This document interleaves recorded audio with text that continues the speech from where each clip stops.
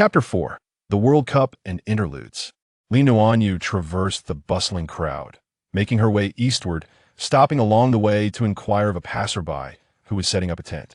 She learned that the Malfoy family's tent was situated in area, which was conveniently close to the stadium and boasted a spacious and comfortable geographical location. As she passed through Area B, Nuanyue's keen eyes spotted several familiar figures. The Weasley family, with their striking red hair, was in the midst of erecting their tent. The twins were engaged in an amusing conversation with their little sister, Ginny. Meanwhile, Harry and his companions were admiring a few animated athlete figurines, marveling at the various poses they struck, whether for throwing or flying. With a playful smile, Nuanyue stealthily approached their tent, using bystanders as cover, and randomly pounced on one of the figures. "What?" exclaimed one of the twins, momentarily frozen in surprise. The prank is a success. Did I scare you?" Nuanyue clung to his back, peering over his shoulder to catch a glimpse of his face. The astonished, red-haired youth turned to her, exclaiming, "Luna!" "Good morning, George," Nuanyue said, playfully pinching his ear, noting its slightly warm touch. "Hey, little snake, good morning." A pair of hands lifted her from under her arms, spinning her around a few times. Nuanyue laughed heartily as she landed in his embrace, sharing a brief hug. "Morning, Fred. Have you both grown taller again?" She felt as though their heights were approaching 2 meters. "Of course, we are still in our growth spurt," Fred replied, wrapping an arm around her shoulder with a grin. "I actually got scared." "Impressive, Luna." George regained his composure and wrapped his arm around her waist, and the three instinctively huddled together. "Luna." The trio also noticed the commotion and turned with joyful surprise to look at her. "Hello, everyone." Nuanyue embraced Hermione, Ginny, and the others, before giving a warm hug to Mr. Weasley, who was smiling at them, saying, "Hello, Uncle Arthur." "Oh, Luna, it's delightful to see you," Arthur said, patting her back with a smile. "My, you're growing more beautiful by the day. Both you and Hermione have come so far. I wonder which rascal will be lucky enough to claim you."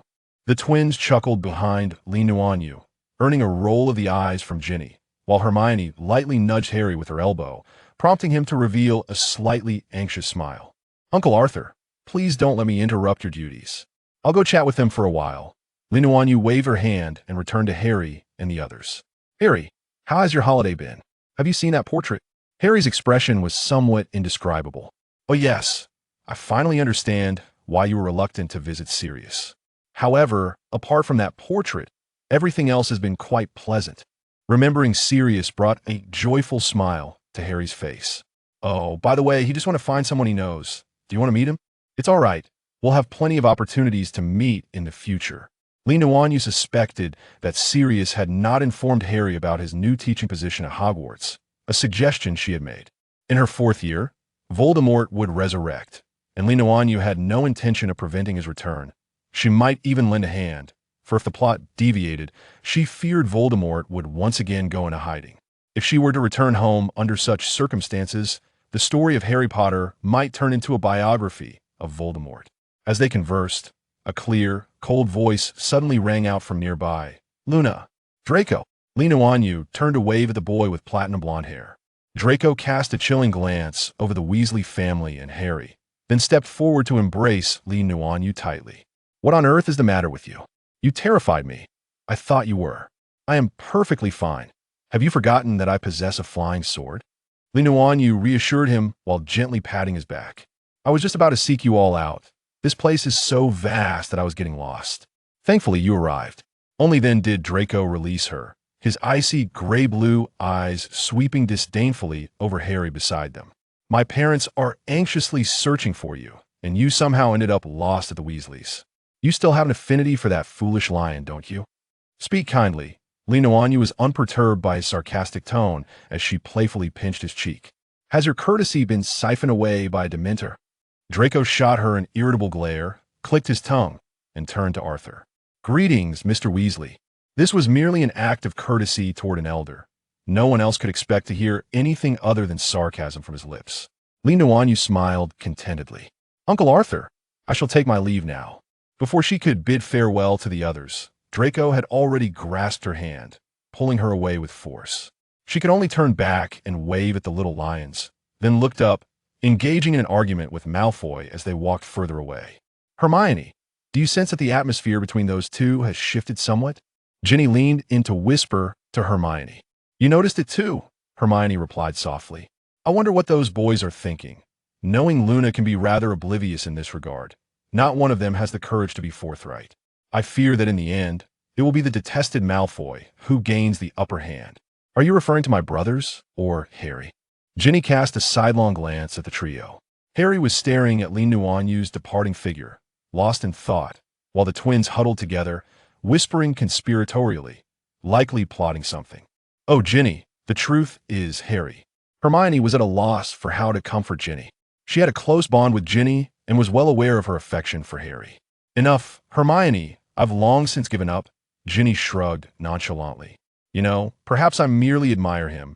Besides, if it were Luna, that would be entirely acceptable. The problem is that Luna is far too popular, Hermione sighed. As Uncle Arthur said, one can only wonder who will ultimately benefit. I hope it isn't Malfoy. Have you considered that Luna might return home? Ginny pondered thoughtfully. I believe my two brothers have quite the advantage in that regard. They would have no qualms about changing their names to Fred Lee or George Lee. Hermione burst into laughter, and Ginny couldn't help but join in, the two girls instantly immersed in their playful banter. Li Nuanyue, following Draco, arrived at their camp, and upon seeing her safe and sound, Narcissa embraced her with relief. Quickly, go rest in your room. I shall fetch your Uncle Lucius. He should be looking for you with the authorities, Narcissa said before hurriedly departing. Come, Luna, your room is next to mine. Draco eagerly pulled her upstairs. Upon opening a door to her room, she found it exquisitely decorated in a romantic style, with curtains and drapes in soft hues, and the furniture exuding classical French elegance, resembling a true princess's chamber. It's so beautiful, Li Nuanyue exclaimed with delight. And Narcissa has exquisite taste. Draco lifted his chin with pride. My mother has even prepared a gown for you. We have a grand ball next semester. Oh, Li Nuanyue feigned ignorance as she looked at him. What kind of ball? Draco was quite pleased with her reaction and whispered, for now, it remains a secret. My father learned through the Ministry of Magic that the Triwizard Tournament will be held next year, and a ball will take place during Christmas, where young wizards from France and Germany will participate. Wow, that sounds fascinating. Li Nuanyue pulled him to sit on the sofa. Do tell me more. She was particularly fond of seeing Draco animated and spirited. This year, she would finally get to see the weasel version of Draco, which was simply adorable. With that thought, her gaze toward Draco became increasingly mischievous. Unbeknownst to Draco, the person before him was secretly conjuring all sorts of amusing expressions of him as a weasel in her mind, while he excitedly explained the information he had gleaned from his father. The Triwizard Tournament was established over 700 years ago as a friendly competition among the three largest magical schools in Europe. These three schools are Hogwarts, Beauxbatons Academy of Magic, and Durmstrang Institute. Each school selects a champion, and they compete in 3 magical tasks. The Triwizard Tournament is held once every 5 years, with the 3 schools taking turns hosting. It is widely believed that this competition serves as an excellent means for young wizards from different countries to forge friendships. However, due to the excessive number of fatalities, the tournament was suspended. Over the centuries, there have been several attempts to revive the competition. This year, the Department of International Magical Cooperation and the Department of Magical Sports of the Ministry of Magic have deemed it an opportune moment to make another attempt, thus reinstating the competition, with a prize of 1,000 galleons, to be held at Hogwarts School of Witchcraft and Wizardry. I too wish to participate. This is an opportunity to prove my abilities, Draco declared with fervor, as he has always been a top student at the school and is eager to showcase his prowess to his father. Draco, I believe we stand little chance. As you mentioned, many perished in the Triwizard Tournament, so this time, to ensure the successful execution of the event, numerous restrictions and adjustments will undoubtedly be implemented, such as various safety measures, not to mention the age of the participants. Li Nuanyue, well-versed in the narrative, intended to make Draco confront the reality sooner rather than later. If that is the case, Draco wrinkled his nose, reclining languidly on the sofa. Then it becomes exceedingly dull, especially since Quidditch has also been canceled for the next term. Participating as an audience member can also be quite delightful, don't you think? Li Nuanyue replied with a cheerful smile. She not only wished to partake, but also intended to catch a glimpse of the noseless dark Lord himself. Chapter 5. Nuanyue and the Ministry of Magic. Upon Lucius's return, he expressed his concern for Nuanyue and assured her that he would address the matter of the faulty key with the utmost seriousness. He deemed the ministry's negligence in providing the Malfoy family with a defective key as a display of irresponsibility and disrespect. After a brief respite following their meal, the Malfoy family, accompanied by Nuanyue, proceeded to the venue. Although the scene had already been breathtaking in the film, witnessing it in person was utterly astonishing. The vast stadium formed a perfect circle, illuminated by magical lights that rendered the entire arena as bright as day. The stands were filled to capacity with spectators, and Nuanyue could only vaguely discern silhouettes in the distance, obscured by the great expanse. Opposite her were the supporters of the Bulgarian team, a sea of red surging like waves, while her side represented the England team, their pale green uniforms a far cry from Slytherin's dark green. The atmosphere in the stadium was electric, alive with the fervor of the crowd. Nuanyue spotted Cornelius Fudge standing at the central podium. He appeared to have noticed her as well and offered her a nod of acknowledgement. She heard Mr. Weasley's voice ascending from the staircase and quickly turned to Draco, saying, "I see Uncle Fudge. He is calling for me. I'll go up first." Draco, puzzled, replied, "Wait, aren't we all supposed to go to Minister Fudge together? Why not go up as a group? Uncle Lucius likely wishes to chat with his friends a bit longer. I'll ascend first to avoid any impoliteness," Nuanyue clarified. From her previous encounter in Diagon Alley, she realized that it was often prudent to sidestep conflicts and keep both parties content. Noticing his father engaged in conversation with someone from the ministry, Draco nodded, conceding, "All right, you go ahead. We'll be there shortly." Nuanyue hurriedly made her way up. Fudge greeted her warmly. It's been a while. How have you been?" Remembering the call from the patriarch of the Lee family, he instinctively glanced behind her, asking, "Is that boy, Draco, not accompanying you?" "Hello, Uncle Fudge. Draco and Uncle Lucius are still downstairs. They ran into some acquaintances," Nuanyue replied. Catching sight of several individuals in the private box, presumably ministry staff. "Oh, allow me to introduce you to these two." Fudge gestured to the individuals beside him. "This is Mr. Barty Crouch, head of the Department of International Magical Cooperation." Nuanyue gazed at the director, who was soon to be ousted by his own son. Noting his serious demeanor, even his smile exuded a cautious seriousness. Taken aback by Fudge's formal introduction of a child, Crouch glanced at Nuanyue, extending his hand. "Greetings." "Hello, Mr. Crouch. I am Nuanyue from Hong Kong. You may call me Luna," she replied graciously, shaking his hand. "Hong Kong? The Lee family?" inquired the tall, boisterous man beside Crouch. "This is Mr. Ludo Bagman," Fudge replied casually. "The Department of Sports is quite redundant during times without major sporting events. And Bagman is of a rather whimsical nature, disinterested in power, which is why Fudge feels at ease with him." "Yes, Mr. Bagman. I hail from the Lee family in Hong Kong," Nuanyue reiterated, shaking his hand once more. "Luna is indeed the finest student at Hogwarts. A true testament to the Lee family's legacy," Fudge praised. "Indeed, both my son and I can attest to Miss Lee's excellence." Lucius Malfoy entered with Draco, maintaining his habitual demeanor of slightly raised chin, a subtle smile playing at the corners of his mouth. "Haha, that is splendid. I'm sure Dumbledore would be quite fond of you," Bagman boomed. Nuanyue observed Fudge's smile falter, indicating his wariness towards Dumbledore. He was a quintessential bureaucrat, fearful of losing his ministerial position. "Thank you for your kind words," Nuanyue smiled. "What are your thoughts on the British magical community, Miss Lee?" Crouch inquired, his gaze fixed intently on her, as though he earnestly sought her opinion. Nuanyue met his gaze unwaveringly, her smile intact. "My time here has been brief, and I have not yet encountered much, but I believe that under Uncle Fudge's leadership and that of all present, the British Ministry of Magic will surely flourish. I am honored to temporarily join this family." With such eloquent words, she effortlessly outshone the pleasantries of the occasion. After a delightful exchange, they took their seats, awaiting the commencement of the event. Draco sat beside Nuanyue, presenting her with a pair of binoculars, whispering, "My father surely admires you." "Oh, why?"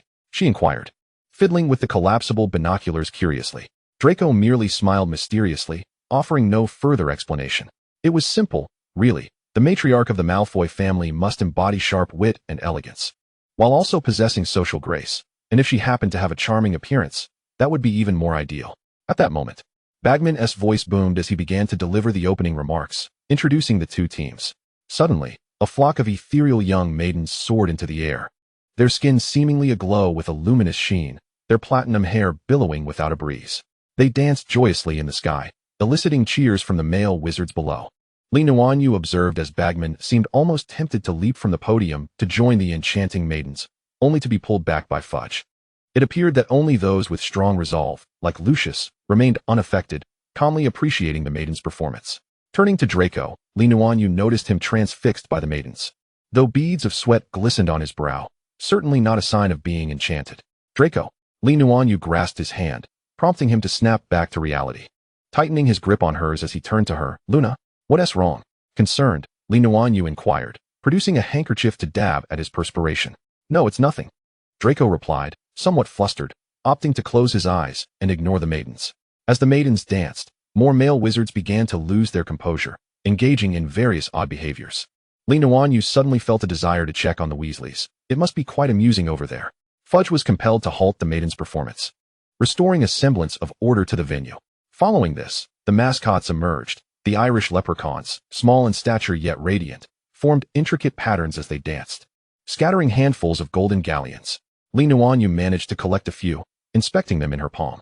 My father says those are the leprechauns' magic. They will vanish soon. Draco remarked dismissively, glancing at them with disinterest. The Malfoy family had long been accustomed to genuine galleons, their vaults overflowing at Gringotts, rendering such trinkets utterly insignificant. A vague memory of a storyline surfaced in Li Nuanyue's mind, prompting her to glance at Ludo Bagman, recalling that it was he who deceived the twins, utilizing the galleons produced by the leprechauns. Suddenly, the leprechauns began to taunt the maidens with various insulting gestures, erupting into maniacal laughter. The maidens, incensed, soared skyward, their heads transforming into those of birds with sharp beaks, scaly wings sprouting from their shoulders. They shrieked as they hurled fireballs at the leprechauns, who retaliated with laughter and evasive maneuvers, plunging the scene into chaos. Fudge again resorted to magic to call for calm, and eventually, a wizard rushed in to separate the brawling parties, restoring the maidens to their sweet and charming forms. What a uniquely captivating opening ceremony this is. Reflecting upon my own country's inaugural events, one must tread carefully lest one finds oneself in trouble. Imagine being summoned at midnight to account for your water meter. Draco's lips twitched slightly. This was indeed a disgrace taken abroad. I can only wonder how Minister Fudge would react upon hearing this. After all, the rigidity of his father's expression was telling. Chapter 6. Death Eaters and Revelry. The Quidditch match commenced in earnest, with the Irish team exhibiting remarkable prowess. Their players harmoniously coordinating as they relentlessly attacked the Bulgarian goal. The heart of the Bulgarian team lay with the seeker, Victor Krum, while his teammates performed admirably. They were evidently overwhelmed by the relentless pressure from the Irish squad. Li Nuanyue observed Krum perched on his broom, his keen hawk-like gaze sweeping over the pitch. For a brief moment, his eyes lingered in her direction through the telescope, and she noted that he seemed to nod in acknowledgement. Krum and the Irish seeker had both caught sight of the golden snitch multiple times, yet neither managed to capture it. The vastness of the arena proved a stark contrast to the more confined school grounds. Li Nuanyue noticed that Krum occasionally flew about aimlessly, disrupting the opponent's judgment. While the Irish seeker clearly struggled to maintain his stamina, time seemed to blur as the match progressed, and just as Li Nuanyue began to drift into a stupor, a thunderous cheer erupted around her. Rubbing her eyes, she followed a jubilant Draco to the balcony at the front of their box, where they beheld the image of Krum triumphantly holding the golden snitch on the enchanted screen, while the Irish seeker, pale-faced, tumbled from his broom, supported by his teammates. Though Krum had indeed caught the snitch, Bulgaria ultimately succumbed to defeat, having lost too many points in the early stages. What a pity, Draco remarked, then suddenly exclaimed, Hey, Krum is coming this way. Did he fly the wrong direction? Krum's broom moved with remarkable speed. Almost as soon as Draco spoke, he appeared just outside the balcony. He nodded at Fudge, then unexpectedly extended his hand, presenting a golden object to Li Nuanyue. For you, he said. Li Nuanyue, taken aback, gazed at the golden snitch in his hand. But this is your trophy, she protested. Krum hesitated, seemingly grappling with how to express in English that he would win it for her next time. With that, he pressed the snitch into her palm and soared away. An abrupt silence enveloped the box, as Fudge regarded Li Nuanyue with a peculiar expression. Bagman wore an amused countenance, Crouch maintained his stern demeanor, and Lucius frowned slightly. When did you two become acquainted? Why did he gift you the golden snitch? Draco's voice, cold and nearly venomous, sliced through the air, each word laced with barely restrained tension. Oh, well, Li Nuanyue chuckled awkwardly. He caught me when I fell from the sky today. But I'm not sure why he gave me this. The golden snitch is generally not meant to be touched directly by hand, especially one from such a professional match. Once it senses a magical intrusion, it automatically becomes the property of the opposing team. Thus, Crumb had donned gloves while handing it to her. And now the snitch floated quietly beside her. Ha ha ha, what is so strange about that? Luna is quite beautiful. It's no wonder Crumb is smitten with her, Bagman quipped, giving her a supportive pat on the shoulder. Go for it. If you manage to win him over, he could be a great asset to our Irish team. His jest, however, did little to lighten Draco's expression, which had darkened considerably. On the way back, Draco walked in a sullen silence, his mood as heavy as the clouds above. Nuanyue felt at a loss for words, merely trailing behind him in silence. As they reached the entrance, Draco suddenly halted and turned to face her. Do you fancy that seeker? He asked, his tone laced with anxiety and disappointment, tinged with a hint of vulnerability. What are you talking about? Today was the first time I've met him, Nuanyue replied, rolling her eyes. Moreover, she preferred a more refined type, rather than the brawny physique Crumb possessed. Draco's expression softened somewhat, and after a moment of silence, he quietly asked, What about me? What? Nuanyue was puzzled by his question. Do you like me? Just then, a tremendous explosion erupted nearby, startling them both. They turned to see a chaotic surge of people rushing toward them, and Draco's face paled as he sprinted to the entrance, calling out several times, but no one responded from within the tent. As a realization dawned upon him, Draco grasped Nuanyue's hand and began to run. She understood the urgency of the situation and followed him into the woods, where they could observe the camp from a distance. Amidst the panicked throng, people were using disapparition to escape the chaos. While not far from the camp, a group clad in black cloaks approached, wands raised, floating several individuals above them, the Muggle campsite administrators. The woman among them was inverted, revealing her floral trousers, and her screams only seemed to invigorate the dark figures further. Sparks erupted from their wands, igniting nearby tents. This was a frenzied revelry, but not one belonging to Quidditch. It was the work of the one whose name could not be uttered.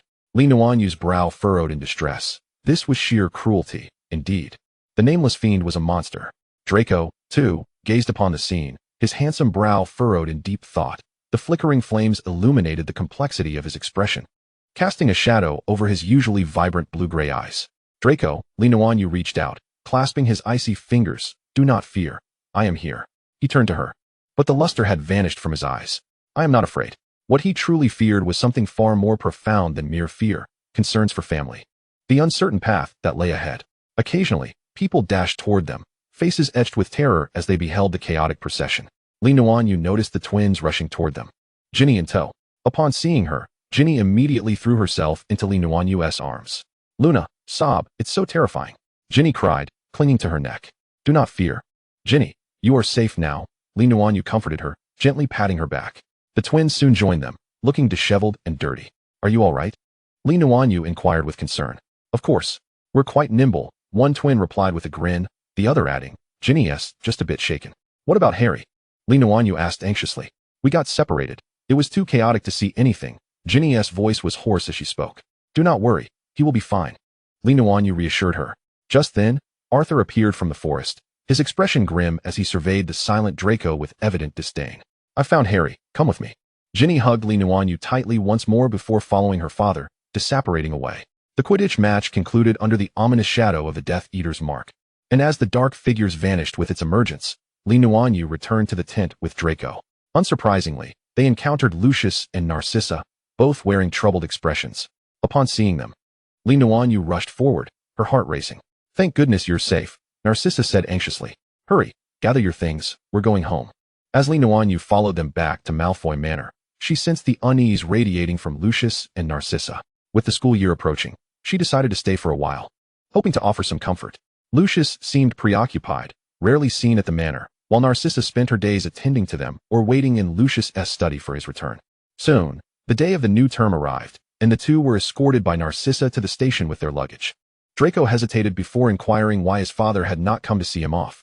The Malfoy couple never missed Draco's events, whether it was to send him off or to welcome him back. Yet this time Lucius was conspicuously absent. My dear, your father is quite busy, Narcissa said, kissing Draco gently. I will have him write to you. Please ensure your safety this term, promise me? Draco pressed his lips together and nodded. Narcissa then bestowed a kiss upon Nuanyue, her eyes brimming with a silent plea as she whispered in her ear, Luna, please look after him. Nuanyue nodded subtly, smiling as she replied, Aunt Narcissa, we are boarding now. Very well, do enjoy your semester, for there is a surprise awaiting you. Luna, I will have the owl deliver your dress in advance. I hope you will like it, Narcissa said with a gentle smile. Thank you, Nuanyue exclaimed, pulling Draco onto the train. They found a compartment and settled in, while Narcissa departed from the platform.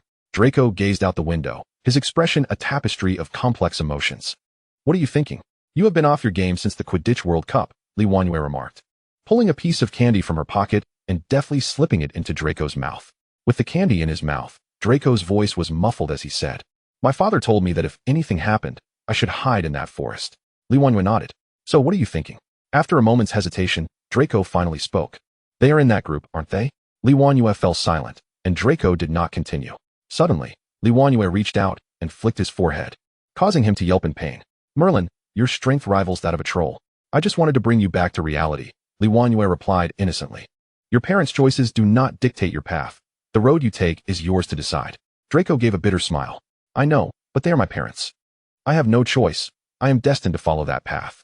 "Draco, I never said you couldn't choose your parents' old path," Nuanyue said, propping her chin on her hand as she gazed out the window. "I mentioned before during that incident in the Chamber of Secrets that you are not like Harry and the others. So I want you to stand on a moral high ground to dictate your actions. As long as you remain true to yourself, that is enough. Even if I choose my parents over the side of justice?" Draco fixed his gaze on her, unwilling to break eye contact for even a second. "Yes. As long as you deem it right, I will support you," Nuanyue smiled softly. "I will also protect you." Chapter 7. New Professors and New Students. Nuanyue finally reunited with her friends at Hogwarts. Pansy appeared more mature, though her speech was often tinged with a peculiar accent, which she lamented was due to the Germans. Theodore had changed his hairstyle, sporting slightly wavy hair and a composed demeanor that made him seem older than his peers. Were it not for his youthful face.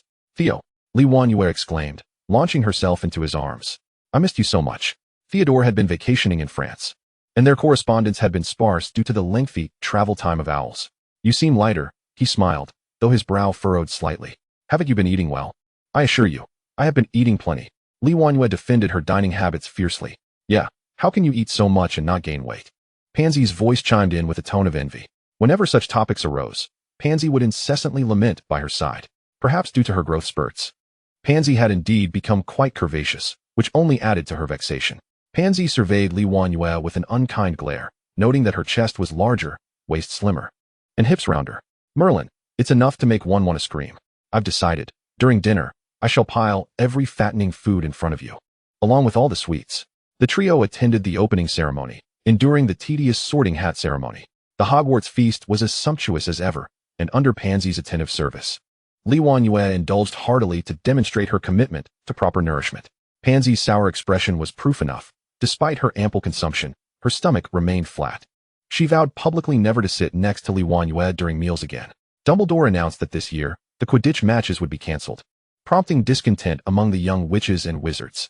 Nuanyue observed Flint's teeth nearly protruding with rage, while Wood from Gryffindor appeared dazed, as if he had heard that Voldemort was to host a ball at Hogwarts.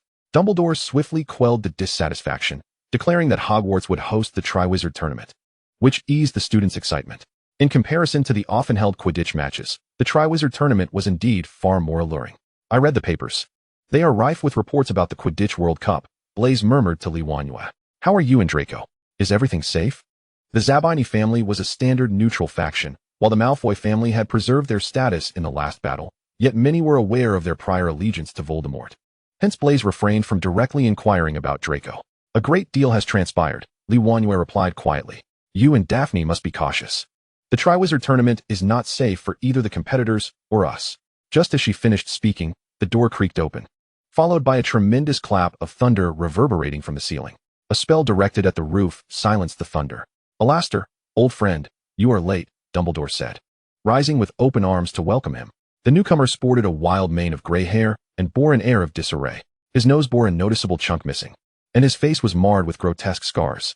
One of his eyes appeared normal, while the other was an enchanted orb, spinning erratically, creating an unsettling impression. He walked unsteadily, as one of his legs was missing, supported only by a wooden prosthetic. Alastair Moody's eye whirled frantically as he took a swig from his flask, turning to indicate behind him. "Look, I am not the last to arrive." Behind him was Sirius Black, impeccably dressed, and looking every bit the former Hogwarts heartthrob he was reputed to be. "My sincerest apologies. It seems I have made it just in time for dinner," Sirius said as he joined Moody at the staff table. Nuanyue noted that Snape's expression had darkened considerably, and with Moody's arrival, it was as if the gloom had doubled. "Allow me to once again introduce our two new professors," Dumbledore announced. Professor Black and Professor Moody will be responsible for the defense against the dark arts classes, with Professor Black teaching from 5th to 7th year, and Professor Moody instructing 1st to 4th year.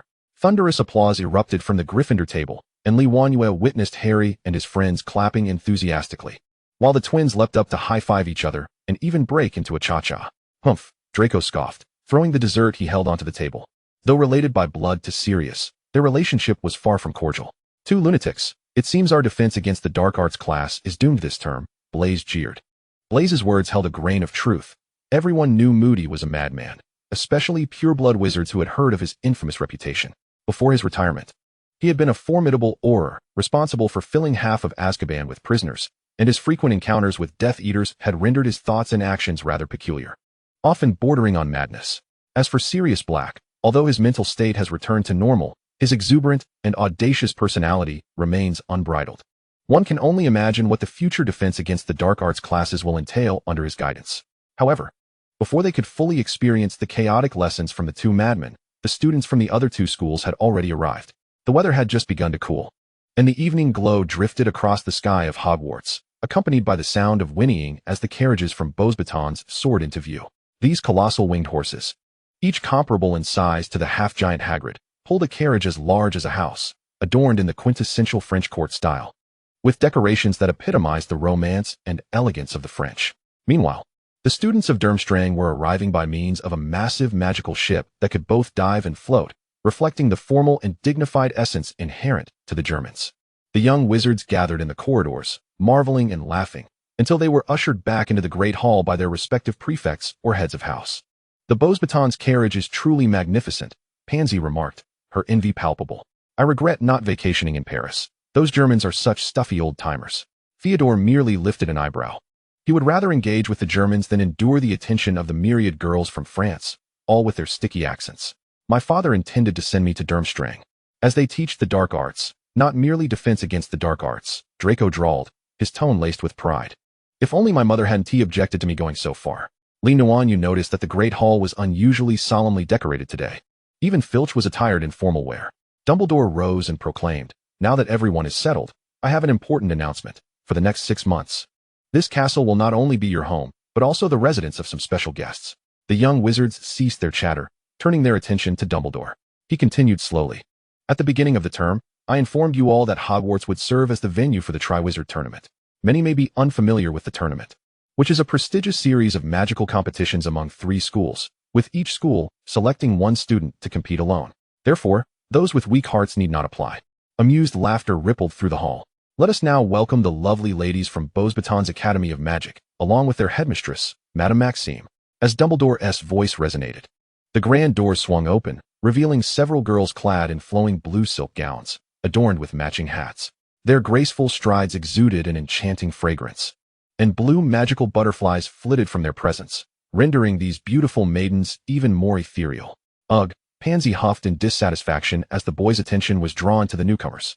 She turned to Nuanyue and said, that most beautiful blonde girl doesn't hold a candle to you, and they're supposed to be an all-girls school.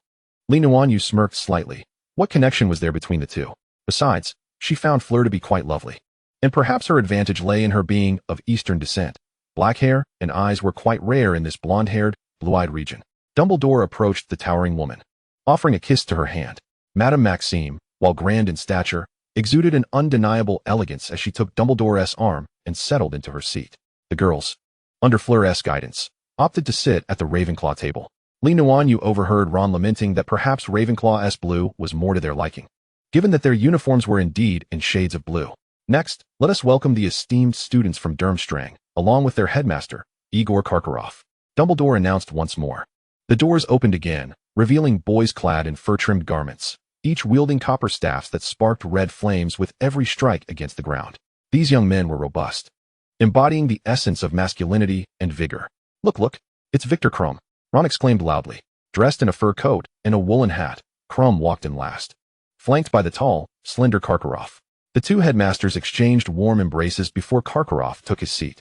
Krum scanned the room, his gaze locking onto Nuanyue, and a smile crept across his lips as he made his way toward the Slytherin table. Luna, may we sit here? His English remained somewhat awkward, but it was evidently improved since the competition. Of course, Nuanyue nodded, making space for them. while Victor promptly sat opposite her. Do you know each other? Pansy asked in surprise. Krum was a superstar, and it was unexpected that Luna would be acquainted with him, let alone appear so familiar. Hadn't she noticed the envious glances from the Gryffindor side? Luna, you're a gift from Merlin, Krum suddenly stated earnestly. Nuanyue offered an awkward smile, understanding that he likely referred to the moment he had caught her when she fell. It seems you have a story, Pansy remarked, her gaze shifting between the two before she politely introduced herself. Hello, I'm Pansy Parkinson. I'm Blaise Zabini. Theodore not. The pureblood Slytherins were eager to befriend Krum, not only for his remarkable talent, but also due to his family's strong lineage in Germany. Only Draco's expression remained dark upon seeing Krum. He had assumed that Nuanyue and Krum had little in common and would not cross paths again. Yet, fate had played a cruel joke, for Krum was still a student and had come to compete here. Draco, Pansy called softly, nudging him with her elbow, as his demeanor was far from what one would expect from a Malfoy. Draco's face was a tapestry of complex emotions as he regarded the idol he had once admired. On behalf of my family and Slytherin, I welcome you, he stated. Krum expressed his gratitude, yet his gaze remained fixed on Nuanyue, making an effort to articulate more words when conversing with her. Those around them, if not oblivious, could easily discern the star's intentions, their attention shifting to observe the reactions of the four. Within Slytherin, there had long been a division, with some believing that Nuanyue and Draco would ultimately end up together, given Draco's unabashed possessiveness since their first year and Nuanyue's tolerance of his temperament. Their bond, despite its playful bickering, had always been close, making their union seem inevitable. Conversely, others believed Theodore would be the one to prevail, particularly among the girls, as they found him to be more composed than the ever-verbose Draco, with a lineage and appearance that rivaled Draco's. Most importantly, his indifference toward others was only alleviated in Nuanyue's presence. His warmth was reserved solely for her, and in his eyes, she was his singular focus, an ideal romance for many a young girl. It seems this year will be quite intriguing, Blaise remarked. Ever astute in identifying the tensions surrounding him, he relished observing the unfolding drama from the sidelines, finding amusement in it. Chapter 8. Nuanyue and the Aging Potion. Once everyone had finished their main course, Dumbledore, accompanied by the two headmasters, approached the table beside a towering golden tower. This was just delivered by the Ministry of Magic officials. He cleared his throat and began to explain the rules while gently stroking the side of the tower. Attention, everyone. Eternal glory awaits the valiant warrior who shall triumph in the Triwizard Tournament. However, the chosen student must accomplish 3 tasks, each perilous and arduous in nature. Splendid, splendid. The twins chorused in unison below, their gazes fixated on the gilded tower with the fervor akin to that reserved for the coveted golden snitch. In light of this, the ministry has instituted a new decree, and now I invite the esteemed Director of International Magical Cooperation, Barty Crouch, to elaborate further. Dumbledore extended his hand in invitation to Crouch, who had just entered with the ministry officials. Nuanyue observed Mad-Eye Moody's pupils constrict momentarily as he regarded Crouch. Before returning to their usual state, Crouch approached the podium, his demeanor still grave. In light of the aforementioned safety concerns, students under the age of 17 are hereby prohibited from entering the Triwizard Tournament. This is the final decision. Nonsense. Nonsense. The twins shouted in unison once more. Having just celebrated their birthdays in April, and with no unforeseen circumstances, it appeared their chances were dashed. The young witches and wizards erupted into a clamor. Many had no intention of participating in the tournament, yet they excelled at stirring up commotion. Silence. Dumbledore's booming voice resonated, prompting the students to clutch their ears in pain and cease their uproar. With a flick of his wand, he dispelled the gilded tower, revealing a trophy standing half a meter tall. Its appearance was decidedly unremarkable, yet it exuded an aura of ancient grandeur, with blue flames flickering at its rim, rendering it rather enchanting. Those wishing to partake are to inscribe their names on parchment and cast it into the flames by this Thursday evening. Participants are urged to consider this decision carefully.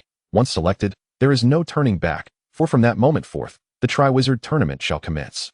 The atmosphere on campus intensified, not merely due to the Triwizard Tournament, but also owing to the influx of students from other schools. The young men's hormones ran rampant, making even the Ollery a veritable disaster zone. Nuanyue found herself at the epicenter, as Krum's initial advance did not deter other boys from Durmstrang, with no fewer than 5 recently inviting her to explore the campus, as well as for meals and strolls. Durmstrang valued competition. Krum showed no inclination to prevent others from engaging with Nuanyue. However, Draco trailed her like an irate porcupine, even waiting outside the restroom. Pansy had long since lost patience with Draco's antics. She had given up on him a while ago, as the current Draco bore no resemblance to the proud Malfoy she once admired. Draco, You need not behave this way, Nuanyue remarked, exasperated. She felt indifferent towards the eager boys, and Draco's behavior impeded her normal life. Since the start of term, she had yet to find an opportunity to converse with Harry and the twins. Do you enjoy being pursued by those oafs? Draco glared at Nuanyue, his eyes brimming with indignation, as if to suggest that should she acquiesce, he might incinerate those rivals on the spot. Of course not. That would be foolish, she replied, equally frustrated with the boys. In contrast to Draco and the twins' intimidating presence, the students of Hogwarts were comparatively restrained, only offering her cards and gifts on Valentine's Day and Christmas without further intrusion. If that's the case, then it poses no issue, Draco smirked, a triumphant smile gracing his lips. Are you heading to the library? Let us go together. He snatched the book from her hands, cradling it against his chest. All right. Nuanyue shrugged, reasoning that one more Draco was inconsequential. She would find another opportunity to speak with Harry. After all, this year was of paramount importance, and she had many plans in mind, contingent upon whether she could alter Cedric's fate. Upon arriving at the library, Nuanyue first reviewed her course materials before delving into various planned introductions from the restricted section. Draco set Nuanyue's history of magic essay before him and began transcribing it, bemused by how she managed to remain alert during Professor Bin's soporific lectures. Hello, little snake. Hello, Luna. The twins' voices suddenly rang out, causing Draco to lift his head sharply towards the approaching redheads. Greetings, Nuanyue greeted, realizing the twins were intentionally approaching, despite Draco's fiery glare directed at them. We have something of great import to discuss with you, something regarding honor. The twins instinctively draped an arm around her shoulders, completely disregarding Draco's furious stare. Weasley. Draco ground his teeth, as if he wished to pulverize the very name. Did your parents not teach you what manners are? Remove your filthy hands. Oh look, there's a snake here, the twins exclaimed, feigning surprise. Is he planning to spit venom at us? You two rascals. Draco slammed a book onto the table, drawing the immediate attention of Madame Pants. Nuanyue groaned, placing her hand to her forehead. Draco, I wish to study in peace. We'll be expelled if Madame Pants catches us. Draco continued to glare at the twins, seemingly oblivious to her pleas. Sighing, Nuanyue turned to the twins. This is not the place for conversation. I will seek you out later. The twins exchanged glances, realizing Madame Pants was approaching, and shrugged. No problem. We look forward to your visit. They hastily retreated before being caught by Madame Pants, for the library was decidedly unwelcoming to them. Could you not consider the consequences? Draco turned back to Nuanyue, his frustration palpable. Draco, that's just their nature. I assumed you were aware, Nuanyue replied, glancing back at Madame Pants hesitantly. But you can refuse, he insisted, his temper flaring anew. I have never declined your embrace, she suddenly remarked, meeting his gaze. Pansy mentioned that everyone on your side is quite enthusiastic, and I have grown accustomed to it. Draco gritted his teeth, cursing Pansy inwardly. He was determined to dispose of all her precious cosmetics in a fit of rage. Moreover, I am aware of their intentions. Nuanyue added. Those two cannot seem to refrain from causing trouble. Draco looked at her, perplexed. What do they intend to do? You cannot continue to risk associating with those foolish Gryffindors, she warned, closing the book in her hands with a mischievous gleam in her eye. Do you know the line next to the Goblet of Fire? Draco furrowed his brow, for he was inherently astute. The age line. They want your assistance in brewing the age potion. Correct. She snapped her fingers. They certainly would not miss the chance to partake in such a grand spectacle. Draco scoffed disdainfully. The Gryffindor lions truly lack brains. Even if Dumbledore cast the spell, not even Professor Snape's potions would be effective. They aren't lacking intelligence. They merely choose to test the waters, fully aware of the risks, Nuanyue replied, exasperated by the twins' reckless nature, embodying the adage of not turning back until they hit a wall. Huh, Gryffindor, Draco sneered. So will you assist them in concocting the potion? Absolutely. For I am equally curious about what will transpire once they consume it, Nuanyue replied, a smile playing on her lips. After all, it's Dumbledore's enchantment. Given his character, something intriguing is bound to occur. Draco found himself torn between jealousy of the twins and pity for them. Luna, it seemed, was the quintessential Slytherin, with her inherent cunning and astuteness impossible to conceal. Nuanyue found an opportune moment to meet with the twins. Indeed, they were seeking the aging potion.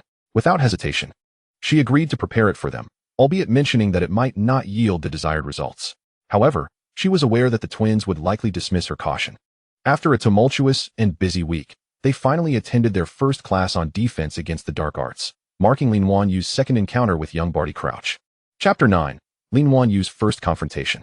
Alastair Moody, a former Auror, expressed his dissatisfaction with the Ministry of Magic by inscribing his name on the blackboard. I am your new defense against the dark arts professor, Invited here by Dumbledore, nothing more. Any questions? He declared candidly, his magical eye swiveling about, vigilant against dark magic. I have always advocated for hands-on experience, so who can tell me how many unforgivable curses there are? Hermione furrowed her brow and lifted her gaze from her book. There are 3, sir. Why are they called that? Moody turned and scribbled something on the blackboard. Hermione replied cautiously, because they are unforgivable. Using any of them would send you to Azkaban. Moody completed as he finished writing the term unforgivable curses. He then addressed the young witches and wizards.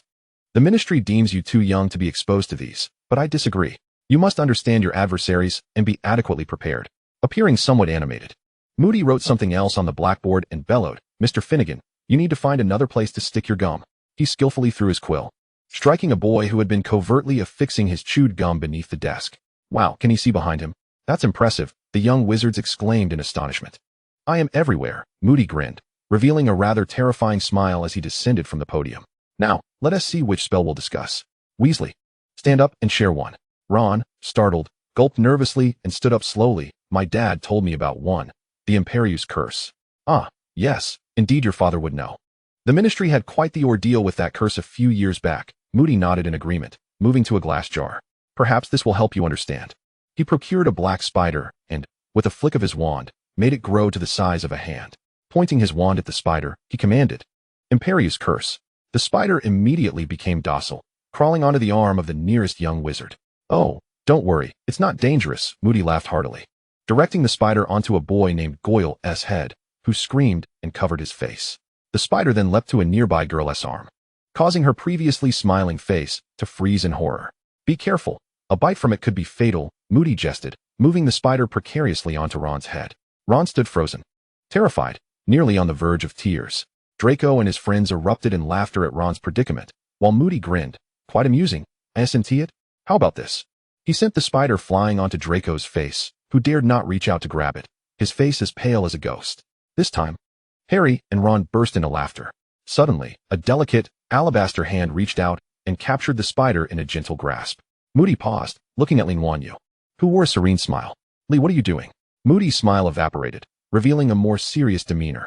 Professor, I merely wanted to suggest that such a bothersome little creature does not require the unforgivable curse, Nuanyue said softly, her grip gradually tightening, because, you see, a gentle squeeze is all that is needed. With a sharp sound, the spider was crushed into a pulp, green blood staining her hand. Yet the owner of those fingers continued to smile at him. It's quite fragile. My apologies, Professor, but it seems you need a sturdier specimen. Moody's expression darkened, and the young wizards regarded Nuanyue with incredulous eyes. Lee, are you challenging me? I must admit, you have quite the audacity, though it borders on foolishness. Moody's voice was low and gravelly. Professor, how can you misinterpret me so? I merely wish to express my opinion. Is there not freedom of speech in Britain? Nuanyue maintained her smile, though it chilled to the bone. Oh, so I have misunderstood you, Moody said, glancing at Draco beside her. I thought it was for another reason. Of course not. Nuanyue placed a hand on Draco's shoulder, making it abundantly clear that she disapproved of him bullying her friends. Very well, Britain is indeed a land of free speech. I believe we should demonstrate that to our friends from the East. Moody chuckled softly and continued. So, Miss Lee, you should know the next 2 unforgivable curses, correct? The Cruciatus curse and the killing curse, Nuanyue replied nonchalantly, using her wand to clean the blood from her fingers, her expression unwavering, which incited a stir among the young wizards. With all due respect, Professor, these are ancient spells from centuries past. The current magical community lacks pioneering spirit. Nuanyue shrugged dismissively. Ah, it seems Miss Lee possesses the ability to withstand the unforgivable curses, does she not? As far as I know, there is only one person who has survived the killing curse. Moody's eye shifted to Harry. And you, Miss Lee, what is your secret? If given the opportunity, I would gladly demonstrate. At least, Nuanyue's smile faded slightly, her expression mocking as she regarded his magical eye. The Imperius curse and such simplistic magical tools are ineffective against me. From the moment she rose, she sensed a flow of magic surrounding her. Yet, regrettably, even the master of legilimency, Dumbledore, could not penetrate her thoughts, let alone young Barty Crouch. Moreover, magical artifacts held little power over her. No matter how much Moody's eye roved, it could not perceive her. Moody smirked, his tongue flicking like a snake, but he quickly regained his composure. Very well. We shall discuss this further after class. For now, let us continue. Moody's lesson unfolded as per the original script. Yet the impact paled in comparison to Nuanyue's actions. Even the Slytherin young wizards began to regard her with a sense of awe, let alone their peers from other houses. "Luna, you really needn't defend the professor on my account," Draco remarked, his brow furrowed. While he was pleased with Luna's actions, he did not wish for her to provoke the madman. "Regardless, it will happen sooner or later," Nuanyue said as she organized her books. "You should keep your distance from him. That professor is quite dangerous." "I actually think he's rather cool," Ron suddenly declared loudly. He had completely forgotten his earlier fright and was merely displeased that Nuanyue had come to Draco's defense. Harry's expression was also complex. He had not anticipated Nuanyue would go to such lengths for Draco. Nuanyue looked at Ron with a gentle smile. "Actually, I could cast a similar spell. Would you like me to prepare a few spiders to tango on your desk all day?" Ron's face turned pale. "Oh no. Let us not go there. That wouldn't be fun at all. I mean, the professor is actually quite boring." Ron knew that Nuanyue was a woman of her word. And even more frightening was the thought that her two brothers might cover for her and conspire against him. "Harry," Nuanyue said softly, glancing at him. "You should be cautious. Sometimes what you see is not what it seems. Spend more time speaking with Sirius." Harry paused, unsure of Nuanyue's meaning. "Harry." Nuanyue approached him, patting his shoulder. "Stay safe. If anything arises, do come find me or Sirius." Harry was affected by her serious expression, nodding stiffly. He had an unsettling feeling that Nuanyue seemed to be aware of some looming danger. Perhaps he should have a conversation with Sirius. "Let us go?" Theodore suddenly rose and naturally draped his arm around her shoulders, leading her away. Nuanyue nodded at Harry and followed Theodore out, while Draco shot a scornful glance at Harry before leaving with his fellow Slytherins. Chapter 10. Nuanyue and the three champions. The atmosphere at the lunch table was rather enigmatic. It appeared that the events from class had spread rapidly, as many young witches and wizards from other houses were frequently glancing toward the Slytherin table, which only served to irritate Draco further. "Are they that bored? What is there to gawk at?" Draco pressed his fork forcefully into the beef. "Indeed, it's quite the spectacle," Blaise commented with a grin. "If it weren't for Daphne, I think I might just fall for you, Luna." "Oh, Blaise, even with me around, you could still fall for Luna. I permit it. For I have also developed quite the infatuation with her," Daphne said, gazing at Nuanyue with admiration. "Honestly, Luna, you are truly remarkable." Nuanyue offered them a fabricated smile. "I hadn't thought much of it. That professor gives me a rather unpleasant vibe, and intimidating students is strictly prohibited. Yet, to be frank, he has imparted a wealth of useful knowledge," Blaise continued. "Compared to the two instructors from the previous years, he is a breath of fresh air." Nuanyue remained silent. Everyone knew the truth. One instructor was a stuttering buffoon, while the other was an incompetent narcissist. Lupin had been somewhat better, but alas, due to his identity issues, he had resigned. It was indeed a cursed position. Suddenly, Luna appeared at the table, and Draco instantly radiated a low-pressure aura. But Crumb was completely oblivious. "I heard about the class. Are you all right?" His English was still a bit halting. Nuanyue smiled. "I'm fine, Victor. Would you care to join us for a meal?" Crumb shook his head. "I've already eaten. I have to go train, even without a Quidditch match." He persisted in his daily regimen. "All right. See you later." Nuanyue waved as Crumb departed with his entourage. Time swiftly passed to Thursday, and many had already submitted their names to the Goblet of Fire. Nuanyue sat beside Hermione, engrossed in a book. Draco had not followed today, as Nuanyue had instructed her to primarily deliver the prepared potions to the twins, and aside from Harry, he couldn't be bothered to check on anyone else's misfortune. Harry and Ron were the first to arrive. Upon seeing them, Nuanyue greeted them, while Ron gazed enviously at those submitting their names into the goblet. Harry, however, was indifferent, sitting beside Nuanyue and engaging in conversation. He had recently discussed many matters with Sirius, who echoed Nuanyue's sentiments. He too sensed that something was amiss. Moreover, due to the Triwizard Tournament, Hogwarts was experiencing an unusually complex influx of students. Aside from being cautious, he had no constructive advice to offer. Soon, the Hufflepuff Badgers surrounded Cedric as he entered the Great Hall, appearing somewhat bashful. Spotting Nuanyue, he nodded in her direction before stepping into the circle to submit his name. Nuanyue watched him return to his friends, who celebrated with high fives, raising an eyebrow as her gaze shifted back to the entrance. "Eternal glory, how splendid!" Ron exclaimed, gazing at Cedric's retreating figure with envy.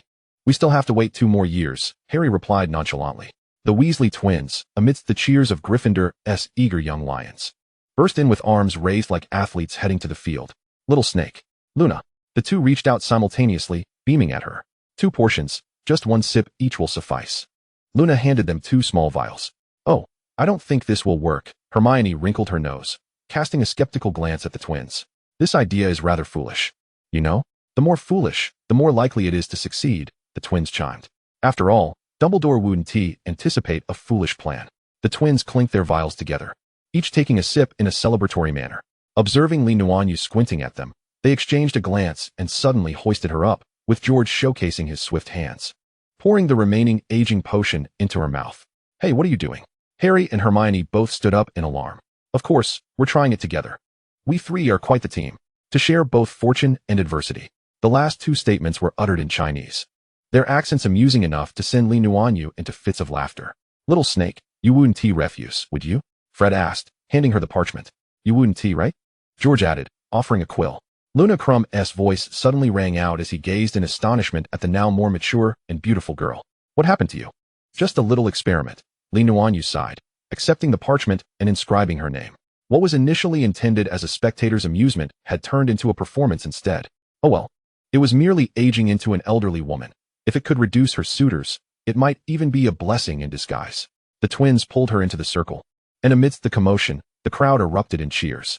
Together they tossed the parchment into the goblet, and before the twins could celebrate their success, the goblet erupted in a ring of blue flames, casting them out of the aging circle. The twins groaned as they struggled to rise. Both sporting white beards and their once vibrant hair now turned gray, with unsightly age spots blemishing their exposed skin. Oh, your ridiculous idea. It was clearly yours. The twins began to bicker, rolling around on the ground, each attempting to yank the other's ear, while the surrounding young witches and wizards laughed uproariously. Wait a moment, Hermione exclaimed, gazing in shock at Luna, who remained standing beside the goblet. Why, Luna, how come you're unscathed? Everyone suddenly noticed that Luna was still safely within the circle, sparking a flurry of speculation. Little snake, what did you do? The two old men ambled over, astonished as they regarded Nuanyue. Nuanyue found it peculiar as well. Scratching her head, she looked towards the goblet. I didn't do anything. If it wasn't that magical objects were ineffective against her, then it must mean that the goblet recognized her actual age, considering she was already in her 30s. Counting her past life. Oh well, it's not like I could be selected anyway. Luna shrugged, returning to Hermione's side. Why, Luna, you're so formidable. If it weren't for the age restriction, you'd certainly be selected. Hermione expressed her admiration for Nuanyue's abilities. Because, under normal circumstances, I'm not an official student of Hogwarts, am I? Nuanyue whispered to Hermione. I'm more of an exchange student. Though she had received a letter and had been sorted by the sorting hat, her acceptance wasn't through the magical quill, but rather a special arrangement by Fudge. Is that so? Hermione was completely unaware of such a situation. Nuanyue herself wasn't entirely certain, but if she were to be selected, she wondered who she would replace. If it were Cedric, that would be perfect. If it were Harry, the ensuing spectacle would certainly be entertaining. Crumb, accompanied by Karkaroff, stepped forward to submit his name, nodding at both Nuanyue and Hermione as he departed. As the bell tolled, the young witches and wizards gathered in the Great Hall to witness the selection for the Triwizard Tournament. Dumbledore, under the gaze of all, approached the goblet, gently brushing his hand over its surface. The blue flames of the goblet transformed into crimson, expelling a tattered piece of parchment. Dumbledore took the paper and announced loudly, "The champion from Durmstrang is Victor Krum." Krum clenched his fist tightly, striding towards the chamber designated for the champions amidst the jubilant cheers of his companions. The goblet of fire ignited once more in a crimson hue, revealing yet another parchment. Dumbledore's voice resonated as he declared the champion from Beauxbatons to be Fleur Delacour. The most exquisite girl from Beauxbatons rose gracefully to her feet, making her way towards the chamber amid thunderous applause. The goblet of fire then transitioned in color, oscillating between blue and red, reminiscent of a computer glitch. Dumbledore gazed at the goblet with astonishment, while Barty Crouch stood up anxiously, apprehensive that this ancient magical artifact might malfunction during his tenure. At last, the goblet ceased its shifting, abruptly ejecting 2 slips of parchment. Dumbledore instinctively grasped the notes and scanned the names inscribed upon them. Harry Potter. Dumbledore raised his gaze towards the young wizards, exclaiming, Harry Potter. Harry sat there in a daze until Hermione embraced him, prompting him to rise. The myriad of curious stares directed at him left Harry feeling quite disconcerted. Dumbledore's voice, laced with evident surprise, remarked upon Nuanyue's formidable prowess. Yet, as she herself had stated, she was not officially enrolled at Hogwarts. Logically, the goblet should not have erred in this manner. Nuanyue remained unfazed. She had sensed something amiss the moment the goblet expelled the 2 slips, though she was uncertain of who the other champion would be. Rising amidst the concerned glances of Pansy, Draco, and others, she approached Dumbledore with an air of serene composure and a gentle smile. Dumbledore said little more than to pat both of them on the shoulder, signaling them to enter the champion's chamber. Luna, do you have any idea what is happening? You at least submitted your name to the goblet. I never did. Harry exclaimed. Calm down. Nuanyue replied with tranquility. When fate arrives, all we can do is confront and accept it. Chapter 11. Champions and the Slytherin Perspective. Inside the preparation room, a heated argument ensued. Both Hogwarts representatives were under 17, and the fact that there were two of them rendered the situation unfair for Beauxbatons and Durmstrang. This is cheating, Karkaroff declared angrily. I demand an explanation. Indeed, Headmaster Dumbledore. Mr. Crouch, we should re-evaluate the selection of champions. Impossible. Ludovic Bagman interjected, quashing that notion. It cannot be ignited again for another 5 years. Before that, no one can set it ablaze. But this is erroneous. Karkaroff shouted. They must have cheated. Impossible. Professor Moody countered robustly. The goblet is a powerful magical artifact. It requires a formidable Confundus charm to interfere with it. These children are merely fourth years. They could not possibly wield such a spell. Oh, how do you know so much? Moody? Karkaroff stepped closer, and Moody met his gaze defiantly. You should know my previous profession, Karkaroff. I think like a dark wizard to catch them. Karkaroff's expression shifted momentarily before he huffed and moved beside Barty Crouch. Sir, what is your stance on this? May I say a few words? Nuanyue raised her hand. Lee, feel free to speak, Barty Crouch replied, his demeanor surprisingly agreeable. He honestly did not wish for anyone from the Lee family to take unnecessary risks. If Nuanyue were to perish in the Triwizard Tournament, it would escalate into an international dispute. Regarding the accusation of cheating, I am uncertain if it qualifies as such, for according to Mr. Crouch, the age limit of 17 is only applicable for this competition. If the two headmasters believe their fourth years are exceptional enough to rival those of 17, I have nothing further to say. Nuanyue smiled at the other two headmasters. The two headmasters exchanged glances but remained silent. They had not been aware of the age restriction prior to this, bringing forth their best students, some of whom were under 17. However, only a few were in that category, merely seeking exposure and experience. We are simply two minors. Are you concerned that your champions lack the strength to defeat us two youngsters? Nuanyue remarked with a smile directed at the other two champions. I endorse their selection as champions, Victor Crumb suddenly stated in a low voice. Victor. Karkaroff glared at Crumb, disapproving. Durmstrang and Crumb are unafraid of a challenge. Crumb asserted calmly. Karkaroff hesitated, ultimately remaining silent, thus tacitly agreeing. I have no objections. I am here to prove myself, regardless of the opponent, Fleur said, casting a sidelong glance at the two, particularly intrigued by Nuanyue. Madame Maxime, still visibly irate, turned her gaze towards Barty Crouch, who would make the final decision. The goblet's choice is immutable. It must be adhered to, Crouch stated gravely. You have no choice. From this day forward, you are champions of the Triwizard Tournament. In stark contrast to Harry's complex and somewhat bewildered expression, Nuanyue exhibited remarkable poise. Luna, Snape's voice emerged from behind. Having been present in the preparation room, yet silent until now. Professor, good evening. Nuanyue paused, turning to face the seemingly stormy Snape. Snape furrowed his brow. This is perilous. I assume you are aware of that. Harry is also in danger. Although that was not my intention, I find myself content with the current situation. Nuanyue responded with a smile. Snape's frown deepened. I do not believe this is a wise decision. Nuanyue sighed softly. Severus, you know I am strong. Do you not? Snape, momentarily taken aback by her familiarity, murmured, if you have any sense left, you should recognize that you are merely 14. Your lack of strength is no excuse. The age limit is a protective measure. Severus, your barbs cannot pierce me. I thought you understood, Nuanyue replied. Unfazed by his tone, I believed we made a decision back in Godric's Hollow. Snape's pupils constricted, his expression visibly darkening. Not wishing to press him further, Nuanyue chuckled lightly, extending her hand. Will you not offer your student a token of encouragement, Professor? Snape's hand moved slightly within his sleeve. Yet he ultimately chose to walk past her in silence. Severus, Nuanyue called out loudly. Snape halted and turned to face her. And she formed a small heart with her hands. Love you. Snape's face twitched, and with a huff, he turned away. Nuanyue's prank had succeeded. And she turned back with a grin. Wasn't that fun? From a shadowy corner emerged a tall figure, arms crossed over his chest, his body subtly trembling with suppressed laughter. Surely it isn't that amusing? Nuanyue mused, bemused by the low threshold of humor. I have never seen Snape exhibit such a demeanor. Do you realize he looks at everyone as if they are fools? It's rather infuriating, Sirius chuckled, his face contorted with mirth. Because you all tend to act foolishly. Nuanyue quipped. That fellow was synonymous with trouble when he was a child, always paired with Potter. Whose side are you on? Sirius teased, affectionately ruffling her hair. Yours, of course, Nuanyue replied with a smile. Slytherin's, she added, her tone light, yet mischievous. Ah, what a pity, Sirius chuckled, retracting his hand. A serious glint in his eyes.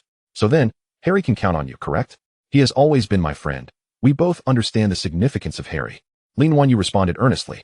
Sirius gazed into her eyes, gently pinching her chin. You know, there is a certain sentiment I share with Snape. It seems you possess a wealth of knowledge, yet you remain reticent to divulge it. Consequently, no one dares to inquire, fully aware that I would remain silent. It appears we have reached a tacit agreement. Sirius once more reached out to ruffle her hair, cautioning, you must also take care. I do not wish to see you transform into a genuine specter. Fear not, I am resilient. Nuanyue flashed a grin at him before turning to stride toward the common room, mindful that a gaggle of curious souls awaited news within. Contrary to her expectations of reproach, as soon as she entered, she was showered with an explosion of flowers.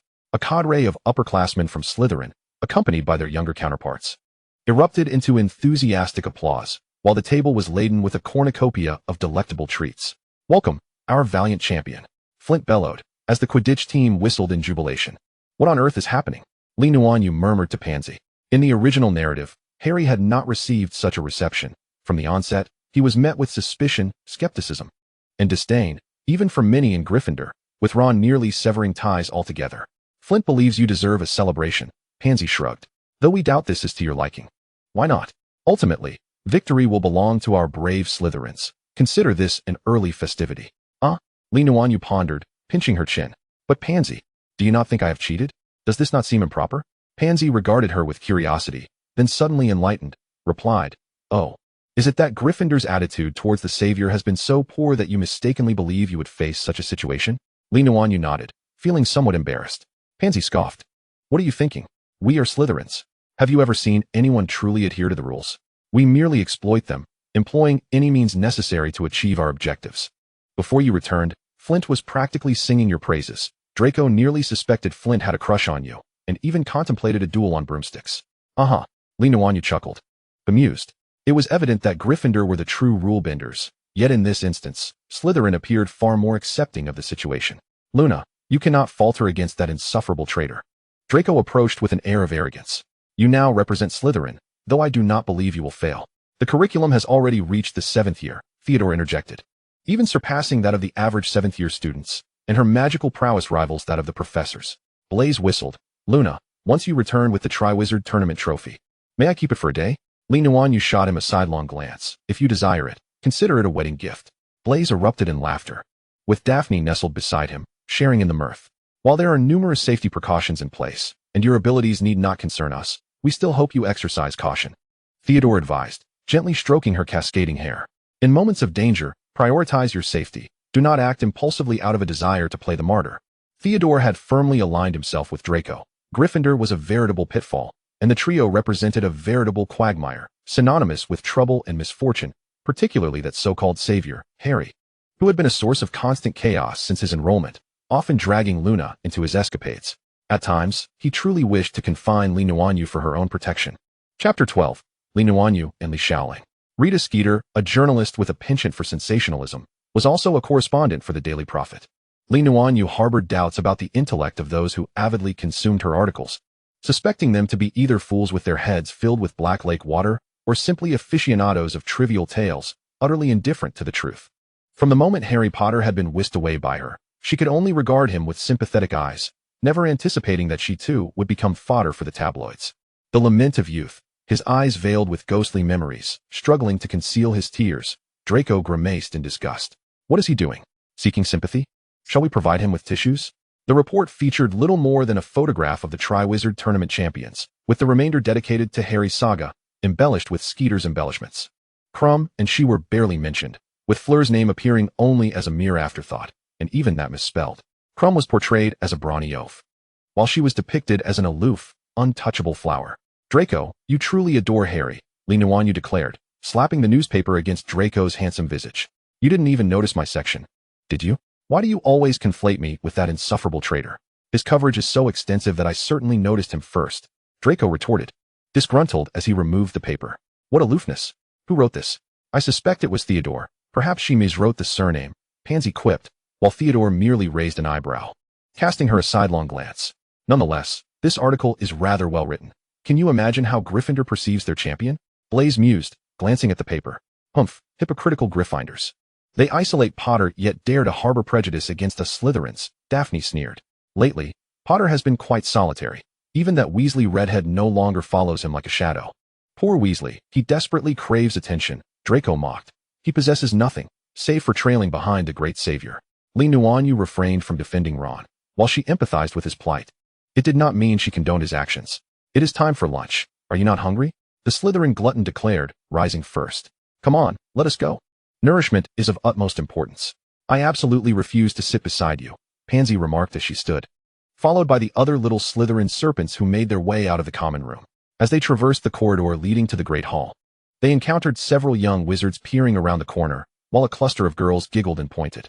Draco immediately suspected Harry had caused yet another scandal. He squeezed past with Crabbe and Goyle, while Pansy rolled her eyes and followed suit. At the entrance of the Great Hall, Nuanyue spotted Hermione and Ron, with Harry also present, both gazing towards the entrance, while Ron stood with Seamus and Dean. What is going on? Blaise inquired, puzzled. It appears Professor Dumbledore is greeting a guest. He is rather handsome, exclaimed a Slytherin girl in front, her excitement palpable. He is Asian. His aura is exquisite. A little Hufflepuff which murmured to her companion. Step aside, do you wish to be confined? Filch's irate voice rang out from within. The girls reluctantly parted, and Nuanyue's eyes were immediately drawn to the individual shaking hands with Dumbledore. Goodness! Nuanyue exclaimed, drawing everyone's attention. The young man turned his gaze toward her. He was a striking figure, with sharp brows and starry eyes, tousled black hair, and an athletic stature clad in an expensive waistcoat, his jacket draped over one arm. Upon noticing Nuanyue, he suddenly handed his clothing to a companion behind him, striding forward with an unusual gait. Nuanyue promptly thrust her book into Draco's arms and charged toward him, delivering a swift kick. Their legs collided midair with a resounding crack, leaving the young wizards momentarily stunned by the gust of wind that brushed past their faces, the sound eliciting an involuntary wince from them. As the boy landed, he immediately executed a sweeping kick, and Nuanyue's left foot brushed against his leg, allowing her to soar gracefully once more, her right foot aimed directly at his shoulder. The boy deftly evaded the attack, extending his hand to tap Nuanyue's chest. She swiftly pivoted to avoid him, her single hand coiling around his arm like a serpent. The two were momentarily locked in a stalemate, their gazes fixed intently upon one another. Young master, reminiscing should not occur in such a public place, remarked the middle-aged man holding the coat, his expression devoid of emotion. Indeed, let us preserve your fervor for our conversation later this evening. Nuanyue replied with a sudden cheerful grin, retracting her hand. Fool! A faint smile flickered across the other's cool countenance as he reached out to ruffle her hair. It seems you are quite spirited. That eases my mind. Hee. Nuanyue nuzzled against his hand like a kitten, wrapping her arms around his neck. I miss you so much, my little wolf. Hogwarts found itself abuzz with new gossip. It was rumored that the illustrious Slytherin school beauty had a childhood betrothed who had traveled all the way to England for her, and his status appeared quite remarkable, as Dumbledore himself had personally received him. The young wizards were completely distracted from their meals, whispering amongst themselves to spread their speculations. Meanwhile, the parties involved had dragged their long-lost brother to Dumbledore's office, forsaking lunch altogether. Pansy sat between Draco and Theodore, feeling that her choice of seating today was a self-destructive one. It was far too cold. Betrothed? Draco bit out the words through clenched teeth, casting a glance at Theodore. Do you know anything about this? Theodore remained indifferent, but anyone could sense his foul mood. He shot Draco a sidelong glance and said nothing. Pansy, have you two discussed this? Draco turned back to Pansy. Not at all, she shrugged. She seldom brings up matters from that side. Isn't it possible that Luna's participation in the Triwizard Tournament has circulated back, prompting him to take her away? Daphne voiced her concern. With a snap, Draco, fueled by an unaccountable rage, snapped the fork he held in two.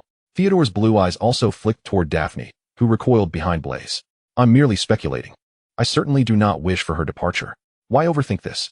When Luna returns, simply ask her directly, Blaise interjected, observing the situation with clarity. After all, Luna has never deliberately concealed anything from them. On the Gryffindor side, the twins had also caught wind of similar rumors, huddling together with a plan in mind. While Harry sat rigidly, his fork poised over his plate, unable to eat a single bite. Hermione sighed, glancing at her friend's demeanor, unsure of how to offer comfort. I mean, these are merely rumors, right? Luna hasn't said anything, has she? Is that so? Harry looked up at Hermione. But they seem quite close. I mean, it's different from others. The chemistry and aura between the two felt inseparable, an impression that outsiders could not penetrate. Speaking of which, Nuanyue's family resembled the British aristocracy in some ways, and given the cultural differences, they were more inclined to seek partners from their own nationality. Indeed, that seems to be the case. So, the answer is revealed. The Weasley twins suddenly emerged from behind them, startling Harry. "What are you talking about, brother?" They chimed in unison. Hermione had an epiphany. "Oh, right, I remember Luna has a brother." "Really?" "I also recall Luna has a brother," Harry replied, his mood lifting. "Once we see Luna, we'll know for certain," Hermione reminded him, noting that they had a care of magical creatures class with Slytherin that afternoon. "Oh, yes," Harry relaxed, finally beginning to enjoy his lunch. Chapter 13, Nuanyue and her boyfriend. In Dumbledore's office, the warmth and harmony that characterized the siblings vanished, replaced by a palpable tension as they stood with swords drawn. Dumbledore sat behind his desk, removing his glasses to wipe them before placing them back upon his face. Truth be told, it had been quite some time since he had felt anger and helplessness. After all, he had lived for a long time and experienced much. Time had bestowed upon him wisdom and composure. Aside from a trace of humor, he considered himself far removed from the hot-headed youth he once was. Yet, he could not help but feel that the Lee siblings had crossed a line. Just look at his bookshelf, now reduced to mere timber, and his phoenix, trembling behind him with its tail, feathers, and tatters. The portraits in his office were also devoid of the figures of past headmasters. Had he not been seated behind his desk, tempering their behavior, he feared his desk might not have survived the encounter and perhaps returned to the embrace of Merlin. Ahem. Dumbledore decided to break the awkward silence. "Would you care for some butterbeer, my dear students? I think that would be delightful. What do you think?" Nuanyue squinted at the boy before her. "Very well." Li Shaoling retracted his long sword, handing it to the expressionless servant beside him. He adjusted his attire and resumed his seat in the one chair that remained intact. "So, when do you plan on returning?" "I never agreed to go back," Nuanyue languidly replied, lounging in another chair. "So, who is the person you fancy?" Li Xiaolong's brow furrowed. "Huh, are you speaking in Chinese? I can't understand you," Nuanyue exclaimed, her eyes widening in disbelief that they were discussing the same matter.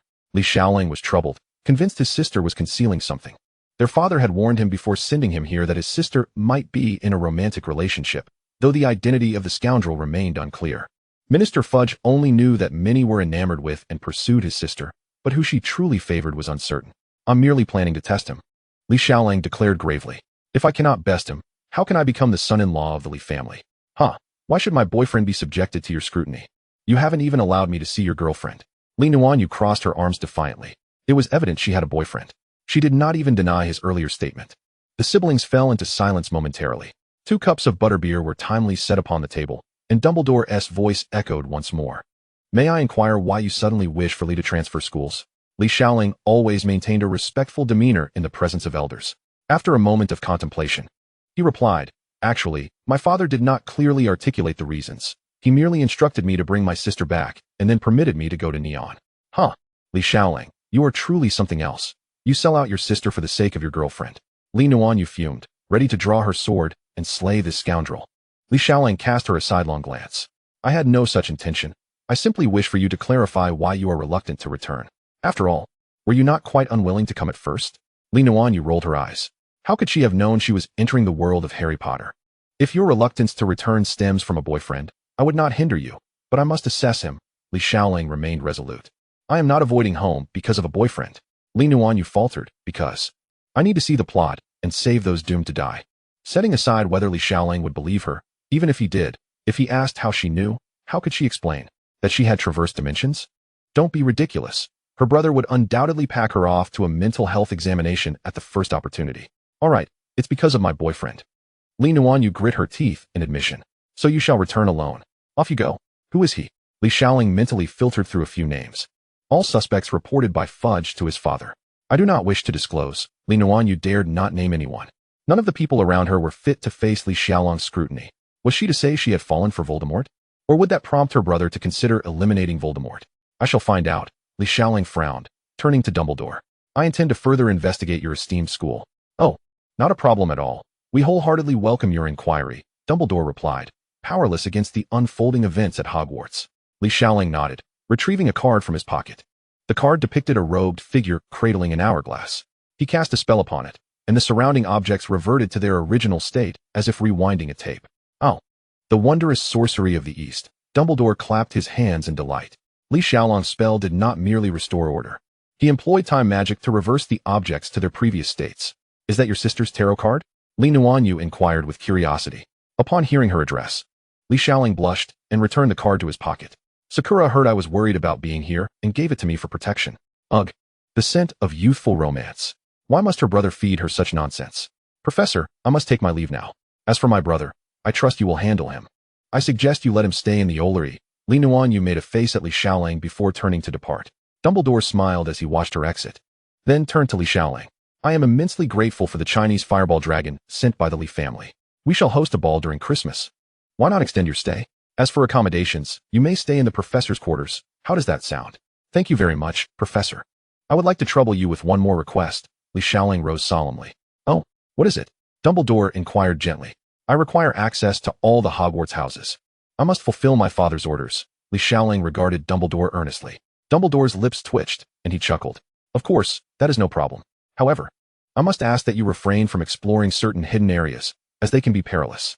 Li Xiaoling nodded, saying, Thank you. I am not interested in the school's secrets. My focus is solely on my sister's boyfriend. Dumbledore stifled a laugh at the corner of his mouth, nodding. Very well. You may arrange your subsequent actions as you see fit. In care of magical creatures class, Hagrid instructed everyone to observe the blast-ended scrut, a creature resembling a large, slimy sea snail that occasionally exploded at the tail end as it moved forward, possessing enough strength to drag an adult wizard. Disgusting. What purpose does this creature serve? Draco glared at the scrut with disdain, keeping his distance and assigning the observation task to his companion crab. Perhaps it could be roasted for dinner, someone remarked behind him. Who would eat such an ugly thing? Are you a troll? Draco scoffed. Are crabs and fish particularly handsome? Why can't the ugly be edible? A voice retorted, puzzled. Just as Draco was about to explode, he suddenly recognized who was speaking. Luna, where have you been? What were you doing? Who was that man? Li Nuanyue squatted wearily on the ground, gazing at the blast-ended scrut not far away. You asked too many questions for me to answer. Draco, as if under a spell, instantly shot to her side. Then tell me who that man was. Li Nuanyue replied lethargically, my brother, my full-blooded brother, Li Xiaoling. Draco couldn't help but show a relieved smile and lazily squatted next to her. So he's your brother. What brings him here? He wants to take me back to our country. Li Nuanyue poked the scrut with a stick. What do you mean, back to your country? Draco exclaimed in surprise, drawing the attention of those nearby, and suddenly everyone noticed Li Nuanyue. Luna, Pansy, and Daphne rushed over, hand in hand. What were you just saying? Is Luna going back to her country? Theodore also abandoned his teammates and approached, while Hermione and Harry stealthily moved a bit closer. I didn't agree. So we had a bit of a scuffle in the headmaster's office. Li Nuanyue continued to poke the scrut. Then you don't have to leave? Pansy found the sibling dynamic curious. Easterners were truly peculiar. Ugh, Li Nuanyue tossed the stick aside and sighed. I suddenly have an idea.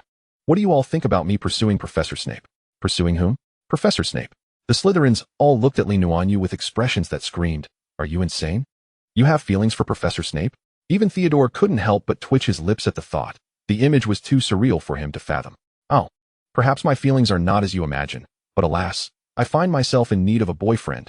Li Nuanyue tugged at her hair in frustration. Then why must it be Professor Snape? I could help. Draco suddenly interjected anxiously, realizing everyone was now looking at him, his face turning a deep shade of crimson. I mean, if you need someone, I could assist. Oh, thank you, Draco, but you wouldn't do. Li Nuanyue shook her head. Seeing Draco's countenance darken, she quickly clarified. Don't misunderstand. It's actually for your own good. You've seen my brother's combat prowess. He will test my boyfriend. And I certainly don't want you to perish at his hands. Pansy gasped. Why? Does he want to duel your boyfriend? Far worse than that. Pansy, Li Nuanyue sighed. My brother's lightning magic is stronger than mine. As for physical combat, we're roughly equal, but he does not understand the concept of holding back. Being struck by him could indeed be fatal. Merlin. But why? Why must your boyfriend be able to fight? Daphne asked in horror. It's rather complicated. It's a family tradition. Li Nuanyue tugged at her hair again. The only person I know who could potentially defeat my brother and convincingly pretend to be my boyfriend is Professor Snape. Oh, and there's also Professor Black. Then I would rather you pursue Professor Snape, Draco grumbled. At least he is our head of house. Professor Snape may not agree. I understand his temperament. Li Nuanyue rested her chin on her hand, observing the fiery scrut. Professor Black's character is rather difficult to describe. Xiaoling dislikes that type immensely. And I'm afraid if he loses to Professor Black, the next visitor would be my father. The Slytherins fell silent, as they were not well acquainted with the peculiarities of Eastern family dynamics and were uncertain how to respond. Chapter 14. Xiaoling, Nuanyue, and Dragons. Hogwarts was abuzz with the latest gossip. A striking young man from the East had appeared in the common rooms of all the houses. He did not disturb anyone and was quite willing to converse with those who approached him. Yet the conversation invariably circled back to the Slytherin flower, prompting many girls to quietly grit their teeth as rumors about his betrothal intensified. Did you hear? That Eastern boy visited Hufflepuff today and seemed to converse at length with Diggory. Oh, what did they discuss? I mean, what connection do Diggory and Luna share? Well, they do seem quite compatible, but isn't it said that Diggory and Cho have mutual feelings? In the Gryffindor common room, Angelina led the Quidditch team in a meeting, interspersed with gossip. My friend in Hufflepuff mentioned they had quite a pleasant chat. It seems Diggory repeatedly emphasized he is not Luna's boyfriend. And that Eastern youth also met with Cho Chang. Perhaps it's the familiarity of shared appearances that made it easier. So what is his plan? To find Luna's boyfriend and eliminate the competition?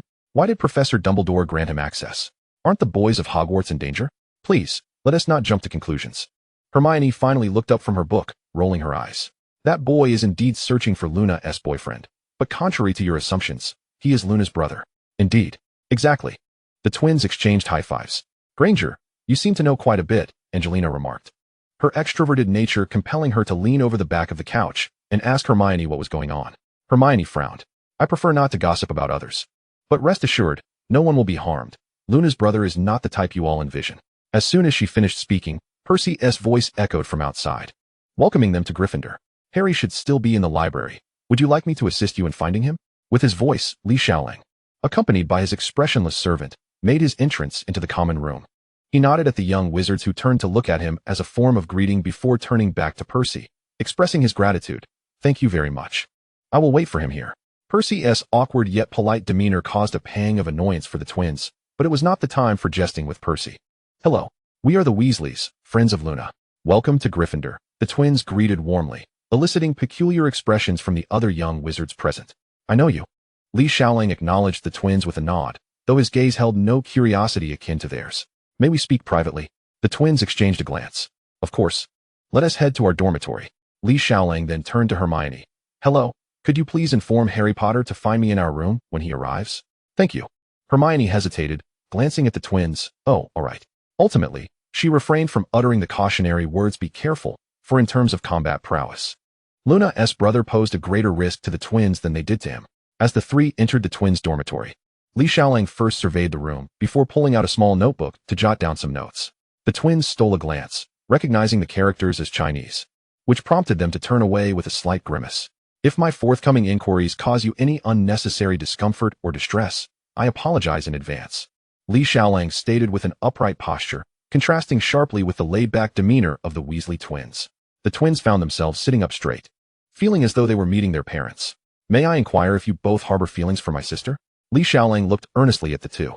The twins exchanged another glance before responding in unison. Indeed. Li Xiaoling lowered his head to write a few more notes, continuing, what are your special talents? What are your future plans? Does your family have any objections regarding the complexion of a future wife? If permissible, would you consider entering a family through marriage? Half an hour later, the twins' faces had turned somewhat pale. In a certain sense, Luna's brother was even more intimidating than she was. His questioning style was methodical and rigorous, leaving them no room for evasion. Any attempt to be dismissive was utterly futile. The twins had never before felt fatigue from mere conversation. Rest assured, they were adept at verbal sparring. Thank you for your responses. I shall continue my assessment of you. I hope this does not cause you any trouble, he concluded, but even if it does, you must endure it, as you are pursuing my sister. Despite his polite and sincere tone, his words incited a strong urge to retaliate. Alas, they were unable to do so. They felt a mixture of pity and frustration. Just as the twins were still reeling from the interrogation, a knock sounded at the door. Harry poked his head in, looking somewhat anxious as he addressed Li Xiaoling. Hello? I'm Harry Potter. Are you the one who wished to see me? Li Xiaoling closed his notebook and politely replied. Hello, I am Li Xiaoling, the brother of Li Nuanyue. May we speak privately? Harry paused, scratching his head in slight embarrassment. Oh, of course. Would you like to go to my dormitory? There's no one else around right now. Li Xiaoling nodded slightly and stepped out of the twins' dormitory. The twins exchanged glances and simultaneously collapsed onto the bed with a sigh. In contrast to the trials faced by the beleaguered boyfriends, Li Nuanyue had been enjoying a relatively leisurely existence lately, as Li Xiaoling was often absent and rarely appeared before her. As for the jest about acquiring a fake boyfriend, she had ceased to ponder it deeply, while she could easily deceive Li Xiaoling in a crowded setting. Specifying a particular individual would likely lead to misfortune for both her and that person. The most pressing issue was the formidable stack of parchment before her. With a sigh, she buried her face into the papers. This was the consequence of her declaration to pursue Severus, and all of this was her homework. Severus believed her mind needed to be grounded through assignments, lest it become too fanciful. She would never seek assistance from Sirius, given his temperament. He would undoubtedly clash with Li Xiaoling, and neither would hold back. The outcome would be disastrous. Her father was not to be feared, but her ancestors were truly terrifying. I was quite envious of you having such a handsome brother, Pansy remarked, clicking her tongue as she glanced at the mountain of potion assignments on her desk, suddenly feeling content with her solitary plight. At least I won't be betrayed by a blood relative. Pansy, is my brother still wandering among the four houses? Li Nuanyue turned to the young lady beside her. Rumor has it he has ceased his wandering. He seems to have settled on a few select candidates for close observation. To be honest, Luna, I believe that with your brother gone, you'll have at least half fewer suitors. Pansy grinned mischievously. Currently, everyone is discussing the terrifying customs of the Eastern families. However, quite a few books on Eastern customs and traditions have been borrowed from the library. So it appears your remaining suitors are those who fear nothing. What a bother. Li Nuanyue rolled her eyes, wishing she could call her father at school. She could only hope that after the ball, Li Xiaoling would return home swiftly. Speaking of which, what date was it today? Did Harry know what the first task entailed? Cheating was, in fact, considered a traditional aspect of the Triwizard Tournament. Champions, professors, or relatives always devised ways to leak the exam details. Li Nuanyue, needless to say, was already privy to all the information, and Li Xiaoling's excuse for coming to Hogwarts was to deliver the Chinese fireball for the competition. A short, blushing boy approached, saying, "Someone outside asked me to deliver this note to you." "Thank you." Li Nuanyue offered him a handful of sweets, which he accepted shyly before scurrying away. She opened the note to find Harry's handwriting, asking to meet her at the Ollery. Anticipating Harry's message, she figured Hagrid had already taken him to see the dragons, and Harry would soon relay the competition details to her. To honor Harry's kindness, she decided to accept the invitation. At the Ollery, she found Harry feeding Hedwig snacks, his expression somewhat difficult to decipher as he looked at her. Has something happened?" Li Nuanyue inquired, puzzled by Harry's demeanor. "No, nothing." Harry rubbed his nose. "Did your brother say anything to you?" "Not at all. I haven't seen him lately." Li Nuanyue shrugged, further perplexed. "Did you call me here to inquire about my brother?" No. Actually, it's about the first task. I found out it's a dragon," Harry exclaimed, shaking his hand vigorously. "A dragon? Then do you know the specifics? For instance, are we supposed to fight the dragon?" Her laughter bubbled as she observed Harry's face darkening. "Oh, certainly not. I doubt that's the case. After all, adult wizards would struggle to handle a single dragon. Perhaps we need to navigate around it or retrieve something it is guarding." Upon hearing this, Harry's expression improved slightly, though he still appeared troubled. "Your thoughts align with Hermione's, yet I can't conceive of any effective strategy to complete the task. None of the spells I know could subdue or temporarily halt a dragon." "Oh, Harry, why not consider what you excel at?" Li Nuanyue suggested. "I'm proficient in Quidditch." "But what does that have to do with dragons?" Harry scratched his head, feeling increasingly confused. "Rather than saying you excel in Quidditch, it might be more accurate to say you excel at flying." Li Nuanyue gestured to mimic the shape of a broom. "So as long as you can fly, the dragon task should be quite manageable." "Flying, but I can't bring my broom to the arena." "What about spells?" Harry suddenly remembered. "Right. I think Professor Flitwick mentioned the summoning charm in the last lesson. I've been so preoccupied with thoughts of the competition that I didn't pay close attention. That spell is a bit challenging." Harry's expression shifted from excitement to despondency. Though he was not a poor student, he certainly wasn't exceptional either. "But isn't this a commendable beginning? At the very least, you have devised a strategy." Li Nuanyue chuckled as she patted him on the shoulder. "From here on, all you need to do is diligently practice. Luna, I appreciate your assistance, but what about you? I mean, how do you intend to accomplish this task?" Harry's concern for Li Nuanyue resurfaced. "I possess my own strengths." Li Nuanyue winked at him. "It's a secret for now. You'll find out in due time." Chapter 15. The Little Wolf, Nuanyue, and the Second Confrontation. Draco initially intended to create a badge emblazoned with Luna's inevitable victory on one side and a depiction of Potter as a foul nuisance on the other. But this idea was ruthlessly quashed by Li Nuanyue. "I retain my rights to my likeness and name, unless you offer me a sufficient sum of galleons. Do not even think of placing my face and name on your foolish badge," Li Nuanyue disdainfully remarked. Frustrated, Draco had no choice but to alter the badge to depict Potter as a foul nuisance, while the reverse illustrated a dying lion ensnared by a snake. As Harry entered the corridor, he noticed numerous individuals sporting these badges, but compared to the original narrative, at least Li Nuanyue had shared the anger of the Hufflepuffs. It is worth noting that in the original story, Cedric perfectly embodied the attributes of a true hero, and as the sole despicable Gryffindor who had no idea how he had been so unfairly treated, Harry faced even greater ostracism back then. Currently, the only antagonism directed at Harry stemmed from Slytherin. Both Hufflepuff and Ravenclaw maintained a spectator's demeanor. While Gryffindors would never openly voice their lack of support for their own champion, many little lions perceived such actions as dishonorable. In truth, Nuanyue concluded that Slytherin and Gryffindor shared numerous similarities, yet stood in stark contrast in many ways.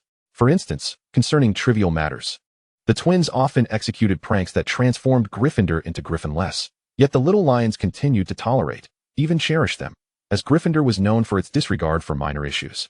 As long as they stood firm on significant moral grounds, the little lions could be endlessly forgiving. Conversely, Slytherin demanded strict adherence to rules. If one incurred points or violated regulations over trivial matters, the little snakes would look down upon them, deeming them fools rather than clever Slytherins. However, in matters of greater consequence, they might feign indifference but secretly admire and acknowledge you, so long as you achieved your desires, regardless of the means or whom you harmed along the way. Moreover, after years of interaction, although Harry still bore the halo of the Chosen One, those who engaged with him no longer held the idol-worshipping reverence they had during their first year. He had become more akin to an ordinary classmate, merely one who occasionally stirred up significant news. In contrast, Nuanyue, who similarly broke rules yet consistently maintained her position at the pinnacle of Hogwarts in both appearance and ability, faced far less criticism. Thus, when mentioning the two, one would often hear, "Oh, they have indeed transgressed, but Luna is exceptionally strong. Had there been no age restrictions, she would undoubtedly be our champion." Oh, are you referring to the champion selection? Luna is a Slytherin. Her actions do not surprise me at all. But Harry is a Gryffindor. I can hardly believe he would do such a thing, if they had not employed some underhanded means. I am confident the champion would have been from Ravenclaw. Oh, well, I concede Luna is quite wise, being the top of her year. However, that Harry Merlin. How many subjects does he have in Oin? The Hufflepuffs expressed a lack of opinion, but they were eager to cheer for Luna, citing her kindness as a Slytherin and her frequent assistance in class, especially in potions. Do you have any idea how much she has saved us in cauldron costs? Such double standards frequently arose. Friends surrounding Nuanyue rallied in her support, while Harry was left with only Hermione, who tirelessly flitted between Ron and Harry like a weary owl. Ron and Finnegan traversed the corridor, only to face Harry, who was maliciously displaying his Slytherin badge. Harry's expression darkened, and upon seeing Ron, he erupted. "You're an idiot, do you know that? If you think that way, you're the fool." "Oh, fine. Is there anything else?" "Yes, stay away from me." "Very well, as you wish." Ron sneered in anger as he dragged Finnegan away. It was he who had learned about the dragon situation through Charlie. Yet his brother could not grasp that he was the one who had been passing on the information and then scolded him. Did he not realize he merely desired someone to console him and provide him with an exit? "Hey, Potter." Draco, perched in a tree, found the sibling discord amusing enough to bring tears of laughter. "I made a bet with my father. I wagered that you wouldn't last 10 minutes on the field. But my father disagreed." He leaped down from the branch, leading several Slytherins toward Harry, a mocking glint in his eye as he declared, "You won't last even 5 minutes. I couldn't care less about what your father thinks, Malfoy." In a fit of rage, Harry forcefully shoved past Draco, who stumbled, incredulous that Harry dared to act against him while standing alone. "You're vicious and vile, yet you're merely a pitiful creature," Harry shouted before turning to leave. Draco, shifting from shock to anger, retorted, "How dare you speak of my father?" He drew his wand, aiming to cast a spell at Harry's back. "Don't be reckless, boy." A furious yell echoed as a spell flew from the corridor, striking Draco, who let out a startled cry as he transformed into a bumbling white weasel. "Allow me to teach you how to cast spells behind someone's back, you filthy insect, coward, trash." With his malicious shout, the weasel was manipulated by his wand, suspended in the air, emitting terrified shrieks. Suddenly, Moody's eye spun around. He swiftly turned and conjured a protective shield to block an incoming spell. He licked his lips and turned to the indifferent Eastern girl behind him. "It's you again, Lee. What excuse do you have this time? How dare you attack a professor from behind? Didn't the professor just say he would teach us how to cast spells behind others?" Nuanyue approached the white weasel, her smile frosty. The Draco version of the weasel hastily scurried up her leg and trembled within her robe. Nuanyue plucked the weasel from her robe and placed it on her shoulder, securing its tail around her neck. "Draco, don't be afraid, just wait and see." The weasel's dark eyes scanned Nuanyue's profile, its tiny mouth brushing against her cheek as it shrank back, its gaze filled with fear and hatred directed at Professor Moody. Nuanyue had no intention of engaging in conversation with this overdramatic individual. She promptly cast a spell.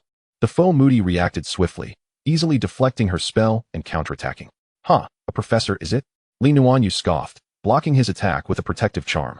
She was aware that Slytherin students were behind her, and the foe Moody dared to employ such a potent curse, clearly forcing her to remain on the defensive. A shadow flickered in the foe Moody's eyes. He recognized the formidable strength of the girl before him, casting doubt on his plans. This individual must be eliminated, otherwise it would jeopardize the master's scheme. Did no one tell you not to zone out during a fight? Just as Li Nuanyue was engaged in passive defense, she suddenly charged forward. The foe Moody then realized that the Slytherin students had taken cover behind the large tree, while the onlooking young wizards from other houses sensed the danger and fled to the corridor. Now, only the two of them and a white weasel remained in the courtyard. The spell cast by the armored false Moody was undoubtedly formidable, as Li Nuanyue's fist struck it, creating visible ripples. With the precision of a master, Li Nuanyue unleashed a curse at close range, causing a flicker of fear to pass through the eyes of the false Moody, who swiftly evaded the spell that could have shattered him to pieces. Li Nuanyue deflected his curse, and their spell casting intensified, escalating to such a speed that the surrounding young wizards struggled to follow the phantoms of their wands. By Merlin's trousers, this is what a true wizard duel looks like. Someone exclaimed in awe. By Merlin's socks, Luna is incredible. She is holding her own against the professor. The corridor filled with more young wizards, including upperclassmen and students from other schools, drawn by the spectacle of battle. As their confrontation grew more heated, Li Nuanyue sensed the lethal intent emanating from her opponent, feeling as though she could hardly restrain herself from uttering the killing curse. The frantic squeaks of her weasel companion echoed in her ears, its claws clinging tightly to Luna's clothing, acutely aware of Moody's menacing presence. Although Li Nuanyue was quicker than Moody, her precision and strength paled in comparison. On a scale of magical potency, while Moody could maximize his force to a 5, Li Nuanyue, still mastering her spells, could only manage a 3. This meant that each of her curses consumed nearly twice the magical energy of the false Moody. Furthermore, Moody's experience allowed him to easily discern which spells required evasion and which needed defense, while Li Nuanyue had to treat every spell with caution, relying on her agility to dodge his attacks. Ultimately, one of Moody's curses grazed Li Nuanyue's cheek, leaving a crimson mark, while she managed to slice through his clothing with her spell. It seems I underestimated you, but you're still not that impressive, Moody sneered, glancing at the rip in his garment, his tongue flicking like a serpent, eyes brimming with malice. Don't celebrate too soon.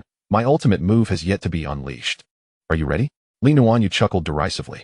Moody shot a chilling glance at her, aware of her proficiency in Eastern magical arts, yet having never witnessed it firsthand, as she had always refrained from displaying anything beyond conventional magic in front of others.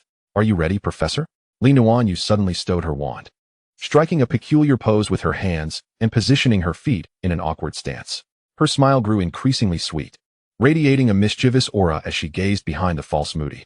Brother, help me.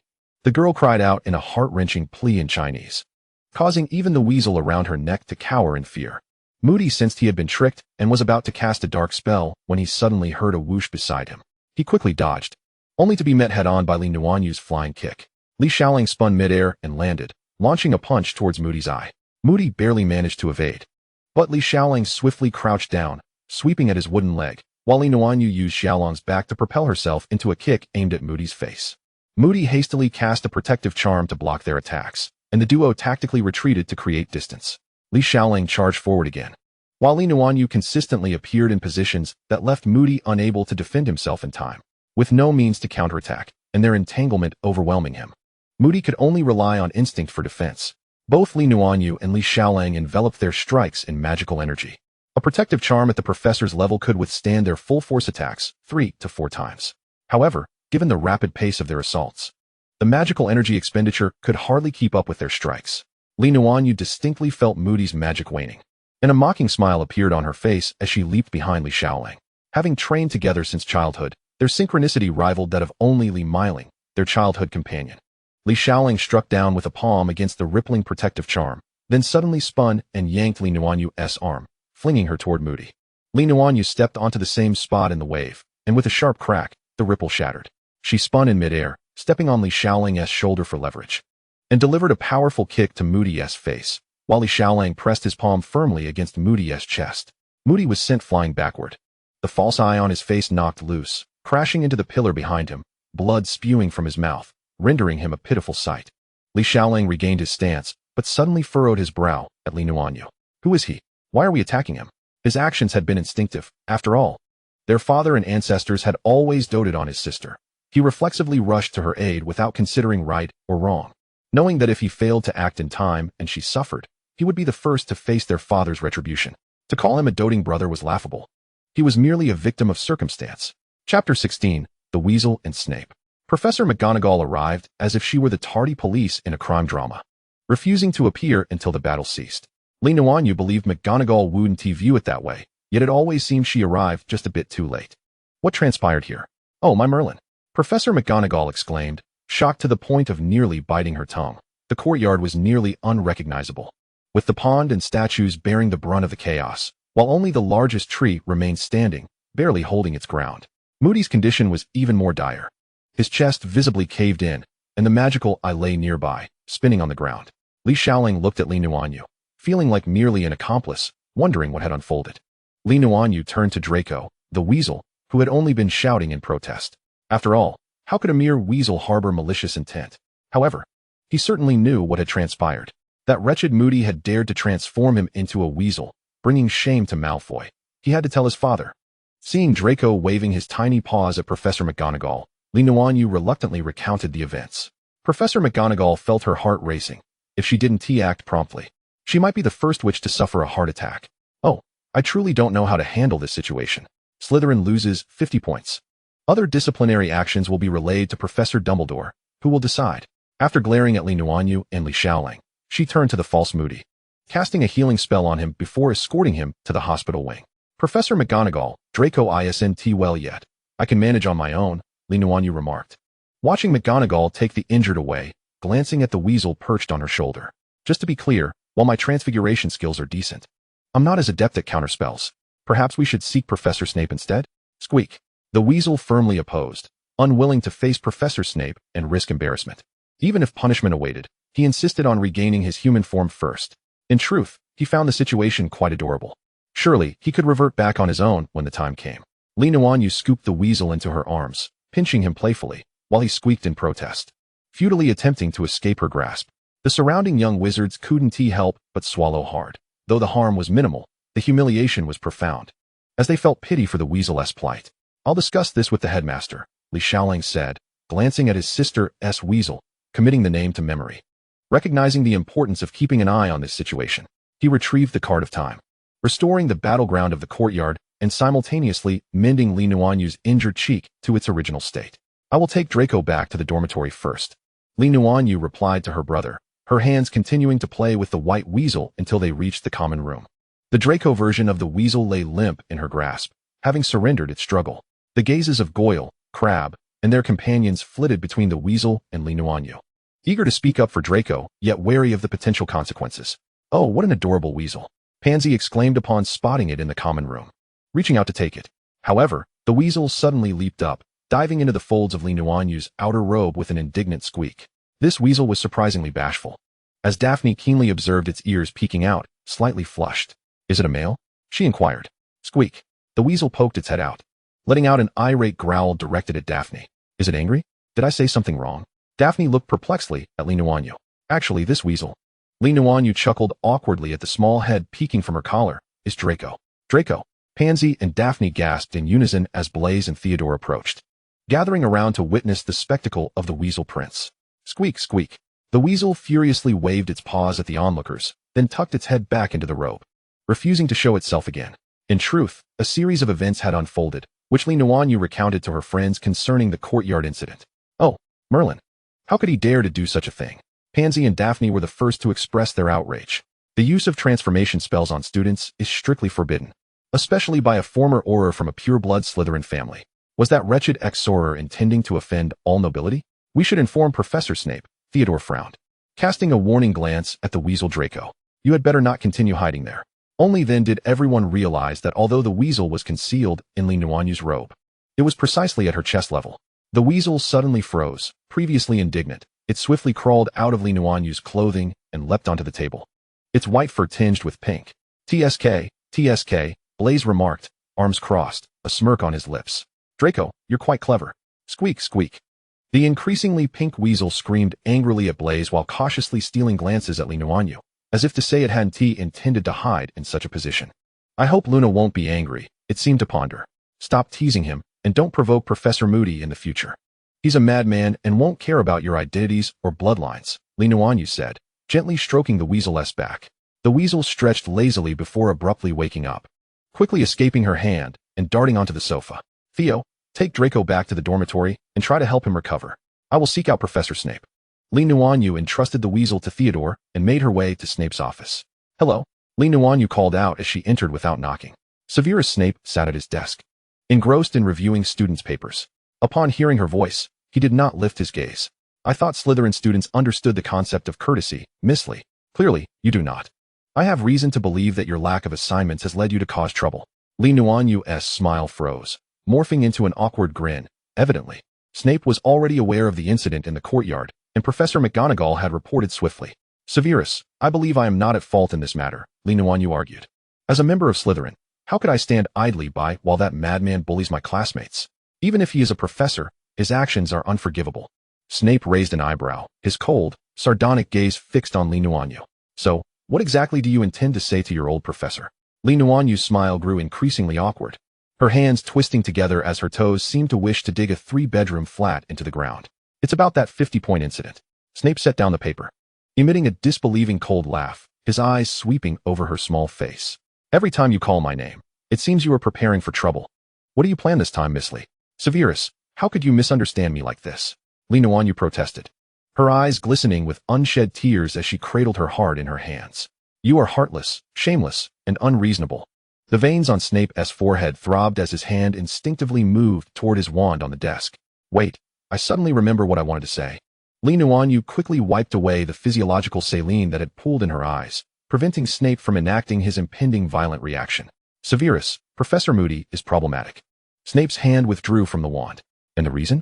Nuanyue recounted the day's events clearly. I know Moody is unhinged, but he was once an Auror, and he would never allow harm to come to innocent civilians while capturing dark wizards. Moreover, we are in Hogwarts, surrounded by underage witches and wizards. Unpredictable behavior is the hallmark of madness, Snape replied, harboring no fondness for Moody, having once been a Death Eater himself. But what if he intends to harm Harry? What if he placed Harry's name in the Goblet of Fire?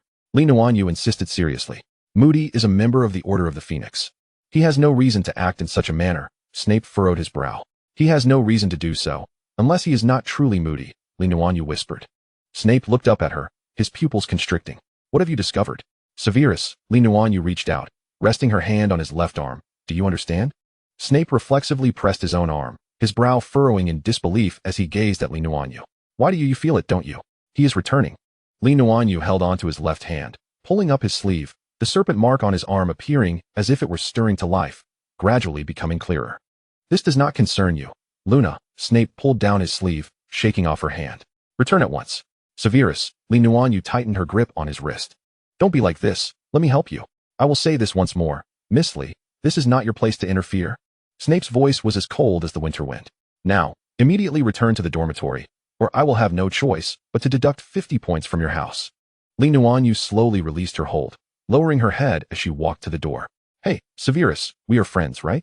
Snape remained silent, merely lifting his gaze to her retreating figure. Nuanyue suddenly turned, offering him a faint smile. Severus, there are still those who care for you. So don't lose hope in this world. Snape's pupils dilated slightly, his fingers on the desk trembling as he took a deep breath, seemingly regaining his composure. He spoke again in his indifferent tone. If you know that teasing a professor leads to point deductions, Luna, now, go back to the common room at once. All right. Nuanyue prolonged the word, waving goodbye as she closed the door behind her. In the quiet office, Snape once more pressed his hand to his arm, his gaze unfocused as he stared at the ceiling. Moody, the Dark Lord has returned. Chapter 17, Nuanyue and the First Match. Dumbledore did not take further action against Nuanyue regarding the courtyard incident, possibly due to what the little wolf had said or perhaps because the false Moody felt uneasy. Hence he showed no intention of pursuing the matter further. Moody required some treatment and rest, and Sirius temporarily took over the fourth-year defense against the dark arts class. He had also heard about Nuanyue and Li Xiaoling confronting Moody. In stark contrast to Snape, Sirius heartily praised Nuanyue in class, nearly wishing to restore the 50 points she had lost, though this was ultimately dismissed due to her being a Slytherin. Meanwhile, with the assistance of Hermione and Sirius, Harry diligently practiced the summoning charm, showing initial signs of success. He was not overly concerned about the earlier incident, but rather worried that Nuanyue might have offended the professor. Despite his disdain for Malfoy and his amusement at the latter's transformation into a ferret, Harry remained a kind-hearted boy, acutely aware of the dangers that transfiguration could pose. About a week later, Moody returned to his classroom, not singling out Nuanyue, but rather conducting his lessons in a routine manner, appearing completely normal. However, Nuanyue could faintly sense his animosity. Nonetheless, she remained unfazed. Understanding that little Barty Crouch was insignificant compared to the true adversary she needed to be wary of, the Dark Lord without a nose. The 24th of November arrived swiftly, with Hogwarts having established a circular arena for the competition. The 4 champions were officially informed of their first task. They were to face a dragon and retrieve a golden egg guarded by it, with the next task's clue hidden within this egg. Inside the tent, the champions were engaged in tense preparations, with family members of the participants allowed to visit before the competition commenced. Madame Maxime and Fleur's younger sister, a lovely blonde girl, sat whispering with Fleur in a corner, while Krum was accompanied by his headmaster, Karkaroff. On Harry's side were Hermione, while Ron seemingly opted to avoid the scene. Nuanyue was seated beside Li Shaoling. "What have you been scribbling in your notebook?" Nuanyue inquired, noticing his apparent indifference towards her worries as he doodled in his book. "Nothing of consequence," Li Shaoling replied, closing his notebook. "You should focus on the upcoming task instead." "Ah, so you finally remembered you ought to be concerned about me." Nuanyue shot him an exasperated look. "Indeed, I must warn you to be exceedingly cautious," Li Shaoling said, patting his sister's shoulder earnestly. "Dragons are protective creatures, especially our fireball dragon. Exercise utmost care. You cannot afford any mishaps." "Enough," Nuanyue exclaimed, swatting at him. Li Shaoling easily dodged her strike, grasping her hand and placing it on her lap. "I will be returning home after Christmas. While I am unsure why you are so intent on staying in England, our ancestor foretold of impending trouble here. I believe in your abilities, but you have a penchant for recklessness. So heed my advice. Be careful and do not endanger your life. It would worry our family. Even if you try to be sentimental now, I won't shed a tear," Nuanyue huffed, turning her head away. "Fool," Li Shaoling chuckled, ruffling her hair. "The boys here are decent, but I still believe it's better to return home." Hey, your topic is shifting too rapidly. I haven't finished feeling sentimental yet." Nuanyue rolled her eyes at him. At that moment, Rita Skeeter entered with her camera operator, snapping photos of Harry and Hermione in an embrace. Her quill danced in the air, clearly beginning to draft the ensuing story. "Wow, young love. How thrilling. If anything unfortunate were to happen today, you two would definitely make the headlines." Rita Skeeter exclaimed animatedly, her quill writing furiously in accordance with her words. Harry and Hermione glared at her, their faces flushed with anger and embarrassment. Hermione, already under immense pressure, felt torn between caring for her two friends' relationship and worrying about Harry's safety in the dragon fight. She had done all she could, yet anxiety gnawed at her, and Rita Skeeter's continued manipulation of the situation only exacerbated her distress. "Do British journalists have the right to interview anyone at will? I don't recall anyone arranging this." Nuanyue stood up and approached Rita Skeeter. "Oh, look who it is.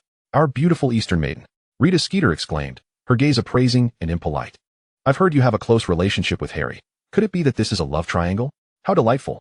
This is the essence of youthful romance." "Isn't it? This is none of your business. This is for the champions." Krum suddenly stood up, approaching her with an imposing presence. Rita Skeeter nonchalantly shook her head, tucking her quill away. "Oh, it doesn't matter. I've already gotten what I wanted." "Well, congratulations to you," Nuanyue said with a smile, leaning in to whisper in her ear. "Damn you, you beetle." Rita Skeeter's face paled as she stepped back. "What did you say?" "Nothing of significance," Nuanyue said, crossing her arms and smiling sweetly at her. Rita Skeeter stared at her for a long moment, unable to discern whether Nuanyue had discovered something about her secrets. "Very well, let us go," she finally huffed, strutting out of the tent in her high heels with her photographer in tow. After Rita Skeeter's departure, Dumbledore and a number of ministry officials entered, prompting the champions' families to temporarily exit, leaving the four champions anxiously gazing at the bag in Barty Crouch's hands. Inside the bag were 4 dragon models. "Your task is to choose a dragon and retrieve the golden egg from beside it. The golden egg contains the clue for the second task," Dumbledore proclaimed. "This task must be accomplished, for without the golden egg, the second task cannot proceed." Barty then opened the bag slightly towards Fleur. "Ladies first." Fleur drew the model of a dragon first. Barty nodded. "Very well, a Welsh green." Nuanyue was the second to reach in and pulled out a model of a dragon. Barty raised his eyebrows. "A fascinating pairing, a Chinese fireball." Krum selected the model of a Swedish short snout, while Harry ended up with the ferocious Hungarian horntail. Then, the first as Barty Crouch turned to Nuanyue. "All right, child. Your dragon awaits you in the arena. I look forward to it." Nuanyue smiled as she followed them out of the tent. The champions entered the arena through a special passage, surrounded by young witches and adult wizards watching the competition. As Nuanyue stepped into the arena, a wave of cheers erupted around her. Someone from Slytherin had launched a firework into the air, displaying the Slytherin emblem alongside Nuanyue's name in English. Nuanyue waved her hand in gratitude before slowly approaching the Chinese fireball dragon. The dragon was enormous, its body a brilliant flame red. Lying on the ground with chains wrapped around its neck, occasionally exhaling sparks and regarding Nuanyue with a fierce gaze. Ahem. Nuanyue cleared her throat and opened her mouth. Roar, roar, roar. Her voice was incredibly soft, almost resembling a newly hatched dragon's playful cooing. The fireball dragon looked at her in confusion, its head slightly bowing. Roar, roar, woo. Its breath stirred Nuanyue's robes, causing the surrounding audience to gasp. Merlin, what is she doing? Is she trying to communicate with the dragon? Nuanyue continued. Roar, roar, woo. The fireball dragon seemed to hesitate momentarily before suddenly extending one of its massive claws towards her. Merlin, the dragon is about to attack. Where's her wand? Has she frozen in fear? Yet, Nuanyue still did not draw her wand. She took a few steps closer to the fireball dragon, reaching out to grasp one of its claws. Roar, woo, roar. The fireball dragon seemed to nod in satisfaction, then lowered its head to rummage beneath itself, ultimately unearthing a golden egg, which it disdainfully grabbed with its claw and tossed to Nuanyue. With a grateful smile, Nuanyue accepted the egg and turned to express her thanks to the fireball dragon, before raising her prize triumphantly. The arena fell into a sudden hush. What should have been an intense, terrifying, and blood-pumping battle had concluded so abruptly. Oh, well, Bagman's dry voice echoed across the competition grounds. Li has completed her task. Now what is next? This seems rather swift, doesn't it? The next dragon doesn't appear ready yet. Nuanyue, still beaming, left the arena cradling her golden egg, as the champions could not return to their tents lest they risk revealing the secrets of the challenge. She directly approached the judging panel to await her score. The judges regarded her with expressions that were difficult to decipher. Bagman was the first to recover, his curiosity piqued. Miss Li, have you studied Dragonese? What did you say to that dragon just now? Oh, indeed, Mr. Bagman, Nuanyue replied sweetly. I have always been fascinated by magical creatures, so I have self-taught myself several languages of these wondrous beings, including those of mermaids, dragons, and snakes. Of course, I am not fully proficient, but I can manage to communicate adequately. Ah, well, Bagman nodded, adding, are you truly not a student of Ravenclaw? Albus, I am certain she is a Slytherin student, Dumbledore interjected with a smile. Now, Li, what did you discuss with it? Nothing of great consequence. Nuanyue replied with a grin. The dragon was a bit out of sorts and found the local cuisine unappetizing, as well as the air quality lacking. So, I negotiated for it to relinquish the egg to me, allowing it to return home early. Additionally, I promised to send 100 live cattle to its lair upon its return. Surely, bribing magical creatures isn't against the rules, is it? Certainly not. Dumbledore's eyes twinkled with amusement as he surveyed the other judges. Raising his wand, he conjured a large score of 9 in the air. Although you did not engage in combat, you accomplished your task with wit. Quite commendable, Li. Bagman shrugged. I would argue that intellect holds more significance than brute strength. He casually bestowed a score of 10 into the air. Madame Maxime hesitated before awarding an 8, while Karkaroff let out a dismissive huff and scored a 5. And Barty Crouch also granted a 10. 42 points. Gasps of astonishment erupted from the young wizards in the arena. Achieving such a high score on the first attempt was truly remarkable. Thank you. Nuanyue graciously acknowledged the crowd, departing with her golden egg back towards Slytherin. Chapter 18, The Dragon and the Golden Egg. The Slytherin serpents applauded enthusiastically as their champion returned, with Pansy excitedly rushing forward to envelop her in a bear hug. That was fantastic. Luna, I thought you wouldn't make it, considering I barely even uttered a spell. Nuanyue made a playful face. To reap the greatest rewards with the least expenditure, that is the Slytherin way, Theodore murmured softly, and it minimizes the risk of injury. Do you have any idea how worried I was? Oh, I'm sorry, Theo. Nuanyue promptly seated herself beside him, fully aware that once she stepped into this chaotic arena, others might only see honor and power, while Theodore alone recognized the concealed dangers lurking beneath. He understood that she would not alter her decisions for any reason, and thus never attempted to pressure her. He simply offered quiet companionship, ready to stand by her side should she need him. We were all quite concerned for you, but I have faith in your abilities, Draco said, squeezing between her and Blaise, adopting a serious demeanor as he sat on her other side. Thank you, Draco, Nuanyue said, affectionately ruffling his golden hair, which felt delightful. Though she still preferred the texture of the weasel, Draco shot her a glare before redirecting his focus back to the competition. Fleur was the second to compete. She displayed considerable cunning by employing a transformation spell to turn a stone into a dog. However, the dragon showed interest only at the start. When it perceived someone attempting to pilfer its golden egg, it immediately returned, unleashing a fiery breath. Fleur, clutching the golden egg whilst evading the dragon's onslaught, appeared quite disheveled. Her garments even singed in places. Despite her disheveled state, she remained a beauty, and she successfully acquired the golden egg, earning applause and cheers.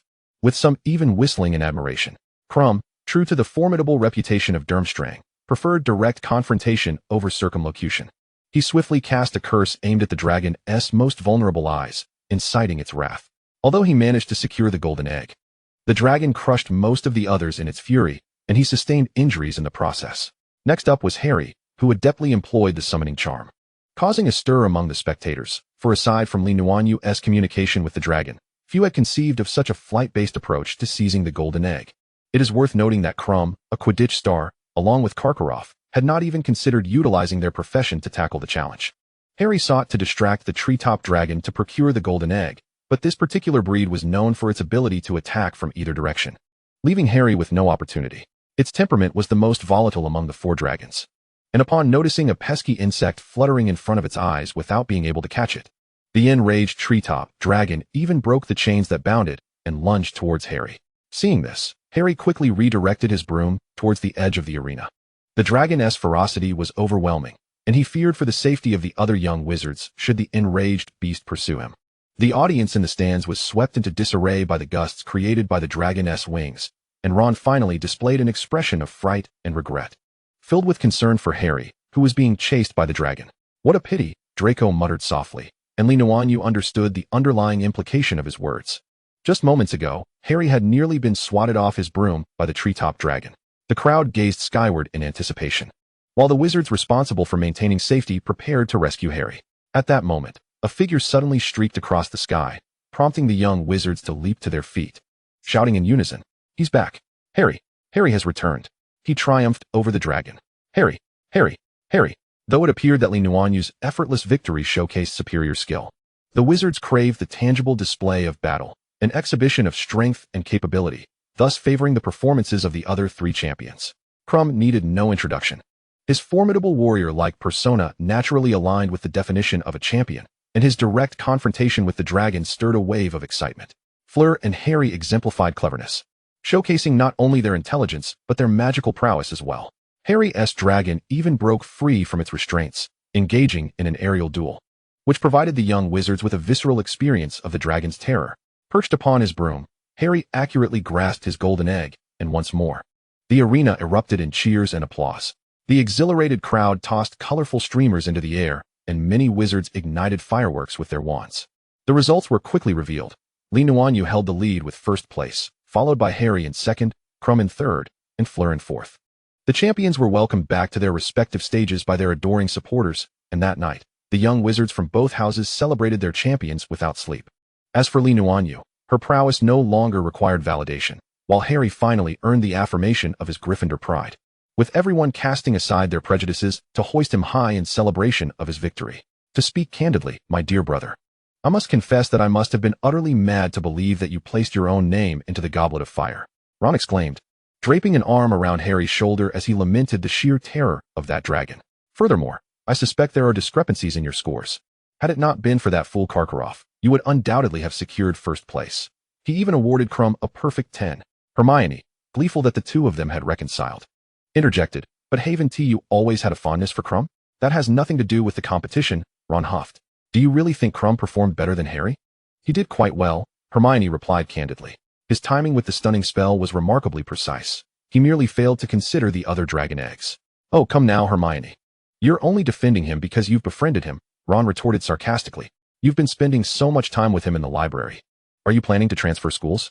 Hermione slammed her cup down onto the table. "What do you mean, Ron? Crumb is merely learning English from me." "Huh? Why learn English from you? Doesn't Hogwarts boast other professors?" Ron scoffed. "That's because he wishes to communicate normally with Luna, and Luna is my friend." Hermione's face turned pale with indignation. "But Luna hardly ever spends time alone with Crumb. It's you who's always with him." Ron raised his voice. "You're such a jerk, Ron," Hermione snapped, turning on her heel to storm back to the dormitory. Harry, helplessly watching his two friends quarrel, finally interjected, Ron. It was Luna who asked Hermione to teach Crumb English. You know she has been too busy with the competition lately. Harry, you're woefully lacking in self-preservation, Ron asserted. Pounding the table. You and Crumb are rivals. What if he learns your secrets through her? Perhaps that's why Luna doesn't spend time with Crumb. Harry forced a laugh. Ron, you're overthinking this. I believe Hermione is simply making a new friend. Ron scoffed, unwilling to relent in his dissatisfaction with Hermione's actions. Harry could only silently observe Ron's accusations of Hermione's betrayal and disloyalty to their friendship. They had only just reconciled, and he had no desire to argue at such a moment, especially knowing Ron would not be receptive to his words. Hey Harry. Hey Ron. The twins appeared just in time, brandishing Harry's golden egg. What are you up to? Come see your prize. Oh indeed. Harry was immensely grateful for the twins' timely interruption, which effectively curtailed Ron's incessant rambling. Come on, Ron, let us see what's inside. Curiosity piqued. Ron leaned closer to Harry, and the young Gryffindors quieted, awaiting Harry's opening of the golden egg. With a crack, the egg was opened, unleashing a heart-wrenching scream that sent the young lions shrieking and clutching their ears. Harry quickly shut the egg, his face ashen. Merlin's trousers. What on earth is that? Ron shouted, covering his ears. It sounds like some sort of singing. Percy makes similar noises every time he showers, one of the twins quipped. Perhaps Harry should ambush him while he's bathing. The twins erupted in laughter, teasing Percy, who, infuriated, began to chase them around the common room, plunging the scene into chaos once more. My ears are ringing, Ron exclaimed, rubbing his ears. Harry, what do you make of this? What sort of clue is this? Harry shook his head, unable to fathom what the sound could signify, and he dared not open the egg again. Perhaps we could inquire of Luna? Ron suggested tentatively. Didn't you just say we're all rivals? Harry replied, exasperated by his friend's double standards. Luna is our friend, and she attends the same school. It's entirely different. Ron argued persuasively. Furthermore, I'm merely suggesting we ask. If she is unwilling to share, then so be it. We shall find another way. We should first ponder the clues ourselves, or discuss it with Hermione. Harry declined Ron's proposal. Ron shrugged, choosing not to press the matter further. Chapter 19, Rumors and Dance Lessons. Just days after the fervor of the first task had subsided, Hogwarts was once again engulfed in a wave of rumors. This time, the breadth and depth of the gossip were unprecedented. Smack, smack. The sound of newspapers being slammed onto tables echoed through several houses. Miss Hermione Granger of Gryffindor exclaimed with a tone sharp enough to bite. I can scarcely believe it. Look at what she has written this time. Harry had been surreptitiously glancing at Nuanyue when he noticed Draco seething over something. He had already torn his newspaper into shreds, while Nuanyue continued to chuckle nervously, oblivious to the unfolding drama. Startled by Hermione's outburst, Harry reflexively turned. What? Rita Skeeter, that old hag. Hermione's grip on the newspaper tightened, while Ron nearly buried his head in his plate. The ordinary yet ambitious Miss Granger appears quite enamored with the renowned young wizard. According to reliable sources, her latest quarry is none other than the famed Quidditch player, the muscular Victor Crumb from Bulgaria. It remains to be seen how Harry will respond to this blow. Hermione read with a mix of indignation and incredulity. She seems to imply that Crumb is infatuated with another competitor from Slytherin, namely Lee, she continued, glancing at Harry. And our savior, Mr. Potter, seems intent on pursuing a romance with Miss Lee to mend his wounded heart. Alas, our Mr. Potter is unaware that he is heading toward yet another romantic disaster, for, as I have been informed, Miss Lee possesses even greater ambition than Miss Granger. Meanwhile, at the Slytherin table, Pansy picked up another newspaper that had been cast aside, which spared her from the wrath of Draco. Miss Lee, with her beauty surpassing even that of the most charming of witches, has the Hogwarts boys wrapped around her finger, including 2 young lords from ancient noble families who serve as her devoted admirers. According to an unnamed Slytherin lady, she has evidence to prove that Miss Lee's popularity stems from her illicit experiments with love potions. Wow, Daphne exclaimed, feigning surprise. Is that true? Luna, if you succeed, could you send me a bottle? Nuanyue flashed her a dazzling smile. Daphne, your behavior is increasingly reminiscent of Blaise. Goodness. I had no idea Rita Skeeter possessed such literary prowess. She has managed to twist the Triwizard Tournament-esque coverage into something resembling a romance novel, albeit a third-rate one. Pansy scoffed. Clearly, these 2 young lords are none other than Draco and Theodore. It seems she is quite astute not to name them directly. Draco she portrays as a lovesick fool, while Theodore is depicted as a dimwit ensnared by love potions. Look here, Blaise interjected, seated across from Pansy, who had just noticed the content on the back of the newspaper. She dares to insinuate that Professor Snape shows undue favoritism toward certain students, thus placing these 2 noble heirs in peril. Are you suggesting that the professor is also complicit in brewing love potions? Nuanyue stared at the starry ceiling, yawning out of boredom. How unfair. I was once a victim of love potions, you know. I shall inform my father. He will not let that woman, who only spins fanciful tales, go unpunished. Draco pounded the table in anger. And you too, Luna. Nuanyue forced a laugh. This has nothing to do with me. It's that woman who's fabricating lies. She's clearly retaliating against me for scolding her during the first task. Draco fixed her with a piercing gaze. Didn't you always boast of being haughty and aloof? Might you not adopt such a demeanor to deter those insufferable sycophants who daily covet your attention? If you deny them the opportunity, that lunatic Rita Skeeter would have far fewer scandals to pen. Draco, I believe this is not merely a matter of attitude. Blaze interjected with a chuckle. Theodore is already sufficiently aloof, yet he still attracts numerous admirers. Take, for instance, that certain unnamed lady of Slytherin. Who do you suppose she might be? Millicent, that wretched creature. Daphne spat, her pride manifesting in a string of curses as she turned to scour the Slytherin table. She's absent today, otherwise, I would have smeared pumpkin pie across her face. Pansy calmly sliced her cake. TSK, women are truly terrifying, Blaze teased, only to be met with a sharp twist from Daphne, eliciting a pained expression from him. Suddenly, laughter erupted from the Gryffindor table. The group turned to see Ron standing there, bemused, clutching an article of clothing, while Hermione and Ginny regarded it with expressions of sheer disbelief. By Merlin, what is that? Why did the Weasley patriarch send him their great-grandmother's dress? Daphne, ever the fashionista, could hardly contain her outrage. Ha! Draco laughed heartily, clutching his abdomen. It must be for the ball. The Weasleys have indeed fallen to such depths. Does that ginger-haired mole intend to don women's attire? The ball. Pansy and Daphne, still oblivious to the details, shifted their focus to Draco. Ahem! Draco relished the attention, declaring loudly, "It was my father who informed me that the traditional Yule Ball will be held this Christmas as part of the Triwizard Tournament." Oh, Merlin's foul socks. You ought to have told me sooner. Daphne exclaimed, rising in a panic. I haven't bought a new gown. I am utterly at a loss. My dear, you would look lovely in anything, Blaze consoled, patting her hand.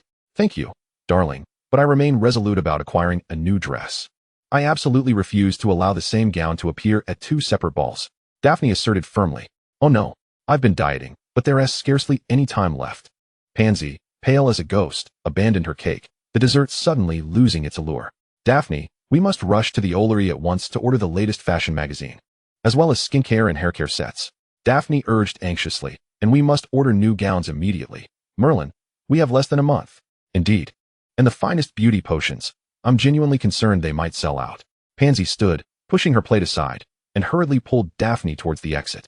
The boys gaped as the two rushed out of the hall, while the other Slytherin witches soon followed suit, whispering amongst themselves before making their exit.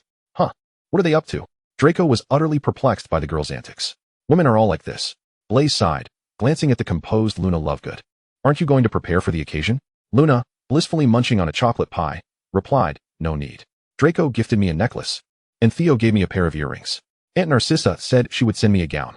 Compared to the girls around me, you hardly resemble a noble maiden. Blaze remarked, shaking his head in disbelief. Every ball, the noble girls meticulously select their gowns, striving for perfection in every strand of hair. Who behaves so casually as Luna? Though she possesses the charm to pull it off, Blaze mused that even if Luna wore nothing but a dormitory curtain, she would still outshine everyone. I've prepared a hairpiece. Originally intended as a Christmas gift, but it seems quite suitable for the ball, Theodore suddenly chimed in. I have also procured a splendid brooch, Draco added, unwilling to be outdone. You shall be the most enchanting girl in attendance. Oh, if it were up to me, I wouldn't allow Luna to steal the spotlight, Blaze whispered. Draco and Theodore exchanged knowing glances before simultaneously turning away. Oh dear, the atmosphere is growing tense, Blaze murmured under his breath. News of the ball quickly spread throughout the school. Professor McGonagall promptly initiated a course to instruct the young witches and wizards in the art of dance. Naturally, the noble youths required no such lessons. Dance was a fundamental aspect of their education, but for the ordinary young wizards, particularly those like the Weasleys, it was indeed essential. The Christmas ball is a cherished tradition, established since the inception of the Triwizard Tournament, to be celebrated on Christmas Eve. We and our guests shall gather in the Great Hall, reveling in merriment while maintaining decorum. Professor McGonagall addressed the boys and girls seated on either side. As representatives of the hosting house, I expect each of you to present your finest selves, for the most crucial aspect of the ball is, indeed, the dancing. A murmur of astonishment swept through the young wizards as they began discussing amongst themselves. Silence. Professor McGonagall raised her hand. Hogwarts is renowned as the premier magical academy. I shall not permit you to tarnish its honor with unbecoming behavior. No chatter, no jumping about, and certainly no disgraceful antics. Recite her words quickly. No chatter, no jumping about, and certainly no disgraceful antics. The twins in the corner began to repeat her admonition in rapid succession, erupting into laughter. Isn't that akin to a tongue twister, as Luna would say? Oops, bit my tongue. The commotion from the twins failed to disturb Professor McGonagall, who elegantly extended her arms. Within every girl lies the slumbering spirit of a swan, yearning to soar with passion. Within every boy resides a lion, eager to leap forth. Mr. Ron Weasley, please step forward, McGonagall called out, her gaze landing on Ron, who was whispering with Seamus. With a sheepish expression, Ron approached, eliciting quiet chuckles from Harry and the others. Now, young lady, Lee, would you kindly join me? McGonagall requested. My honor, Luna replied as she gracefully rose to join her. Now, Severus. McGonagall turned her attention to the man lingering in the shadows. Miss Lee is now in your care. Snape approached slowly, his customary chill enveloping the room, even silencing the playful banter of the young witches and wizards. McGonagall nodded in satisfaction. Now, Mr. Weasley, please place your hands upon my waist. Where? Ron inquired, utterly bewildered. My waist. McGonagall gestured with her eyes, prompting Ron to awkwardly place his hands on her waist. Luna stepped forward with grace, placing her left hand on Snape's shoulder, whispering, Severus, do smile, we are dancing after all. Snape shot her a cold glance before encircling her waist with one arm, extending his other hand for her right hand to rest upon. As Filch initiated the music, McGonagall began to dance with Ron, counting 1, 2, 3, 1, 2, 3. Though Luna had never danced a Western waltz, Snape surprisingly exhibited remarkable skill, effortlessly guiding her to the appropriate positions and rhythm. Wow, Severus, you possess a talent for dancing. Luna exclaimed, genuinely astonished as she felt light as a feather, entirely led by Snape. Yet it appears you lack such aptitude, Snape retorted, a hint of disdain in his tone as he skillfully dodged Luna's foot. Aha, Luna chuckled awkwardly, perplexed as to why she moved with such finesse in a duel, yet felt akin to a clumsy zombie while dancing. Mind the rhythm, Snape warned, his brow furrowing in disapproval. Severus, Luna suddenly brightened, leaning closer. I've just had an idea. Would you be my partner for the ball? Professor Snape paused momentarily, and in that brief cessation, Nuanyue inadvertently stepped on his foot. Snape silently lowered his gaze to observe the unmistakable footprint on his shoe, then raised his head to address the embarrassed young lady with a frosty indifference. Please allow me to decline. Ah. Nuanyue continued to chuckle awkwardly, then unconsciously stepped on Snape's foot once more. The chill emanating from Snape intensified, and the surrounding young wizards dared not approach, feeling as though the pair were engaged in a duel rather than a dance. Chapter 20. Harry and the Ball Invitation. For the first time, Harry became aware of the multitude of girls at Hogwarts and realized how much they enjoyed congregating in groups. Oh, when girls gather together, it's impossible to invite anyone individually. Ron leaned against a stone pillar in the corridor, his eyes fixated on the passing girls. Ah, is that so? Harry replied absently. Harry, if you can battle dragons, you need not worry about attracting girls. You are a hero. Ron turned to Harry. I would rather face dragons, Harry responded, glancing towards the end of the corridor where a group of Slytherin girls was laughing as they approached. Not seeing the person he hoped for, Harry turned back to Ron. Disappointment etched on his face. What about you? Who do you plan to invite? Oh, I haven't decided yet, Ron admitted, seeming somewhat anxious, especially as a group of Beauxbatons girls gracefully passed by him, causing his face to nearly flush crimson. The news of the ball ignited a fervor among the young wizards, with nearly everyone discussing dresses, makeup, and partners. This excitement escalated to the point where even Ron began to fidget restlessly. Hey, I say, if this continues, we might end up being the only ones without partners, Ron whispered to Harry during study hall. His head was sharply turned back by Professor Snape, who was patrolling from behind. Once Snape had moved away, Ron couldn't help but tease, at least we still have Neville, otherwise, we'd be utterly embarrassed. But Neville can dance by himself, Harry recalled, chuckling at the thought of Neville practicing his dance moves alone in the dormitory. Oh, come on. Neville has already found a partner, Hermione interjected without mercy from the adjacent table. Great. Now I feel even more disheartened, Ron lamented. A crumpled paper ball struck Ron, and upon unfolding it, he saw it was a note from his brother, Fred. Action speaks louder than words. Ron glanced at Fred and scoffed quietly. What about you? Who are you going with? Fred smirked. Of course, the best choice. We're going to invite Luna. But there are just 2 of you, Ron began, only to be interrupted again by a sharp reprimand from Snape. Rubbing his head, Ron turned to Hermione and said, Right, Hermione, you are a girl. Oh, your eyesight is commendable, Hermione retorted with a smirk. Choose someone. I and Harry. Ron feigned calmness. Boys are fine. But it would be quite pitiful for a girl to attend the ball alone. I won't be going alone. Someone has already invited me. Hermione said indignantly as she stood up to submit her assignment to Professor Snape, returning to her desk with her book, looking down at Ron. And I have accepted. She must be lying, right? How could anyone invite her? Ron said incredulously, though subconsciously, he harbored feelings for Hermione. Yet he did not regard her as someone capable of attracting boys. Oh, perhaps. Harry was still preoccupied with Fred's comment about inviting Nuanyue and hardly paid attention to what Ron was saying. Listen, Harry, we must find partners. Ron said vehemently. We need to secure partners by tonight when we return to the common room. All right, I agree. Harry finally resolved to invite Nuanyue. Simultaneously, both of their heads were once more pressed down onto the table by Professor Snape. Stepping out of the corridor, Harry immediately felt the biting cold. He donned his cloak and hurried towards the Ollery. The weather had been unkind lately, and Hedwig seemed a bit unwell. So he resolved to deliver some medicine to her first. Harry quickened his pace, bounding up the stairs, and at the corner, collided with a descending Cho-Chang. They both froze, attempting to yield to each other, yet ended up in an awkward dance of avoidance. Harry, Cho said, placing a hand on him and slipping past with a smile. Be careful going upstairs, it's icy up there. Oh, okay. Thank you, Cho, Harry replied. And just as he was about to leave, he suddenly turned back and called out, Wait a moment, Cho. Cho turned around, puzzled. What is it? Harry nervously rubbed his nose. Actually, I have a little matter to discuss. It's about the ball. Cho blinked, her smile softening. Harry, if I'm not mistaken. You like Luna, right? So you're not planning to invite me to the ball, are you? Harry's face flushed instantly. No, that's not it. I mean, I'm not inviting you, but I want to know about Luna's situation. Oh, Cho, you're of Chinese descent, so I completely understand. You wish to invite Luna, so you want to know her preferences or what to pay attention to, right? Cho said with an amused smile. But Harry, although I am of Chinese descent, to be honest, I have never been to China, so I'm not really acquainted with anything there. Oh, I see, Harry said, slightly crestfallen as he lowered his head. Sorry, Harry, I can't be of much help, but I believe that as long as you sincerely invite her. Cho's words trailed off as she looked towards the staircase where Luna was ascending. Harry, Cho, and Nuanyue were all taken aback to unexpectedly encounter one another.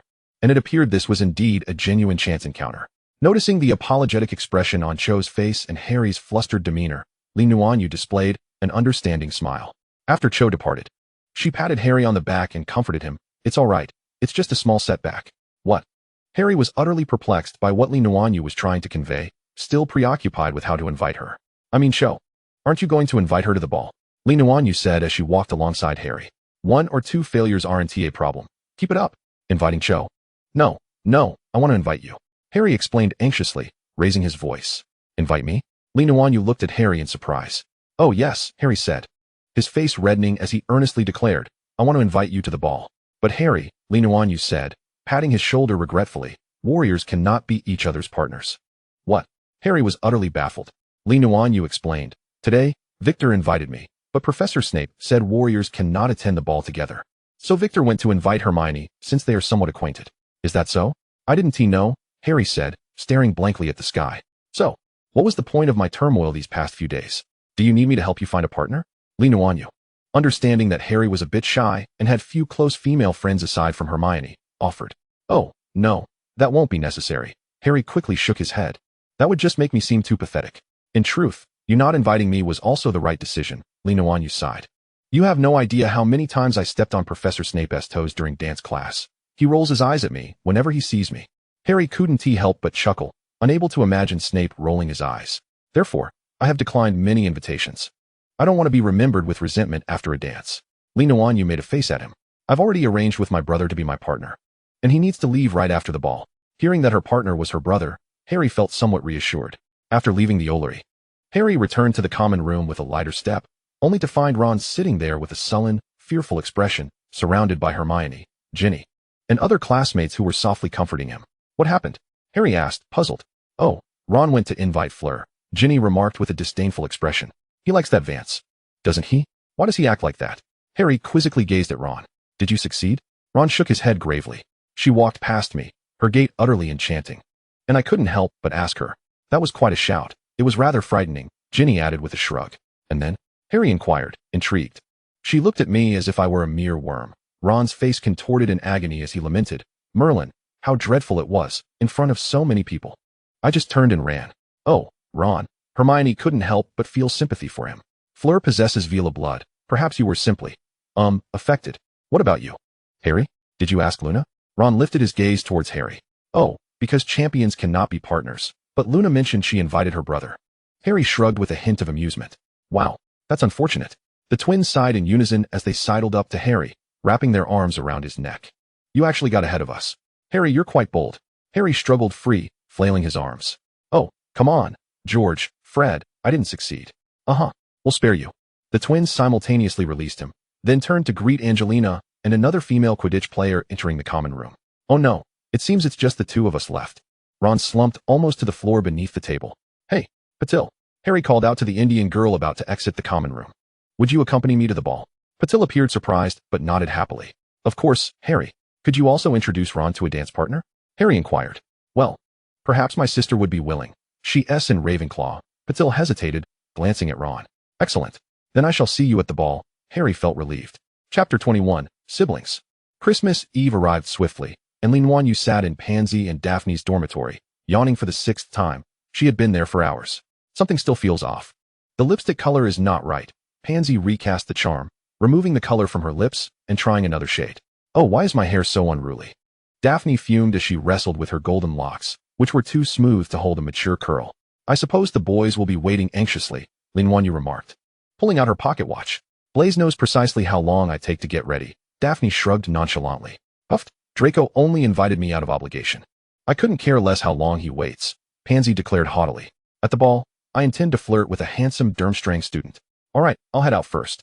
I fear my brother might burst in with his sword if I delay. Nuanyue stood and walked towards the door. Wait, Daphne exclaimed, looking at her in horror. Are you not wearing any makeup? And your hair is just left down? Pansy gasped in agreement. Is that not acceptable? Nuanyue felt as if they were regarding her as a defective product.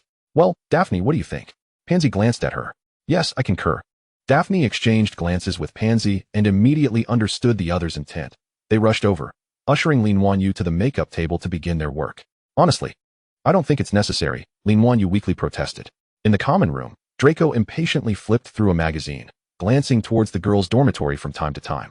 Blaise appeared relaxed, sipping a drink and reading, even offering Draco a comforting remark. No need to rush. Girls are always like this. I'm not anxious, Draco snapped, tossing the book aside.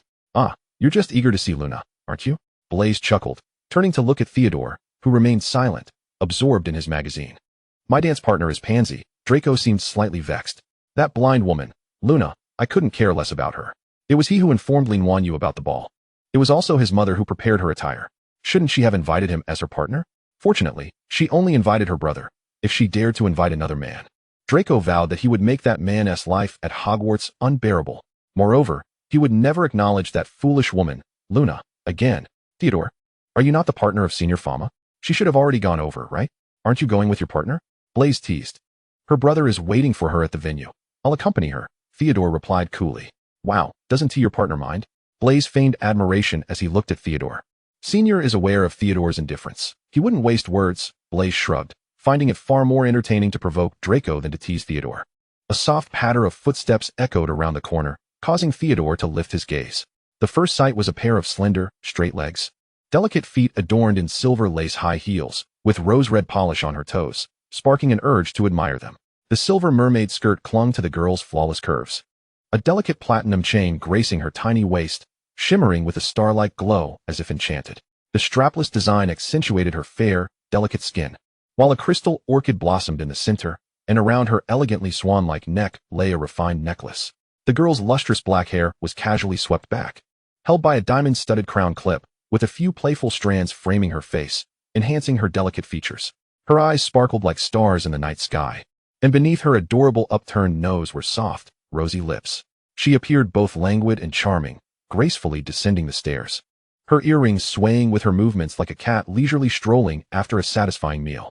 The radiance of the common room seemed to converge upon the girl as she beamed. I'm ready to go. Draco instinctively took a few steps forward, while Theodore strolled past him, gentlemanly extending his arm to link with hers. Draco. Pansy is likely to take a while, he thought, recalling the earlier torment he had endured before the mirror, causing a shiver to run down his spine. Your dress. Draco gazed with a conflicted expression at Nuanyue's back, where a small V-shaped cut revealed her flawless spine. You'll catch a chill dressed like that, Draco grumbled, biting his teeth as he removed his jacket and draped it over her shoulders. Had he known his mother chose such attire, he would never have allowed Nuanyue to wear it. He could already envision how many would stare at her chest and back. Suddenly, Draco contemplated returning to his dormitory to grab his wand. If he encountered any impertinent fellows, he'd be sure to cast a few unpleasant curses. Oh, that curse on Crumb for eyeing her was a splendid choice. Are you alright, Draco? It's a bit chilly outside. Nuanyue observed as Draco wore only a thin white vest beneath. I'm fine. Draco's cheeks flushed as he averted his gaze. After the opening dance, you must dance one with me. You can return the dress then. Absolutely. As long as you're willing to part with your shoes and your feet. Nuanyue made a playful face at him, slightly diminishing her enchanting allure. Huh. The Malfoy family isn't lacking a few pairs of shoes. Draco resumed his haughty demeanor. You all should leave now. We'll meet in the hall shortly. Theodore cast a glance at the coat draped over Nuanyue's shoulder, but ultimately chose silence as he escorted her away from the lounge. Accompanied by Theodore, Nuanyue approached the vicinity of the Great Hall. Almost every young wizard, upon seeing her, regardless of gender, paused in their tracks or conversations, their eyes widening in wonder at the girl who shone as brightly as the moon. You seem quite accustomed to such attention, Theodore remarked, initially concerned that she might feel uncomfortable under their gaze, given how striking she was, having attended similar gatherings back home. I was much younger then and didn't dress up or dance. It is still somewhat fresh for me, Nuanyue replied, having grown accustomed to the scrutiny of others over the years, though now those glances were imbued with a more fervent admiration. So, this could be regarded as your first formal social ball, Theodore chuckled. Well, one could say that, Nuanyue shrugged helplessly. If I still can't learn how to dance, this might very well be my last ball. If I were to step on my father's business partner's toes, he would go bankrupt. Theodore pressed his lips together, lifting a strand of her hair. No, even if it's just strolling with you on the dance floor, I find it to be a delightful experience. His ocean blue eyes, at that moment, appeared filled with sunshine, intoxicating in their allure. Nuanyue gazed into his eyes, feeling a sudden hint of shyness. Theodore, I thought you wouldn't learn the Bresson style. He chuckled. You know, I only speak the truth to you. Of course. Hence, you are the one I trust the most. Nuanyue playfully nudged his shoulder, her tone affectionate. We must remain lifelong friends, and you must never lie to me. Theodore smiled, I swear it. At the entrance of the hall, Li Shaoling awaited her. He was clad in a simple yet elegant suit. Yet he stood out in the crowd with an air of distinction. Theodore handed her over to Li Shaoling before venturing into the hall to seek his dance partner. You look quite presentable today, Li Shaoling remarked in surprise. Are you implying that I typically don't look presentable? Nuanyue squinted at him. I'm wearing high heels. Would you care to experience the sensation of being stepped on? Huh, that's why I said you only look decent on the outside, Li Shaoling retorted. Nuanyue resisted the impulse to retaliate, as several other champions gathered around. Merlin, you are truly beautiful. Fleur exclaimed first, having never encountered anyone who could rival her beauty. You look splendid, Crumb added. Harry nodded in agreement, his astonished expression betraying his admiration. Thank you. You all look fantastic today, Nuanyue responded graciously. By the way, where's Hermione? She should be arriving soon, Crumb observed, glancing towards the staircase. Indeed, a girl in a flowing gown approached. Oh, she looks quite different today, Padma exclaimed in astonishment. Although Hermione's appearance could not compare to Nuanyue's, the contrast between her usual self and her current form was striking, providing a significant visual impact.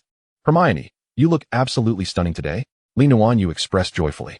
Luna, you are the most beautiful one, Hermione blushed, linking her arm with Crumb's. Delighted and excited to be dressed like a princess for the first time. As the doors swung open, the champions led their partners into the ballroom. Required to initiate the opening dance, Nuanyue and Shaoling began waltzing.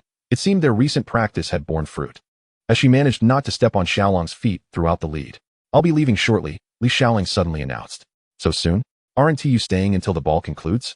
Nuanyue raised her head in surprise, inadvertently stepping on Xiaolong's foot.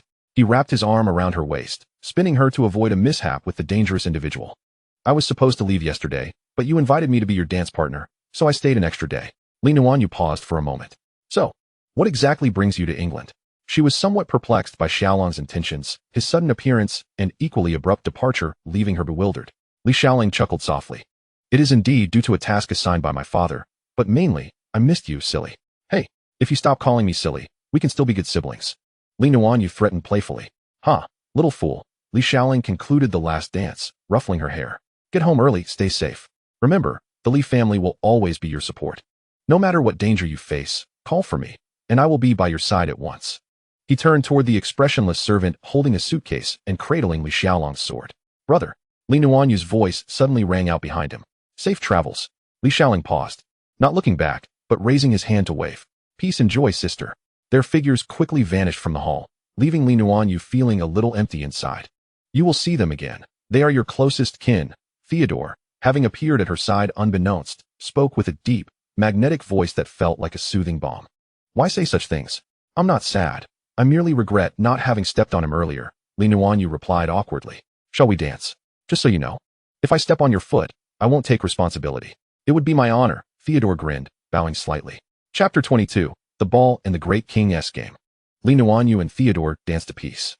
Compared to Li Xiaoling and Professor Snape, Theodore was evidently less agile, and after Li Nuanyue had unceremoniously stepped on his feet thrice, they finally concluded their dance and retreated to rest. So, is this a buffet today? Li Nuanyue picked up a menu placed on the table, examining it. This is fun.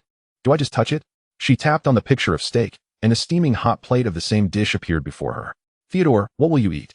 Li Nuanyue was enjoying herself. This system was reminiscent of a tablet ordering mode. Whatever, Theodore replied, smiling softly as he observed her revitalized spirit. They ordered steak and lamb chops, and after finishing her meal, Li Nuanyue intended to get another piece when Draco caught her attention. This is a ball for champions. And yet you're still here eating? Draco stared incredulously at her plate. Not many women come to such a ball just to eat, you know. Pansy only had a few candies before coming out to slim down her waist. Then I can only wish her luck in not fainting, Li Nuanyue retorted. More incredulous than Draco, Pansy's determination to lose weight is astounding. For days, she has hardly eaten anything, just a few slices of whole wheat bread and a piece of fruit for her daily intake. Luna, have you forgotten something? Draco scoffed, crossing his arms as he looked at her. No, weren't we supposed to dance together? Li Nuanyue quickly shoved a piece of chocolate into her mouth. Come on, let us start dancing. She suddenly found herself quite fond of dancing. The sensation of stepping on toes was oddly addictive. They chose a lively dance tune, which contributed to Draco's displeased expression from the outset. I have reason to suspect you are doing this on purpose, he remarked, the footprints on his shoes glaringly evident. And not just one, but in an orderly, overlapping pattern. I swear I didn't. Li Nuanyue interlocked her middle and index fingers as a sign of oath, genuinely trying to follow the rhythm and dance properly, yet she simply couldn't find the right places to land her feet. Hey, once again stepped on. Draco began to feel agitated. Suddenly, he forcefully pulled Li Nuanyue into his embrace, his gray eyes fixed intently upon her, attempting to discern whether she was deliberately playing a prank. Draco, I've just thought of a way, Li Nuanyue exclaimed, her eyes brightening as she swiftly removed her shoes and tossed them aside, then placed her bare feet atop Draco's, declaring, this way. I can certainly keep pace with you without stepping on your toes. Li Nuanyue's movements brought her flush against Draco, who merely had to lower his gaze to catch a fleeting glimpse of her chest. I've already told you to be careful, Draco growled softly. His face and ears flushed a rosy hue, his gaze wandering, daring not to meet the eyes of the girl in his arms. Hurry. This is my first time doing this. I've only seen it on television before. Li Nuanyue was brimming with enthusiasm, treating it as a game, utterly oblivious to the turmoil within the boy. Draco was an adept dancer, his tall frame enveloping the girl perfectly in his arms. With him leading, Li Nuanyue felt as though she were floating, her feet barely lifting from the ground, a sensation that made her laugh joyfully. A smile gradually appeared on Draco's previously tense face, his arms wrapped securely around her waist, as if to embed her into his very being, causing the surrounding young wizards to gaze in awe. In truth, rumors often reached the ears of those involved only at the very end. Thus, Li Nuanyue remained largely unaware of the gossip surrounding herself, Draco, Theodore, and even Harry and the twins. On the other hand, the subjects of such rumors were reluctant to clarify the truth, as what bystanders observed merely fueled further speculation, allowing the rumors to escalate. Oh, Pansy, what are you doing here? Blaise, escorting Daphne, spotted Pansy gazing at the dance floor with an odd expression. I'm waiting for a gentleman from Durmstrang to bring me a drink, Pansy replied haughtily, gesturing toward the dance floor. This time, Draco seems to have his wishes fulfilled. But since I've been seated here, I've already heard no less than 5 so-called credible accounts regarding how I was supposedly the third wheel and subsequently cast aside. If I recall correctly, you've never been with Draco, Blaise remarked, amusement dancing in his eyes as he watched Pansy feign calmness. Indeed. Hence I wish to sit quietly here and see what other stories they concoct, Pansy huffed, glancing toward a group of younger girls nearby, giggling and whispering. Moreover, that scoundrel Draco is being excessively ostentatious. Though I never intended to dance with him, his current behavior is rather over the top. He seems eager to announce to all the other boys that they have no chance. Daphne settled beside Pansy, watching the two on the dance floor. The platinum-haired youth wore an uncharacteristic smile. More often than not, the Draco they encountered was proud and disdainful, with his smiles typically tinged with sarcasm or mockery. It seemed that today was the first time they witnessed Draco's genuine smile. Honestly, I sometimes envy Luna. Pansy rested her chin on her hands, her gaze misty as she either observed the enchanting couple on the dance floor or contemplated her own future. So do I, but regrettably, we shall never be Luna. We are green grasses and Parkinson's. Daphne gently stroked her friend's long hair, always the clearest-headed among them. My dear, you too shall be Zabini. Blaze wrapped an arm around her waist, though his smile bore a hint of self-deprecation. Yes, I shall also be a Zabini, Daphne sighed softly. Yet she would never merely be Daphne. May I suggest, ladies, that we avoid discussing such somber topics? Blaze interjected, a smile gracing his lips as he sought to dispel the awkward atmosphere. It's all Luna's fault, so we should punish her, right? Blaze remarked mischievously, eyeing the merrily playing girl in the distance. Oh, Pansy, what do you plan to do? Just so you know, don't take it too far. Of course not. I am quite the gentleman when it comes to girls, Blaze grinned slyly. I merely discovered something amusing while being interrogated by Luna's fearsome brother. As the dance concluded, Draco intended to escort Luna to the lounge, but was abruptly intercepted by two red-haired figures. Little Snake, good evening, they greeted. Luna, we've been waiting for you. The twins, clad in contrasting black and white attire, were easily distinguishable this time. Draco instinctively shielded Nuanyue, bristling like a hedgehog as he faced the Weasley twins. You'd best clear out before I lose my temper. Wow, isn't that Malfoy? Isn't your father absent? Ah, a child who cannot speak without his father. Is it? The twins delighted in provoking others, particularly Slytherins. Draco's expression darkened, yearning to cast a few hexes upon them. Yet regrettably, his wand was absent. And his lackeys, Goyle and Crabbe, seemed to have vanished into the feast. Did you come to dance with me? Nuanyue hastily tugged Draco behind her as tensions escalated. Of course. Absolutely, the twins affirmed. I refuse, Draco declared loudly, his grip tightening around Nuanyue's wrist. Oh, are you Little Snake's dance partner? Oh. It seems someone is oblivious to the situation. The twins narrowed their eyes, preparing for a confrontation. Wow, it's quite lively here, Blaze suddenly appeared, his demeanor amicable despite the charged atmosphere. Today is a ball, let us not spoil the mood. Another Slytherin snake. This one is even more cunning, the twins remarked, regarding Blaze, who remained unfazed, continuing to wear his polite smile. Luna has been dancing for quite some time. I trust you all wouldn't want her to tire out. Would you? Let us take a break over there and play a little game, he suggested, gesturing toward Pansy and Daphne's direction. Of course, on this special day, we also welcome Luna as friends, even if they are Gryffindors. Draco furrowed his brow, clearly taken aback by Blaze's words. Draco, you too wish for Luna to be happy, don't you? Blaze offered a calming glance, but Draco remained frowning, yet did not prevent it. Game. Trap. The twins exchanged glances, grinning simultaneously. We love those. Thus, as they approached the refreshments table, the group was comprised of Slytherins, Draco, Blaze, Theodore, Pansy, Daphne, and Nuanyue, alongside Gryffindors, the twins, Harry, Ron, and Hermione, who had followed after sensing trouble. Ah, this scene feels oddly familiar, Nuanyue mused, stroking her chin. Last year during the New Year's celebration. It was the only time students from both houses had gathered so harmoniously, albeit under the watchful eyes of Sirius and Lupin. But now, Nuanyue glanced back, pleased to see Sirius and Professor McGonagall dancing joyfully, while Snape was conspicuously absent, leaving one to wonder if he had even arrived. Blaze had already drawn his wand, tapping the table, which then displayed a deck of Muggle playing cards. A very simple game, the Great King game, Blaze said with a smile. What? Nuanyue exclaimed, staring at Blaze. Wait, how do you know about this? Your brother informed me that Blaze lowered his head and leaned towards her ear, suggesting that it would be better to settle the matter with this game rather than allowing them to quarrel. Nuanyue squinted as she scrutinized Blaze, harboring suspicions that he might be plotting against her, though she possessed no concrete evidence. So are we playing or not? Blaze wore an expression that conveyed his distress at her doubts. Let's play, she replied, lamenting the absence of sleeves, for otherwise she would have already rolled up her sleeves and engaged wholeheartedly. Chapter 23, Nuanyue and her unfortunate gambling luck. The game of the Great King is deceptively simple. Each participant draws a card, one of which contains a joker.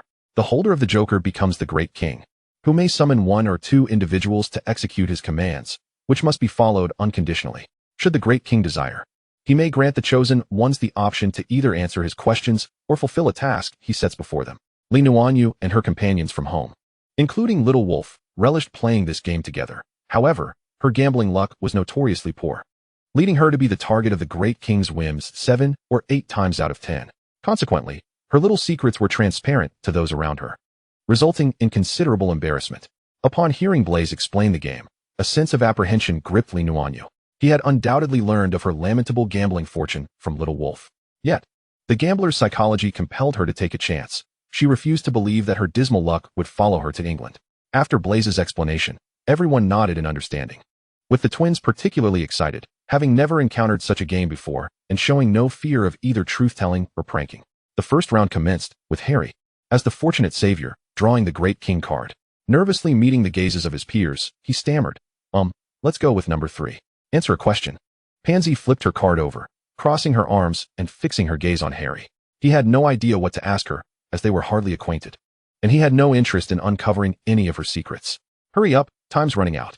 Blaze chuckled, placing an hourglass on the table, warning that exceeding the time limit would forfeit the Great King's power. All right then. Harry glanced at Draco and suddenly inquired, "Who was your first love?"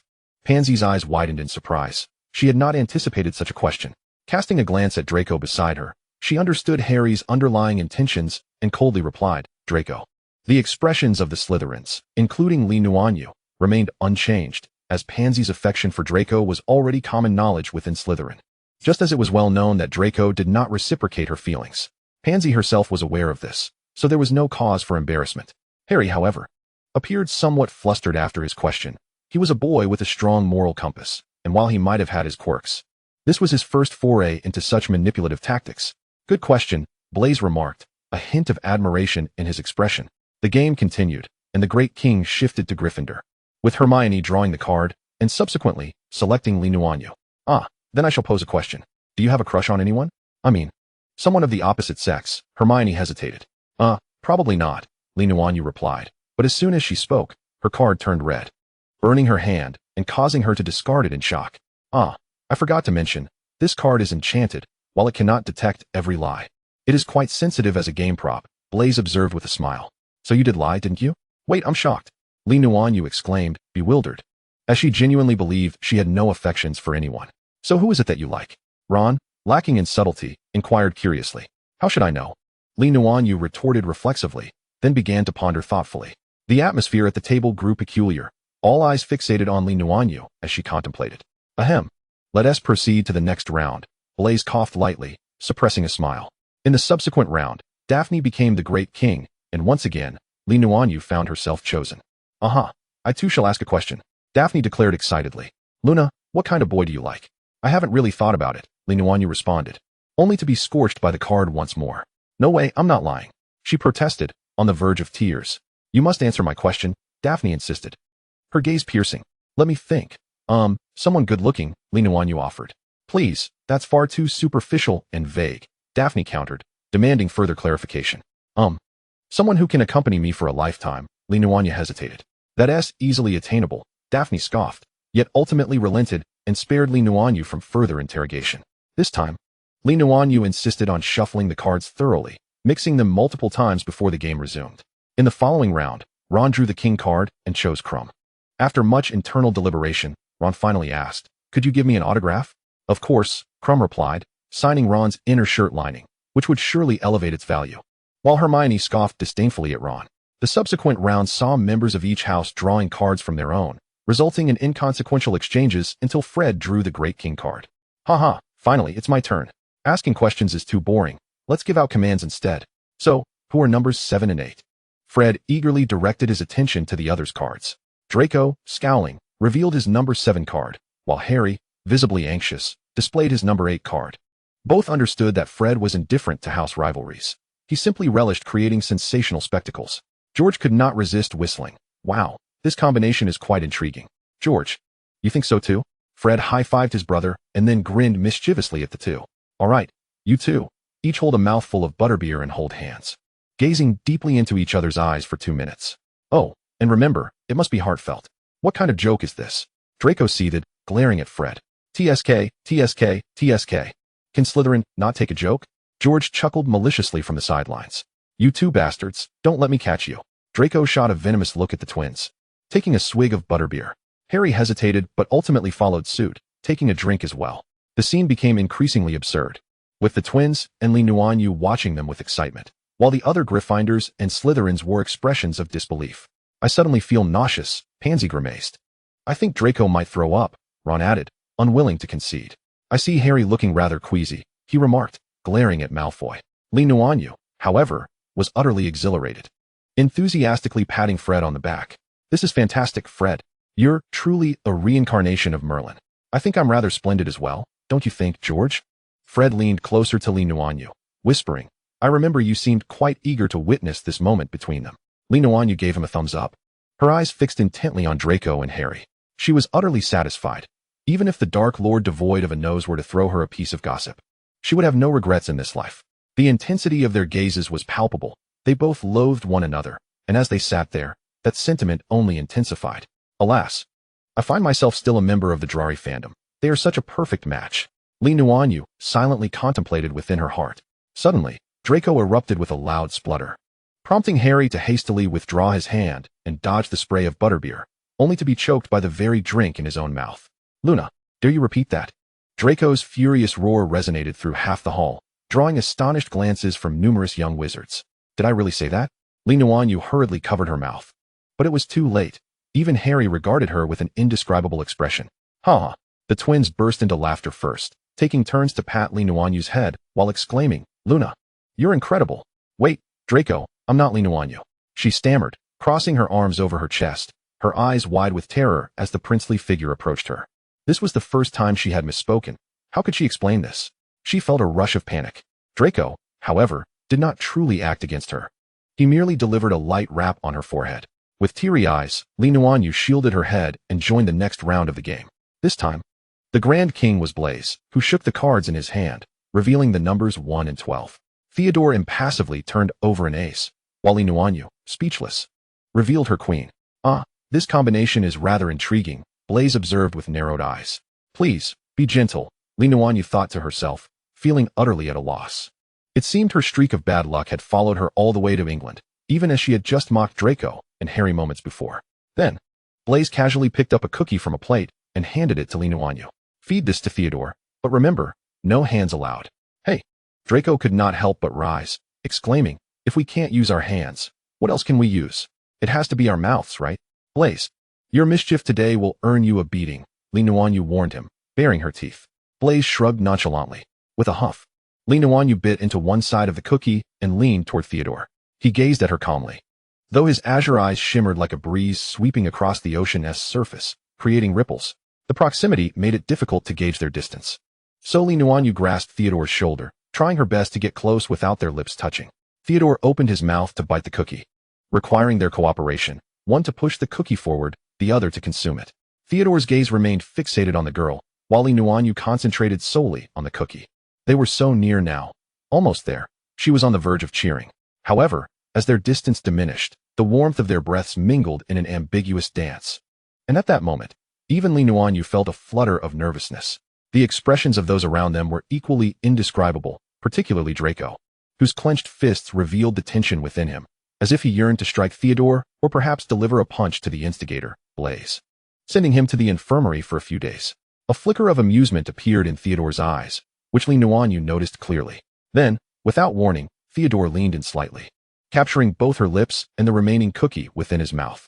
Oh, Daphne and Pansy gasped in astonishment. Theodore quickly withdrew, returning to his seat as he swallowed the cookie, using his fingers to dab at the corners of his lips, a cold yet dangerous smile gracing his features, which somehow exuded sweetness. Chapter 24, Christmas Gifts and Confessions. Theodore's demeanor was remarkably composed, and that smile vanished as swiftly as it had appeared. Pansy and Daphne exchanged glances, suddenly realizing that the most astute and cunning among them might just be Theodore, who typically remained silent. Li Nuanyue touched her lips, still feeling the lingering warmth of the encounter. You have cookie crumbs at the corner of your mouth. A long, elegant hand pressed a white handkerchief imbued with the scent of fur against Li Nuanyue's face, vigorously wiping her mouth, which caused her to grunt in discomfort. Stop, stop. If you wipe any harder, you'll take my skin off, she protested, halting the onslaught, only to find her lips and delicate chin reddened and swollen. Apologies. I didn't realize my strength. Draco offered an insincere apology, his gray eyes glinting with coldness.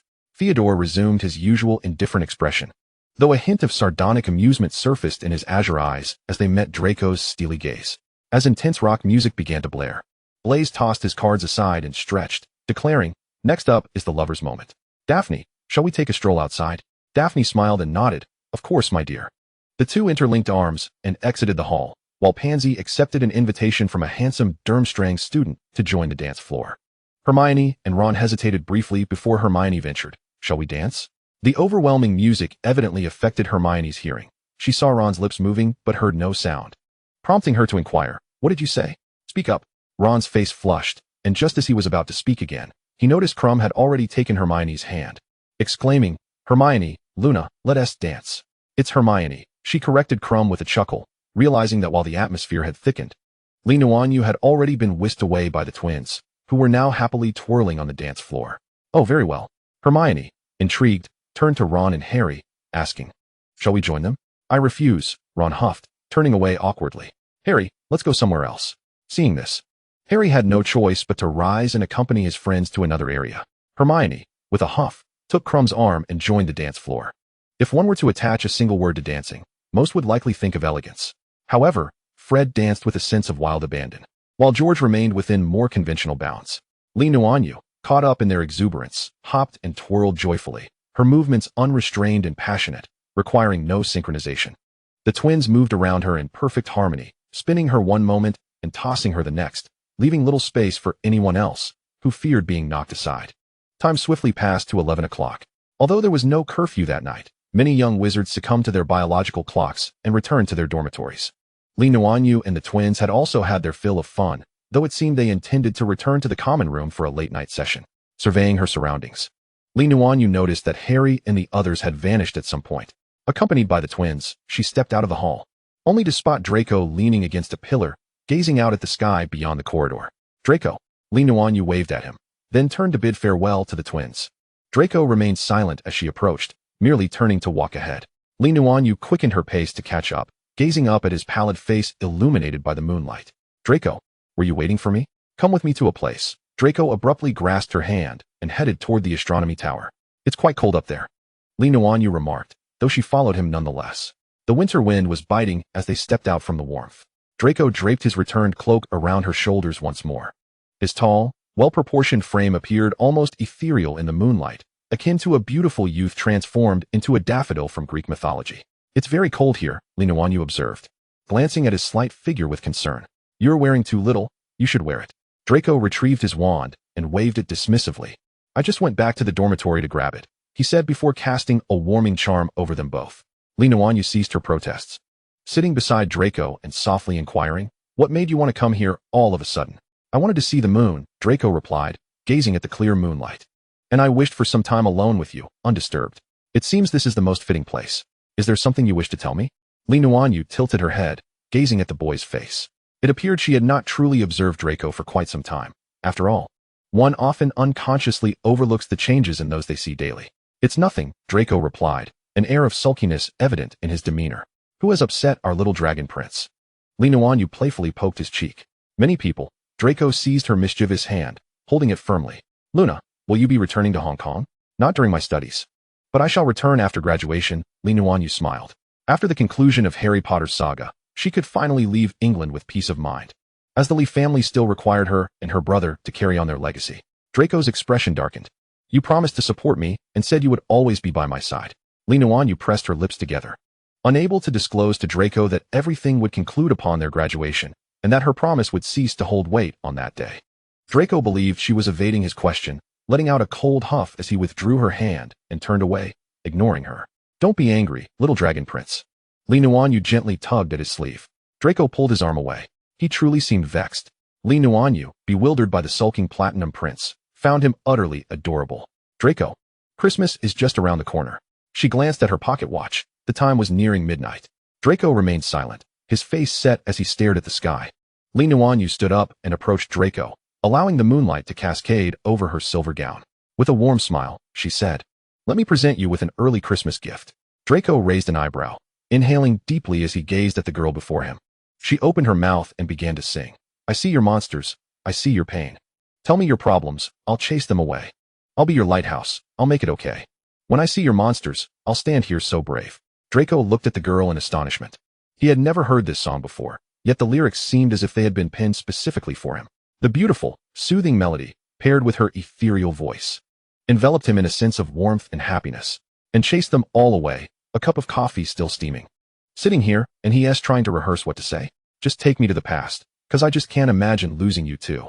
As she sang, her voice gradually rose in pitch, akin to a steadfast vow conversing with the boy. Just like this, please believe me. I will protect you and drive away all the shadows within your heart. The clouds began to obscure the moonlight, but the girl's gown radiated a captivating sheen as snowflakes gently descended, seemingly to enhance her beauty. Draco's eyes were unable to stray from the girl before him, a torrent of emotions swirling within him. Tears streamed uncontrollably down his cheeks. Members of the Malfoy family were not known to shed tears in front of others. Yet in that moment, he felt no desire to even wipe away the tears. He simply wished to gaze at the girl and listen to her sing to him. The snowflakes fell more rapidly, and a gentle breeze swept by, causing the snowflakes to playfully swirl at the girl's feet, as if expressing their affection for her. Her voice became even more melodious and ethereal, her eyes radiating warmth and acceptance, her lips adorned with a sweet smile familiar to Draco. As her song gradually faded into the night, echoes of astonished whispers from the young wizards below could be heard. The girl ceased her singing, looking at the platinum-haired boy with a smile. "Merry Christmas, Draco." Draco stood up and took a few steps towards her, pulling her into a tight embrace. His hands trembled slightly, yet he held her firmly, as if trying to merge their beings into one. Nuanyue reached out, caressing Draco's soft golden hair, soothing the emotionally overwhelmed boy. "It's all right. I'm here. I have always been here." "Luna," Draco's voice trembled, and at that moment, he felt as though the girl before him might dissolve into the very fabric of the universe. She was like a gift bestowed upon him by Merlin, yet after Christmas, she might vanish into nothingness, leaving him to wallow in the depths of this dark night. "Draco, I will stay with you. Just relax, okay?" Nuanyue gently stroked his back, feeling droplets of water trickle down her neck. This was the second time Draco had cried in her presence. "Luna." Draco's voice quivered as he whispered in her ear, "I like you. I love you. So, please stay by my side, I beg you." Chapter 25. Conversations and heart-to-hearts in the kitchen. Nuanyue had no recollection of how she returned to the dormitory. She vaguely remembered warm hands pulling her back into the Slytherin common room, then guiding her towards the girls' dormitory. She was unaware of how she had settled back into bed or when she had fallen asleep. The Christmas sunlight streamed through the lake's surface, illuminating the Slytherin dormitory. Nuanyue opened her eyes to stare at the ceiling, only realizing her surroundings 10 minutes later, suddenly recalling the events of the previous night. "Ah!" A piercing scream erupted from the adjacent bed, as Millicent leapt up as though attacked by a malevolent curse, pressing herself against the wall in terror as she stared at Nuanyue. "What happened?" Pansy barged in with her disheveled hair, only to find Nuanyue sitting on her bed, hugging her knees and making strange sounds. "What's wrong with her?" Pansy glared at Millicent in suspicion, doubting that Millicent had cast a spell on Nuanyue in the chaos. "How would I know? Your scream this morning nearly gave me a heart attack," Millicent shouted, now avoiding these people, having suffered greatly under Draco's isolation. Pansy glanced at Nuanyue, and just then, Daphne rushed in, throwing on a coat. Upon seeing Pansy at the entrance, she asked in surprise, "What's going on? Was that Luna screaming?" This was the first time they had seen Nuanyue in such a state. Although she loved to play and joke, she had never before lost control of her emotions like this. "I just arrived," Pansy said, frowning as she joined Daphne by Nuanyue's bedside. "Luna, what's wrong?" Nuanyue remained tightly clutching her blanket, her face buried in her knees, mumbling something inaudible. "What is going on?" Daphne pulled at her sleeve, sitting on her bed and gently poking her arm. "Luna, did you have a nightmare?" Nuanyue did not respond. Pansy, feeling a bit anxious and lacking Daphne's gentleness, approached and yanked Nuanyue up. "Merlin's pants. Why is your face so red? Do you have a fever?" she exclaimed, reaching to touch Nuanyue's forehead. "Did you get cold yesterday?" Daphne asked with concern. Pansy, with a peculiar expression, set her hands down and gazed intently at Nuanyue's flushed face. "You don't have a fever, so what is the matter? Why are you acting so strangely this early in the morning?" Daphne, equally puzzled, scrutinized Nuanyue, noting that her reddened visage was far from normal. Could it be some sort of spell? No, nothing like that. I mean, it's just that no one is bothering me, and really, I'm fine," Nuanyue stammered, burying her face back into her blanket. Pansy and Daphne exchanged glances, both intrigued yet aware that Nuanyue was evidently reluctant to divulge anything, prompting them to leave the dormitory and head to the common room to assess the situation. "Blaise, what are you doing here?" Daphne exclaimed, startled to find Blaise lounging on the sofa, sipping coffee. It was highly unusual for him to be awake at such an early hour during the holidays. He typically indulged in long, leisurely slumbers. Moreover, he was drinking black coffee, an oddity indeed, considering Blaze was known for his sweet tooth. Ugh, Blaze sighed, cradling his cup with a weary demeanor. I've got dark circles under my eyes. Draco has been acting bizarrely. He returned yesterday, laughing incessantly, and when I asked him what was wrong, he simply wouldn't respond. He even laughed in his sleep. It's utterly terrifying.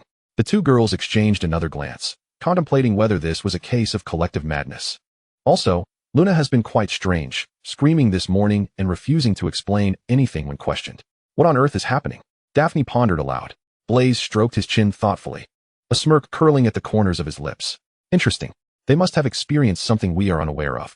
Nuanyue remained hidden in her dormitory until dinner time. Initially reluctant to emerge, her stomach, however, protested against her decision to hide away. She had spent the day rolling around in bed, while the occasionally returning Chi-Chi regarded her with increasingly bewildered glances. Finally, she mustered the courage to rise, but instead of heading to the great hall for a meal, she stealthily made her way to the kitchen.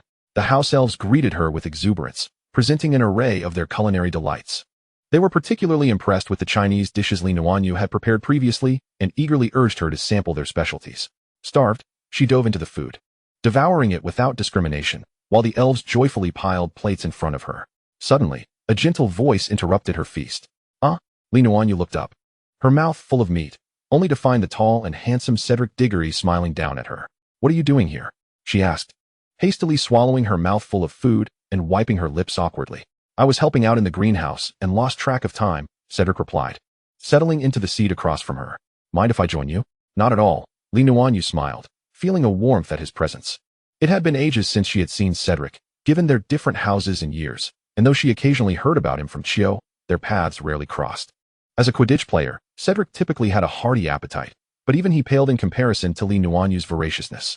Throughout the meal, Cedric merely smiled, showing no hint of surprise or disdain for her hearty appetite, truly the epitome of a gentleman. I heard from Chio that you've been very busy. It must be quite taxing being a champion, Cedric remarked with a grin. Oh, it's not too bad, Nuanyue replied, suddenly reminded that her spot in the tournament had come at Cedric's expense. Though she had saved his life, this competition represented a significant opportunity for him to prove himself. With this thought, she found her snack suddenly unappetizing. Did I say something wrong? Cedric inquired, noticing her sudden despondency and promptly asking with gentle concern. It's nothing about you, Cedric. Oh, by the way, may I ask you a question? Nuanyue set her snack down, her expression serious. No need to frame it so formally, Cedric chuckled. Just ask whatever is on your mind. Well, Nuanyue stammered, her cheeks flushing anew. How do you usually handle confessions from others? Cedric was taken aback by her question. What prompted you to ask that? I remember you receiving numerous love letters every Valentine's Day or Christmas. That is different, Nuanyue retorted hastily, her face growing even warmer as she lowered her gaze. I don't even know those people, and I don't believe they genuinely like me. But this time, I know he is serious. Cedric's expression shifted to one of realization. So do you like him? The one who confessed to you? Nuanyue paused, contemplating before responding. I'm not sure. I don't dislike him. If it were about a friend, I would say I really like him, but anything beyond that, I haven't considered. Cedric nodded thoughtfully. Have you spoken to him about it? Nuanyue shook her head despondently. I've been hiding all day. I'm a bit scared. Why would you be scared? Cedric asked, astonished. Nuanyue sighed. I fear that if I tell him, he might think I'm just being dismissive, and we might not be friends anymore.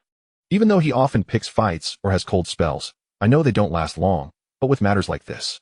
Cedric appeared even more astonished. Why would you think that? Even if the confession doesn't go as hoped, why can't you remain friends? Wouldn't you want that? Of course I would. Nuanyue exclaimed. I just think it might be awkward, she confessed, fiddling with her fingers, visibly anxious. Cedric's smile grew warmer. Luna, you are such a considerate girl. Nuanyue gazed at Cedric, caught off guard by the compliment. Cedric, noticing her innocent expression, couldn't help but ruffle her hair affectionately. It's all right. Just express what you feel. If he truly likes you, he will wait. If not, it's still better to clarify things, don't you think? Nuanyue lowered her head again. But what if I lose him over this? Luna, Cedric said, retracting his hand and becoming serious. You mentioned he genuinely likes you. So don't agree to be with him for any other reason. If you wish to be together, it should be because you like him, not out of fear of losing the friendship. That would be unfair to both of you and disrespectful to his feelings, wouldn't it? Nuanyue nodded. You're right. I might be overthinking this. Cedric chuckled. Don't worry. You have a long future ahead of you, and whether it's him or someone else who likes you. You will have plenty of time to make choices. If he is willing to wait, there is a possibility you might end up liking him in the future, right? Li Nuanyue nodded. You're right, Cedric.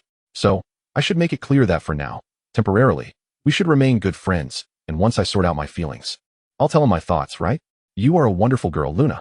Cedric praised again, giving her head one last affectionate pat. I sincerely wish for your happiness. Thank you, Cedric. I think I can face it now. Li Nuanyue expressed her heartfelt gratitude.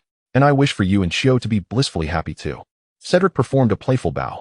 Thank you for your blessings, mysterious Eastern maiden. And thank you, gentle English gentleman. Li Nuanyue replied with a smile, springing to her feet. I'm off now. Cheer me on. Cedric watched her depart with a warm smile. Li Nuanyue felt considerably lighter in spirit and glanced at the time, hastily making her way to the common room. Upon reaching the entrance, she spotted Draco alongside Goyle and Crab, who seemed ready to head out. Draco furrowed his brow as he approached her. Where have you been? Pansy told me you hadn't left your room all day and hadn't eaten anything. I was genuinely worried you might faint in some corner.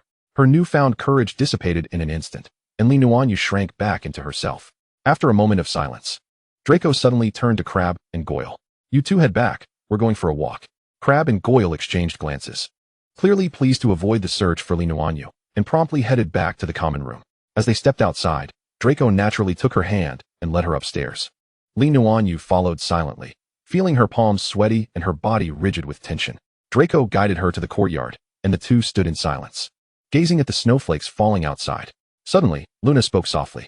Aye. Li Nuanyue interjected loudly. Draco looked at her with a hint of helplessness as Li Nuanyue lowered her gaze again. Luna, I didn't confess to make things difficult for you. Draco awkwardly turned his head away. I merely wanted you to understand my feelings. I am quite unaccustomed to how you are acting now. Ha ha. I am not accustomed either. Li Nuanyue chuckled awkwardly, scratching the back of her head. Draco, once more at a loss for words, rubbed his golden hair in agitation after a moment. I know you haven't thought about this at all, so I didn't intend to force you to give me an answer. I simply hope that you can regard me as a man who can be in a romantic relationship, rather than just a friend. Do you understand? Li Nuanyue looked up in surprise. Draco, you are different. What do you mean different? Draco's tone remained slightly irritated. You've matured, Li Nuanyue said sincerely. Draco shot her a glare. That's why I said I hope you view me as a man. Do you still think I am that little brat you met when we first got to know each other? Li Nuanyue stuck out her tongue, a bit embarrassed, for indeed she had thought so. Draco rolled his eyes, too exasperated to argue with someone so foolish. Then just return to your normal self. Your current foolish expression is quite distressing. Yes, Your Highness, at your service, Your Highness, Li Nuanyue saluted playfully. Draco smirked slightly. So, as your assurance, I need to seal our agreement. What? Her next words were abruptly silenced by the warmth of his lips, a gentle kiss that felt like a soft breeze brushing past. Chapter 26. Secrets Beneath the Water and Cherished Ones. After Christmas, everything returned to normal, including the brave ones who, amidst their studies, were diligently working to unravel the mystery of the golden egg. Harry was persistently anxious. The events of Christmas had left him feeling quite despondent, and that night, he had experienced a nightmare about that person. Despite Hermione's continuous encouragement and consolation, Harry felt an overwhelming pressure, nearly suffocating him. Harry, someone gave you this. A Hufflepuff girl surreptitiously slipped Harry a note during divination class. Harry unfolded the note and discovered it was from Li Nuanyue, inviting him to meet her in the 6th floor corridor that evening. Concealing his inner joy, he felt invigorated throughout the day. When evening came, Harry donned the invisibility cloak and made his way to the 6th floor corridor, where Li Nuanyue was already waiting, cradling her golden egg. Luna, Harry lifted the invisibility cloak, revealing a shy smile. Is it all right for you to stand here like this? I mean, Filch is always on the lookout for rule-breaking students. Li Nuanyue winked at him. I spoke with Mr. Filch. I told him I needed to use the prefect's bathroom tonight, so he won't come this way. By the way, he also asked me to help Mrs. Norris with her bath. You know, cats aren't particularly fond of water. Meow. Mrs. Norris, who had been hiding in the corner, mewed in agreement, rubbing against Li Nuanyue's shoes. Luna, you are truly impressive, Harry remarked, admiringly. Filch is much harder to deal with than Snape. Well, actually, Mr. Filch isn't that terrible, Li Nuanyue replied, not intending to elaborate further. After all, while his behavior could be understood, Filch's attitude towards young witches and wizards was comparable to that of a guard at Azkaban. Li Nuanyue led Harry to the bathroom, and Harry was momentarily taken aback by the steamy atmosphere. Luna, are you really going to use this place? I thought you were just tricking Filch. It wasn't me. It was you. Li Nuanyue handed her golden egg to Harry. Actually, my cat found the golden egg amusing and tossed it into the bathtub when I wasn't paying attention. which led to the unexpected discovery of its secret. You uncovered the secret of the golden egg? Harry exclaimed in astonishment, having invested considerable time and effort into it. I told you it was an accident. Nuanyue pointed to the large bathtub that resembled a swimming pool. Just go ahead and try opening the golden egg underwater. I need to go wash Mrs. Norris in the other room. After saying this, Nuanyue took the cat and left the room. Harry stared at the steaming bathtub, unable to resist the urge to undress and leap into the water with the golden egg. Underwater. The golden egg indeed did not emit that piercing sound again, but rather produced an enchanting melody. Come, seek us at the source of our song. We cannot sing on land. You have but 1 hour. You must retrieve what we have taken from you. Harry surfaced, exhaling a puff of water, his face a mask of confusion. What does this mean? Wow, look who I found. A hollow voice suddenly chimed, filled with excitement and surprise. Ah, Harry gasped, moaning Myrtle. What are you doing here? He flailed in panic, unsure where to place his hands. Why can't I be here? Myrtle floated closer to Harry, causing him to nervously scoot away. What's wrong? Did you fall, Harry? Nuanyue rushed in upon hearing Harry's exclamation and immediately spotted the half-naked Harry alongside Myrtle.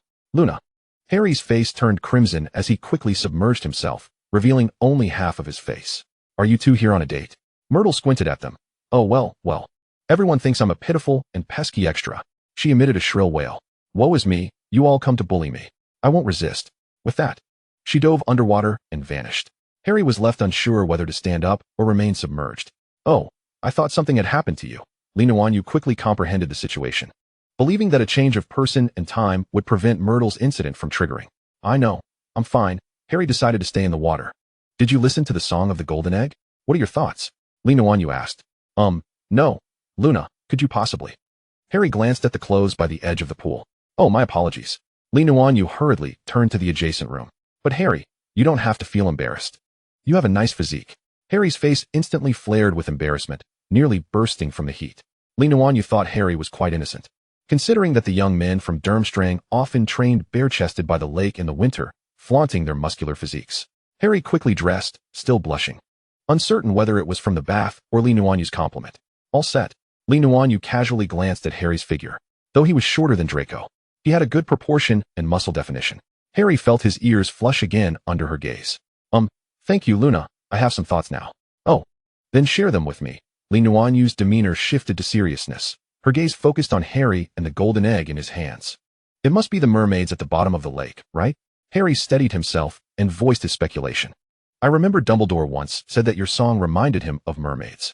I heard their voices underwater, and they carried the same enchanting quality as your song. Nuanyue snapped her fingers decisively. Harry, it seems the next step is for you to devise a way to complete your task. After a moment of contemplation, Harry inquired. In that song, what do they mean by taking away our treasures? I have no idea, Nuanyue lied, but we only have an hour. It appears we may need to linger at the bottom of the lake for quite some time, so I must contemplate our course of action. Harry fell into deep thought. Harry, you should return and rest early. Additionally, I suggest you consult Hermione and Sirius, Nuanyue remarked as she retrieved her golden egg. I must first escort Madame Loris. See you tomorrow. Luna. Harry called after her. Thank you. Nuanyue smiled. Did you not also inform me during the dragon incident? Good luck, Harry. The two returned to their respective houses, while Nuanyue immersed herself once more in the library. After enduring yet another chaotic Valentine's Day, the second task was rapidly approaching. During this time, Harry had sought her out once, discreetly revealing that Hermione had devised numerous strategies, yet he found himself incapable of executing them. Eventually, Neville informed him of a particular herb that could facilitate temporary transformation, which Sirius promptly ordered for him, as this herb, known as gillyweed, was quite precious and notoriously scarce. The Black family's connections proved advantageous. Sirius spent some money to procure gillyweed for Harry, thus sparing him the risk of theft from Snape and any ensuing suspicions. Harry, concerned, inquired if he should procure a portion for her, as Sirius had prepared 2 servings, keeping Nuanyue's needs in mind. However, Nuanyue declined, for consuming such an item would lead to the growth of gills, not to mention her hands and feet transforming into webbed appendages. She could not bear the thought of resembling a grotesque fish. In the 2 days leading up to the event, Dumbledore summoned Nuanyue. Upon returning to the headmaster's office after several months, everything remained unchanged, except for Fawkes, who, upon seeing her, erupted into a flurry, crying out and soaring to the highest cabinet. The portraits of previous headmasters fled in a state of panic upon her arrival. Clearing his throat, Dumbledore chuckled softly. It seems they hold quite the impression of Miss Lee. Ha! It's primarily Little Wolf's fault, Nuanyue awkwardly laughed, seizing the opportunity to shift the blame in her brother's absence. Dumbledore shook his head in resignation, deciding to clarify his intentions directly. I summoned you, Miss Lee, mainly regarding the Triwizard Tournament. Nuanyue nodded, indicating she had anticipated this. Dumbledore continued, I believe with your intelligence, you are already aware of the second task's nature. However, a small issue has arisen. He removed his glasses and rubbed his nose. We intend to employ certain methods to uncover the champion's cherished possessions, thereby motivating them to complete their tasks more swiftly. But Dumbledore cast a penetrating gaze at Nuanyue.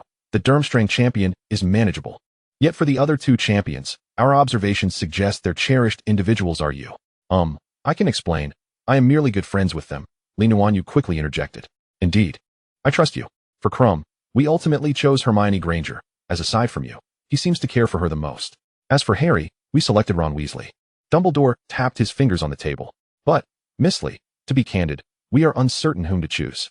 Nuanyue maintained her awkward smile, realizing Dumbledore's implication. Since it was impossible to extract her innermost thoughts, no one could ascertain who she cherished. If only Little Wolf had not left. At least her brother could have been chosen.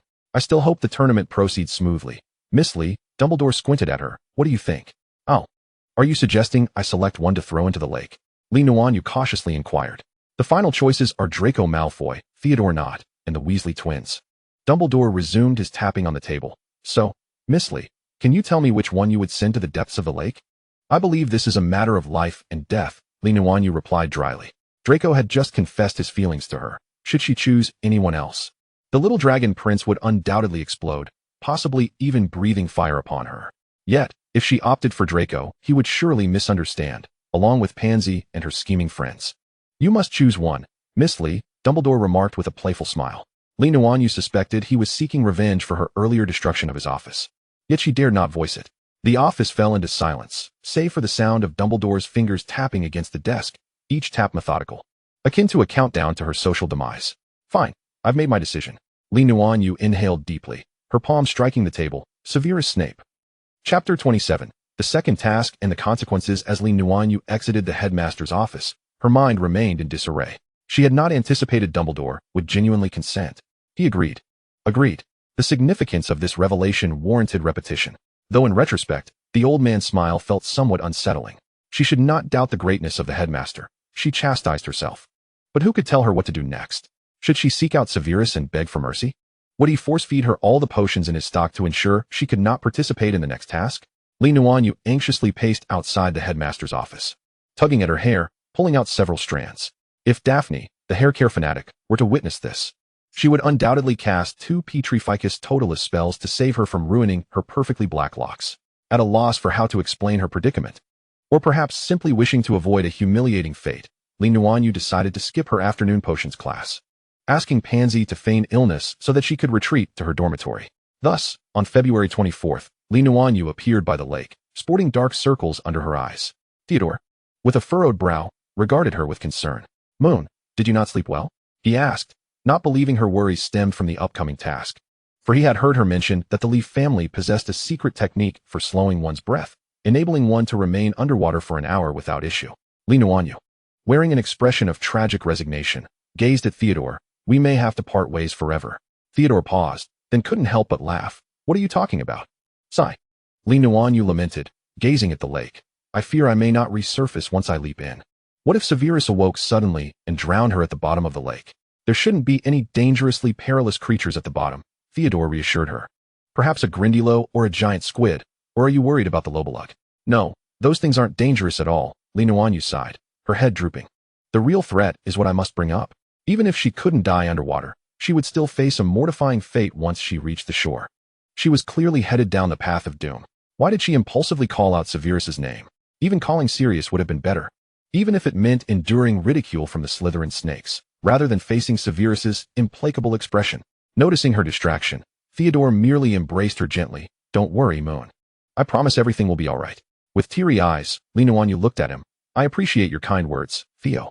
The banks of the Black Lake were already teeming with spectators as Nuanyue approached the designated point, staring blankly at the inky surface of the water. Luna, are you all right?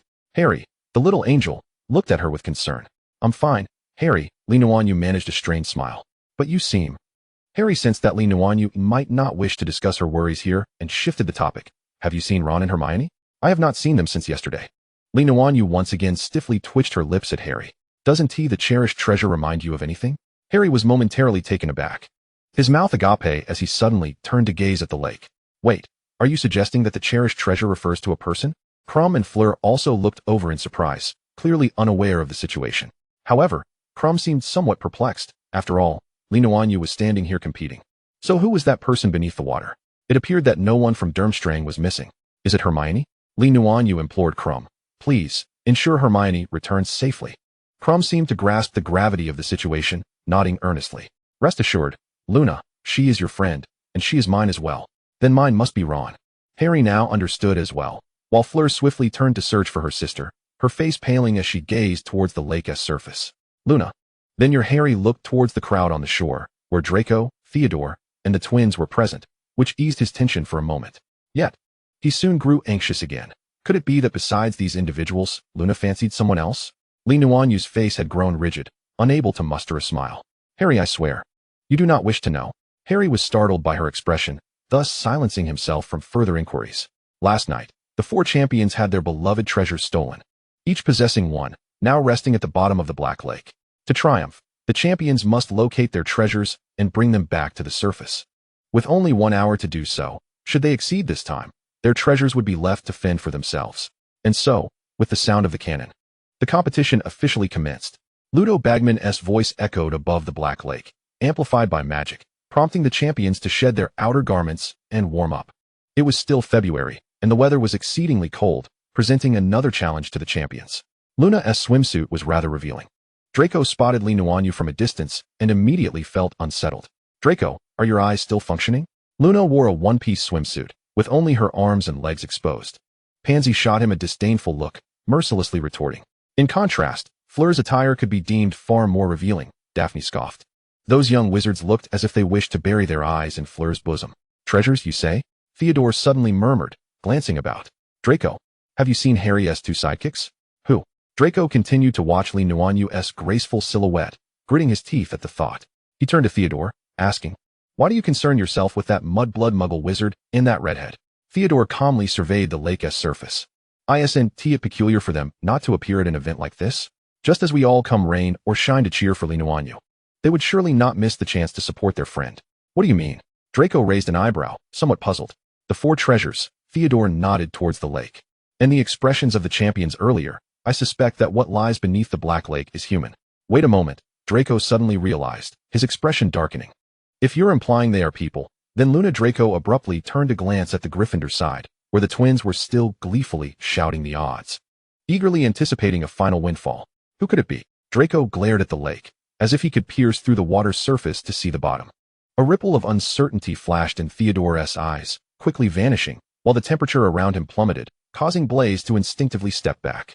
The cannon fired, and the champions leaped into the lake, the crowd erupting in thunderous cheers, only to quickly fall silent in anticipation, their eyes straining to catch sight of the champion's return. The moment Li Nuanyue plunged into the water, she swiftly began swimming towards the center of the lake. The icy water jolted her senses, and she suddenly recalled that Severus would never permit Harry and the others to witness him floating unconscious beneath the water. Although unsure if she could remedy her reckless actions, Li Nuanyue resolved to reach Severus as swiftly as possible. The currents seemed incapable of holding her back. She glided through the water like a mermaid with legs. After dispatching several attacking Grindylows, she navigated through the overgrown ruins and finally discovered the Merfolk's territory. The Merfolk were not as enchanting as depicted in fairy tales. Their skin was a dull gray, and their long, tangled hair was a dark green. Their eyes were yellow, and their jagged teeth matched in hue. While they wore necklaces strung with pebbles tied together by coarse ropes, each Merfolk wielded a weapon, yet they clearly had no intention of attacking the champions. Li Nuanyue's eyes immediately fell upon Snape, who lay with his eyes closed, his black hair floating in the water, and his voluminous robes swaying with the currents. In his slumber, he appeared devoid of the usual cold detachment, and the mocking smile that usually graced his lips was absent, evoking memories of a once youthful dark-haired boy. Li Nuanyue swiftly severed the ropes binding Snape's feet, guiding him towards the surface. Her speed was remarkable. As soon as they broke through the water's surface, Snape awoke. Instantly grasping the situation, his expression darkened considerably. He had placed his trust in Dumbledore, only to be ensnared in a trap. Ah, Severus, you're awake. Li Nuanyue chuckled nervously, treading water beside him. Snape turned to face her, his icy gaze nearly freezing her in place. You skipped class yesterday. 20 sheets of parchment are due next Monday, he intoned, his voice as biting as the winter winds sweeping across the plateau. Before Li Nuanyue could collect her thoughts, he was already swimming towards the shore. Wait a moment, 20 sheets? Today is Saturday, Li Nuanyue wailed, chasing after him. Severus, I am your Patronus. Can't we show a bit of mercy here? Snape internally cursed. Patronus, more like a malevolent spirit, the very spirit that ensnares him. He paid no mind to the girl as frantic cries behind him, climbing onto the shore amidst the incredulous gazes of the young witches and wizards. Without needing a towel, he simply cast a drying charm, turning to stride purposefully towards the castle. Pansy wrapped a dry towel around Li Nuanyue, her expression one of admiration. Luna, you truly are something. Indeed. Draco and the others regarded Li Nuanyue with a peculiar gaze. When they saw their headmaster emerge from the water, each one of them was rendered speechless. Even Draco, who had been clamoring to see who that damned fellow was, dared not take a step forward. It was only once Snape had departed that they approached her, their expressions a mix of confusion and complexity. Ah, there is actually a reason for this. Please allow her to spin a tale all night before explaining. Young witches and wizards from other houses discreetly gave her a thumbs up. To have dragged their headmaster into the water, and especially Snape, the notorious dark-faced poisoner, Li Nuanyue would undoubtedly enjoy a meteoric rise to fame at Hogwarts. Draco squatted before Li Nuanyue, a conflicted expression on his face. Luna, you previously mentioned wanting to pursue Professor Snape. You weren't joking, were you? What if you lose to the Godfather? Little Dragon is in turmoil. Is it too late to turn to the dark side? What nonsense are you spouting? Li Nuanyue gritted her teeth, tugging at his ear, causing Draco to wince in pain. Regardless, you will surely become a legend throughout the school. Even the graduating seniors will revere you. Blaise crossed his arms, laughing, his grin stretching from ear to ear. You all know nothing. Li Nuanyue gazed mournfully at the lake's surface, 20 sheets of parchment. She longed to leap back into the depths and perish once more. Chapter 28. The Death of Mr. Crouch and Harry's Dream. The remaining champions swiftly progressed through the competition. However, Fleur was disqualified after being pulled underwater by Grindelwald, who had ambushed her and sent out a distress signal. Krum, on the other hand, executed his task flawlessly, rescuing Hermione from the depths. As in the original narrative, Harry also emerged from the water with Fleur's younger sister in tow, earning both him and Ron grateful kisses from the lovely damsels, along with additional points. The audience erupted in thunderous applause, but what truly thrilled the young wizards was the revelation that Li Nuanyue's cherished one was none other than Professor Snape, the head of Slytherin. Coughing uncontrollably upon hearing the news, Harry widened his eyes at the gossiping twins. What did you say? Luna's cherished one is Snape? This is simply unfathomable.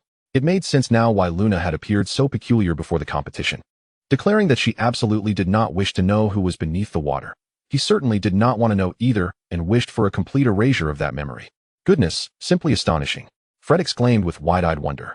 Indeed, it is no surprise that it is Luna, George remarked, full of admiration. Merlin, Luna's taste is rather extraordinary, isn't it? Ron shivered slightly, sneezing as he remarked, that's quite a peculiar choice. 3 resounding slaps landed on Ron's head, nearly knocking him senseless. Hermione glanced at the twins who had struck Ron, suddenly feeling a pang of sympathy for him. Ron, Fleur's cherished one is her sister. So what's wrong with Luna's cherished one being her professor? You know how much Snape dotes on Luna. After all, her potions grades are nothing short of exceptional. Hermione clarified for her friend, simultaneously preventing Ron from being kicked into the water yet again by the twins. Oh, all right, I was wrong. Ron quickly dodged his brothers, while Hermione's smacks were relatively gentle, but the twins nearly sent him back into the water. Don't think I didn't see your raised feet. You must not be a true Weasley. Harry, rising to his feet, noticed Li Nuanyue departing amidst a throng of Slytherins and hesitated before following suit toward the castle. Not far from the bank, he spotted the pale-faced Barty Crouch. Good day, Mr. Crouch, Harry greeted politely. Oh, hello, Harry. You performed splendidly today. Crouch seemed unwell, yet still managed a friendly pat on Harry's shoulder. You've done well. I haven't had the chance to converse with you, my boy. Crouch accompanied Harry towards the castle. Indeed, I am well acquainted with your story. You are quite remarkable. Of course, losing loved ones is a grievous tragedy. It leaves one feeling incomplete, does it not? Harry remained silent, as he was not fond of discussing his parents. But life must go on. We do not fall. Crouch smiled at Harry, and Harry suddenly sensed a shared empathy in his words, thus offering a friendly smile in return. If your parents were still alive, they would undoubtedly be proud of you. Barty Crouch again reassuringly patted his shoulder.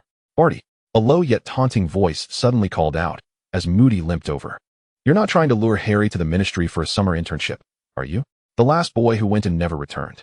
It seemed he was merely jesting with Barty, yet Crouch's complexion instantly paled, his gaze fixated on Moody, who maintained a half-smirk while his tongue habitually darted out to moisten his dry lips.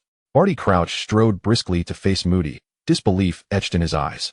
He stumbled slightly before abruptly turning and striding away. "Professor," Harry found the situation quite perplexing, unable to comprehend the exchange between the two. "Harry, that man is a cruel one," Moody sneered. His very own son was sent to Azkaban by his hands.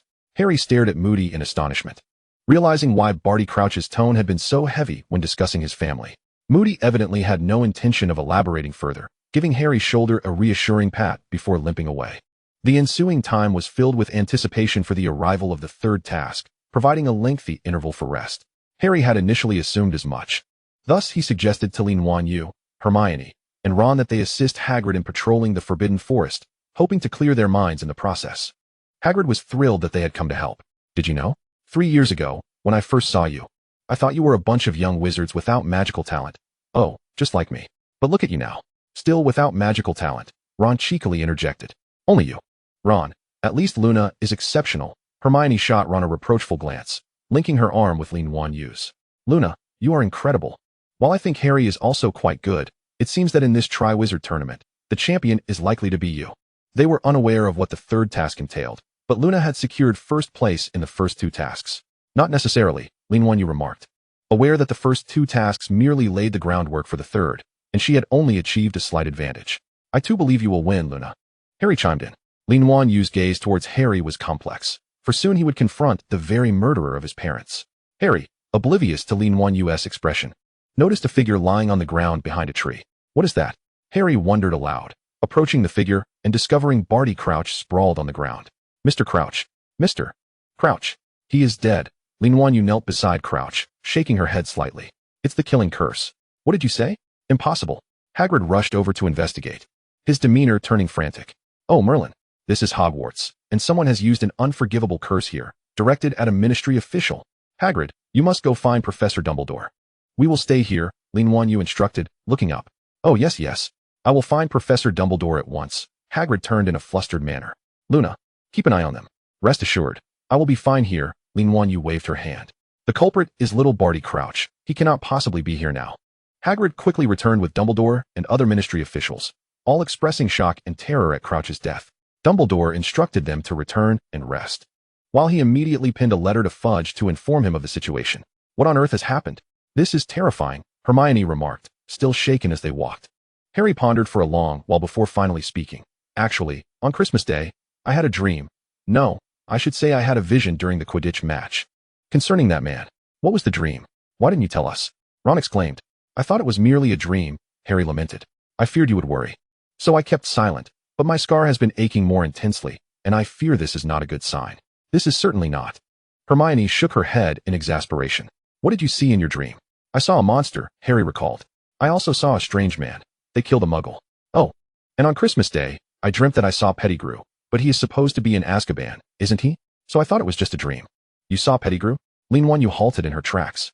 "Really?" Harry nodded. "I am certain it was him." Nuanyue frowned, pondering the implications. Was this an unavoidable plot twist, or was it the doing of Pettigrew himself? The Ministry of Magic was clearly aware of his status as an animagus, and one would assume they would have corresponding measures to control him. Why then had he managed to escape? "Harry, this matter must be conveyed to Dumbledore." Although she was certain Harry would comply, she still felt the need to reiterate her concern. "I suspect that Wormtail has escaped, and the Ministry of Magic has not been informed. Do you comprehend the implications of this?" Harry, taken aback, opened his mouth in astonishment. "Are you suggesting that the Dementors have gone rogue?" "Not at the moment." Nuanyue shook her head. "Voldemort has not yet fully revived nor made any moves against Azkaban. The Dementors remain under the Ministry's control for now. However, the same cannot be said for the internal dynamics of the Ministry." Before long, Harry was summoned to Dumbledore's office. Nuanyue had an inkling of what had transpired and understood Fudge's stance. Thus she refrained from immersing herself in the political strife of the British Ministry of Magic. The following day, Harry arranged to meet Nuanyue again, this time in a secluded corner of the library, accompanied by Ron and Hermione, both of whom appeared grave. "What has happened?" Nuanyue inquired softly, sitting beside Hermione. "Luna, There are certain matters I feel compelled to disclose to you, Harry stated solemnly. I visited the headmaster's office yesterday and overheard a quarrel between Minister Fudge and Professor Moody. It appears the minister has no intention of halting the Triwizard Tournament.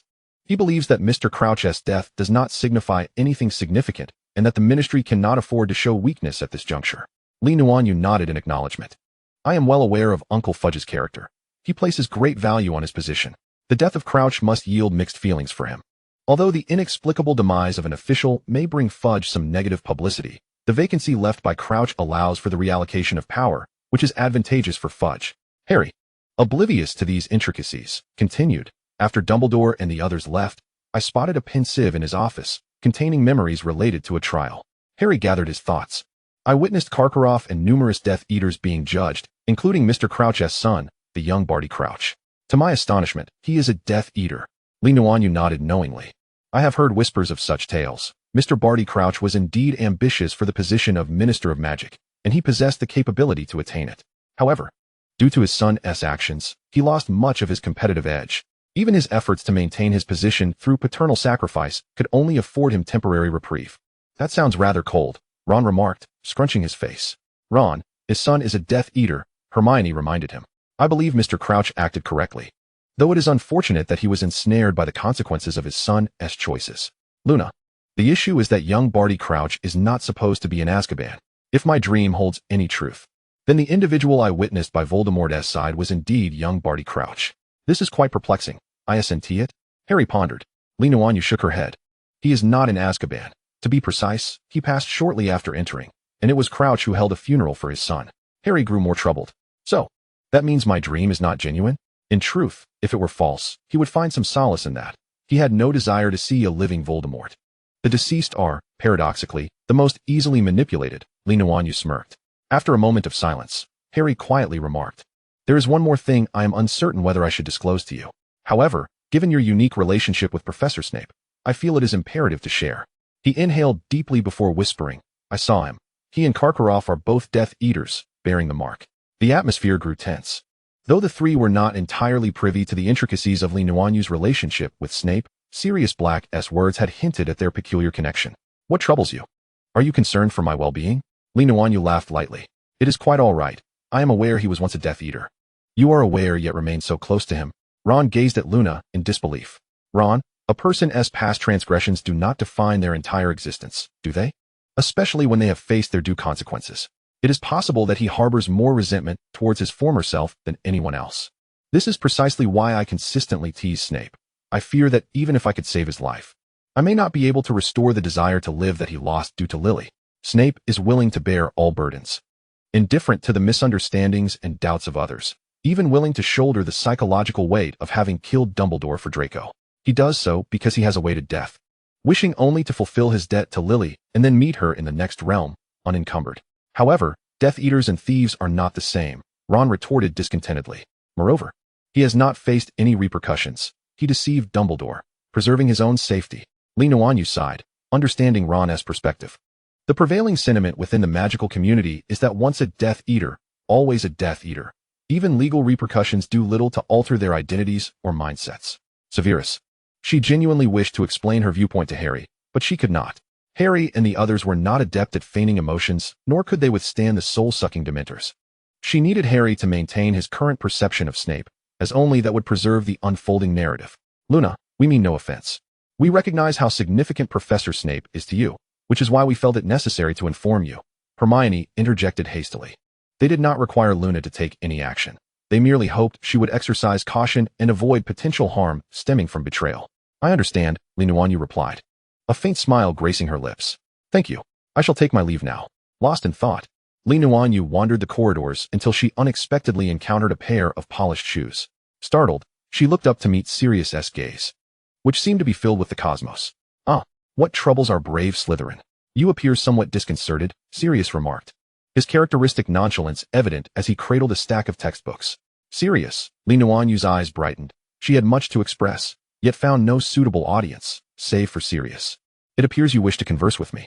I've just finished my class. Let us head to my office. Sirius promptly inferred her intent and led her back. Seated in his office, Nuanyue cradled a warm cup of milk that Sirius had provided, and a sense of comfort washed over her. You seem troubled because of that fool Snape, Sirius stated bluntly. Li Nuanyue chuckled awkwardly. Foolish, perhaps. That sounds just like Sirius. Did you ever worry about me? Sirius feigned innocence, crossing his arms in mock indignation. We are friends, are we not? Yet you only seem to remember that blubbering idiot. Sirius, how old are you to be sulking like this? Li Nuanyue regarded him with disdain. I am still quite young, you see. Look at this. I receive numerous love letters from female students, Sirius declared proudly, tossing a handful of envelopes onto the desk. Indeed, Sirius possesses the charm that captivates many girls. His handsome appearance combined with the allure of maturity, his strength, and his refusal to wield his position as a professor to intimidate others, coupled with his occasional humor, makes him quite appealing. Most notably, he is single. Seeing Li Nuanyue's incredulous gaze fixed on the letters, he leaned on the desk and teased. So, is he not preferable to that old bat? What compelled you to choose him as someone precious? Li Nuanyue rolled her eyes. I refuse to believe you are unaware of the situation. Although you are now a professor, in the eyes of Slytherin, you remain a Gryffindor. Humph. Sirius leaned back lazily in his chair. All right, I concede you have a point. So then, what is going on between you and that fellow Snape? If he dares to bully you, simply inform me. It has been quite some time since I last engaged in a duel with him. You think he enjoys stirring up trouble like you do, Li Nuanyue? She took a sip of milk, her expression tinged with concern for his well-being. You know how he is. Severus is as placid as still water. He has always behaved in such a manner, has he not? Sirius conjured a goblet of wine for himself and raised it in a toast to Li Nuanyue, exclaiming, to the snotty little brat. Li Nuanyue shot him a disapproving glance. Sirius. That individual is likely to return at any moment. Sirius paused with the goblet at his lips, a glint of bloodlust flashing in his eyes, a smile curling at the corners of his mouth. Excellent. I have awaited him for far too long. If he returns, then Severus will surely head that way. Li Nuanyue thought, fully aware, yet she could not betray her knowledge. Sirius took a sip of his drink, a hint of exasperation in his voice. Luna, being too astute is not always a virtue. Fortunately, no one can invade your mind. Otherwise, the Order of the Phoenix would be quite troubled. In truth, I do not fear Severus being near him. I trust his ability to handle himself. What concerns me is what follows, do you understand? Li Nuanyue clenched her hands on the table, feeling increasingly anxious as that individual drew nearer, amplifying her worries for Severus. Sirius sighed, setting down his cup to gaze at Li Nuanyue. So what now? You can do anything for him, but you cannot return him a lily. Once one as heart has died, nothing remains. Just as he once was, he had merely survived in Azkaban due to his desire for innocence and vengeance for his brother. Later, encountering Harry and Luna rekindled his hope for the future. He could empathize with Snape's sentiments. He had lost all attachment to this world. Alas, I find this so difficult, Li Nuanyue lamented, grabbing at her hair in frustration. I suddenly feel that loving men can be exceedingly troublesome. Sirius shot her a glare. Thank you. I appreciate the subtlety. Although nothing was resolved, conversing with you is far more comforting. As for Severus, Li Nuanyue tugged at her hair. I shall ponder further solutions. Sirius wore a gentle smile as he moved behind Li Nuanyue, helping her untangle her disheveled hair strand by strand. Luna, you have done enough for us. Without you, we might have lived as mere shadows. I believe Snape feels the same way. Li Nuanyue rested her head on the table, as docile as a cat being groomed by its owner. Her gaze became somewhat hazy as she looked at the amber liquid in the goblet and softly mused. It's not enough, Sirius. I don't just wish for you all to survive. I hope for your happiness. Suddenly, she felt a wave of fatigue wash over her, and her eyes began to close as she drifted into a deep slumber beneath the sunlight streaming through the window. Sirius noticed her fading into silence and gently lifted her to the sofa, observing the dark circles under her eyes with a sigh. How long has it been since you've slept well? You can't even discern life from the milk? Or is that snotty brat's potion-making skills improving yet again? Since the commencement of the tournament, or perhaps since the summer of their third year, he had sensed that Li Nuanyue was somewhat agitated and anxious. She had concealed it remarkably well, and perhaps only that not had noticed her unusual demeanor, yet they were all oblivious to the reasons behind her distress.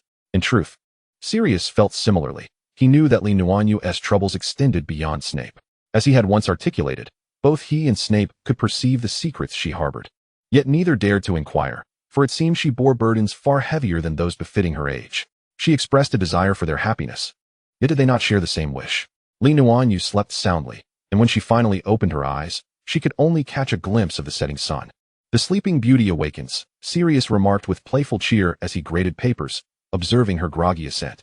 Your sleep quality appears commendable, perhaps Severus isn't entirely lacking in merit. What is wrong with Severus? Li Nuanyue rubbed her eyes and glanced toward the window, suddenly freezing in alarm. Merlin, what time is it? Have I skipped potions class again? Ha ha ha. Sirius erupted into laughter at her bewildered expression. Fear not. He is aware you are here and will not penalize you with more essays. You nearly scared me to death. Nuanyue exhaled in relief, for she had only recently submitted those 20 sheets of parchment and did not wish to pen another 40. But aren't you hungry? Sirius inquired with a grin. Dinner time has nearly passed, hasn't he it? Ah, that's all right. I can always sneak a bite from the kitchen, Nuanyue replied, stretching as she stood from the sofa. I wouldn't recommend that, Sirius replied lazily, leaning against his chair. The kitchen is undergoing renovations. It will be closed for the night after dinner. If you don't hurry, you might end up going to bed on an empty stomach. Nuanyue's body, in mid-stretch, froze once more, her neck twisting like a robot as she turned to face Sirius. What did you say? I didn't catch that. Sirius shrugged. No, you heard correctly. You simply refused to accept it. Ah. Nuanyue couldn't help but let out a dramatic wail. I haven't even had lunch. How cruel. She sprang up in a flurry, rushing outside as Sirius's laughter echoed behind her.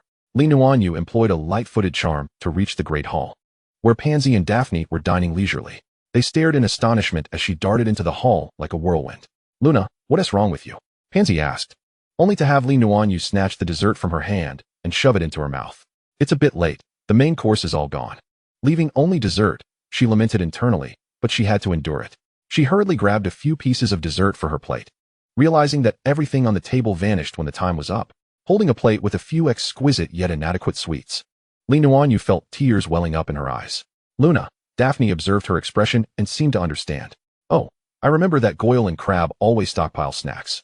They just returned from Hogsmeade not long ago. There should still be some left.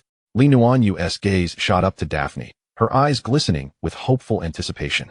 Daphne felt pierced by the purity of her expression, clutching her chest in assurance. Even if they don't have any, I and Pansy have some in our dormitory. My sister should have some as well. Daphne, you are an angel. You are my Merlin, Nuanyue exclaimed, excitedly hugging her. Pansy couldn't help but smirk, looking disdainfully at the gluttonous girl. I must ask, Luna, what is going on with your hair? Are you trying to set a new trend? Hair. Nuanyue touched her head, only to discover it was all intricately braided. She hurriedly grabbed Daphne's mirror, only to see her reflection adorned with braids of varying thickness. She had run through half the castle looking like an absolute fool. Nuanyue slammed the mirror down, her small face darkened with fury. Sirius, you absolute scoundrel. The girl's furious shout echoed throughout the great hall, and it was said that in the defense against the dark arts office, a man's booming laughter could be heard as he slapped the table. Chapter 30. The final match with Barty Crouch Jr. this winter seemed to pass swiftly. It felt as though spring had only just made its entrance when summer was already striding in to take over. The Triwizard Tournament was nearing its conclusion, with the final challenge scheduled for June 24th, followed by the school's graduation ceremony. Nuanyue stood on the astronomy tower, cradling a book in her arms, watching as several wizards magically constructed a maze nearby, the site of the ultimate showdown. 3 more days, she whispered softly, gazing at the labyrinth. Before the climactic battle, Cedric's life was preserved as she successfully altered the first node. Next, she was to witness Voldemort's resurrection. Her gaze drifted towards a figure assisting near the maze, her eyes narrowing slightly. For the past few days, she had sensed his murderous intent.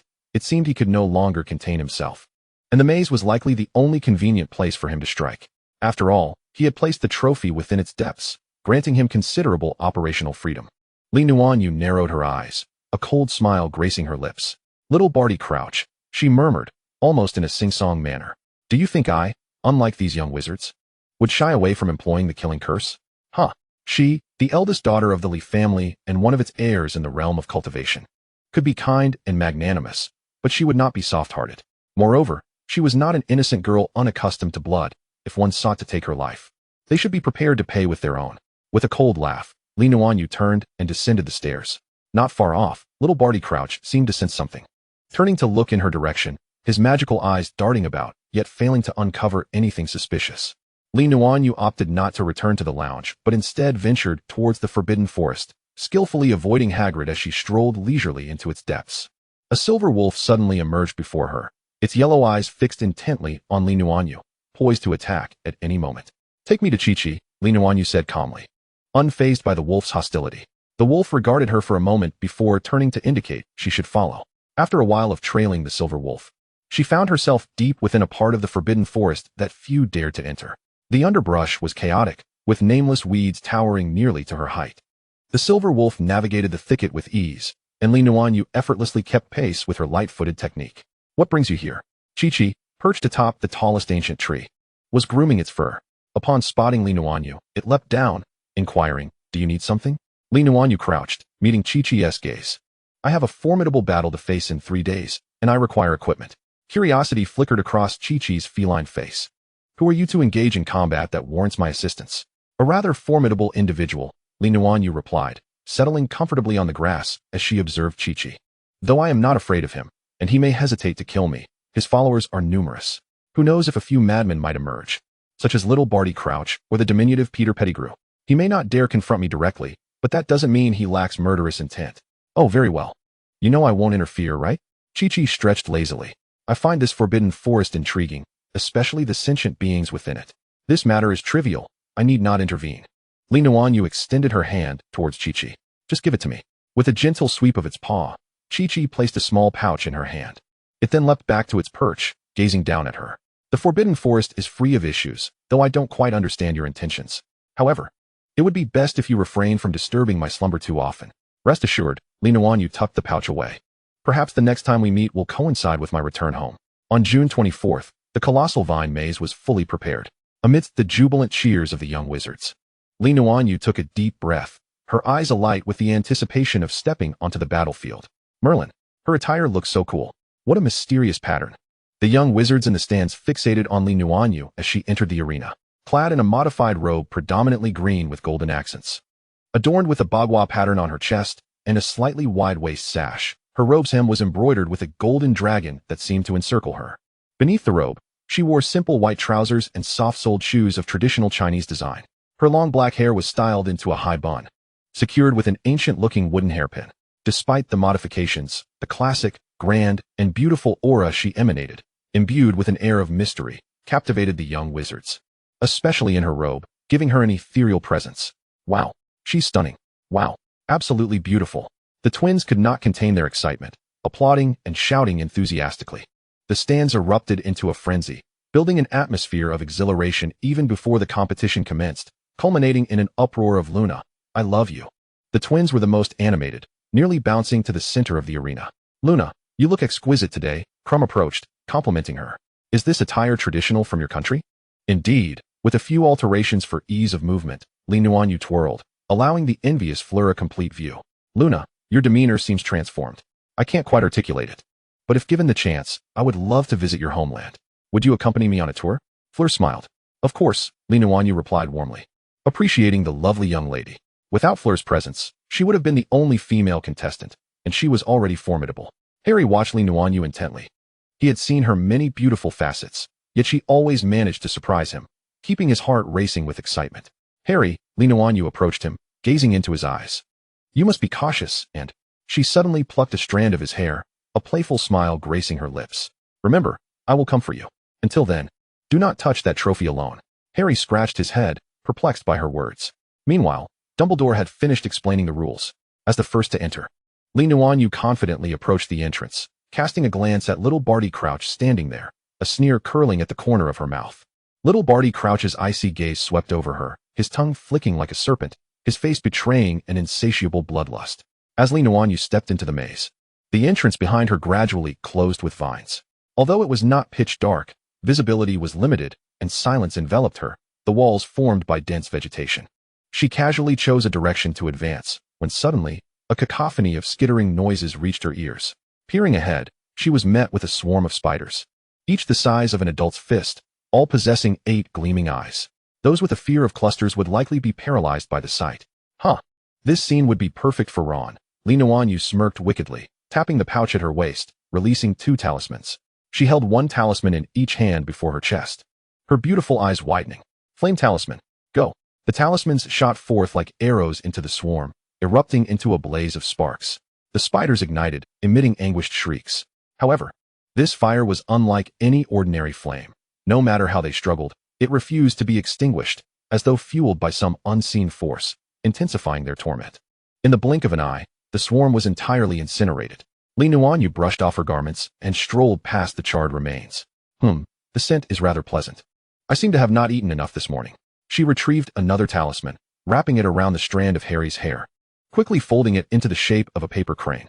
With a gentle flick of her finger, the paper crane flapped its wings and flew off in a specific direction.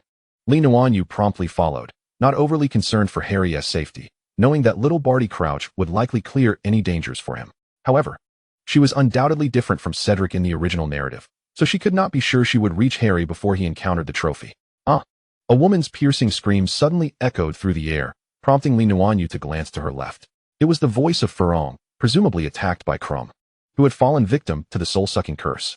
Surely, Harry would head in that direction as well. After all, Harry was inherently kind-hearted, and his immediate instinct would be to offer assistance. Indeed, the paper crane altered its course, and Nuanyue followed suit. Suddenly, a female ghost leaped before her. Her face ashen, with sharp, glistening nails. Nuanyue, unwilling to waste time, swiftly cleaved the apparition with her sword and continued to pursue the paper crane. As she drew closer to Harry, she encountered increasing obstacles. It appeared these traps and magical creatures had been set by young Barty Crouch, not only to aid Harry but also to hinder other brave souls. Just then, a spell shot from around the corner, and with ease, Nuanyue dodged it. Charging toward the caster, the opponent retaliated with another curse, but she evaded it once more, reaching him from behind and delivering a decisive blow that rendered him unconscious. Indeed, it is you, Nuanyue remarked, gazing down at the fallen Crumb, who had been controlled by young Barty Crouch. He must have been dispatched here to impede her after attacking Ferong. The surrounding vines began to stir, pulling Crumb into the wall, a protective measure for the unconscious warriors, lest the magical creatures of the maze devour them. Professor Moody, you must realize he stands no chance against me. It is time for you to intervene personally, Nuanyue stated, raising her eyes to the wall not far off, a provocative smile gracing her lips. Lee, do you misunderstand something? I was merely patrolling nearby, Moody replied, emerging with a crooked gait, his tongue flicking as he regarded Nuanyue as if she were a lamb awaiting slaughter. The patrolling professor remains on the outskirts. How could you have entered the maze? Nuanyue retorted with a grin, her sword aimed at Moody. Isn't that right, Mr. Barty Crouch? The false Moody's face twitched, astonished that Nuanyue had discerned his identity. It was improbable she could know who he was even if she suspected him to be an imposter. Surprised, are we? Nuanyue tilted her head, reveling in his expression. It's not difficult to deduce. Harry mentioned in passing that Mr. Crouch occasionally visited the school. He saw it on a map, but Uncle Fudge stated that the real Mr. Crouch has been recuperating at home due to poor health, only appearing at Hogwarts during the tournament, having not visited the Ministry of Magic for quite some time. Now, with Luna's assistance, Harry's trust in the false Moody waned, especially since Luna had clashed with him, which meant Moody was entirely unaware of the Marauder's map. The map never lies. If that man is not Mr. Crouch, then it can only be you, young Barty Crouch. Nuanyue's lips curled into a smirk. I recall your mother passed away shortly after your death was announced, didn't she? How fortuitous, wouldn't you say? She must have consumed the polyjuice potion, just like you did now, right? How tragic it is that your parents fought desperately to save you, only for you to end up killing your father, wasn't he it? He deserved to die. Barty Crouch erupted in fury, his face contorted, clearly losing control of his emotions. That man dared to use the soul-sucking curse on me. And let that house elf, Winky, spy on me. He knows nothing of my master's greatness. How dare he prevent me from seeking my master?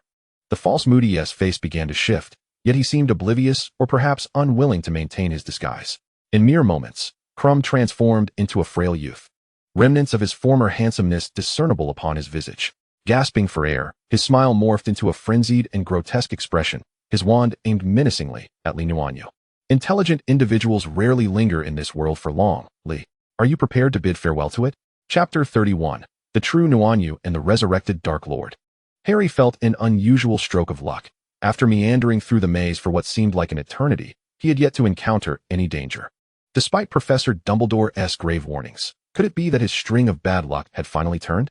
As he ambled forward, lost in thought, he transitioned from initial confusion and fear regarding the tournament to a burgeoning desire to prove himself. His emotions were in turmoil. He genuinely wished for Luna to emerge victorious. Yet simultaneously, he pondered whether winning the Triwizard Tournament would signify his superiority, bringing him closer to Luna. After all, the girl he admired shone so brightly that he lacked the courage to confess his feelings. Dodging a few traps, he suddenly heard Ferong's agonizing scream, so piercing that he hesitated before sprinting towards her. He paused at a corner, spotting a shadow rushing toward him. Pressing himself against the wall, he hoped to remain unseen. But the figure noticed him and pointed their wand in his direction. The wand emitted a dim light, yet Harry clearly recognized Crumb's face, his eyes devoid of life. To Harry's surprise, Crumb showed no sign of aggression. Instead, he turned and walked away in another direction. Harry hurried to Furlong's side. She appeared in great distress. Having already fainted, the vines within the wall began to ensnare her, dragging her into its depths. Helpless, he picked up her wand and conjured a distress signal. He then turned to pursue Crumb, sensing that something was amiss, as fragmented memories began to align in his mind. Luna's warnings, Sirius's advice. And that dream all pointed toward a singular truth. Breathing heavily, Harry raced through the maze, gasping for air as if on the brink of collapse. It was then that he heard Luna's voice, just on the opposite side of the wall. Elated, he was about to call out to her when another voice interrupted him, followed by a series of fragmented exchanges from behind the wall. To his horror, he realized that the moody professor, who had been somewhat kind to him, was indeed a fake and a terrifying Death Eater. Frantically searching for a way through, he needed to reach Luna. He could not allow anyone to harm her. The sounds of explosions and clashing metal echoed incessantly, and the more anxious he became, the more he stumbled into dead ends. As the sounds of battle gradually faded, Harry finally caught sight of Nuanyue, who stood over a man. Her sword plunged viciously into his shoulder. The man let out a pained cry, his right arm rendered useless as he attempted to rise, only to be forcefully pushed back down by her foot. Harry stood frozen, watching as blood stained the corners of Nuanyue's lips, forming a chilling smile that sent shivers down his spine, compelling him to take a step back. "You devil! You are a devil!" the man wailed, his body marred with wounds, the limp arm dragging helplessly on the ground, repeatedly attempting to rise but thwarted by her relentless foot. The devilish girl tilted her head in a disarmingly cute manner, yet the scene was undeniably eerie. "I thought you knew, Mr. Crouch. We are both Slytherins. We should know how to deal with our enemies." Her calm tone carried an undercurrent of amusement, tinged with disdain or perhaps contempt. Harry felt his hands and feet grow cold, questioning whether the girl before him was truly Luna. In his heart, Luna had always been a pure, kind, and gentle soul, one who never harmed others. The young wizards in their house adored this unique Slytherin, yet today, he witnessed a different side of Luna, a complete Slytherin. She is astute, ruthless, indifferent, and powerful, disregarding the sanctity of life. Yet, her beauty remains undiminished, radiating a deadly allure and danger akin to that of a poppy. Thus, Mr. Crouch, Nuanyue continues to smile as she bids farewell to the terrified young Barty Crouch and to this world. Her sword's tip is aimed at Crouch's heart, plunging fiercely into it. "Except you," Harry heard himself utter a spell as Luna's sword flew from her grasp. The girl seemed momentarily surprised, lifting her gaze, and upon seeing Harry, the eerie, indifferent smile on her face dissipated. "Harry, you are a bit late." His emotions tumbled like a roller coaster as the image of Luna he cherished suddenly materialized, blossoming in the chilling maze with a smile as radiant as sunshine. "Were you looking for me, Luna?" Harry's throat suddenly felt parched, and regret washed over him. What had he just done? He had attacked Luna. "I'm here. What's wrong? You look so pale. Are you hurt?" Nuanyue casually reached out, and the sword that had flown away obediently returned to her hand. She seemed entirely unfazed by Harry's attempted attack, kicking the unconscious body beneath her before moving to Harry's side. "Luna, were you just about to kill him?" Harry's voice remained hoarse. Nuanyue sensed Harry's turmoil. She offered a slight smile, apologizing. "I'm sorry, Harry, for letting you see a less favorable side of me. Did I frighten you?" "No, not at all." Harry quickly grasped Nuanyue's hand. "I'm sorry, Luna. I shouldn't have attacked you. I just thought you couldn't kill him. We could hand him over to Dumbledore. We could send him to Azkaban." He was unwilling to let blood stain Luna's hands, nor did he want her to bear the weight of a life taken. She should remain as beautiful as he first beheld her, living joyfully in the sunlight. Nuanyue wrapped her arms around the flustered Harry, gently patting his back. "It's all right, Harry. I am still me." Harry inhaled the familiar fragrance of the girl, and his chaotic emotions began to settle. He embraced her, murmuring, "I'm sorry. I'm just so scared you might become like them, Luna. I know you won't. But seeing you like that made me panic. Harry, I will never become a Death Eater, never, even if I am a Slytherin," Nuanyue promised. "Leave a mark here. I believe the professors will come." In truth, she had no intention of killing young Barty Crouch. After all, he was of little use, with his meridians ruined beyond the reach of potions. A person who cannot wield a wand properly is merely a liability to Voldemort, no matter how loyal. Nuanyue brushed off the dust from her clothes. The confrontation had been quite gratifying. Her equipment was indeed formidable, elevating her defenses to a new level. Young Barty Crouch had underestimated her. Her method of utilizing magic had always involved converting her spiritual energy into magical power to cast spells, which was inherently wasteful. Moreover, she had no intention of using martial tactics against him. as she could not fight him to the death at school. Thus, he had foolishly believed he could easily vanquish her. Nuanyue's trump card had never been limited to merely summoning her brother. Now you understand my means of countering the killing curse, do you not, Professor? Nuanyue softly addressed young Barty Crouch as she stood before him, but regrettably, he could no longer hear her, otherwise it would surely infuriate him. She kicked him into the vines, and then grasped the dazed Harry, continuing onward. Soon, they discovered the trophy, surrounded by an eerie emptiness. No traps, no creatures. Isn't this a bit too simple? Harry scratched his head, puzzled. I don't think so, Nuanyue said as she pulled him toward the trophy. So, Harry, shall we seize the trophy together? Sharing the first place isn't too bad, is it? Harry shook his head. No, first place belongs to you. If it weren't for your desire to save me, you would have found the trophy long ago. It seems I have taken advantage of you. Nuanyue took his hand. Let's do this together. All right, Harry finally consented. The two reached for the trophy simultaneously, and a dizzying sensation enveloped them, reminiscent of being hooked. Hold on to me, Harry. Nuanyue's fingers felt the pull vanish once more. A myriad of expletives swirled in her mind, pondering how a powerful being like Voldemort could create a magical artifact as ineffective as those of the Ministry of Magic. They were both transported to a vast courtyard, looking desolate, with distant, long-abandoned houses. In the center stood a colossal statue cloaked in a hood, with enormous wings, and holding a peculiar weapon. This is a portkey, Harry exclaimed in astonishment, rising to survey their surroundings, statues, graves, and tombstones. Unable to resist, he crouched before a gravestone, which bore the name of the person resting within, Tom Riddle, 1905 to 1943. I've been here before, in a dream, Harry murmured. We must return to the trophy. Harry, be careful, Nuanyue called out. As Harry glanced back, a familiar figure emerged, cradling an ugly, monstrous infant that fixated its serpent-like eyes upon him. Harry's scar throbbed with excruciating pain, causing him to collapse to the ground, clutching his head tightly. Eliminate that troublesome infant. A low, rasping voice commanded. As you wish, my lord. Peter Pettigrew glared at Nuanyue. Avada Kedavra. A green light surged toward Nuanyue, who raised her sword defensively, only to be forcefully knocked aside. Luna. Harry watched in horror, his heart gripped tightly, as if sliced into pieces, the agony surpassing even that inflicted by his scar. Do not worry, Harry. Nuanyue slowly rose, a trace of blood at the corner of her mouth, smiling reassuringly at Harry. It's merely a minor inconvenience. Like a bug bite. Luna. Harry exclaimed with relief, though the pain in his head surged again, forcing him to kneel on the ground once more. What an interesting little girl, Voldemort suddenly spoke. Wormtail, seize them. Yes, my lord. Peter, fearing Voldemort's wrath for not killing Nuanyue, hastily waved his wand, binding Harry to the winged statue, and imprisoning Nuanyue against a nearby stone pillar. Do not waste time, begin. Voldemort's voice brimmed with urgency as Peter swiftly lifted him and placed him before the bubbling cauldron. The father's bone, unwillingly offered, Peter chanted, using his wand to toss a bone from the graveyard into the cauldron. Harry gazed at the tombstone, inscribed with Tom Riddle's name, as Peter continued. The blood and flesh of the servant, willingly given. He sheathed his wand, producing a dagger, trembling as he raised his right hand and brought it down forcefully. Ah!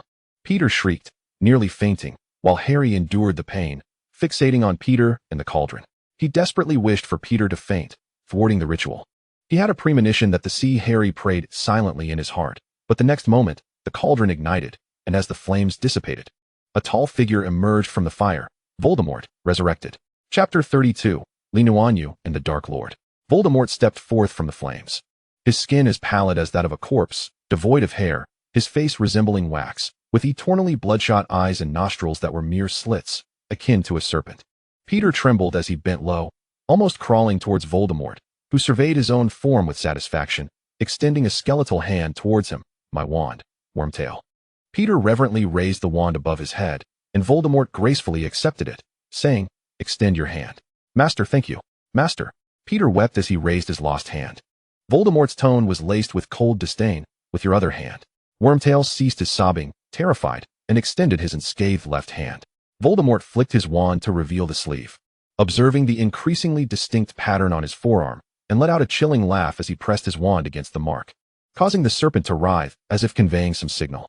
Voldemort gazed up at the sky, where dark clouds had gathered, forming the mark of the Death Eaters. Strange sounds echoed, and thick plumes of black smoke poured forth from the skull's mouth, morphing into figures clad in black robes and hoods. They donned terrifying masks and bowed deeply to Voldemort. Welcome, my dear friends. Voldemort's voice rasped like a blade scraping the floor. Though 13 years have passed, Your presence here today feels as if it were but yesterday. His voice grew increasingly sinister. I must admit, I am quite disappointed. Not a single one of you attempted to seek me. His hand swept across the faces of the cloaked figures as he bellowed, Crabbe, McNair, Goyle. They all knelt before him. Voldemort slowly approached a figure in black robes, his voice icy to the core. And you, Lucius. His hand brushed aside the mask, revealing the face of Lucius Malfoy, who, suppressing his fear, maintained a facade of calm as he knelt before Voldemort, saying, My master. I swear that if I detect your signal or hear of your return, I have sent out the signal, my friend, Voldemort interrupted. I swear, my master. I have never forgotten my loyalty to you, nor our mission. Lucius lowered his traditionally haughty head, speaking humbly. Master. Peter raised his hand, expressing his loyalty. You, Wormtail, are driven by fear rather than loyalty, Voldemort replied coldly, eyeing Peter, who appeared nearly ready to shrink away. However, you have proven somewhat useful, especially in recent months. With a flick of his wand, Voldemort restored Peter's lost right hand, transforming it into a more powerful and agile magical limb. Oh, master, my master, Peter exclaimed in delight, kneeling at Voldemort's feet and kissing his robes. Voldemort paid no further attention to the prostrate Wormtail, but turned towards Harry. Ah, I almost forgot there are two little ones here. Lucius glanced up at Harry, and then at Nuanyue atop the stone pillar, his expression changing drastically as he quickly bowed his head, silently following Voldemort. Voldemort stood before Harry, his tone dripping with condescension. Oh, splendid. It seems introductions are unnecessary. I hear your reputation rivals my own, Harry. He sneered, the boy who lived. Oh, your legend is but a tapestry woven of lies, isn't it? Shall I recount the truth of 13 years ago? Shall I reveal why I lost my powers?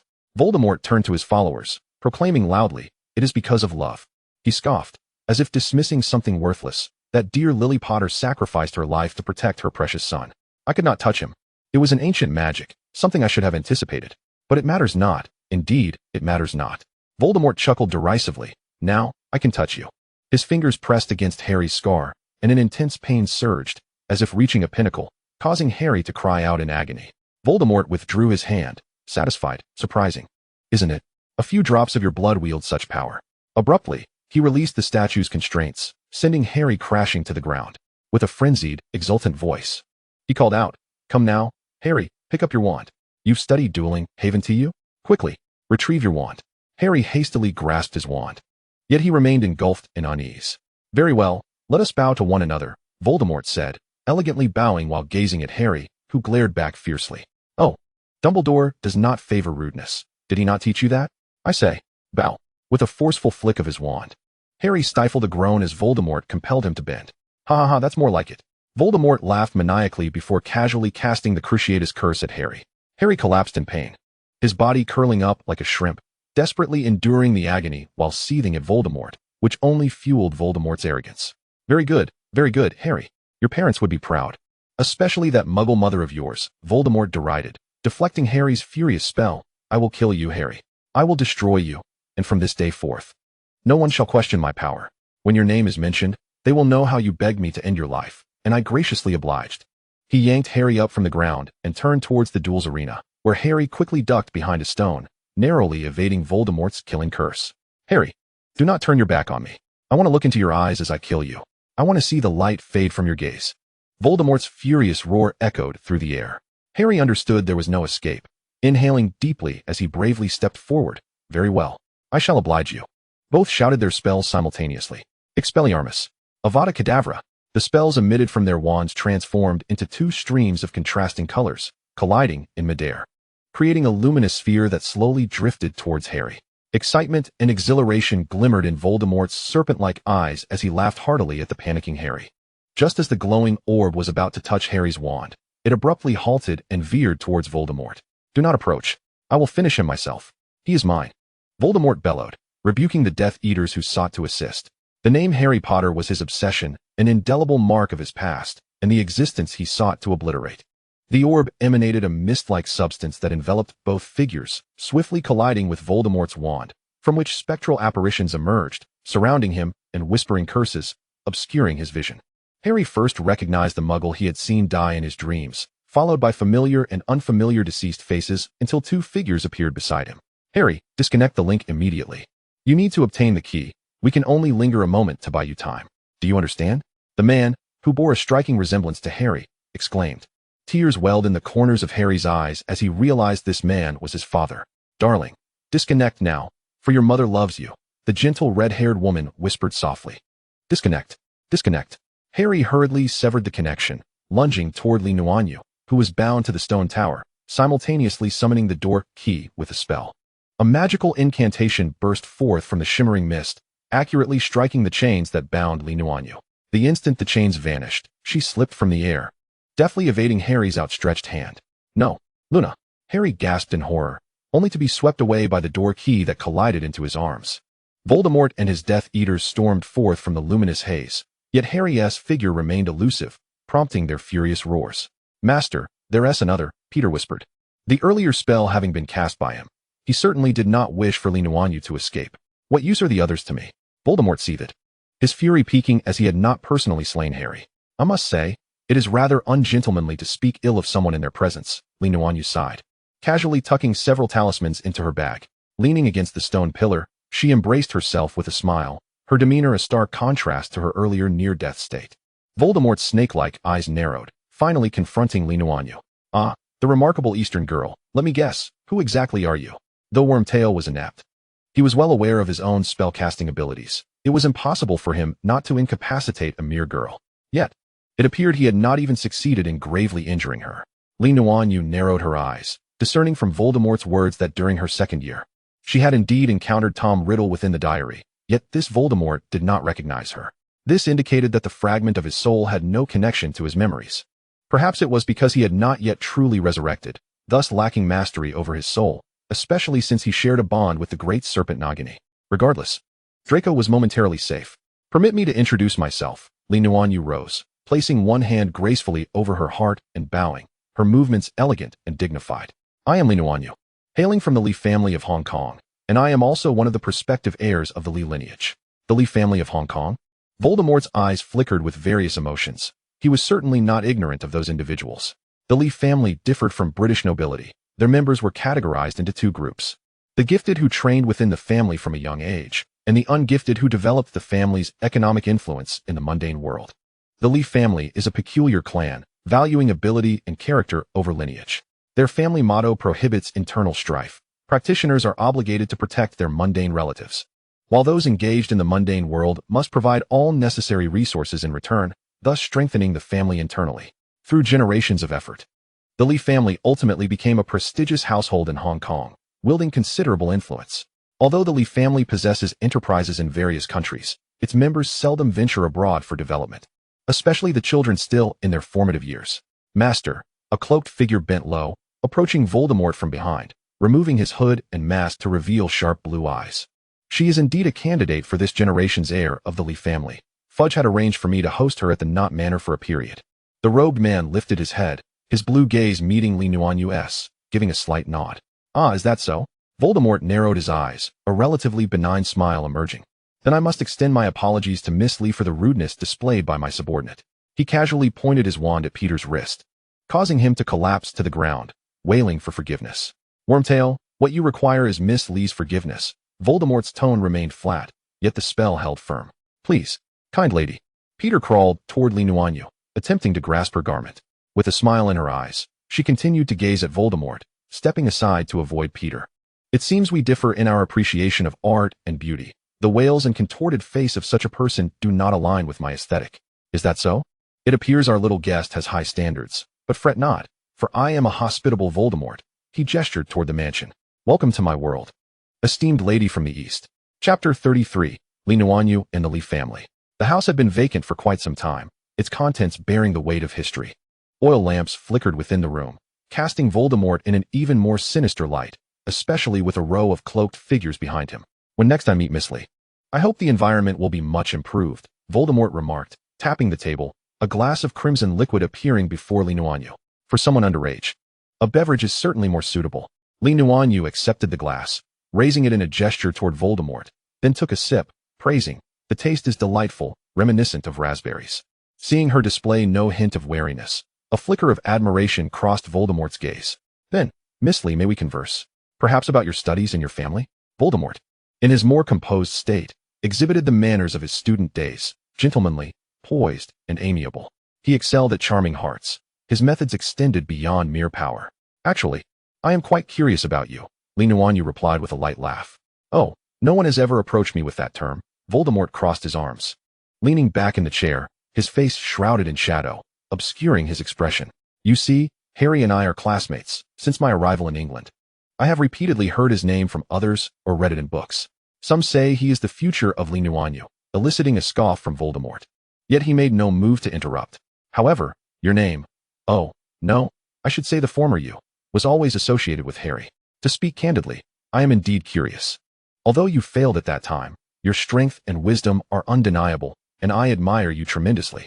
In some respects, your actions could be likened to a great endeavor. Akin to Dumbledore's, Nuanyue expressed genuinely. Regardless of Voldemort's deeds, there was a moment when he had indeed succeeded. Only his arrogance had led to his downfall. The Ministry of Magic and the wizarding world found respite from this incident, explaining why so many extolled and thanked Harry Potter, even though he had done nothing. And so, Voldemort's voice remained devoid of inflection. I wish to witness your resurgence, to discern who truly embodies the future of the magical realm. This is also the stance of my family. Nuanyue presented a small box to Voldemort. A modest gift, please accept it. Voldemort's hand emerged from the shadows, opening the exquisite wooden box, releasing a rich fragrance into the air. The box contained an unassuming pill, a longevity pill, extending life by 10 years and capable of healing your hidden ailments. Voldemort craved immortality. Longevity was exceedingly alluring to him. An Eastern elixir? What a mystical land, alas. I lack the opportunity to witness it, Voldemort lamented. Yet, no matter the place, there is no method for eternal life. My ancestor has lived for hundreds of years. Yet he too will eventually meet death. Eternity belongs to the realm of the divine, Nuanyue observed quietly, aware that Voldemort's soul-splitting was his attempt to achieve a different form of immortality. He was the first to fragment his soul into so many pieces, utterly unaware that such actions were detrimental to himself. In the East, the philosophy of cultivating the heart exists to prevent one from descending into madness. A soul ensnared in mire cannot extricate itself, ultimately facing madness and annihilation. Nuanyue firmly believed that even if Harry and Voldemort did not engage in their final confrontation, it would not be long before Voldemort succumbed to madness, transforming into a beast driven solely by the instinct to kill. What fear could one possibly harbor towards a beast devoid of thought? Voldemort's visage flickered in and out of the shadows. He had much to contemplate, his ambitions reaching towards the wizarding world of Britain, and perhaps even the entirety of Europe. Though arrogant, he was far from ignorant. The mysterious East harbored many formidable figures. His grand aspirations necessitated meticulous scheming. Upon attaining success, he would require not a hollow shell of a Ministry of Magic, but a magical world that could furnish him with the power he sought. Thus, it was with a sense of gratitude that Voldemort ultimately grasped that small box. His face emerging from the shadows, his serpent-like eyes glinting with persuasion as he uttered, "We shall all obtain what we desire, shall we not?" "You are correct, my lord," Nuanyue replied with a sweet smile. With a sharp crack, the pallid Lucius Malfoy and a young girl materialized within Malfoy Manor. The anxious Narcissa rushed forward, enveloping her husband Lucius in a warm embrace. "Are you all right?" "I am well," Lucius reassured his wife. "Luna and I need to converse. Should an owl from Hogwarts arrive with news, direct it to the study." After Narcissa embraced Nuanyue, she departed to prepare dinner. In the study, Lucius cast his coat onto the sofa and poured himself a glass of wine, swallowing it in one gulp. Only then did he seem to regain his composure, settling into the chair behind his desk, one hand shielding his weary face. "Do not fret, Uncle Lucius," Nuanyue said, taking a seat opposite him. "I previously assured you that I would provide Draco with an escape route. Thus, regardless of your actions, Draco and the Malfoys shall remain as they are." "Luna, do you believe he will prevail?" Lucius inquired, uncertainty lacing his voice. "Who can say?" Nuanyue replied, unwilling to speak in absolutes. However, she would not allow him to harm her friends, even if it meant severing ties in the end. "He grows increasingly terrifying," Lucius sighed. "Every time I behold him, it feels as though I am staring into an endless abyss." Lucius pinched the bridge of his nose. "Draco will know everything. He has no choice, regardless of his decisions. My promise remains intact." Nuanyue's voice was gentle, soothing Lucius's frayed nerves. "He will be fine, and you and Aunt Narcissa shall be well too." A hush fell over the study until Narcissa knocked lightly at the door. "My dear, Draco's owl has delivered a letter." "Come in, darling," Lucius replied, returning to his usual demeanor. Narcissa entered, handing a letter to Lucius, then leaned down to kiss Nuanyue's cheek. "Luna, I appreciate your efforts. Do try my cooking later." "It is my honor, Aunt Narcissa," Nuanyue smiled in response. Lucius swiftly perused the letter, a hint of a smile gracing his lips as he handed it to Nuanyue. You should read this. My son is nearly frantic because of you. And I suspect Not has received similar news. Draco's cursive was usually elegant, but the scrawl on this letter was frantic, resembling a writhing worm. It revealed that upon returning to school, Harry had been safeguarded by Dumbledore. They had captured young Barty Crouch Jr. and, under the influence of Veritaserum, interrogated him. Harry recounted the events that transpired in the graveyard, lamenting that he had failed to capture Nuanyue. Dumbledore reassured Harry before departing to contact others. Unable to remain still, Harry, though he trusted Dumbledore, was tormented by the thought of Luna in Voldemort's clutches, especially after being injured by Peter. His mind was filled with images of Luna's suffering. For the first time, Harry laid aside his pride and sought Draco's assistance, yearning only for news of Luna. Initially, Draco intended to mock Harry for seeking him out. But upon realizing Harry's purpose, he was consumed by anger and paid him no heed, retreating to the Ollery to compose this letter. Theodore promptly wrote to his father inquiring about the situation. I will return to school tomorrow. I will not disclose anything about what transpired here. Voldemort's inaction is solely due to Nuanyue. She returned the letter to Lucius. Now, we must enjoy a peaceful dinner prepared by Narcissa. To be honest, today has been exhausting. At Hogwarts, in the Gryffindor common room, Harry stood stiffly by the window, lost in thought as he gazed at the sky. Hermione and Ron sat anxiously on the sofa behind him, concerned for their friend. Since yesterday, Harry had remained motionless. They had spoken at length, but he seemed impervious to their words. Hermione understood Harry's anguish. When he returned from the tournament, he was covered in injuries, crying out Luna's name until Dumbledore led him away. Dumbledore did not believe Luna would come to harm, yet their worries persisted, particularly for Harry, who was steeped in regret, questioning why he had failed to bring Luna back. Had he known, he would have preferred to remain with her, even if it meant facing Voldemort together. Unable to contain herself, Hermione approached him again. Please, Harry, eat something or try to sleep. Harry remained unmoving. Hermione, anxious, moved to his side, gazing into his face. Harry, Dumbledore assured us that Luna is safe, and none of this is your fault. It is all due to that man. Harry's eyes flickered as he turned to Hermione. I did not capture her. I was so close. His voice was hoarse, filled with confusion and regret. Why Luna? I wish it had been me. Harry, do not say that, Hermione pleaded, gripping his shoulders and shaking him gently. Luna would never want to see you like this. I cannot, Harry replied, covering his face as tears streamed through his fingers. I am terrified. I deeply regret this. If she does not return, or if she is harmed, I will lose my mind, Hermione. Truly. Oh, Harry. Hermione observed his distress and felt a sense of relief. He had been so tightly wound. And now that he was able to cry, perhaps it was a step towards healing. Ron approached, patting Harry's back in consolation. George and Fred are keeping watch in Slytherin. If there is any news, they will return immediately. Do not worry. Meanwhile, the one they all worried about, Nuanyue, was indulging in a leisurely slumber within Malfoy Manor before returning to Hogwarts via Floo powder. As she emerged from the fireplace, she was met by a pair of eyes that resembled storm clouds, evidently belonging to a very irate Severus Snape. So, Lee, do you not intend to say anything to me? Snape's demeanor radiated coldness as he stood outside the fireplace. Nuanyue shivered, turning to retreat back into the fireplace, only to be seized by the collar from behind and thrown onto the sofa like a small chick. Snape's hand pressed against her ear, his icy countenance mere inches away from her face. If your mind were functioning properly, you would recall my warning. Do not take risks.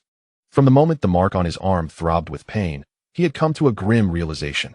Luna had acted with intent, deliberately seeking contact with the Dark Lord. A reckless game of fire. I am perfectly fine, Nuanyue stammered, forcing a weak smile.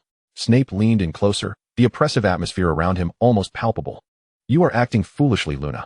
If you persist in this manner, I will seriously consider administering some Veritaserum to you. He refrained from questioning her out of respect. Yet she continually placed herself in peril, now even provoking the Dark Lord. He was at a loss as to how much folly was contained within the mind of this girl before him. Swear to me, Luna.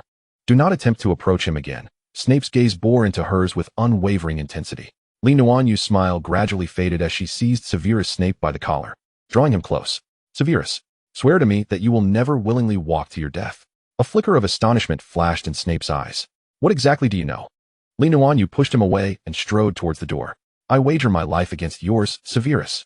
Let us see who ultimately compromises. The door slammed shut with a resounding thud before him, leaving Snape standing still, a myriad of inexplicable emotions crossing his features, culminating in a self-deprecating smile. Chapter 34, Dark Clouds and Radiant Light. As Nuanyue exited the door, Her mood remained exceedingly grim. She had always known Snape to be the most difficult of all. While others perished due to the ravages of war, each yearning to live, Snape had long harbored a death wish. She found herself at a loss as to how to dissuade him from his fatal intentions. In her moment of anger, she had threatened him with her own life. Yet she truly did not know how to save that man. She felt utterly exhausted, to the point of tears, upon reaching the entrance of the common room. Before she could utter the incantation, two figures lunged at her, nearly prompting her to draw her sword. Fortunately, she quickly recognized them as two Weasley redheads, one of whom was firmly embraced by the other in a moment of hesitation. The two exuberant Weasley twins clung to her, showering her with affectionate kisses, leaving her cheeks flushed. "Please, you two." Nuanyue struggled to escape the Weasley mountain, helplessly enduring their exuberant display of affection. After they expressed their concern and longing, her meticulously arranged hair had transformed into a disheveled mess, and her once pristine attire was now riddled with creases. "Luna, you are finally back. Little snake. You nearly gave us a heart attack." Although the relentless onslaught of their affections had ceased, they continued to hold her tightly, refusing to release their grip for even a moment. "I've just returned from the brink of death, only to face annihilation at your hands." Nuanyue's eyes resembled those of a dead fish, her fatigue rendering her too weary to resist. "Do you have any idea how worried we were about you?" they exclaimed. "We stood guard at the Slytherin entrance. Would thought we were trying to transfer houses. He chased us with a broom, ready to thrash us." The twins resumed their banter, oblivious to her disheveled state as they rubbed against her, further exacerbating her plight. "Isn't it class time?" Nuanyue queried, glancing at the red-haired duo. "Did you skip class? Isn't that quite normal?" They retorted. "Little snake, have you knocked your head?" They explained that they frequently skipped classes, especially during such extraordinary times, particularly for history of magic and potions. "Little snake, what on earth happened?" "Luna, did you confront the Dark Lord?" Despite their concern for her well-being, the twins' playful nature resurfaced. "Shall I regale you with tales of my adventures?" Nuanyue rolled her eyes in exasperation. They were at the entrance of Slytherin, and she wondered if they were not afraid of being ambushed. "Oh, I forgot we were at the snake's den. Shouldn't we return to the lion's lair?" With a shared glance, the twins hoisted Nuanyue and dashed out, prompting a resigned sigh from her. Arguing with these two was futile. As they sprinted towards the Gryffindor entrance, Nuanyue suddenly gasped. "Wait, are you taking me inside? This is Gryffindor." While she enjoyed a decent reputation, she was not as concerned about being ganged up on as the twins were. However, was it not a tad provocative to enter the lion's den so brazenly? "What does it matter? You're not just any snake," they replied. "Moreover, to be frank, Harry's not in the best state." The twins led her before the fat lady, who regarded Nuanyue with curiosity. "Oh, I know you. You're quite famous in the portrait world," she remarked. "The Slytherin girl who wrecked Dumbledore's office, sending the portraits of former headmasters fleeing in terror. We portraits have quite enjoyed the story." "Ah, this way of becoming famous is rather embarrassing," Nuanyue mused, scratching her head. "I remember you're a Slytherin," the fat lady said, glancing at the twins. "Very well, today is an exception." Without waiting for the twins to recite the password, she swung open the door, allowing them entry. Reluctantly, Nuanyue followed the twins inside. Relieved she wasn't wearing her school uniform, hoping to remain inconspicuous. Yet, she evidently forgot that her attire was unique, as she was immediately noticed upon entering the common room. "Luna!" Hermione exclaimed joyfully, rushing over to embrace her tightly. "You're back. This is wonderful, you're back." "I'm back, indeed," Nuanyue reassured her. Gently patting her back, Hermione released her and called out, "Harry! Harry, come quickly." Harry stood by the window, his expression obscured by the light, though the emerald depths of his eyes shimmered with emotion. He rushed over and enveloped Nuanyue in a fierce embrace, holding her in silence, leaving her somewhat bewildered. She had expected him to inquire about what had transpired, about Voldemort or the Death Eaters, yet he said nothing, merely holding her tightly. "Harry," Nuanyue broke the silence. "Are you all right?" Truth be told, she was not particularly well. First, she had been tossed around by Snape, then assaulted by the twins. And now Hermione and Harry were squeezing her as well. To be frank, Harry's strength was overwhelming. She felt as though her organs might burst from the pressure. "Luna," Harry finally said, his realization dawning upon him. "You're truly back. Are you unharmed? Did he lay a hand on you? Are you injured?" No. Harry, please calm down." Nuanyue quickly grasped his arm. "Look at me. I'm unscathed. Peter didn't hurt me, nor did the Dark Lord. It was class time. And aside from the few who had skipped, the common room was empty, allowing her to speak candidly. "Luna, I'm so sorry. It's all my fault." Harry once again embraced her. "You must have been terrified. If I had caught you at that moment, you wouldn't have had to endure this." She seemed unaffected, having even shared a drink and conversed amicably for quite some time. "Harry, don't get worked up. I still want to tell you about what happened." Li Nuanyue said, patting his back. Shall we sit for a moment? Harry finally released her, though he held her hand tightly, unwilling to let go. They settled onto a sofa, facing the twins, Hermione, and Ron. Ahem, actually, I'm not quite sure how to explain, but I had a brief conversation with him. It wasn't about anything significant. He knows I come from the Lee family, and he is wary of my background, which is why he let me go, Li Nuanyue summarized. But he has returned, and he will certainly incite turmoil in the wizarding world, right? Hermione expressed her concerns. He still wants to kill Harry. Oh, Merlin, I can hardly imagine. Dumbledore has already begun to take action. The Ministry must have received word as well. We should be somewhat better prepared. Ron maintained a more optimistic tone. Speaking of which, I think you all should brace yourselves, Li Nuanyue sighed. From what I know of Uncle Fudge, he once believed 2 children. But he would believe you, right? Hermione urged. You're from the Lee family. There is no conflict of interest with the British side. He should trust you. Hermione. Sometimes people only believe what they want to believe. Li Nuanyue shook her head. Didn't Fudge in the original story refuse to believe Voldemort had returned? No. He simply didn't want to accept it. No matter how powerful the Lee family was, to Fudge and the Ministry of Magic, they were merely a partner and a distinguished guest.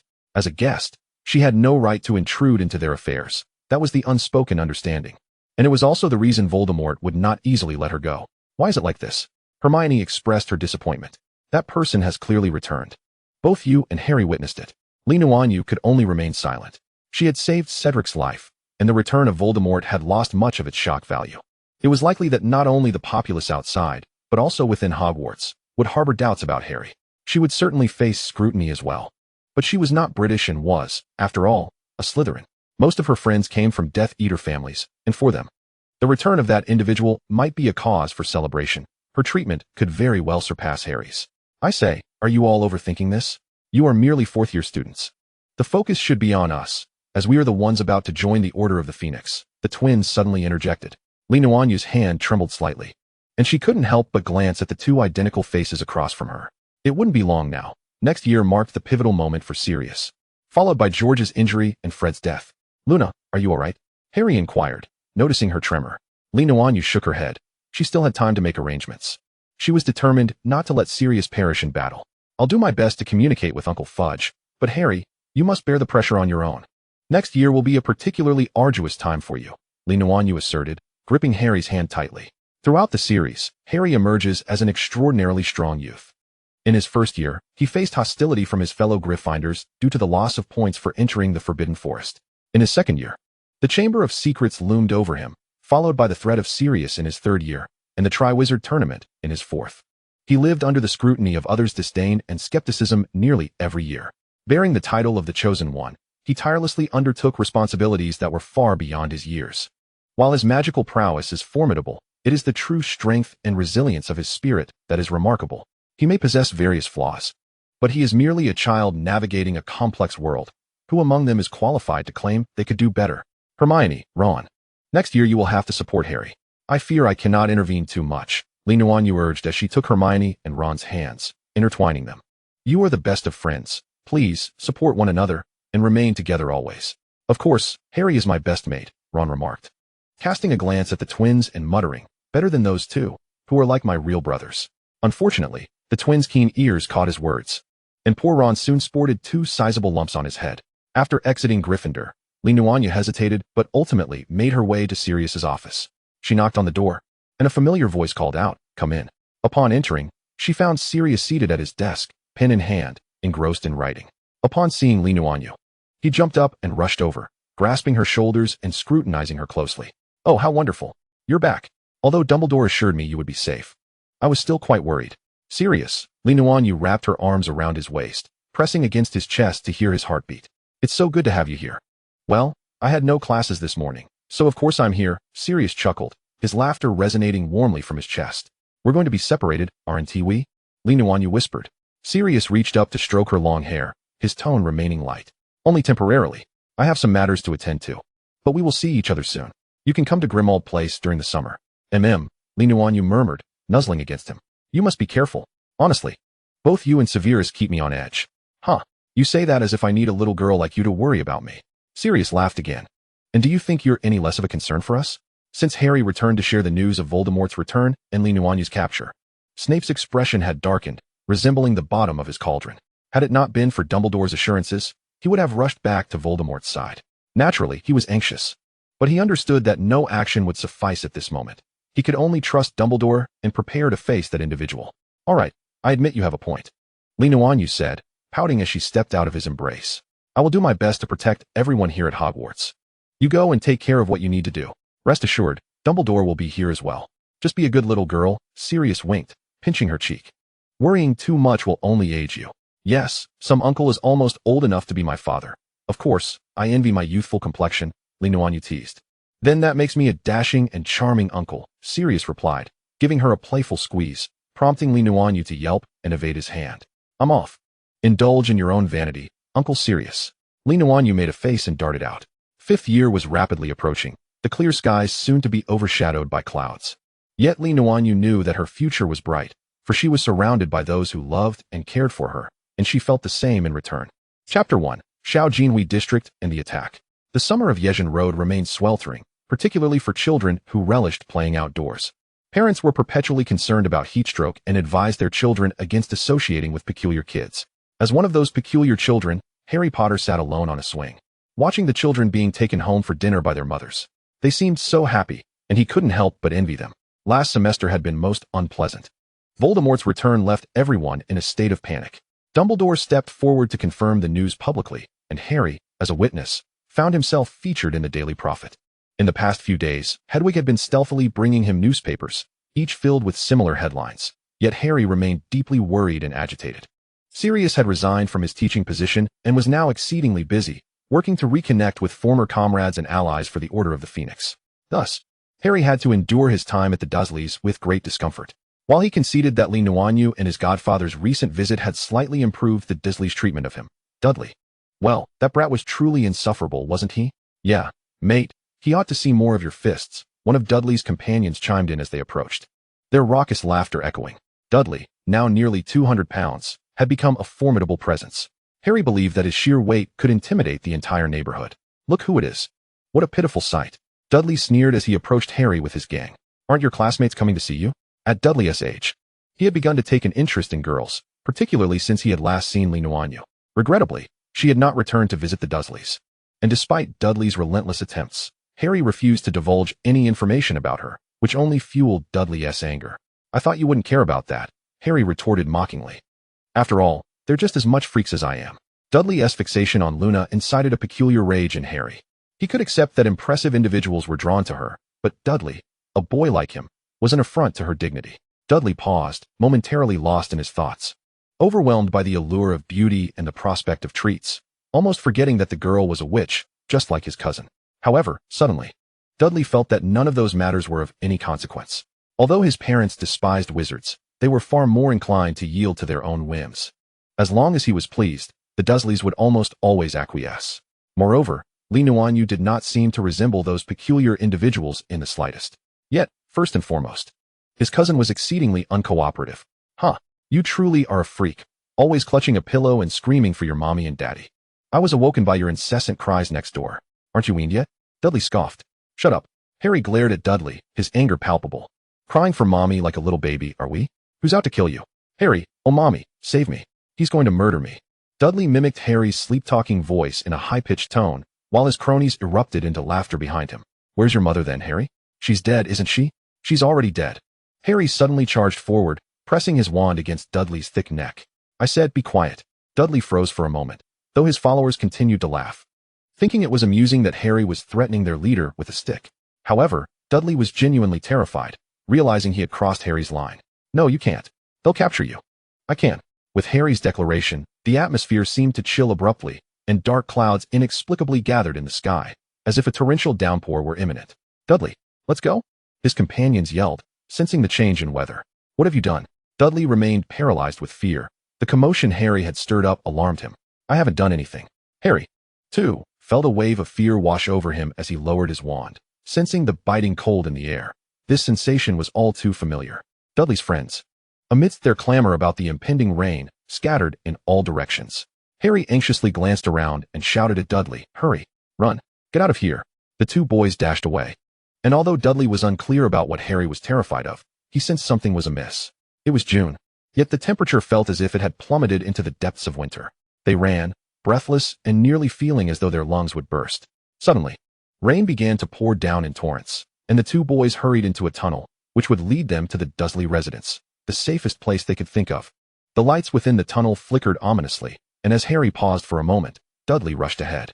Yet, Harry clearly saw the shadow darting towards them from the opposite direction. "No, Dudley, stop!" Harry shouted, but it was too late. The shadow passed through Dudley, who collapsed to the ground, his face pale and convulsing.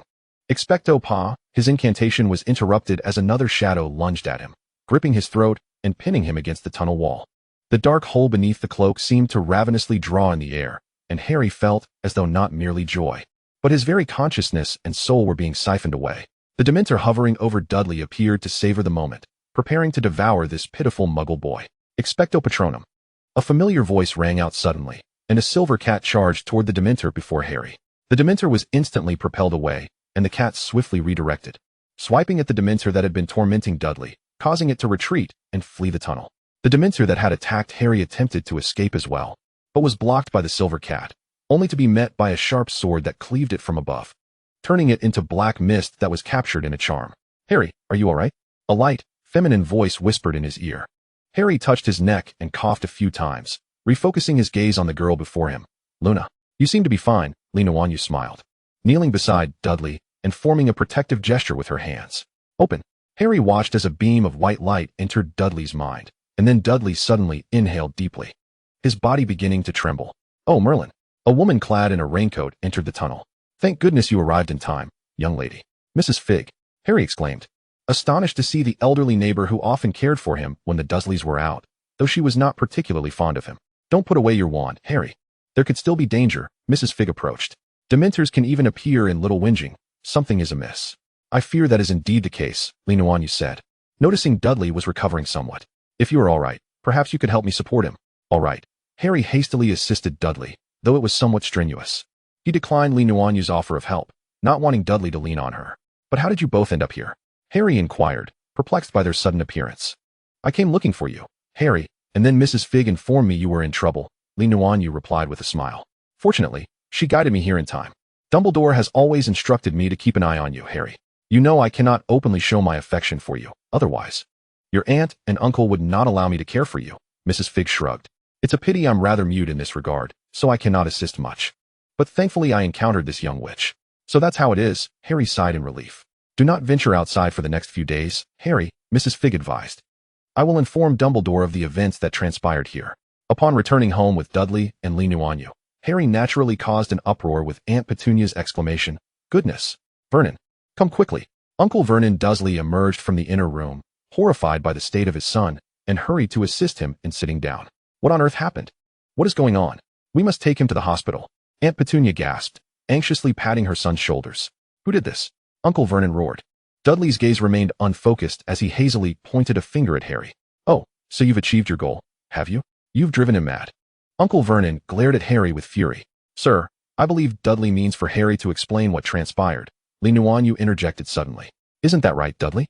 The Dursleys turned to Dudley, who indeed nodded vacantly. "Miss Lee, I apologize for not receiving you properly." Aunt Petunia, seeing that Dudley was indeed not gravely harmed, resumed her usual composed demeanor. "No, I should be the one to apologize for not notifying you sooner," Nuanyue replied politely. "I merely came by to check on Harry and did not expect to encounter such unpleasant circumstances. May I speak with you, Mrs. Dursley?" "Oh, very well," Aunt Petunia replied, taken aback by Nuanyue's request. She hesitated, glancing at her son. "Rest assured, I guarantee he is unharmed." Nuanyue's calming smile prompted Aunt Petunia to nod and lead her upstairs to a room. "Your home remains as cozy as ever," Nuanyue praised. To be honest, despite Aunt Petunia's often sharp demeanor, she is a very competent housewife, and it is she who truly holds sway in this household. "Miss Lee, you certainly know how to flatter," Aunt Petunia chuckled, feeling a slight fondness for this unusual young witch. "Then I shall be direct, madam. That person has returned." Nuanyue murmured softly, but Aunt Petunia's expression changed dramatically, and she sank down onto the bed in shock. Penny was acutely aware of who that person was. In her childhood, she had been the closest of sisters to Lily.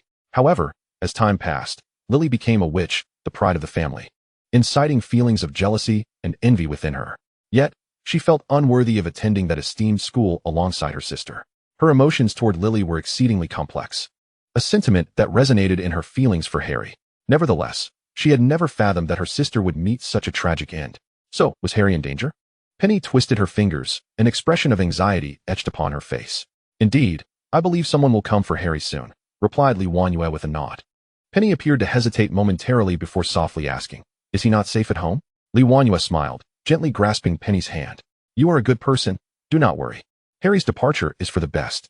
After a brief silence, Penny nodded slightly. The two descended the staircase, and Nuanyue led Harry to the door to bid farewell. "Luna, you haven't yet mentioned what you came to discuss," Harry said, delighted to see her so soon.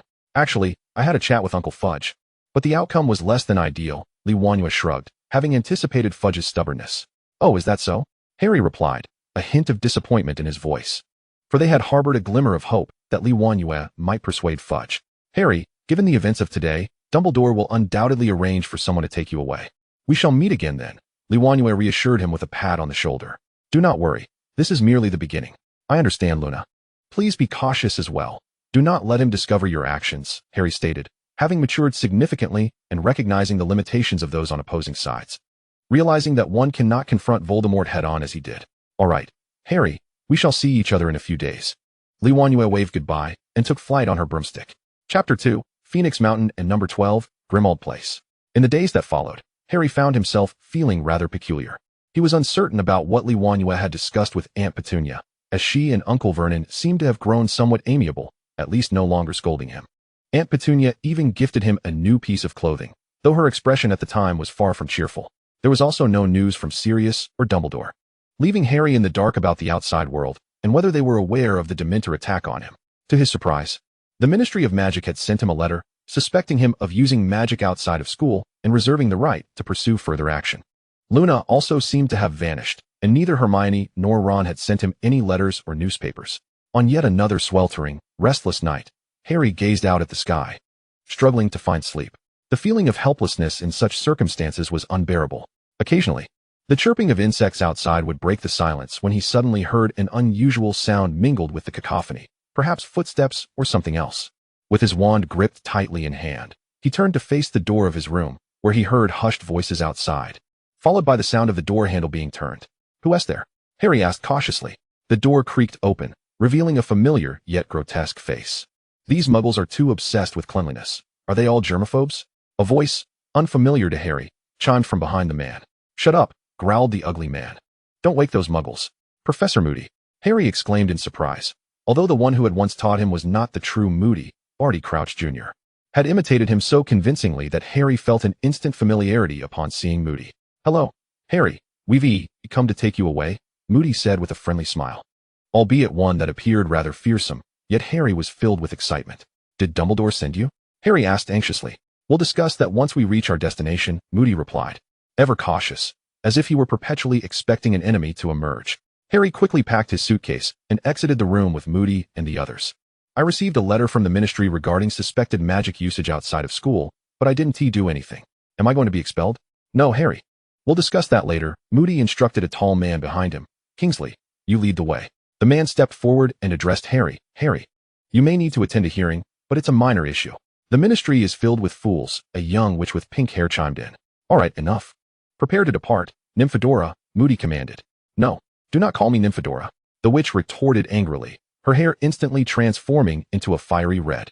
Suddenly, several broomsticks appeared in the air, and Harry grasped one of them as he heard Moody instruct everyone to maintain formation, emphasizing that even if someone were to sacrifice themselves, they must not falter. Unable to restrain himself, he glanced back and caught a glimpse of Aunt Petunia standing by the window, watching them. When she noticed his gaze, she opened her mouth as if to say something, but ultimately turned away and drew the curtains, as Harry and Moody soared into the sky on their broomsticks.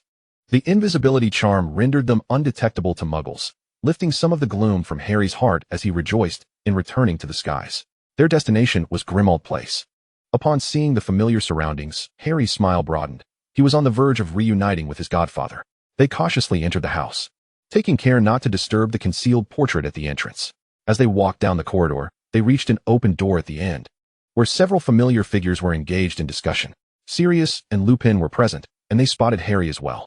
Suddenly, a plump woman emerged from the shadows and enveloped Harry in a warm embrace. "Mrs. Weasley," Harry exclaimed, returning her affection. "Oh, Harry, you look rather unwell." We shall have dinner once they conclude their meeting, Mrs. Weasley said, halting his next words. You should head upstairs, Harry. The room you used is ready for you. Bewildered, Harry ascended the stairs, passing Creature, who was muttering curses at the members of the Order of the Phoenix. He opened his door only to be swept into an embrace by Hermione. Harry, it's wonderful to see you. Are you all right? Ron approached, concern etched on his face. You were attacked by Dementors, weren't you? We heard all about it. Yes, Harry replied, feeling a twinge of discontent. Have you been here the entire summer? Yes. Hermione and Ron exchanged glances, both sensing Harry's discontent. I haven't received any news for half the summer. Harry expressed his frustration. You didn't write to me. Harry. We wanted to write, Ron interjected hastily. Dumbledore forbade us from telling you, Hermione added anxiously. But why? I was the one who discovered Voldemort's return. I fought him. Surely, I could be of assistance. Harry shouted in discontent. Hey Harry. Hey Harry. The twins suddenly appeared behind him, clapping him on the shoulder, startling Harry, who broke into laughter. We passed our apparition test. The whole summer has been terrifying, Ron grumbled. The twins ignored Ron's complaints, sitting on Harry's bed, gazing at him. Mate, you did the right thing. You need to let it all out. Once you do, you'll feel better. Want to hear some news? They produced a peculiar ear-shaped device, proclaiming, Weasley's Wizarding Wheezes, the eavesdropping companion. A few young wizards scampered to the corner of the staircase, lowering the device with fishing line to the door of the room below. The individuals within the room appeared to be embroiled in a heated argument, with the voices of Sirius and Mrs. Weasley ringing particularly loud.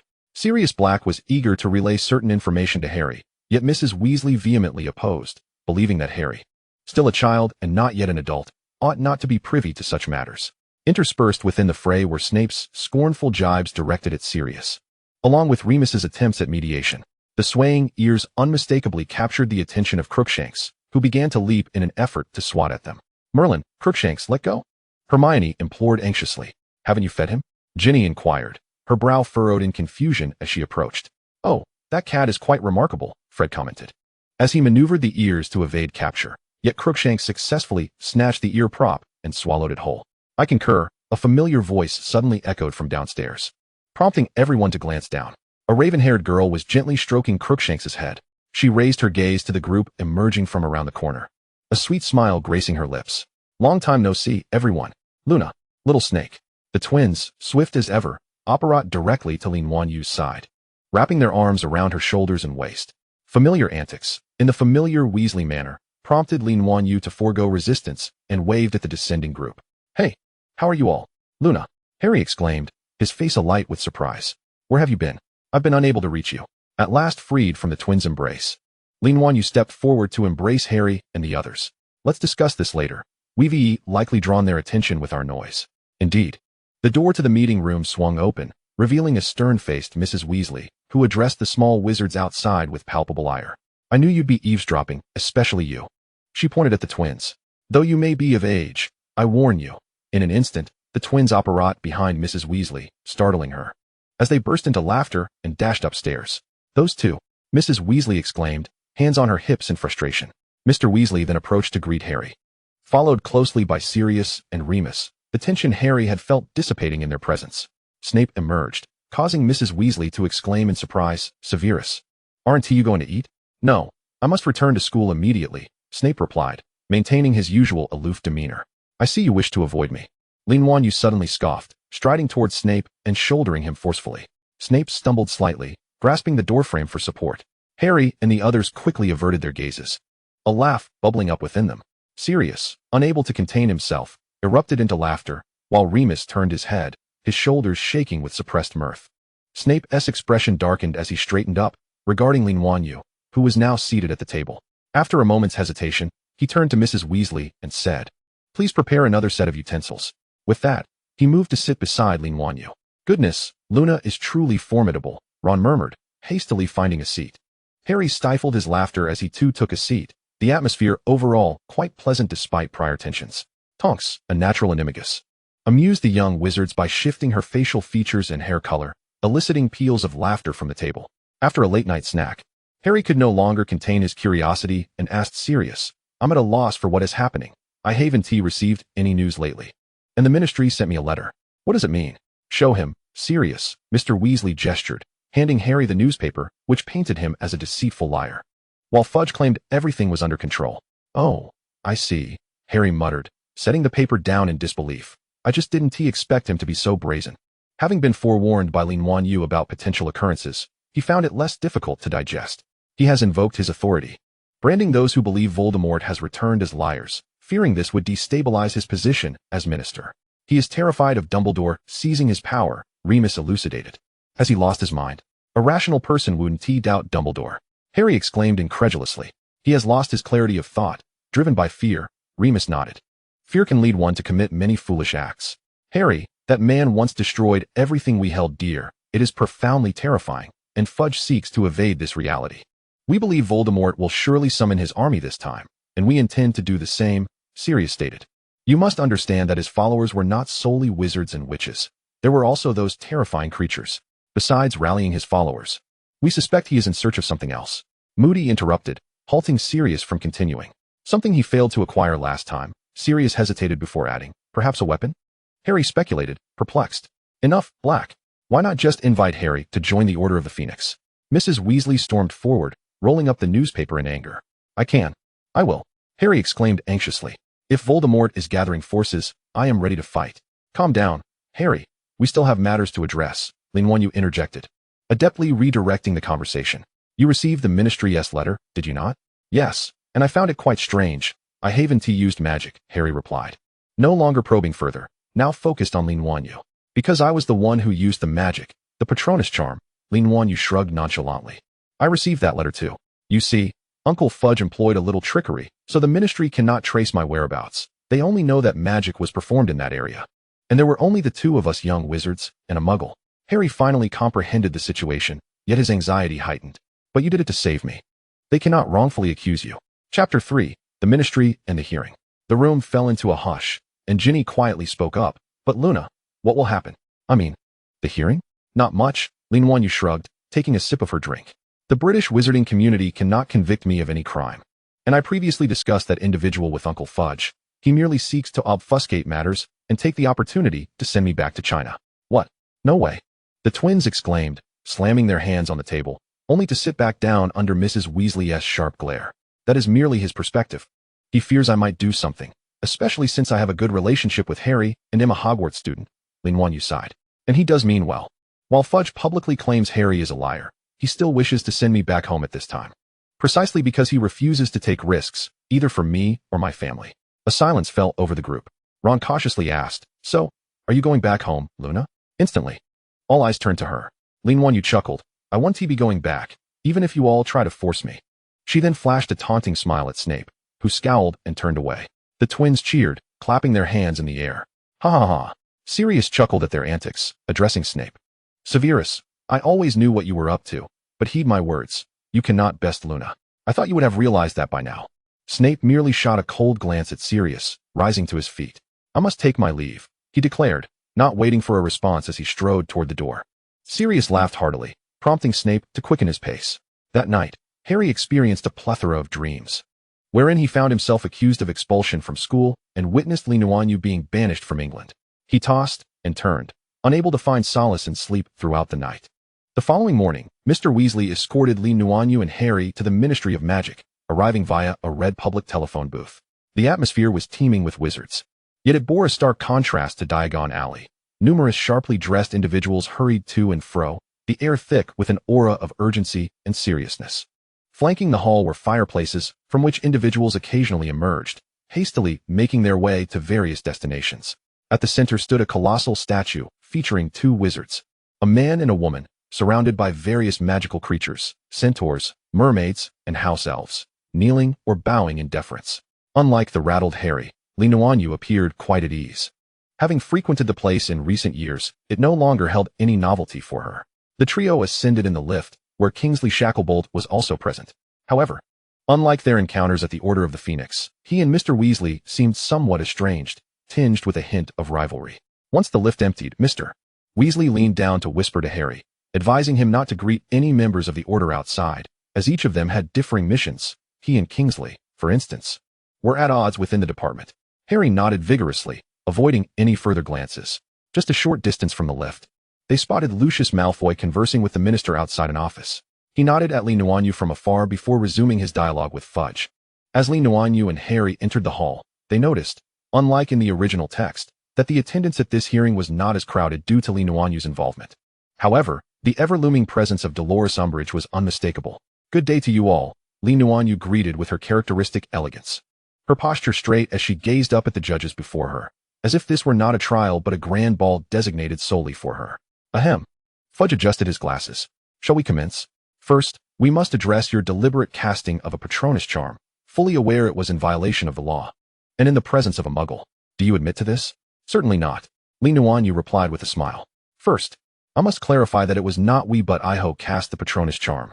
Moreover, that muggle is no ordinary one. He is Harry's cousin, and to my knowledge, the Disley family has produced more than one wizard. Thus they have always been aware of the wizarding world's existence." Ahem. Fudge cleared his throat again. "Miss Lee, you do not deny using magic before the age of 17, do you?" "Luna was merely defending me. There were Dementors attacking my cousin Dudley and me," Harry interjected, unable to contain himself. "A Dementor in Little Whinging?" A seemingly upright witch gasped in astonishment. Very well, what a clever excuse," Fudge sighed. "But there are only you present. The muggles cannot see who can testify on your behalf." "I can," Harry exclaimed, but Nuanyue stopped him, rising to nod politely at the surrounding wizards. "I certainly possess evidence to support my claims." To the astonishment of the wizards, Nuanyue summoned the captured Dementor, which appeared lethargic and on the verge of disintegration. A murmur swept through the crowd. While they could control or obliterate Dementors, no one had managed to capture one and then release it intact. "I hail from the Lee family in Hong Kong, a lineage steeped in the art of exorcism," Nuanyue stated, her back straightening, her presence suddenly commanding as she performed a formal salute to the assembly. The attendees looked perplexed, while Fudge felt a sudden flash of recognition reminiscent of a younger Dumbledore at his most formidable. Though Nuanyue may not have been as powerful, her aura rivaled that of Dumbledore in his prime. Sensing the intimidation among the wizards, Fudge wearily rubbed his temples. He neither wished to confront Nuanyue nor desired to allow someone of such sensitive stature to remain in England, particularly at Hogwarts. "Miss Lee, can I interpret this as you believing that the Ministry has attacked Harry?" Umbridge's childlike voice suddenly piped up. "I harbor no such notion, Ms. Umbridge," Nuanyue replied, lowering her hand with a light chuckle. "My experience in England has exposed me to a rich tapestry of culture, greatly enriching my prospects for future collaboration with the British wizarding community. I genuinely admire the Ministry's rigorous work ethic, particularly among esteemed wizards like yourself and the Minister." Seeing Umbridge's apparent satisfaction, she continued, "This incident is likely the work of Death Eaters, who thrive on chaos, and the Ministry's management capabilities are well recognized. This is merely a misunderstanding, is it not?" The wizards began to murmur amongst themselves, while Umbridge cast a discreet glance at Fudge, who then lowered his head and ceased speaking. "Miss Lee," Fudge sighed, abandoning his formal demeanor, "you present a dilemma for me. I, along with the Lee family, have no intention of interfering with the Ministry's affairs." Nuanyue slowly extended a hand. "For this, I am willing to swear an unbreakable oath, Minister Fudge. Would you be amenable?" Fudge hesitated, surveying the persuaded wizards around him, and sighed in resignation. Even if he were inclined, he dared not enter into such an oath with Nuanyue. The Lee family could face mishaps in Britain, even death, but these must remain entirely unrelated to the Ministry. Fudge, for all his arrogance, would not dare to challenge the Lee family's boundaries. "I trust you, Miss Lee. Please remember your words." Fudge rapped the gavel before him. "Charges are hereby dismissed, not guilty." Harry finally relaxed, beaming with joy. "That's splendid, Luna." As they exited the doors, Mr. Weasley awaited them, giving a thumbs up. "You were marvelous, Luna. I've never seen Fudge wear that expression before." Nuanyue merely smiled, while Harry anxiously queried, "What if Minister Fudge truly enters into an unbreakable oath with you?" Nuanyue chuckled softly. "He wouldn't dare. I merely provided him with a means to save face while asserting my own authority." Harry, still grappling with the concepts of politics, interests, and positions, remained concerned. "But you promised him not to engage with the Ministry. What about the Order and the Death Eaters?" "I've stated my intention, but he won't believe me," Nuanyue replied, gently ruffling Harry's unruly hair. "I lied, plain and simple." Harry was taken aback by her unabashed honesty. Nuanyue laughed merrily, reflecting on how only Hermione managed to ascend the ranks within the Ministry, while Harry and Ron remained blissfully naive. Following the hearing, Nuanyue did not return to Grimmauld Place with them, but instead accompanied Lucius, who had been waiting in the hall, to Malfoy Manor. Draco had grown taller since last year. Upon seeing Nuanyue, he haughtily huffed, expressing his displeasure at her tardiness in visiting him just before the school year commenced.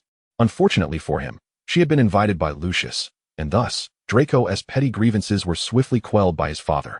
Nevertheless, Li Nuanyue managed to placate him, which left Draco somewhat satisfied, no longer presenting her with his customary disdainful expression. Time swiftly passed, and September arrived once more. The two boarded the Hogwarts Express once again, with this year promising to be anything but tranquil. For Li Nuanyue, an unexpected surprise awaited, a headgirl badge, delivered by Owl to Malfoy Manor just before the start of term. Draco received one too, which kept him boastful for quite some time, proudly declaring his father was the head of Slytherin. The two individuals first proceeded to the head student's carriage for a meeting, during which the male and female chairs delivered speeches and assigned tasks. Subsequently, they separated to patrol the other compartments. Li Nuanyue observed Draco, who appeared to be brimming with enthusiasm, likely contemplating how to deduct points from Gryffindor. Unfortunately, upon encountering Hermione and Ron, Draco's exuberance was thoroughly dampened, while Hermione was manageable. Ron shared certain similarities with Draco, particularly in favoring personal loyalties over fairness. Should these two, with their unabashed camaraderie, refrain from penalizing each other, it would indeed be the Hufflepuffs and Ravenclaws who would ultimately benefit. The two seemed to grasp this reality, hence their verbal skirmishes remained mere words without tangible action. This realization brought a sigh of relief to both Hermione and Li Nuanyue, leaving them puzzled about Dumbledore's intentions. Chapter 4, Theodore and Not. Following the head students' meeting, Draco and Li Nuanyue commenced their patrol of the compartments. Aside from the curious first years who scampered about the train, the older students remained composed, engrossed in their books or engaged in conversation. As Li Nuanyue pushed open a compartment door, she was greeted by Theodore, who wore a remarkably friendly smile while conversing with several young wizards seated across from him. Momentarily taken aback, she closed the door with a soft clang, bewildered by whether her approach had been improper. Was that friendly smile truly from Theodore? The door swung open once more, revealing Theodore standing there, gazing at the dazed Li Nuanyue. His expression had reverted to its usual aloofness as he extended his hand to guide her toward the rear of the train. Theodore. Li Nuanyue stammered. Yes, Theodore replied, leading her to the railing at the back of the train, leaning against it while gazing at the swiftly retreating scenery. What do you wish to ask? Li Nuanyue studied Theodore's profile, biting her lip. About what you just said. Not needs friends. Theodore turned his intense gaze upon her, stating emphatically, Theodore only needs you. Li Nuanyue wrapped her arms around his slender waist. Despite his tall stature, he possessed an ethereal delicateness, reminiscent of a fragile being swept away by the wind. Is this because of Uncle Not? Theodore rested his chin gently atop her head, a hint of confusion dancing in his eyes. I am uncertain of what is right. I do not wish to care about my father, that person, or the Not family. This past summer had been the most arduous for Theodore. That person had returned. The elder Not had rushed to his side, as the Not family remained among Voldemort's most loyal supporters. Unlike the Malfoys, who prioritized Draco above all, for the elder Not, the family and his beliefs took precedence. As the son of a devoted Death Eater, Theodore found himself in a state of bewilderment. While he shared the pureblood ideologies of the Not family, he had never oppressed or scorned those of mixed blood or Muggle lineage. In his world, such distinctions were inconsequential and unworthy of attention. Before Li Nuanyue's arrival, he had believed his life was preordained, dark, silent, obedient to his father's wishes, and loyal to a half-blood Dark Lord whom he held in contempt. Despite acknowledging the formidable power that could lead pure-blood families to glory, following his mother's death, nothing seemed to matter. He would marry a woman who could benefit the Not family and bear a child to inherit the Not name. If that Dark Lord were to fail, he would accept a life in Azkaban, a notion that seemed bearable. However, now he had someone of greater importance. He loved the girl in his arms.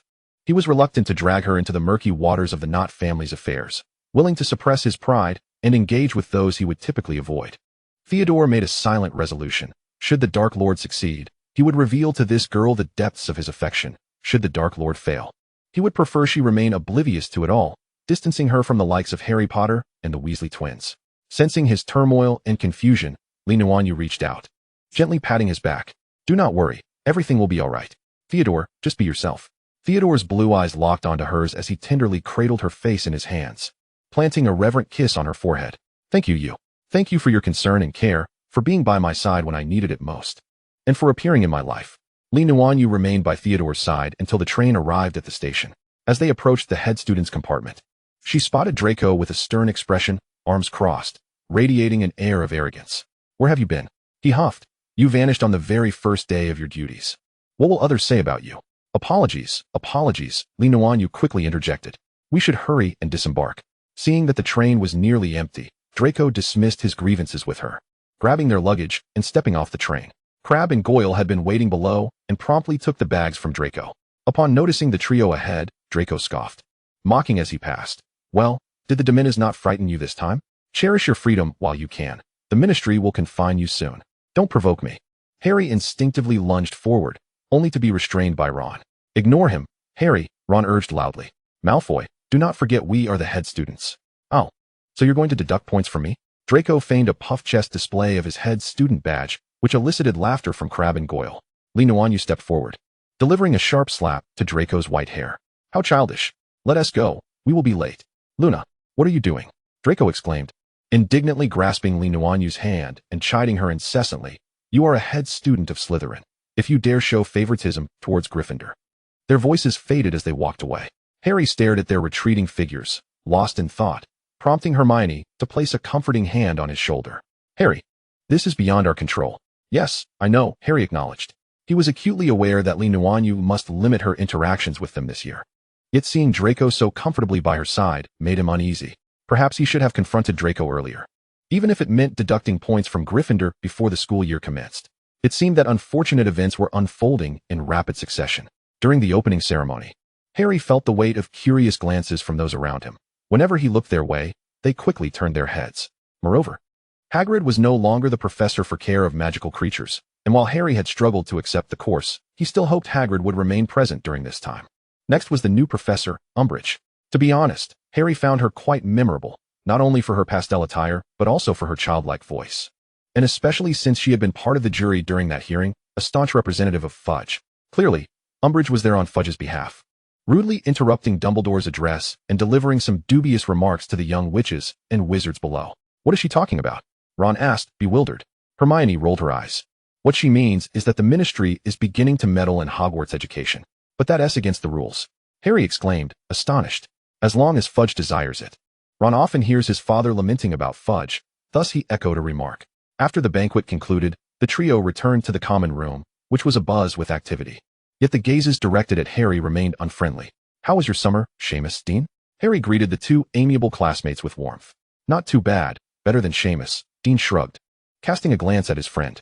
Seamus, visibly agitated, set down the newspaper he had been holding, which bore Harry's photograph on the front page, accompanied by a series of derogatory terms such as liar, conspirator, and fraud. You know, my mum nearly didn't let me come back to school. Seamus stood up, glaring at Harry in fury. Harry, still perplexed about the reason for Seamus's anger, remained silent. Huh, because you, Seamus scoffed. The Daily Prophet has published a lot about you and Dumbledore. So your mother believes it. Harry's expression darkened. Because you're lying. You're in cahoots with that Slytherin. Seamus's anger intensified. Shut up, Seamus. Harry retorted, unwilling to entertain any mention of Lee. You should go read the newspaper with your foolish mother. It's filled with everything you wish to believe. How dare you say that about my mom? Seamus lunged forward, only to be restrained by Ron from behind. What are you doing? Ron, now a prefect, commanded a modicum of respect from Seamus, who halted, glaring at Harry. He.S. lying. He says Voldemort has returned. Do you believe that? Yes, I do. Ron replied calmly, surveying the other students in the common room. Does anyone else have an issue with Harry? The young wizards fell silent as Harry turned and ascended the stairs to the dormitory. He had anticipated this scene, yet he found it difficult to quell the turmoil within. Meanwhile, a similar incident unfolded in Slytherin, where a clique formed around the pure-blooded Callista Avery, who openly challenged Lee during the prefect's address. Callista contended that Lee was not truly a pureblood and, being of Asian descent, lacked the right to even be a prefect in Slytherin. Draco, naturally, could not allow such slander against Lee, personally confronting the young girl with fury, threatening to deduct points, or even inform her father of her behavior. Although Callista refrained from further comments, her gaze towards Lee grew increasingly hostile. Don't pay attention to that silly girl. She is quite chummy with Millicent, their relatives. Pansy remarked, applying nail polish while addressing Lee. Millicent dotes on that sister of hers. After all, you know, the Averys. Daphne chimed in with a laugh. The Avery family had been Death Eaters since Voldemort's school days, and over the years, their lineage had flourished to the point of being on par with several older pureblood families. I have no intention of paying her any mind, Lee responded, occupied with numerous tasks. What does it matter if first years think poorly of her? I'd rather have more fans. Hey, Theodore, why aren't you dealing with Millicent? Who's being so persistent? Pansy turned to Theodore, who was explaining something to a younger student. What would you have me do, Pansy? Theodore suddenly looked up at her, a smile gracing his lips. Pansy recoiled slightly into the sofa, tugging at Lee's sleeve. What is wrong with him? Did he eat something bad? The fact that Theodore smiled at her and addressed her by name must be an imposter. Theodore was supposed to be aloof, detached, expressionless, and occasionally sharp-tongued, looking at them as if they were fools. Ha ha ha, Lee chuckled nervously, stealing a glance at Theodore. Although she understood what he was doing, she felt somewhat out of her depth, especially in the presence of Pansy. Theodore caught her gaze, his smile warming, before turning back to explain the material to the younger student. This year is truly terrifying. Pansy could not help but comment on the amiable Theodore and the indifferent Blaise. Have their souls swapped? Blaise has just been dealing with some family issues, Daphne explained quietly, choosing not to elaborate further. If you need help, feel free to let me know, Lee offered, not probing deeper. Rumors had circulated among the pureblood families that Blaise's mother was considering remarriage, and this time, it was to a German. Chapter 5, Luna and Luna. Welcome, fellow students. A saccharine voice resonated in the ears of the young wizards as Umbridge, clad in her signature pink ensemble, stood smiling at the front. Ordinary wizarding level examinations, OWLs. With a flick of her wand, the blackboard inscribed several letters. Diligent study will yield rewards, followed by a chilling warning, and if you fail to achieve this, it will be quite dreadful. Stacks of hefty textbooks automatically distributed themselves onto the students' desks, as Umbridge maintained her cheerful demeanor, stating, "The Ministry believes you require a secure and efficient method of learning. Hence this meticulously approved defense curriculum." Hermione raised her hand, and Umbridge gestured for her to speak. "Professor, this class isn't teaching us how to cast defensive spells." I see no danger in this classroom that would necessitate the casting of defensive spells. You need a safer, less risky approach. However, halting their defense against the dark arts class during an attack was nothing short of a jest, Harry thought. "In my class, you must raise your hand to speak, Mr. Potter." Umbridge's tone remained mild, yet her gaze was piercing. "The Ministry believes that mastering theoretical knowledge suffices for passing all subjects. As everything is for the sake of examinations, is it not?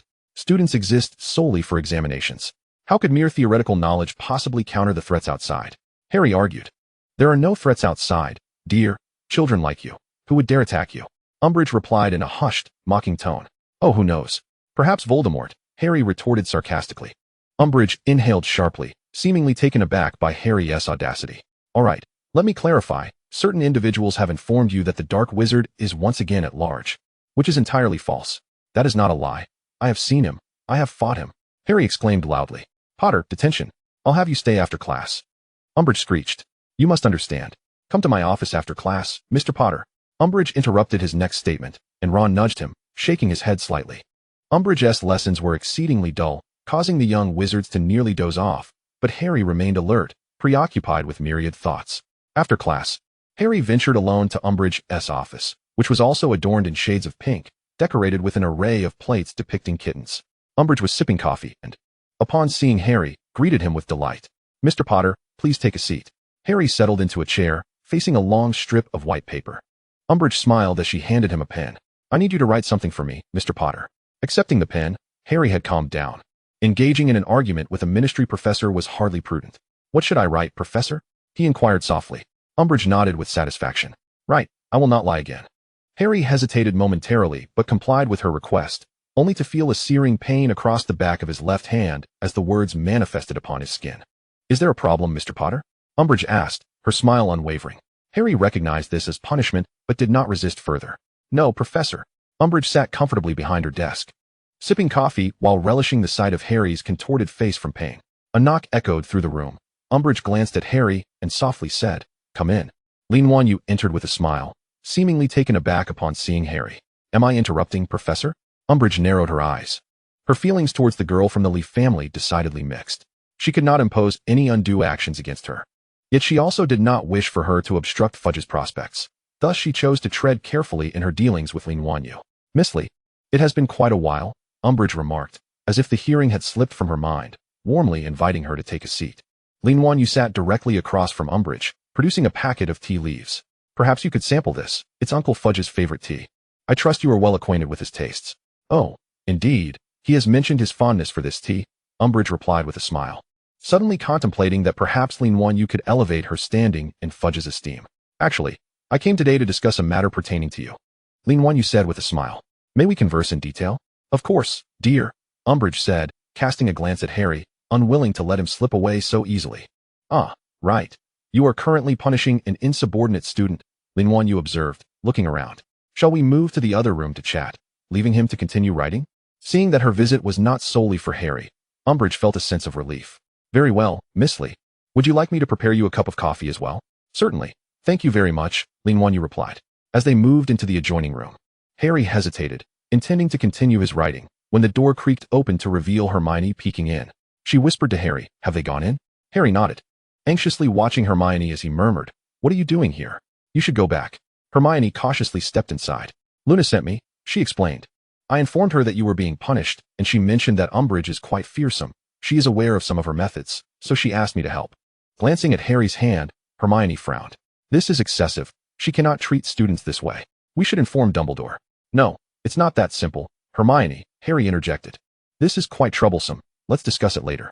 Reluctantly, Hermione produced a yellow charm paper and handed it to Harry. "Luna wants you to hold this while you write." Harry nodded, gripping the charm in his left hand. After writing the first word, he noticed the mark on the back of his hand deepened slightly. But there was no accompanying pain. The charm in his grasp seemed to twitch, as if something had poked it. "Don't worry, nothing will happen," Hermione whispered before stealthily slipping away. Harry resumed writing, feeling as if the letters were being etched into his skin, yet still devoid of pain. "Ah, Miss Lee, you are exceedingly gracious. I shall inform the minister of this matter," Umbridge announced as she accompanied Nuanyue out. Satisfied with Harry's appearance, she nodded approvingly. "Very well, Mr. Potter, you may leave now." Feigning pain, Harry dragged his left hand as he exited. Nuanyue exchanged a few more pleasantries with Umbridge before departing. Not far outside, Harry stood, and Nuanyue approached him, taking his hand and applying a few drops of potion. Instantly, the visible marks on his hand began to heal, although traces remained. This charm can transfer damage, but only to a mild extent. It's somewhat underwhelming, Nuanyue observed, her gaze softening as she looked at his hand. "I'm afraid I cannot completely eradicate these marks. Umbridge's quill is rather unique. And even potions cannot fully heal the effects, so they must remain for a while." "I understand. I am truly grateful to you, Luna," Harry said, gazing at the girl before him. It had been quite some time since he had spoken so candidly with Nuanyue. "I know you are under immense pressure and feeling low. This year is quite exceptional. I cannot do much more, so please take care of yourself. You can always talk to Sirius if you need to," Nuanyue said gently, massaging the back of his hand. "Yes," Harry replied, watching her fair hands caressing his. A sudden flutter of emotion stirring within him, an urge to kiss those delicate hands. "I must take my leave," Harry said. But soon those pale hands slipped from his view as Nuanyue waved goodbye and walked towards Slytherin. Harry watched her depart, feeling a sense of despondence as he returned to the Gryffindor common room, where Hermione and Ron awaited him. Upon seeing him, they rushed over. "Harry, are you all right?" Harry nodded, replying softly, "It's fine now. Luna has helped me." "Sometimes I truly envy that oddball," Ron remarked with a sigh. "Luna is so capable. She seems to know everything and is quite clever. Those Slytherins are quite fortunate." Hermione rolled her eyes. "You had your fair share of doubts about Luna back then, didn't you?" Ron blushed, scratching his head. "That was ages ago. Why bring it up now? I was young and didn't understand much, unlike you two clever girls." Hermione chose not to tease Ron further, recalling how he had been chastised more than once by his brothers for disparaging Nuanyue. "What shall we do now?" Hermione inquired, remembering Harry's reluctance to inform Dumbledore of the situation. "I can't shake this ominous feeling," Harry said, rubbing his forehead. "I think I should write a letter to Sirius first and see what he advises." The following morning, Harry entrusted a letter to Sirius to Hedwig. Once he saw her take flight, he descended from the Ollery, intending to wander about. In the sunlit woods, a girl with golden brown hair seemed to be lost in thought. Staring at something, Harry paused, recognizing her as the girl who had shared a carriage with him at the start of term.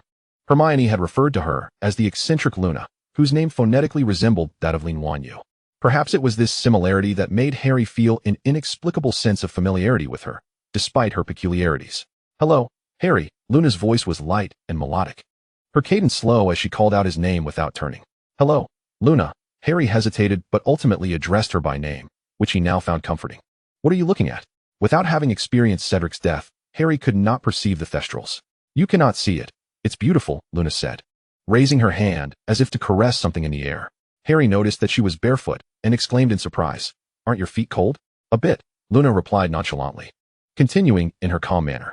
"Unfortunately, my shoes have mysteriously vanished. I suspect the Nargles are to blame." Harry was unfamiliar with what Nargles were. Hermione had mentioned they were undocumented creatures, non-existent in this world, which made her seem a bit eccentric for believing in their existence. He watched as Luna retrieved an apple from her bag and tossed it. The fruit seemed to be nudged by something before coming to a standstill. "Is there something there?" What is it? Harry furrowed his brow. It's a thestral. They appear rather grotesque, resembling skeletal flying horses, but they are gentle creatures. It's just that nobody likes them. Luna explained softly. Only those who have witnessed death can see them, which is why people associate them with death. How peculiar, Harry remarked, glancing at the apple that had been disturbed. Have you seen death? I mean, you can see them, right? My mother, Luna replied, moving towards the apple. She loved studying spells, and when I was 9, she made a grave mistake. It's quite tragic, I assent it. I was very sad at the time. I sincerely apologize, Harry, feeling a tinge of guilt. It's quite all right, he replied. Both my father and Luna believe in you, in what you assert, that Voldemort has returned. The Ministry of Magic and the Daily Prophet are merely slandering and defaming both you and Dumbledore. Thank you. It seems you are the only one who trusts me. Harry replied, aside from Luna and Ron and Hermione, who had all witnessed Voldemort's return. Indeed, it was only Luna who placed such unwavering faith in his words. Not necessarily. It's merely that he wishes you to feel that way, Luna remarked, as she picked up an apple and tucked it back into her bag. What do you mean? Harry inquired, perplexed. If it is indeed that individual, he would want you to feel isolated, for only in your isolation can you pose no threat. Luna smiled, discarding a piece of bloody meat from her bag, which quickly vanished as if consumed by an unseen force. Chapter 6. Oppression and Resistance. Umbridge's behavior grew increasingly tyrannical. Not only Harry but even a first-year boy suffered her wrath, returning to the dormitory in tears. His friends, infuriated, sought out Professor McGonagall to lodge a complaint, which ignited her ire. The two engaged in a heated argument outside the Great Hall, but Professor McGonagall lacked formidable backing. If even Dumbledore was constrained by the Ministry, how could she expect to stand firm? Thus, Umbridge emerged victorious, and soon after, the Ministry appointed her as Hogwarts investigator. Under the Ministry's influence, the Daily Prophet campaigned for Umbridge and Fudge, deceiving even the parents into believing that Fudge's actions constituted educational reform. Umbridge dedicated herself to regulating students' daily conduct, plastering the walls outside the Great Hall with a myriad of prohibitions. Boys and girls were not to be overly familiar, could not walk too closely in the corridors, were forbidden from wearing attire inappropriate for students. Shirts had to be tucked into trousers or skirts, and even hair length and sock color were strictly regulated. Hogwarts had always embraced a more laissez-faire approach to education. Although Filch often caused trouble, Dumbledore would turn a blind eye, for Filch could hardly manage so many students. However, Umbridge represented the Ministry, and many students' parents were employees of the Ministry, which led to greater compliance among the populace. Not only the students, but even the professors began to feel Umbridge's scrutiny. She believed that Hogwarts had long been under Dumbledore's control, and thus, most of the faculty were aligned with him. She aimed to discern who among them could be of use and who needed to be dismissed. At the forefront was Sybil Trelawney, a genuine descendant of a renowned family of seers. Sybil was, in fact, a charlatan. Her earlier grand prophecy was known to only a select few, and it was due to that prophecy that Dumbledore had appointed her as the divination professor and allowed her to reside at Hogwarts, ostensibly for her protection as well as that of the prophecy. Next, Umbridge scrutinized Professors Snape, McGonagall, Sprout, and Flitwick, her unbridled actions instilling further terror in the young witches and wizards. Hogwarts had undergone a drastic transformation. It was no longer the haven presided over by Dumbledore, but had morphed into another arm of the Ministry under Umbridge's rule. The atmosphere reached a fever pitch when Professor Trelawney was ousted from Hogwarts. Umbridge dismissed her on the grounds that Trelawney lacked the qualifications of a professor. Amidst the onlookers, Trelawney's belongings were unceremoniously discarded in the square, while Umbridge smiled smugly beside her minion, Filch. No, you can't do this. This is my home. I've lived here for so long. Professor Trelawney wept, her handkerchief nearly soaked through. Professor McGonagall comforted her with a gentle pat on the shoulder. I'm terribly sorry, dear, but I have the authority to do this, Umbridge declared with a smile, brandishing her appointment letter. So please, vacate the premises. I don't believe you possess that authority. Dumbledore's familiar figure appeared in the square, much to the delight of the young witches and wizards. I am an investigator for the Ministry of Magic and have the right to dismiss teachers. Dumbledore had long avoided direct confrontation with the Ministry, allowing Umbridge to believe she held the upper hand. Her demeanor shifted instantly upon his arrival. Yes, you may dismiss them, but you cannot expel them from the school. That is the prerogative of the headmaster, Dumbledore replied coldly, his usual warmth absent, before turning to stride back toward the castle. This is only temporary, Umbridge called after him. Dumbledore did not falter, and Professor McGonagall hastily escorted Professor Trelawney back to her chambers. The young witches and wizards witnessed the scene and quickly dispersed, while Harry yearned to speak with Dumbledore, but he appeared to be in a great rush, vanishing swiftly. Following this seemingly farcical initial confrontation, many began to develop a sense of resistance, including Hermione Granger, the most obedient and diligent of students. She has deprived us of our opportunity to learn defense against the dark arts. We have no means of protecting ourselves, nor can we prepare for our OWLs. Hermione fumed, her primary concern being her grades, and it was evident that this vital subject had been rendered obsolete. The radio continued to broadcast various propaganda from the ministry, attributing the disappearances to certain Death Eaters still at large, yet they deemed these merely as sporadic displays of defiance rather than a coordinated effort. Ron slammed the radio off in frustration, weary of the nonsense. Suddenly, the familiar sound of owls echoed outside the window, prompting Harry to swiftly open it and allow Hedwig to enter, her leg bearing a letter, slightly dampened. "It's a letter from Sirius," Harry exclaimed, feeding Hedwig some treats before sending her back to the Ollery. "Let us see what he has written." Ron and Hermione leaned in eagerly. Harry unfolded the letter, read it through, and then turned to his companions. "He says the situation outside is dire. Fudge believes Dumbledore intends to form his own army to usurp his power." "Has he lost his mind?" Ron gasped. "Sirius thinks Fudge is indeed mad," Harry shrugged. "He has begun to aggressively target Dumbledore, and his actions have significantly impacted the Order of the Phoenix." "Oh no," Hermione groaned, leaning back against the sofa. "Sirius and the others are trying to recruit members for the Order, but progress is slow. Fudge's influence is too great." Harry sighed in resignation. "What about us?" "You told him what is happening here. What did he say?" Ron asked anxiously. "We can only rely on ourselves," Harry concluded. The three of them fell into a contemplative silence, gazing out the window as thunder rumbled ominously, a storm looming on the horizon. Voldemort could strike at any moment. Hermione suddenly turned serious, looking at the other two. "We must learn to protect ourselves. If Umbridge won't teach us, we'll find someone who will." "Who? The other professors?" Ron asked, bewildered. "No, we'll ask Luna to teach us," Hermione stated firmly. "That's impossible, Hermione." Harry was the first to object. "We can't drag her into this." "But you cannot deny that Luna is the best choice," Hermione countered, arms crossed. "Of course, Harry, you could teach us as well." "Me? How could I possibly teach you?" Harry replied, utterly perplexed. If anyone were to be the scholar, it would undoubtedly be Hermione. "Harry, you certainly can," Hermione insisted. "Have you forgotten you fought that person?" "But, no buts, Harry. We must grow stronger to protect ourselves. I'm not asking you to teach us spells, but rather to instill that fighting spirit." Hermione countered his self-doubt. "I will ask a few people and see if anyone is willing to join us in our studies," Hermione declared before rushing out. Ron and Harry exchanged bewildered glances, pondering the sudden urgency that had seemingly taken hold of Hermione. During the weekend, Hermione led them to a quaint pub nestled in a remote corner of Hogsmeade. The establishment appeared quite antiquated, with a weathered sign hanging out front that read, "The Hog's Head." "This place is rather secluded," Ron exclaimed in astonishment. "How did you find it?" "I simply thought our gathering needed a touch of discretion," Hermione replied, pushing the door open. The elderly bartender behind the counter merely glanced up before returning to his task of polishing glasses. A few patrons sat by the window. Some bore worn expressions as they sipped peculiar-colored juices, while others were diminutive and elf-like, and a few were shrouded in dark cloaks, obscuring their features. "Hermione, just how many people did you invite?" Harry asked quietly. "I can't recall. Maybe 2 or 3, Hermione shrugged, leading them to a corner table. The three of them froze in surprise, as it seemed the number of attendees was rather overwhelming. The Weasley twins, Ginny, Dean, Padma Patil, Neville, Dennis, Colin, and others from Gryffindor gathered, while Ravenclaw was represented by Cho, Luna, Padma's sister, Michael, Terry, and from Hufflepuff, Cedric, Justin, Hannah, Susan, and Ernie among others. Harry swallowed nervously as he counted the faces. There were over 30. "Harry, long time no see," Cedric greeted with a warm smile. "Cho informed me of your plans, and I wholeheartedly support them, so I decided to join." Hermione shrugged and leaned down to Harry. "I mentioned it to a few acquaintances from other houses, and it seems the word spread quickly.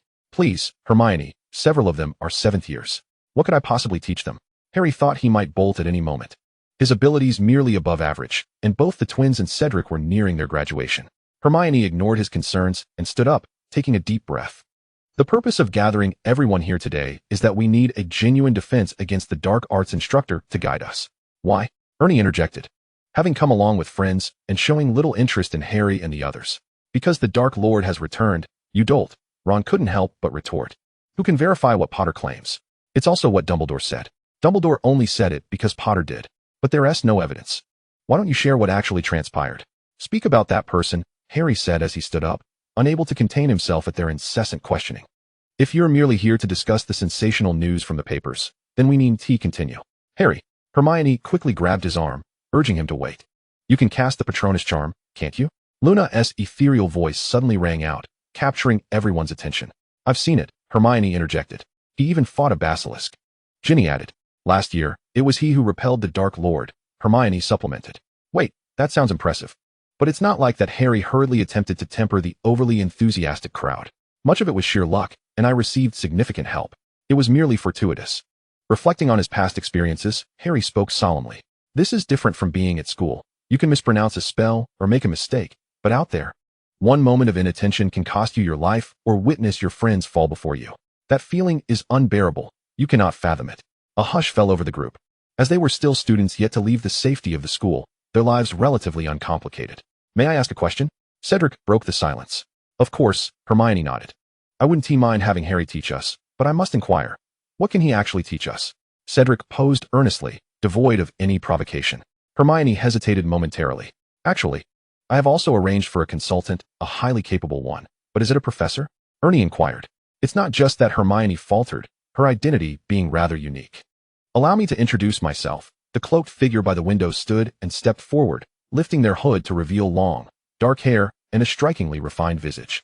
Greetings, everyone. I am Nuanyue, hailing from Slytherin. Chapter 8. Conversations and Flirtations. The disparate curriculums of the four houses made it challenging to establish a unified schedule. Yet everyone was diligently working to overcome these obstacles, often sneaking in practice sessions in dormitories or classrooms. Umbridge seemed to have caught wind of something, promptly issuing a decree prohibiting students from gathering without approval. However, the members of D.A. remained cautious, and with Nuanyue frequently thwarting Filch and Mrs. Norris. Their activities proceeded quite smoothly. By the fourth meeting, everyone had grown accustomed to the routine. First, a 5-kilometer run, followed by navigating the obstacle course set by Nuanyue. Initially, the young wizard struggled, with only Neville falling repeatedly, bruising himself, yet he persevered, determined to keep pace with the training. Next came the theoretical lessons, where Nuanyue compiled various offensive and defensive spells, imparting them in the simplest manner, while also summarizing how to flexibly apply magic in combat. After the young wizards emerged from their classes dazed and confused, they were greeted with an array of Chinese delicacies. Nuanyue had diligently researched various dishes, believing that a well-fed group would be more amenable to rigorous training. On the other hand, Umbridge found herself stymied, as Filch was her only asset, unable to catch the students she suspected of misconduct. Consequently, she decided to enlist the aid of students, her initial targets being the Slytherin snakes. Most of the Slytherin children were pure bloods, and even among the half-bloods, many had parents working in the Ministry of Magic. Thus, when Umbridge issued her summons, numerous young wizards responded. Slytherin was astute, ambitious, and adept at assessing the situation. When Dumbledore was in power, they were more discreet. Now that Umbridge was at the helm, the Slytherins eagerly wielded their influence to undermine the other houses. In the Slytherin common room, Draco was showing off his investigator badge to a few younger students, including the newcomer, Callista Avery. Although Callista had been targeted by Draco from the very first day, she seemed unfazed, even displaying a fondness for him, her eyes sparkling as she looked at Draco, reminiscent of Pansy. Seeing her was akin to confronting my own past. Pansy thought with a twinge of regret. How naive I was back then. That Callista is something else, in no time. She has garnered the favor of many first years and even some second years, Daphne remarked casually while flipping through a magazine. I heard Astoria mention that Callista seems to be targeting her, likely due to the rumors of an impending betrothal between our families. Huh. You should be the one under scrutiny, Pansy teased, pointing at Nuanyue. Didn't T. Draco confess his feelings? Draco's confession was a secret known only to their small circle, and Pansy often used it to tease them both. I don't have the time to indulge in childish games, Nuanyue replied, too busy to engage with young girls in playful banter. Besides, apart from their first encounter, she hadn't sought trouble with her since. Daphne genuinely praised Avery, noting her intelligence. She was the only girl among her brothers who doted on her. Initially, it was intended for her to be sent to Beauxbatons, but circumstances led her here instead. Observing Avery now, the most suitable match for her appears to be Malfoy. The Knott family is commendable as well, but in comparison, the Malfoy family holds greater advantages, particularly given their performance this year. Pansy glanced at Theodore, who wore an investigator's badge, and exclaimed, I can hardly fathom Theodore joining this fray. His smile seemed disingenuous. Daphne concluded that he appeared more at ease when he was with you. This year, everyone is under considerable pressure, Nuanyue remarked pensively. Luna and Draco had approached, with Draco effortlessly making his way past Pansy to sit beside her. What have you been busy with these days? Why haven't you participated in the investigations? He inquired. I have no desire to follow you around every day. I would rather sleep a little longer, Nuanyue sighed. You still have time for this. Isn't Quidditch training and OWLs enough to keep you occupied? I certainly have time, especially when it comes to that troublesome Potter, Draco replied smugly. That rule is practically plastered on the walls outside the Great Hall. Nuanyue couldn't help but complain. And so what? We have privileges, Draco boasted, fiddling with his badge. Indeed, the privileged class. You've always been one, Nuanyue retorted dismissively. Suddenly, Draco narrowed his eyes and leaned closer to her. Luna, you've been absent for quite some time. Are you involved with that insufferable Potter? What mischief are you up to? Nuanyue forced a smile, little dragon prince. Do you really think I would tell you the truth? Draco's brow furrowed. Luna, you are now the head of Slytherin. If this continues, it's not just a matter of losing points. Umbridge will target you. And what about you? Captain of the investigation team, Mr. Malfoy. Nuanyue rested her chin on her hand, gazing at the handsome youth before her. If I break the rules, will you seize me to claim credit? Draco's expression shifted, revealing anger. What nonsense are you spouting? How could I ever treat you that way? Is that what you think of me? Calm down, calm down. Nuanyue reached out to ruffle his white hair, realizing his expression was darkening. I know you and Theodore wouldn't want to see me punished. So you are now my informant. Draco looked exasperated. That term is rather unflattering. Ha ha ha, it's quite vivid. Nuanyue chuckled, continuing to ruffle his hair. Draco regarded her with disdain, yet there was a hint of affection in his eyes. Senior, I too wish to join the investigation team. Kara suddenly approached, casting a sideways glance at Nuanyue before addressing Draco. Certainly, we are in need of more members. Professor Umbridge has granted me the authority to recruit, Draco replied, clearly pleased that someone expressed interest in joining his group. Karis subtly glanced at Nuanyue, a sense of triumph in her gaze. Nuanyue shook her head helplessly, thinking there was too much drama. It would be better to focus on studying diligently. You, come here, Theodore suddenly called from nearby. All right. Nuanyue stood and left the couch, with Karis immediately taking her place, beginning to pester Draco with questions about the investigation team. Pansy and Daphne, seeing no entertainment left, decided to return to their dormitory for some sleep. Nuanyue sidled up to Theodore, who had a plethora of books and parchment strewn across his desk. He wasn't just focused on his own studies, but was also tutoring other students. Sit down. We need to talk, Theodore said, his smile not reaching his eyes. Nuanyue dreaded this demeanor. She quickly composed herself and sat properly. What have you been up to lately? Theodore asked blandly. Still playing the teacher, Nuanyue hesitated, knowing she couldn't use her usual tactics with Draco on Theodore, as they would be ineffective and could lead to dire consequences. Teacher? Theodore raised an eyebrow. I can't divulge too much. Otherwise, I might find myself in trouble, like having traitor stamped on my forehead. Theodore regarded her calmly until her nerves were nearly frayed, then replied, All right. I understand. Is that all? Nuanyue was taken aback at how easily he let her off the hook. I merely need to know if you are engaging in dangerous activities. Theodore's tone remained even. And if it is dangerous? Seeing that he wasn't angry, she couldn't resist teasing him. Theodore's blue eyes suddenly darkened, as he pondered the possibility seriously. He looked up at her. I will find a way to keep you out of harm's way, or perhaps, I shall cast the killing curse upon whoever poses a threat to you. His sincerity was palpable, causing Nuanyue to feel as if her breath had caught in her throat. His blue eyes, reminiscent of the sky, seemed to swirl with intensity, devoid of jest or hesitation, filled only with profound emotion. Nuanyue found herself at a loss, unable to decipher what she felt, a wave of panic washing over her. Theodore bore a striking resemblance to Draco from that fateful night, and she nearly succumbed to the urge to cover those captivating blue eyes that unraveled her composure. Whatever you choose to do, I will support you.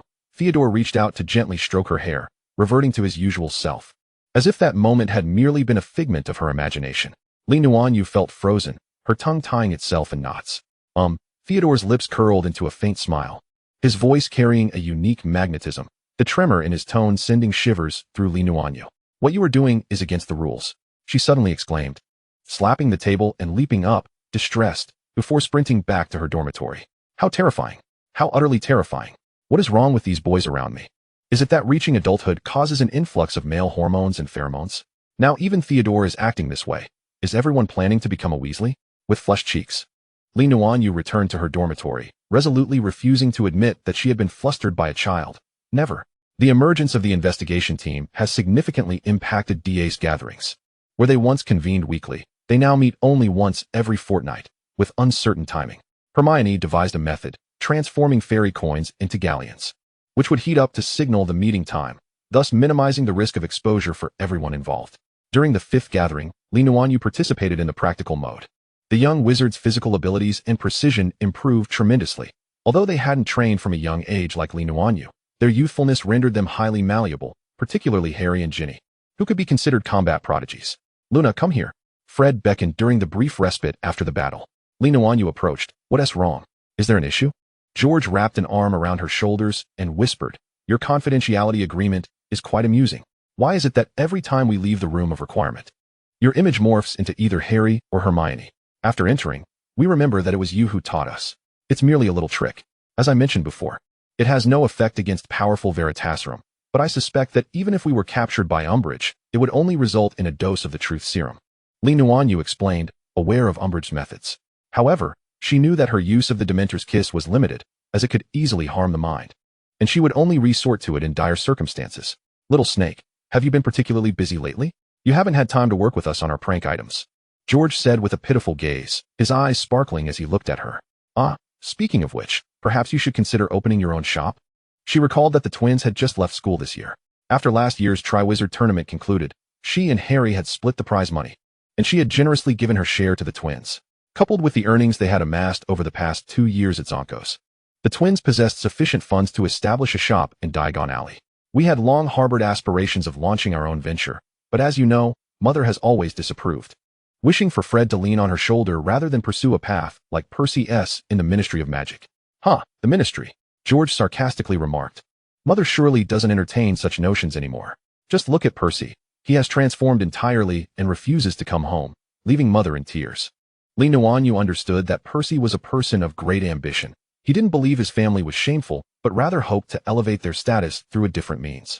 Unfortunately, he had been misguided by the environment and fudge, which caused Mrs. Weasley considerable sorrow. Percy was indeed Mother's favorite son, Fred scoffed. This year little Ron had become a prefect, and Mother was absolutely overjoyed, proclaiming that everyone in the family was a prefect. So, Fred and I are merely the neighborhood kids, George shrugged, feigning a wounded expression. We're truly pitiable. Nuanyue maintained her indifference. Why can't you two converse properly without resorting to theatrics? Chapter 7, D, A, and the Close Combat Sorcerers. Nuanyue's appearance astonished all the young wizards, including Harry, who had always thought she would never show up in such a setting, as it would be too revealing. What kind of joke is this? She is a Slytherin, Dean exclaimed impulsively. Slytherins and Gryffindors had always been at odds, and the idea of a Slytherin teaching them was outrageous. However, Luna was the most suitable person. Hermione interjected impatiently, her proficiency rivals that of our professors. How can you guarantee she won't disclose our meetings? Ernie queried warily. In truth, I am more concerned about you all betraying me. Nuanyue laughed softly, gesturing towards the parchment on the table. This is a confidentiality agreement prepared by Hermione. Once you sign it, it becomes binding. Of course, it's not fatal. It will simply mark you as a traitor on your forehead, and oh, by the way, it won't wash off for a month. A chill swept through the young wizards. This was rather diabolical. Naturally, this does not prevent Veritaserum or legitimacy, which is why I devised a little trick, Nuanyue candidly explained. In a designated location, when I appear, your memories will automatically substitute me for someone else.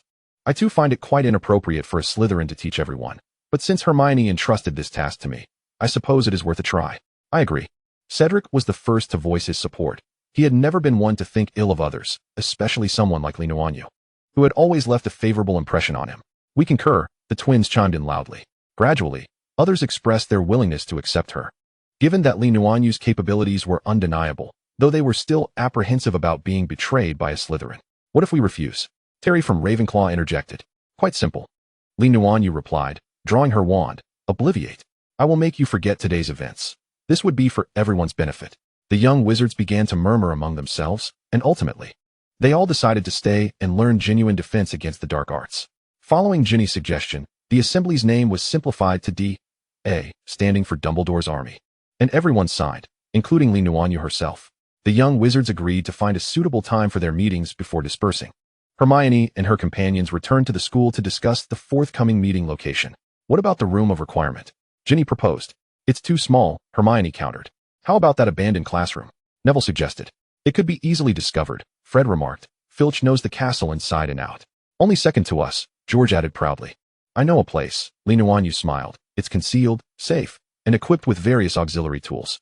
Upon returning to the school, Nuanyue led Harry and the others to a wall on the 8th floor. This is the meeting place I discovered, a wondrous existence within Hogwarts, the room of requirement. Where's the entrance? Ron asked, knocking on the solid wall. Inside, Nuanyue touched the wall, silently intoning, describe the place you wish to go. Everyone began envisioning a spacious and secure training ground, and suddenly, a grand door appeared on the wall. They all gasped in astonishment as they entered. This is amazing. The room was vast, filled with various practice equipment and mirrors. This is quite impressive. I knew of this place but had never entered, Fred exclaimed, exhilarated by the discovery. How did you find it? One day, I happened to pass by and suddenly craved hot pot, Nuanyue replied wistfully, her tone laced with longing. Unfortunately, while I had the pot, I had not prepared the ingredients. Hot pot? A pot you can eat from? George leaned in curiously. Yes. You put a variety of ingredients into one pot, and the spicy ones are especially delicious, Nuanyue mused, her mouth watering at the thought of beef, lamb, tender meat, pig brain, luncheon meat, pork tenderloin, duck gizzards, duck intestines, duck blood, tripe, bacon, and throat. I'm suddenly feeling quite hungry, Fred remarked, draping an arm over Nuanyue's shoulders. Salivating. Let us have that hot pot for dinner. George chimed in, his eyes sparkling. It's been ages since we've gone out for a night adventure. And we haven't tasted Luna's cooking in a while. What a splendid idea. Nuanyue chuckled. Then the task of procuring the ingredients falls to you too. We shall ensure the mission is accomplished, the twins declared in unison. Thus, the first lesson transformed into a feast, with the young wizards surrendering to the delights of hot pot, necessitating the twins to make numerous trips to the kitchen to pilfer food for everyone. Perhaps due to the adage that a mouthful binds, the barriers between the young wizards and Nuanyue began to diminish. After all, they were still children, and it was difficult to harbor deep-seated animosities towards someone who was fundamentally amiable. After the late-night snack, Nuanyue proposed assessing the combat proficiency of the young wizards. The thought of Hogwarts' defense against the dark arts classes was utterly disheartening. Many formidable offensive spells fell under the category of dark magic. However, Nuanyue believed that the mere fact of practicing dark magic did not define a person's character. Rather, it was the circumstances under which dark magic was employed that served as a true measure of one's morality. Regrettably, Hogwarts seemed to fear that students were too young to grasp this concept, thus outright abolishing the study of dark magic. Moreover, in recent years, due to the shadow of the Chosen One, hardly any professor of defense against the dark arts had managed to last a full year at Hogwarts. Each one displayed varying levels of teaching proficiency, resulting in the young wizards lacking a systematic education. From Professor Lockhart, who initially had some teaching ability, to the boastful Gilderoy in second year, who contributed nothing, and then to Lupin in third year, who was responsible but unfortunately a werewolf. Those special days each month necessitated relying on Snape to substitute, and everyone knew Snape's attitude towards substitute teaching. In fourth year, Mad-Eye Moody managed to impart some valuable lessons, but with the Triwizard Tournament's distractions, both teachers and students were preoccupied with other matters. By the time they reached fifth year, they discovered the class had become utterly obsolete. The defense against the dark arts class at Hogwarts seemed cursed. Could this also be Voldemort's doing? Perhaps he, like Snape, had aspired to teach this subject, but failed. As she pondered these thoughts, Neville had already cast a stunning spell on the Tin Man before him, causing his own wand to fly out of his hand, startling the young wizards into a collective flinch. Nuanyue gazed at the wand embedded in the wall, tugging at the stiff corners of her mouth. Quite sturdy indeed, she mused. I apologize for my ineptitude, Neville mumbled, his head drooping, perpetually plagued by self-doubt and timidity. No worries, Neville. This is merely a preliminary assessment. I wish to gauge your progress, Nuanyue reassured him. Subsequently, the young wizards took turns casting spells against the metal figure, yielding promising results. Nuanyue rubbed her forehead, feeling a headache coming on. Forgive my candor, but aside from Harry and Ginny, the rest of you resemble children playing house, particularly. She hesitated, swallowing the name back down, as she felt it unkind to discourage them. George and Fred performed reasonably well, but have you been skipping too many classes? Your knowledge base is evidently lacking. Seamus, you show promise, yet your attacks lack potency, hesitating and feeble. This will not topple your adversary, Nuanyue remarked, stroking her chin thoughtfully. Hermione's technique was rigidly textbook. Neither right nor wrong, but far too mechanical. Ron, your imagination runs wild, yet your mind cannot keep pace. Nuanyue continued to critique. She methodically pointed out their shortcomings, noting that many lacked experience in combat, which necessitated training. What baffles me is whether you all stand still like statues during duels. Nuanyue had longed to voice this observation. What does standing still mean? Fred and George queried in unison, curiosity piqued. Just like you. Facing each other and hurling spells, it's rather foolish. Nuanyue called over Harry. Harry, cast an offensive spell at me until I say stop. But I. Harry hesitated, reluctant to draw his wand, haunted by a psychological scar from last year's labyrinth encounter with Nuanyue. Let me do it, Ginny offered eagerly. All right. Nuanyue replied as she positioned herself before Ginny. What I am demonstrating is a duel in an unobstructed area. Keep your eyes locked on your opponent's wand. Ginny swiftly cast the spells Obstructing Barricade and Full Body Bind, while Nuanyue refrained from countering, merely evading. However, each dodge propelled her forward. And while Ginny was preoccupied with her offensive spells, Nuanyue closed the distance and playfully flicked her forehead. Ow, Luna, you hit too hard, Ginny exclaimed, tears welling in her eyes. In battle, you've already met your demise, Nuanyue declared. Okay, I didn't notice you approaching, Ginny immediately conceded. Your speed was astonishing. Targeting a moving opponent is challenging. Not only that, Nuanyue addressed the young wizards. I remain in constant motion, seeking the optimal angle for attack. While Ginny stood her ground. It may seem she was attacking, but it equated to passive defense. Nuanyue continued. An assassin who does not wish to become a warrior is not a proficient wizard. We must aspire to be versatile combat magicians. Imagine wielding a weapon in one hand and a wand in the other, capable of engaging at both range and close quarters. If your physical prowess keeps pace, you could be as agile as an assassin, allowing you to challenge foes beyond your level with defensive spells and evasive maneuvers. The young wizards gaped in astonishment, their perspectives profoundly shaken. I have always believed that fragile wizards are not the path to mastery. A combat wizard who can swing a club is the true king. Nuanyue's eyes sparkled as she spoke, suddenly brimming with ideas, such as the concept of a stealthy mage or a summoning wizard. Hermione was the first to react. So, what are we supposed to do? We are enrolled in defense against the dark arts, aren't we? Why does it feel like we're about to engage in brawls like muggles? She mused. Today, as preparations were insufficient, let us first form teams to cast spells. Next time, I will prepare a training ground, Nuanyue said excitedly. One side will attack while the other cannot use defensive spells. Do your best to evade. Begin. The young wizards commenced their duels, and indeed, Harry's experience proved most advantageous. Ron struggled to land a hit on Harry alone, needing Hermione's assistance to connect. Ginny, however, was naturally agile, facing off against Dean. Despite being a year younger, she showed no fear, even launching an offensive spell mid-dodge. The others fared less favorably, often succumbing to the first attack. The room echoed with the cries and yelps of the young wizards, all racing about, drenched in sweat. By the end, they were all exhausted, nearly fainting, unanimously agreeing that a late-night snack before the next lesson was essential to endure Nuanyue's rigorous teachings. Chapter 9. The Truth Potion and the Perilous Beginning. The twins' display of feigned helplessness and trivial chatter was interrupted as their younger brother, Ron, prepared to duel Hermione. Oh, it seems a duel of considerable familial significance, Nuanyue jested. You noticed too? George leaned in, whispering in her ear. We've wagered on who will confess first. Fred grinned, glancing at George. How about a galleon on this duel? Sure, I bet on Ron. Losing to a girl would be rather embarrassing, George replied, hands shoved in his pockets. All right, I'll wager on Hermione. Fred mirrored George's posture, focusing on the arena. Ron was ready, his expression serious as he approached Hermione, offering her a reassuring, "Don't worry, I'll go easy on you." "Oh, okay, thanks," Hermione replied coolly. Ron stiffly faced Hermione, both drawing their wands, bowing, and attacking. They simultaneously shouted Expelliarmus, but Hermione's speed proved superior, sending Ron flying. The younger witches erupted in cheers, surrounding Hermione, who proudly smiled down at Ron as he picked himself up. George expressionlessly retrieved a galleon from his pocket, while Fred chuckled. "Thanks." "Shut up." George shot a glare at Ron as he approached. "I was just letting her win. A gentlemanly demeanor is essential, right? After all, she is a girl," Ron insisted, his face scrunched in embarrassment. However, the twins' identical smirks made clear their sentiments. Ron awkwardly reclaimed his wand and returned to the group, where Neville patted him sympathetically, only to deepen Ron's gloom. After class, Nuanyue was the first to exit the room, primarily to allow the others to leave safely. "Oh, senior. What are you doing here?" A mockingly exaggerated voice called out. Callista stood behind Draco, her eyes gleaming with schadenfreude. "Luna?" Draco frowned, striding over to survey the area, perplexed. "What are you doing here?" "Prefect Patrol," Nuanyue indicated her badge. "But Professor Umbridge said patrols are our responsibility," Callista chimed in cheerfully as she approached. "Didn't you know, seniorly?" "Oh, I wasn't informed that Hogwarts prefects had been replaced," Nuanyue replied with a smile, arms crossed. "Is today a patrol day for you, seniorly?" "Draco, it seems she isn't," Callista glanced at him.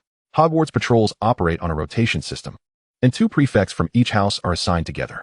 Draco here is accompanying an investigator, clearly indicating they are not on duty today." "That doesn't concern you, Miss Avery," Draco abruptly said coldly. Callista paused, glaring at Li Nuanyue before returning to her friends. It's not yet curfew, is it? Li Nuanyue checked her watch, noting that the upperclassman's curfew was at 11, leaving half an hour to spare. You truly went and mingled with that scar-headed fool. Draco suddenly leaned down, his breath brushing against her ear as he sniffed, gritting his teeth. I can smell that repugnant scent. Li Nuanyue turned her head in surprise to look at him. You can discern Harry's scent? In a mere second, her mind conjured up a myriad of colorful scenarios. Draco straightened up, crossing his arms with a disdainful huff. I was merely jesting. It seems I was right. It's that wretched Potter again. You are my spy. After all, Li Nuanyue quickly sidled up to him, her voice laced with flattery. Look, I haven't been caught doing anything wrong, so can't we just let it be? Draco, unfazed, curled the corners of his lips into a mischievous smile. Whether there's wrongdoing is for me to decide. Are you still going to deduct points from Slytherin? Professor Snape would have your head, Li Nuanyue exclaimed, gazing at Draco in astonishment. I can only be deemed suspicious at best. Does that count as a violation? She spoke as she grasped the galleons in her pocket, messaging Hermione to escape from another direction. I certainly won't deduct points from Slytherin. But I am curious about what that scar-headed fool is up to, Draco scoffed, his lips curling in disdain. I only wish to deduct points from Gryffindor, especially from that insufferable Potter. Li Nuanyue found herself speechless. Draco's obsession with Potter remained unwavering. If it weren't for his previous confession to her, she might have assumed he harbored unrequited feelings for Harry, perpetually seeking validation in front of him. All right. If you believe Harry is nearby, then go search for him. Li Nuanyue shrugged, indicating her indifference. I certainly will, Draco retorted, and I shall uncover your little secrets as well. I warned you, Luna. Being with that disaster will bring you misfortune. Li Nuanyue sighed, rubbing her forehead. You are right, so I shall return to the dormitory now. You must accompany us to meet Professor Umbridge, Karis interjected, re-emerging. All suspicious individuals are required to face the Professor's inquiry. Aren't you the captain? What makes her so important? Li Nuanyue turned back to Draco, amusement dancing in her eyes. Draco, you can't shield her, Karis insisted. Ah, yes. But only if she truly appears suspicious. Draco suddenly stepped forward, wrapping an arm around Li Nuanyue's waist. I believe she merely intended to surprise me during my patrol, correct? Li Nuanyue looked at Draco in astonishment, taking in his smug expression, while he directed a glance at Karis, whose face had morphed into a scowl. Well, I still maintain that a work environment is not suitable for dating, Karis remarked, her tone darkly sarcastic, casting one last glance at Li Nuanyue before leading her group away to patrol the vicinity. Wow, what's going on? Has your authority been undermined? Li Nuanyue inquired curiously, watching Karis's retreating figure. How could that be? Draco scoffed, shooting her a disdainful glance before stating seriously that Avery seems to have a familial connection with Professor Umbridge. She trusts her greatly, but she also trusts me. Understood. Because of your father, Li Nuanyue quickly interjected, keen to avoid Draco mentioning my father. To her surprise, the hand Draco had placed on her waist pinched her lightly, causing her to jump. Draco, how dare you pinch me? I merely found the sensation enjoyable and took a liberty, Draco replied with a mischievous grin, stepping back as Li Nuanyue appeared ready to retaliate. You should head back. We'll be on patrol in this area until midnight. Li Nuanyue nodded. So, they would be on duty until midnight? Draco had subtly imparted some information. Sensing that she comprehended his message, Draco cleared his throat, lifting his chin with a hint of pride. Just so you know, if I spot you with that insufferable Potter, I won't spare him. You had better be discreet and not associate with him. Rest assured, you won't catch us together. It's merely about not getting caught, right? Draco raised an eyebrow, sensing her nonchalance, but chose not to pursue the matter further. Hurry back, it's a bit chilly tonight. With that, he strode toward the investigators, calling out authoritatively, I suspect there are suspicious individuals in this vicinity. Disperse and patrol with urgency. Though nothing significant transpired this time. Whether Umbridge had chosen to believe Draco or was simply wary of the Lee family behind her, she refrained from addressing Li Nuanyue. However, it was certain that Karis had whispered unflattering remarks, prompting Umbridge to begin conducting individual interrogations of her suspicious students. Many young witches and wizards were summoned to Umbridge's office. Although the DA remained undisclosed, numerous contraband items manufactured by the Weasleys were uncovered. Consequently, Umbridge issued a decree prohibiting the entire school from using the Weasley-made prank items. We need to help that pink toad regulate her digestive system. For instance, with diarrhea potions and emetics. The twins often made such declarations during their gatherings. Of course, Umbridge was a cautious individual and thus did not fall prey to the twins' schemes, but the unfortunate Argus Filch repeatedly did, his ire reaching unprecedented levels, vowing a relentless vendetta against the young witches and wizards. The DA meetings continued to thrive, with everyone enamored by this unconventional method of learning. while Harry and Nuanyue garnered even more adoration. During potions class, Nuanyue dozed off due to the late hour of the previous day's meeting. Snape, devoid of mercy, assigned her detention. Despite her brief nap delaying her slightly, her potions still surpassed the success of most others. However, Snape's standards for her were exceedingly high. Her concoction must attain perfection to earn his approval. Nuanyue was indifferent to the detention, considering it merely an opportunity for tea with Snape. Their relationship had grown rather awkward since last year, stemming from an argument that hardly qualified as such. Both genuinely cared for one another, yet were too stubborn to clarify matters. Now seated in the chair, Nuanyue silently observed Snape as he brewed various potions. A faint mist enveloping the office, and the familiar scents made her frown slightly. Snape had only acknowledged her presence with a curt "come in" when she knocked, and had yet to utter another word. So, am I here to be punished? Rather than sitting idly, observing you brew Veritaserum? She remarked with a hint of sarcasm, only to be struck with uncertainty. Veritaserum? That was an intricate and time-consuming ordeal, and this potion was explicitly banned in the market. Snape added a sprig of herbs before turning to face Nuanyue. Are you planning to jest with your own health again, as you did last year? I didn't say that, she replied, slightly lacking confidence. She had numerous responsibilities this year, overseeing the prefects, managing Slytherin affairs, instructing in the DA, and tackling the heaps of fifth-year assignments in the library. She had become quite the master of time management. Snape approached his desk, opening a drawer to retrieve a vial of potion, tossing it to her. I don't wish to see you sleeping in my class again. If you lose Slytherin points over this, you know the consequences. Nuanyue uncapped it and inhaled the aroma of a perfectly brewed stimulant, undoubtedly freshly concocted by Snape amidst his busy schedule. Her heart softened slightly. This man always acted in such a roundabout way. No wonder he often found himself misunderstood and unfairly blamed. Thank you, Severus, Nuanyue murmured.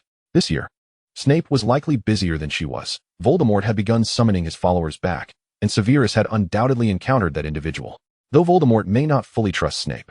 To monitor Dumbledore's actions more effectively, Severus was currently in a relatively safe position. I find your words perplexing. Now it seems you must face the consequences. With a flick of his wand, Severus Snape tossed some herbs requiring preparation and processing towards her. These were all ingredients to be added in the latter stages of the truth serum. Nuanyue gazed at the items before her, realizing that in a month, they would be ready, correct? Snape cast a fleeting glance her way, a glimmer of satisfaction flickering in his eyes before he reverted to his usual demeanor. If you have time to ask questions, you might as well get to work. Should you fail to complete this before curfew, points will still be deducted. Nuanyue fell silent, and the two began to work on the materials in unison. The truth serum required nearly half a year to brew, and many of its components were difficult to procure. It seemed that both Voldemort and Umbridge were beginning to take action. Theodore's side story 1, My Girl.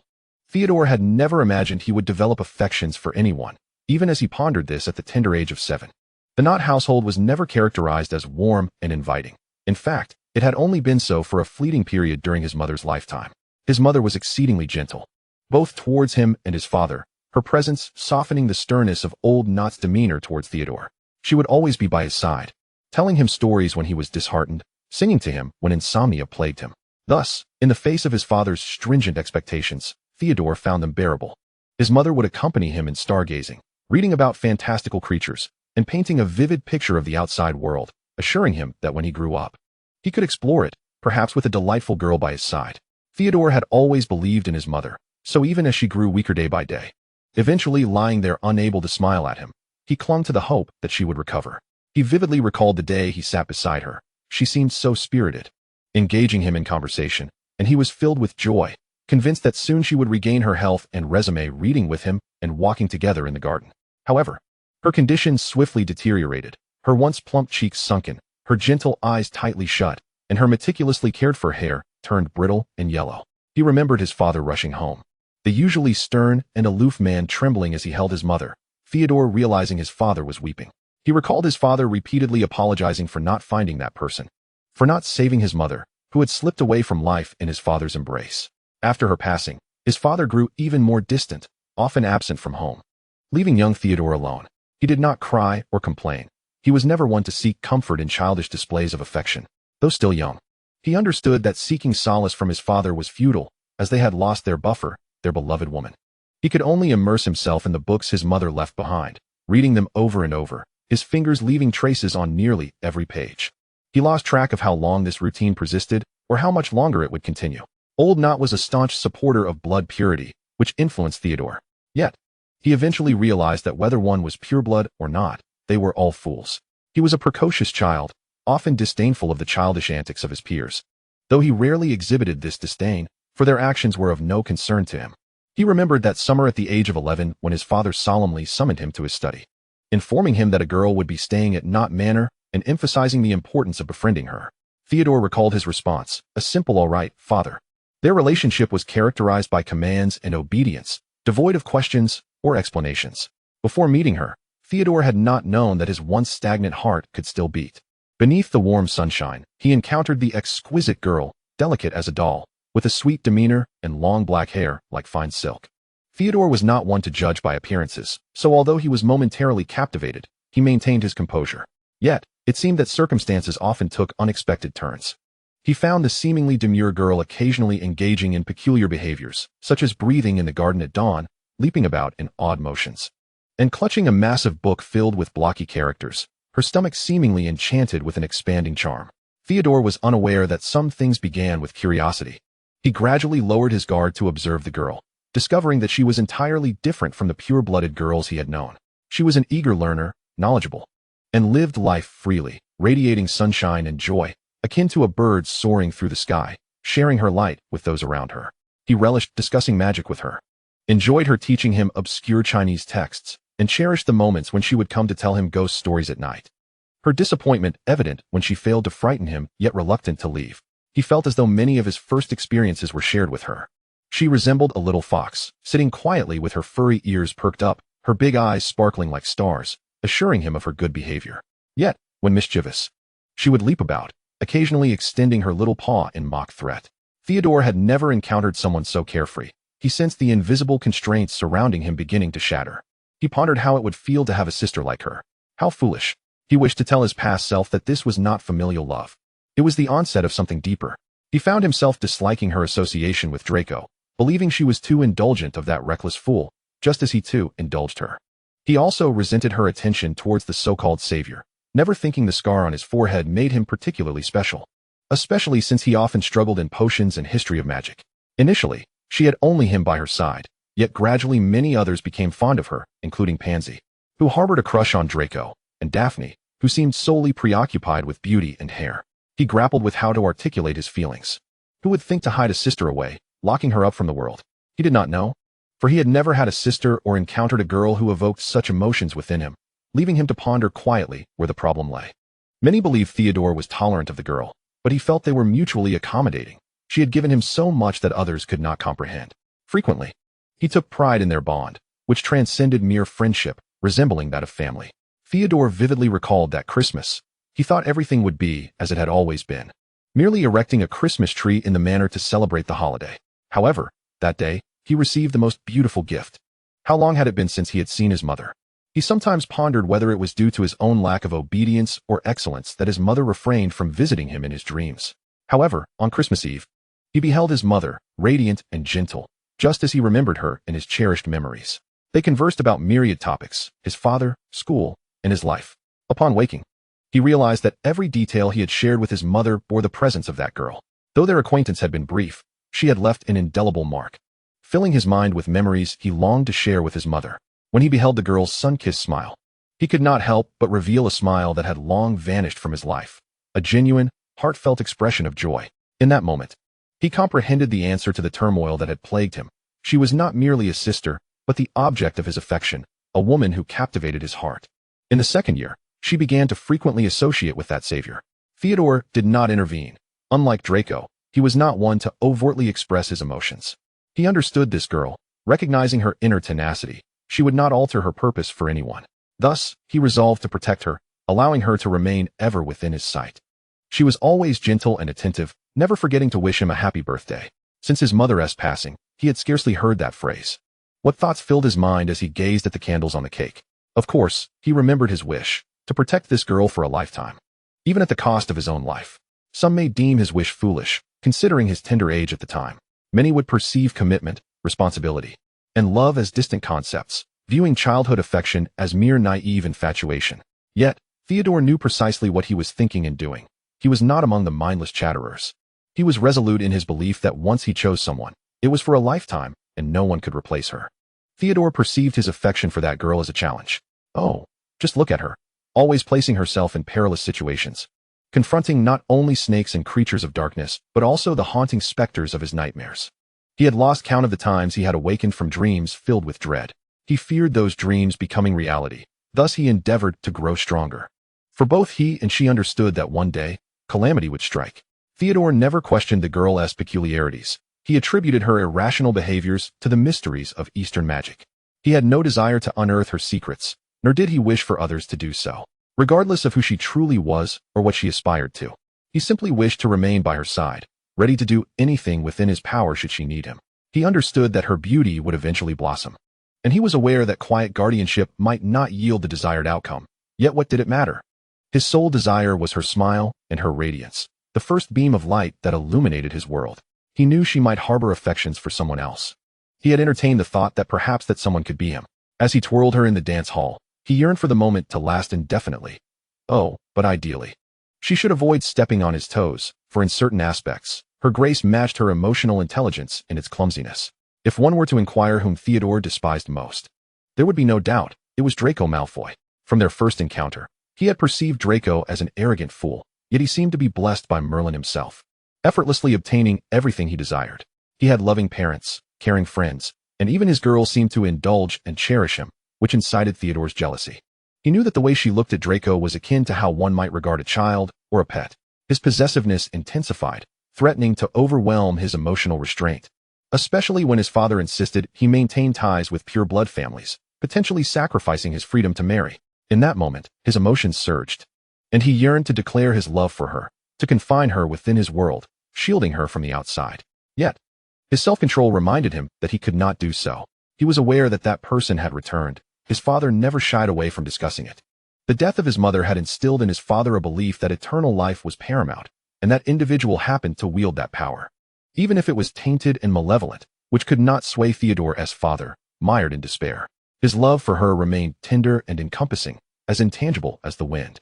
He hoped that even in his final moments, he would still be recognized in her heart as the Theodore she trusted, cherished, and relied upon most.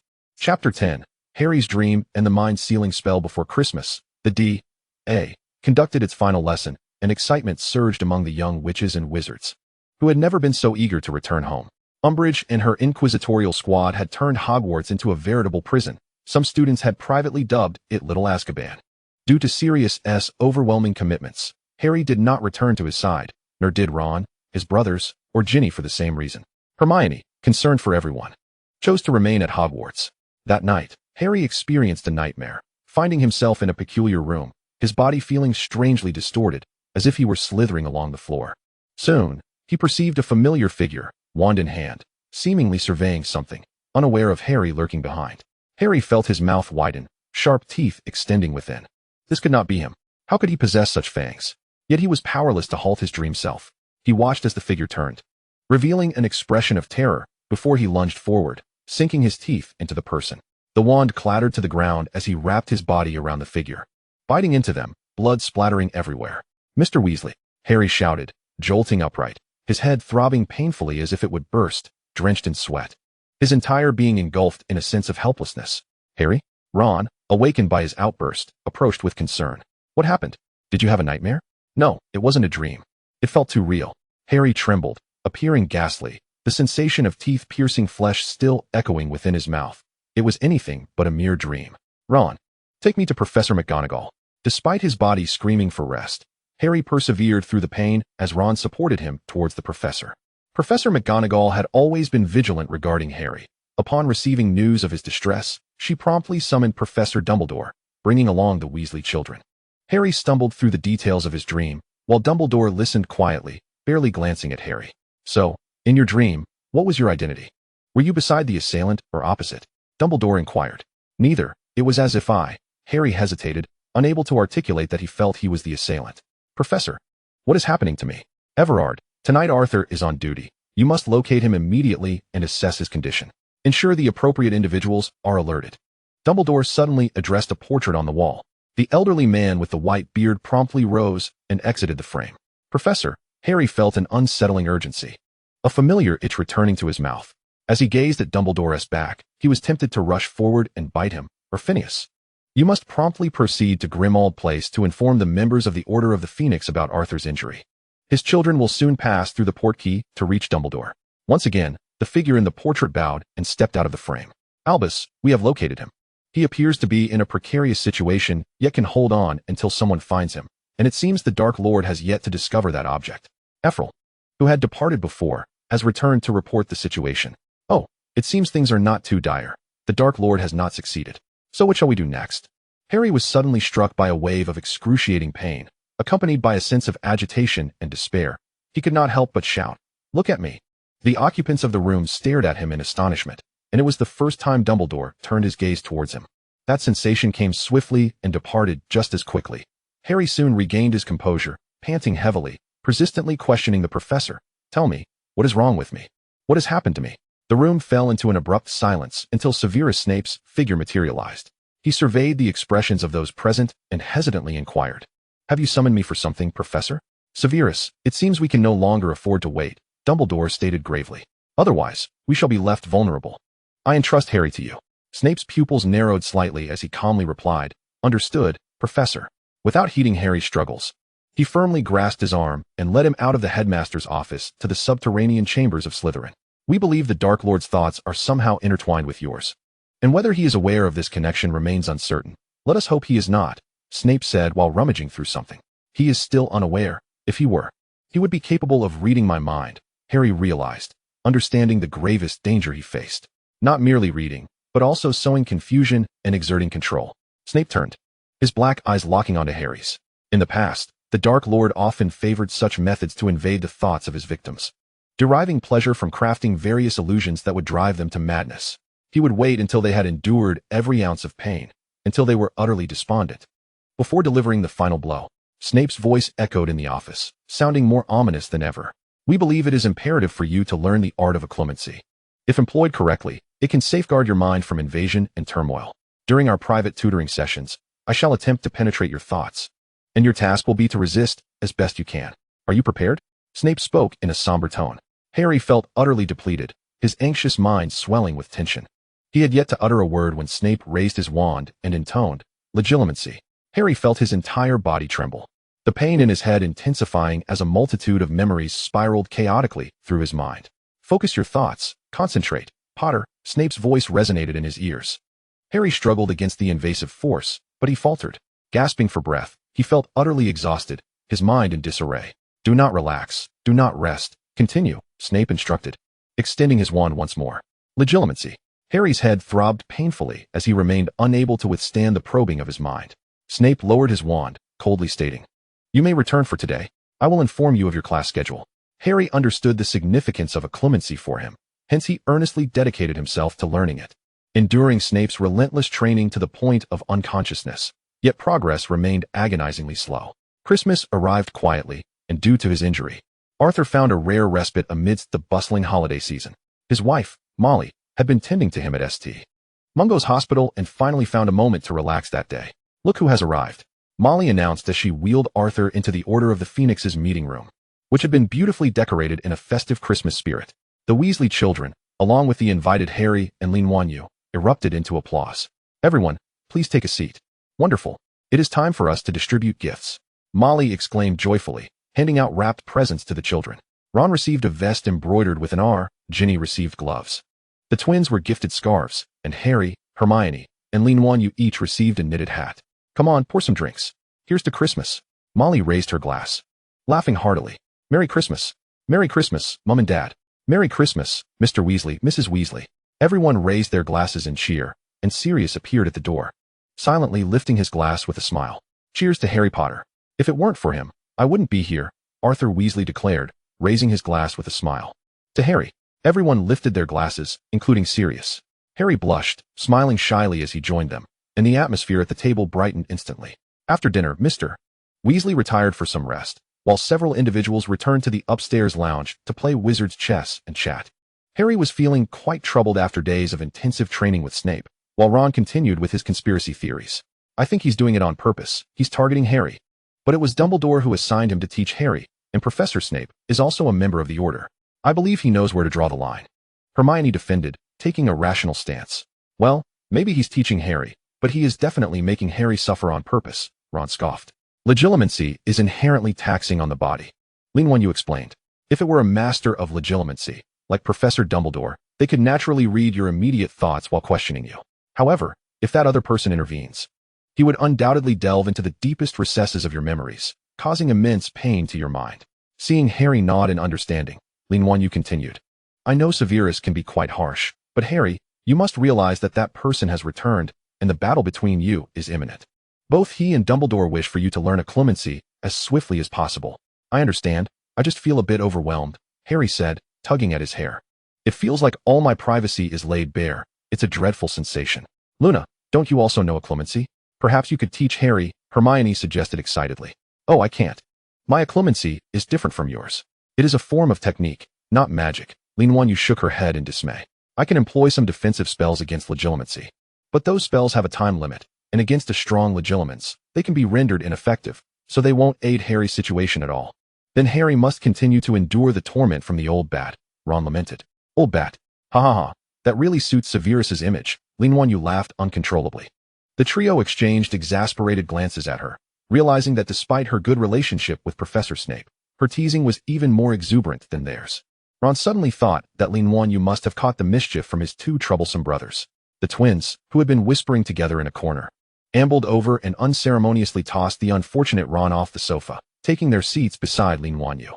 Little Snake, we have a significant decision to share with you. We have decided not to sit for the OWLs. We spoke with Mum about it. Due to Dad's situation, the ministry is now loathed by her. We are free. The twins chimed in unison, grinning widely as they awaited her reaction. What do you think, boss lady? Ron spewed his drink, bewildered by the revelation of their proprietress. What on earth? He exclaimed, the future of Weasley's Wizard Wheezes. Our most significant benefactor. Our boss. The twins chimed in unison, wrapping their arms around the bewildered Nuanyue. Do you have any objections, little Ron? Ron, nearly terrified by his brother's exuberance, muttered under his breath, that's not quite what I meant. I have no objections, really. If it weren't for Annie Muggle, I would have wished for you to venture out and earn money much sooner. Time waits for no one, after all.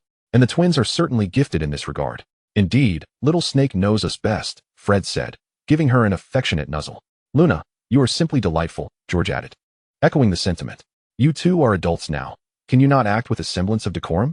Hermione rolled her eyes. Are you envious, little Hermione? Since you cannot frolic about with Ron and Harry like this, they continued, rubbing their heads and faces against her. Who wants that? Hermione's cheeks flushed crimson. A mix of embarrassment and indignation. Can you two speak properly? When do you intend to leave? Nuanyue interjected, attempting to extricate the two large canines from their antics. Of course, we must wait a few days. We need to prepare some delightful surprises for that pink toad, a lesson they shall never forget. The twins exchanged mischievous, dangerous grins simultaneously. Chapter 11. Nuanyue and the Dark Lord's invitation following Christmas. Harry enjoyed a spell of tranquility, perhaps due to the festive season or some other reason. Umbridge had ceased her frequent interrogations of the young wizard. In further good news, Hagrid had returned. Since the start of the term, he hadn't resumed his role as a professor, and Harry and his friends had been unable to reach him, causing them considerable concern. The three hurried to Hagrid's hut. But before they could enter, they heard Umbridge's voice demanding, I command you to tell me where you have been. I was recuperating, came Hagrid's muffled reply from within. Recuperating? Umbridge sneered, eyeing Hagrid, whose face was marred with blood. Are you sure that's what you were doing? Oh, indeed, just soaking in some fresh air, Hagrid stammered, clearly uncomfortable with the lie. Ah, splendid. The keeper of the Hogwarts grounds must find it quite difficult to breathe in fresh air, Umbridge mocked. If I were you, I would find returning quite disorienting, hence I would simply refrain from unpacking.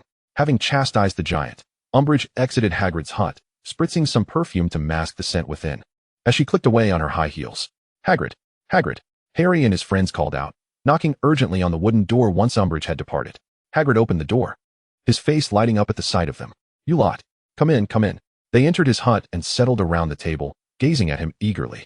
Hagrid, are you hurt? Where have you been? Harry asked, concern etched on his face. Hagrid leaned in conspiratorially. It's a top-secret mission, but since it's you lot, I suppose I can share. Dumbledore sent me to negotiate with the giants. Giants? Hermione gasped. Did you find them? Hagrid, applying a piece of meat to his wounds, replied. Truth be told, they're not hard to locate. I spoke with them, trying to persuade them to side with Dumbledore. But you should know, I wasn't the only one seeking them. Death Eaters? Ron ventured, an expression of foreboding crossing his face. Indeed, they were persuaded to join the Dark Lord's ranks. But I believe they will remember Dumbledore's kindness, Hagrid shrugged. Did they inflict those injuries on you? Harry pressed urgently. Well, not entirely, Hagrid hesitated, tossing the meat to Fong, who watched him intently. All right, you silly dog, it's yours. Nuanyue found herself summoned once more to Snape's office. But this time the atmosphere was thick with tension. Snape's expression was notably grim, and in the room with him were Dumbledore and Sirius Black, both wearing serious countenances. As if confronted with a formidable dilemma. What is going on? Nuanyue inquired, perplexed. Snape shot her a glance before turning to Dumbledore. I refuse. I do not consent to this course of action. If you do not comply, he will grow suspicious, Dumbledore replied calmly. What has transpired? Is it related to me? Nuanyue sensed the gravity of the situation. The Dark Lord wishes to see you. He has instructed Severus to escort you to him, Sirius said, his tone laced with unease. Why does he want Severus to bring me? Nuanyue frowned, pondering why the Dark Lord would choose this method of contact. Because during the Triwizard Tournament, you were his hostage, Sirius shrugged. You know, the Dark Lord is quite adept at manipulating people's hearts. I will not take her. Snape declared fiercely. I will find a way to refuse him. Luna must not meet him again. Then he will suspect you, jeopardize the Order's plans. And he may even kill you, Nuanyue stated calmly, looking at Dumbledore. Is that correct, Professor Dumbledore? Dumbledore's gaze met hers, his eyes sparkling with wisdom. Indeed, Miss Lee. What then is your intention? Nuanyue smiled lightly. I refrain from expressing an opinion. I trust your judgment, Sirius said, stroking her long hair. You have always been a person of your own convictions, and I believe that even if you go, you will not be in danger. Black. Snape glared at him. Do not utter such irresponsible words. Sirius shrugged, his approach to matters markedly different from Severus's. And you, Professor? Nuanyue turned to Dumbledore, aware of Snape's clear stance. Curious about the headmaster's thoughts. I hope you will go, Dumbledore replied with a warm smile. Headmaster. Snape exclaimed, exasperated. You are forcing her to take risks. She is not a member of the Order. You cannot impose such a demand on her. Severus, please allow me to finish. Dumbledore maintained his gentle demeanor. Snape huffed, falling silent. Miss Lee, while I am unaware of the Dark Lord's intentions, I trust he will not harm you for the time being. He is a suspicious man. Although Severus will be there, he will not confide in anyone. I believe you might be a key to understanding. Dumbledore's voice was soothing, instilling a sense of calm. Of course, this is merely my perspective. You belong to the Lee family. Your every action will be scrutinized, perhaps even sparking international issues. Thus, I merely present my thoughts. How you choose to proceed is entirely your prerogative. Nuanyue nodded. I understand. I will meet him. Luna. Snape's low tension enveloped her. What nonsense are you speaking? Are you not thinking clearly? Severus, do not forget your purpose. Your position is crucial. If he perceives you as lacking value, he will not trust you. If the Order fails, how will you avenge Lily? Nuanyue continued to smile gently. Snape stood rigid, caught in a tempest of hesitation, anger, struggle, and pain. His expression too complex to bear. Severus, I hope your wishes will be fulfilled. Nuanyue grasped his hand. I will be your guardian spirit. I will protect you and help fulfill your desires. With a sudden, forceful embrace, Nuanyue was drawn into Snape's arms. The faint scent of potions lingering on his clothing, his first embrace of anyone other than Lily. Do not go, his voice, low and hoarse, whispered in her ear. If it requires betting your life, I would rather not. Severus, that will suffice, Nuanyue interjected, halting him from uttering further words. Avenging Lily was his sole motivation for survival. How could she allow him to voice any thoughts of abstaining from vengeance? Moreover, the presence of the Dark Lord posed a threat to the entirety of the British magical community, and Dumbledore would never permit him to make erroneous choices driven by personal emotions. Perhaps it is not as dire as you imagine, Nuanyue reassured, her confidence bolstered by the plot she possessed. Rest assured, I have means to safeguard my life. The tremor in Snape's voice gradually subsided as he raised his head, releasing the girl in his arms. He closed his eyes, inhaling deeply, and when he reopened them, he had regained his usual composure. Promise me, prioritize your own protection. His tone remained steady, yet bore an undeniable gravity. Fear not, I am still young, and life has much to offer me, Nuanyue replied, patting his arm before turning to Sirius. I shall take my leave now. I suspect we shall meet again soon. What a foolish girl, Sirius chuckled, stepping forward to embrace her, gently kissing her forehead. I wish you all the best. Professor, I believe I may need to take a leave of absence for a while. Please convey to Harry and the others not to worry. Severus will relay my message from Slytherin. Nuanyue smiled. Very well, Miss Lee, Dumbledore responded with a kind smile. I sincerely appreciate your decision today. Nodding, Nuanyue followed Snape into the fireplace. They needed to reach a transfer point before he would apparate her to the Dark Lord's location. True to his word, The Dark Lord had arranged for their next meeting to be in a more pleasant setting. The manor, though not vast, was enveloped by dense forests. Its origins perhaps linked to one of his subordinates or acquired through the demise of an unfortunate soul. "Welcome, Miss Lee," Voldemort greeted her with great formality, flanked by a gathering of Death Eaters at the entrance. "Good day, sir," Lee Nuanyue approached politely, embracing him briefly. He felt remarkably cold, akin to a corpse. "Severus, your task has been executed commendably," Voldemort remarked with satisfaction. "You may return to the school for now. I will contact you if needed." "Yes, my lord," Snape bowed, a fleeting moment of unease flickering in his eyes before he regained his usual demeanor and vanished from sight. "Please, come in, Miss Lee. Let us converse at our leisure," Voldemort said with a gentlemanly air. "Very well," Lee Nuanyue replied with a smile, accompanying him into the manor. The air was tinged with a lingering scent of blood, indicating that the previous occupant had perished only days prior. This location was evidently a recent find for Voldemort, showcasing his meticulousness. Upon entering the hall, they found the dining table laden with silverware, the opulent design suggesting that the former owner had a taste for luxury. Yet, there seemed to be no traces of magic, implying that the deceased was likely a muggle. "Your invitation feels somewhat hasty, Miss Lee. I presume you have yet to dine," Voldemort gestured, and several figures clad in black promptly presented food before them. "Thank you for your hospitality," Lee Nuanyue replied, unhurried, savoring the culinary offerings as if genuinely visiting. To be frank, the chef preparing Voldemort's meals exhibited remarkable skill. Considering the notorious reputation of British cuisine, this cook's talents far surpassed those of the Hogwarts house elves. The two dined in silence, and while Lee Nuanyue felt as though she could consume more, she noticed Voldemort's expression of surprise at her appetite. Given that she had managed to astonish the Dark Lord, she decided against requesting additional dishes from the chef. "So, Miss Lee, have you discerned the purpose of my invitation?" Voldemort inquired as he signaled for the removal of the dining ware, replacing it with tea service. "I have gleaned a hint," Lee Nuanyue sipped her tea. "I have been perusing various newspapers and news articles. Are you currently in the process of assembling your army?" Voldemort smirked, perhaps in amusement, yet it bore a chilling undertone. "You are exceedingly astute, Miss Lee. My invitation was merely to assess your capabilities. In simpler terms, I seek a token of loyalty to ascertain whether the Lee family truly remains indifferent to who governs the Ministry of Magic. Should I seize control of the ministry, would the Lee family consider becoming my new allies? I have no intention of being betrayed by those lurking in the shadows while I contend with the ministry. Thus, I am inclined to capture you to leverage against the Lee family. Although the Lee family's ancestor poses a considerable threat, I harbor no illusion of victory against them. However, I suspect they will not reveal themselves easily. I have encountered many Eastern legends, wherein practitioners of power, upon reaching a certain threshold, seldom act recklessly, often concealing themselves as if evading something. May I inquire what you require of me?" Lee Nuanyue hesitated, adopting a tone of negotiation. "For you, Miss Lee, it is quite simple," Voldemort stated. "Capture Azkaban and liberate my followers." Chapter 12. Azkaban and Tom Riddle. Lee Nuanyue was unafraid of Dementors. In fact, it was no secret that she could even capture those creatures. She had no intention of concealing her abilities, her true aim being to attract Voldemort's attention. "Dementors? You do not intend to subjugate them?" Lee Nuanyue recalled that in the 6th book, Dementors had already become affiliated with Voldemort. "I certainly plan to subjugate them.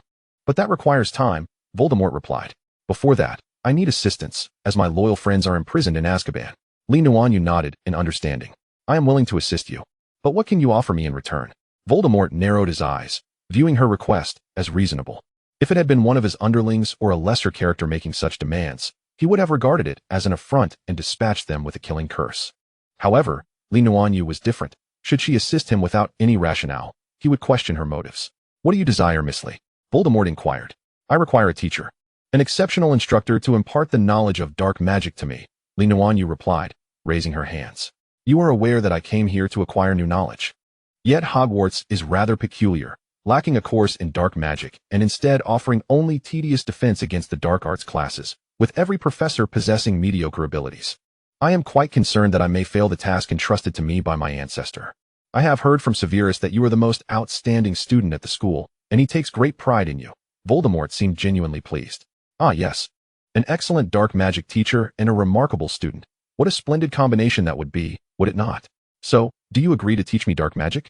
Lee Nuanyue inquired with a smile. "Indeed, I eagerly anticipate it." Voldemort's gaze fixated on Lee Nuanyue, sparkling with excitement. The Department of Magical Law Enforcement established a prison on a small island in the frigid waters of the North Sea, known as Azkaban Castle or simply Azkaban. It is a terrifying place, guarded by dementors, dreadful creatures known as soul-sucking fiends. They feed on the positive emotions of individuals. Once prisoners are confined for a period, they lose all faith in positive feelings, their darkest and most horrifying memories replaying incessantly in their minds. Some go mad, while others despairingly perish. Voldemort personally accompanied Nuanyue to the island, though he had no intention of intervening. He wished to gauge the strength of the Lee family's heir. Nuanyue turned her gaze towards the stone prison nestled in the heart of the island. It appeared as though it were haphazardly constructed from a few large rocks. However, it was fortified by numerous enchantments, rendering it a veritable death trap. Within its confines resided only criminals and dementors, the latter feeding on the emotions of the inmates. The Ministry of Magic periodically supplied sustenance for the dementors, ensuring the criminals remained under their control. Professor, were there always this many dementors here? Nuanyue inquired, her eyes fixated on the overwhelming shadows before her. No, there were not so many before, Voldemort replied. No one knows how these creatures reproduce, but I suspect they manifest after consuming human emotions.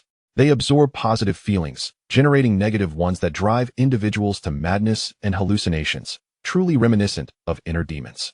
Noticing her gaze drifting towards the sky, Voldemort grinned. What do you think? If you find it challenging, I wouldn't mind lending you a hand. His only desire was for her to take the initiative. The outcome was of no concern to him. Professor, do not underestimate me. I am merely contemplating which strategy to employ, Nuanyue said with a playful smile. Eliminating them will require some time, and you do intend to incite them, correct? Therefore, I plan to breach their defenses as swiftly as possible, leaving the task of demolishing the prison to you. Voldemort patted her shoulder. You are quite impressive. Go ahead. Nuanyue retrieved talismans from her bag and casually tossed them into the air. Instantly, they stood upright, forming a circle that floated above, channeling her magical energy. She executed hand signs with such speed that they seemed to blur into shadows, beads of sweat forming on her forehead as the number of dementors increased. Electricity formation, rise, she commanded, pointing towards the most densely populated area of dementors. The array of talismans began to spin rapidly, unleashing a bolt of lightning that erupted into a blinding light at the heart of the dementors. The dementors emitted inaudible wails, many shadows plummeting from the sky, transforming the vicinity around the prison into a vacuum. Voldemort erupted into laughter, directing his wand towards a corner of the prison. Bombarda Maxima. The prison's outer wall shattered as though struck by a bomb, billowing smoke that enveloped the area, eliciting piercing screams of ecstasy from within. Nuanyue's eyes flickered. She had come here for one individual, the mad, devoted woman who adored Voldemort, Bellatrix Lestrange. Professor, shall we go take a look? Nuanyue asked, glancing at Voldemort. Of course. My friends will be eager to see me, Voldemort replied, his serpentine eyes glinting with excitement. Thank you, Professor, Nuanyue said, extending her hand. Voldemort grasped her hand, and together they apparat to the uppermost level of the prison. He raised his wand. Mors Mordra. A massive dark mark materialized above the prison, summoning the marked wizards who appeared around Voldemort. Master, they called out eagerly, their gaunt faces and disheveled hair reminiscent of rats emerging from a burrow. Yet, their eyes glimmered with a fervor that was both frenzied and devout. Master, a woman's voice resonated from the crowd, filled with excitement and adoration.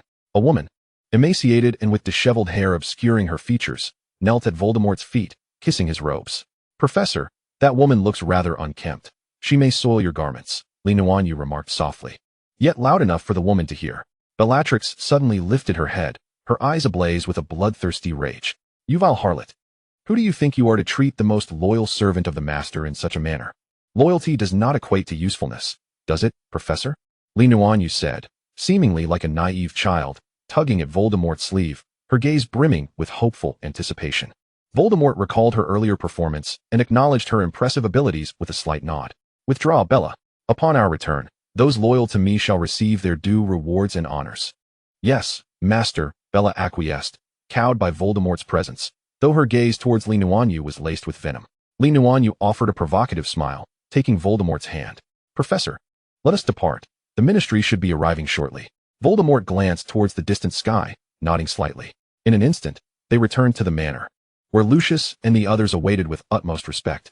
Upon seeing Voldemort, they all bowed in deference, while Bella and others followed suit, marked by their allegiance. Professor, do you need to arrange them personally? Nuanyue asked, still holding onto Voldemort's sleeve. I believe I should return to school soon. I do not wish to waste time. Voldemort looked down at her, noting her slightly pouting expression. After a brief contemplation, he addressed Lucius. Have them rest for now. I shall return later. Yes, Master. Lucius Malfoy replied, subtly glancing at Li Nuanyue before responding respectfully. Bella appeared as though she wished to say more, but was blocked by Lucius stepping in front of her. Voldemort led Li Nuanyue to his chamber, standing within as he inquired, "So, what kind of dark magic would you like to learn?" "All of it, including the unforgivable curses," Li Nuanyue replied, her eyes sparkling. Though she did not regard these incantations as particularly powerful, being relics of the past, they still held the promise of novel insights and unique knowledge. The unforgivable curses? Voldemort regarded her with keen interest. "You should be aware of the consequences of overusing dark magic. I trust Dumbledore has been candid with every young witch and wizard at Hogwarts, and the killing curse cannot simply be uttered to achieve success." "I am well aware of that, Professor," Li Nuanyue responded with a smile. "I am not one of those sheltered little wizards in the British magical community. I fully comprehend what I am facing. Dark magic can inflict tremendous harm on its victims, often possessing destructive power that is difficult to mend. Moreover, the caster must possess the conscious intent to harm, understanding the aftermath of the spell's release. Thus, even if one learns the killing curse, without the intense desire to kill, it will not succeed. In the original text, Harry had attempted to cast this fatal curse but failed, as his inherent goodness and sense of justice prevented him from wishing death upon another. However, he could successfully wield the stunning spell, knowing it would inflict harm, albeit to a lesser degree than intended. "The Lee family is indeed a commendable lineage," Voldemort remarked solemnly. "I am pleased with your perspective. Let us commence our studies." Voldemort's teaching prowess surpassed that of all professors at Hogwarts by a considerable margin. Li Nuanyue believed that, if not for his peculiarities, he could undoubtedly be the finest educator at Hogwarts. His explanations were clear and comprehensible, his insights into the understanding and application of magic unique, and he even innovated spells. In particular, his mastery of dark magic could be described as unparalleled in contemporary times. Voldemort was also quite pleased with this student. Li Nuanyue's comprehension and memory were remarkable, and she could extrapolate from his ideas, offering supplementary insights. Although their discussions were merely theoretical, they laid the groundwork for future experimentation. The two shared a bond akin to that of old friends, spending the afternoon in their pursuit of magical knowledge and discussion. It was only when their stomachs growled that they realized dusk had enveloped the horizon. "You remind me of someone," Voldemort observed, gazing at the content expression of Li Nuanyue. "Oh, a friend of the teacher?" Li Nuanyue inquired with curiosity. "No, he is a failure, yet one cannot deny his greatness." Voldemort narrowed his eyes. "You share similar traits. It is peculiar, yet captivating." Aside from Dumbledore, it seemed no one else merited such praise from Voldemort, which piqued Li Nuanyue's interest in who else could influence him. "It is quite late. When do you plan to return to school?" Voldemort, in a surprisingly amiable mood, initiated the conversation. "Actually, I have a gift for the teacher.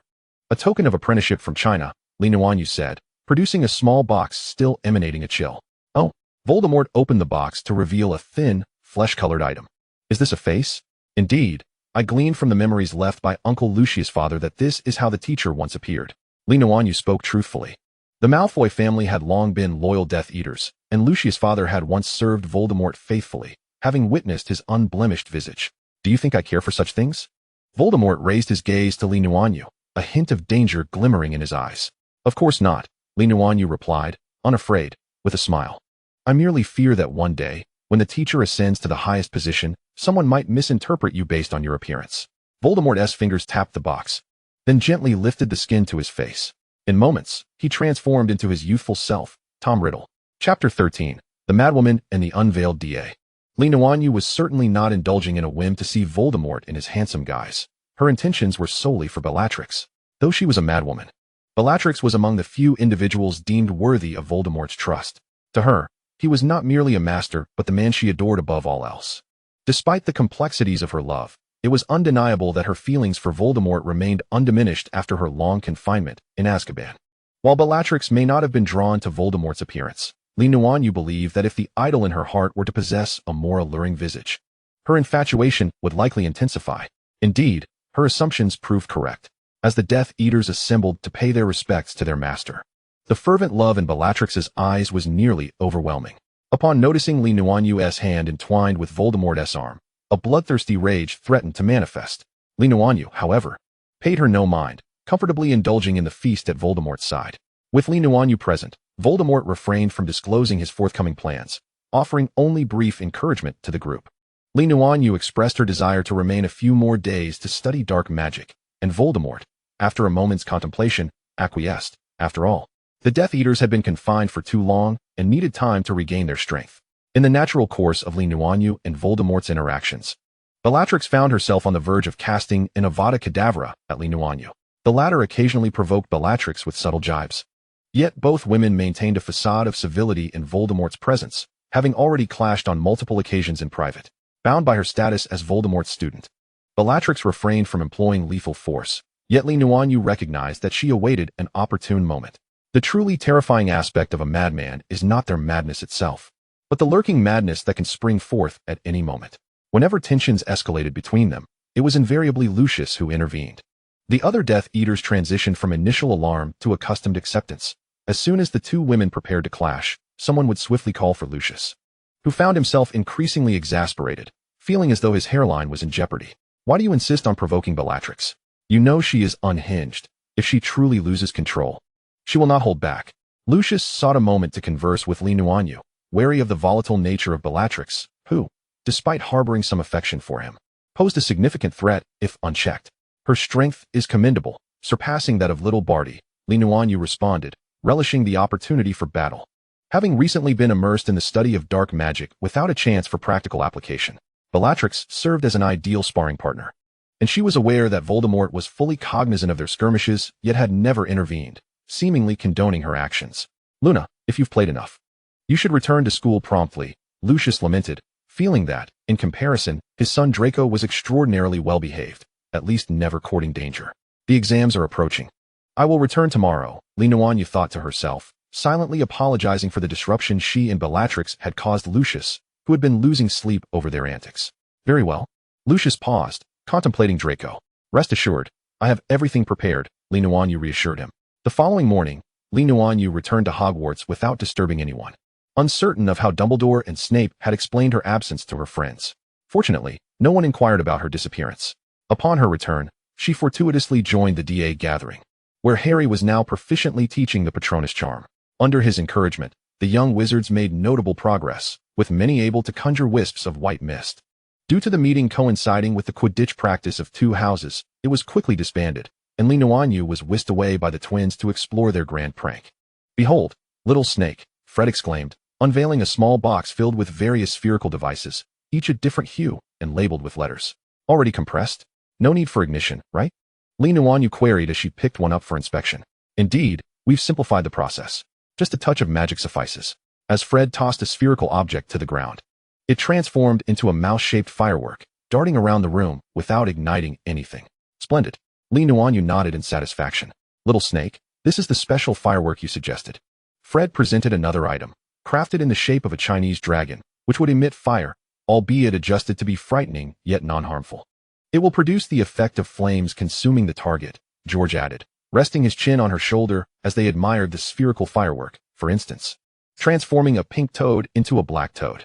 That idea is brilliant, Nuanyue encouraged, patting the fluffy head resting on her shoulder. The letter fireworks have also been developed. I believe her nickname should be widely known, Fred said, presenting several firework spheres to gain her attention. Excellent. You both truly are the finest pranksters, Nuanyue praised, affectionately ruffling Fred's red hair. The other items are our completed products, but we do not intend to take them, the twins revealed, each unveiling a large box brimming with various treats and props. We will gladly offer them to any young wizard willing to engage in toad-related pranks. It is our way of continuing the Weasley legacy, they exclaimed excitedly. Nuanyue smirked mischievously, realizing that after the twins departed, Umbridge would likely not have a pleasant time ahead. During the final gathering before exams, many members of the DA displayed remarkable progress, their patron uses taking on more distinct forms, such as Hermione's otter, Luna's rabbit, the twins' magpie, and Ron's large dog. Harry delightedly guided everyone, and the atmosphere was harmonious as each member grew increasingly adept. Cedric suddenly called out to Harry as he passed by. Is something the matter? Harry inquired as he halted. Is Luna not here today? Cedric asked. Yes. She might be delayed by something. Harry glanced at his watch. Due to Nuanyue's overwhelming busyness, she often arrived late. Besides, Harry primarily managed the DA, while Nuanyue served as an advisor, responsible for providing teaching methodologies, with the execution typically falling to Harry. Cedric noted that Chio's friend had also not arrived, expressing concern as he glanced at his girlfriend, who was observing them from a distance. Oh, I remember her name is Tina, right? Harry recalled, pondering what might have occurred. Cedric reflected, she hasn't been in good spirits lately, It seems to be related to her mother. By the way, her mother works for the Ministry of Magic. Harry nodded. Is she planning to rest today then? Cedric hesitated. No, she didn't inform Chio, which has made her quite worried. Harry, Hermione suddenly called out anxiously, quick. Look at our communicator. Harry pulled out the warm galleon, which bore the message to leave immediately. What does this mean? Did Luna send it? Harry looked up at Hermione.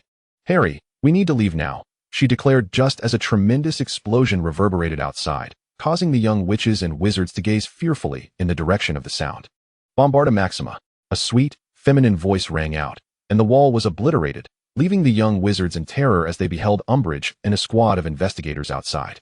Hermione quickly ducked into a corner, retrieving the parchment on which they had signed their names, pointing her wand at Nuanyue's name, which vanished in an instant. Just as she raised her wand, the intruders burst in, seizing her parchment and capturing all the young witches and wizards. Around the corner, Nuanyue stood with a frown, accompanied by a defiant Pansy and a guilt-ridden Daphne. I'm sorry, Luna. Daphne tugged at Pansy, urging her to say something. What did we do wrong? If we hadn't delayed her, she wouldn't be caught now, Pansy haughtily proclaimed. Draco must have prompted you to do this, Nuanyue sighed. Rubbing her forehead, she had intended to attend the meeting but was thwarted by Pansy and Daphne's inquiries about their assignments. Once the questions were answered, they began to ramble on various topics.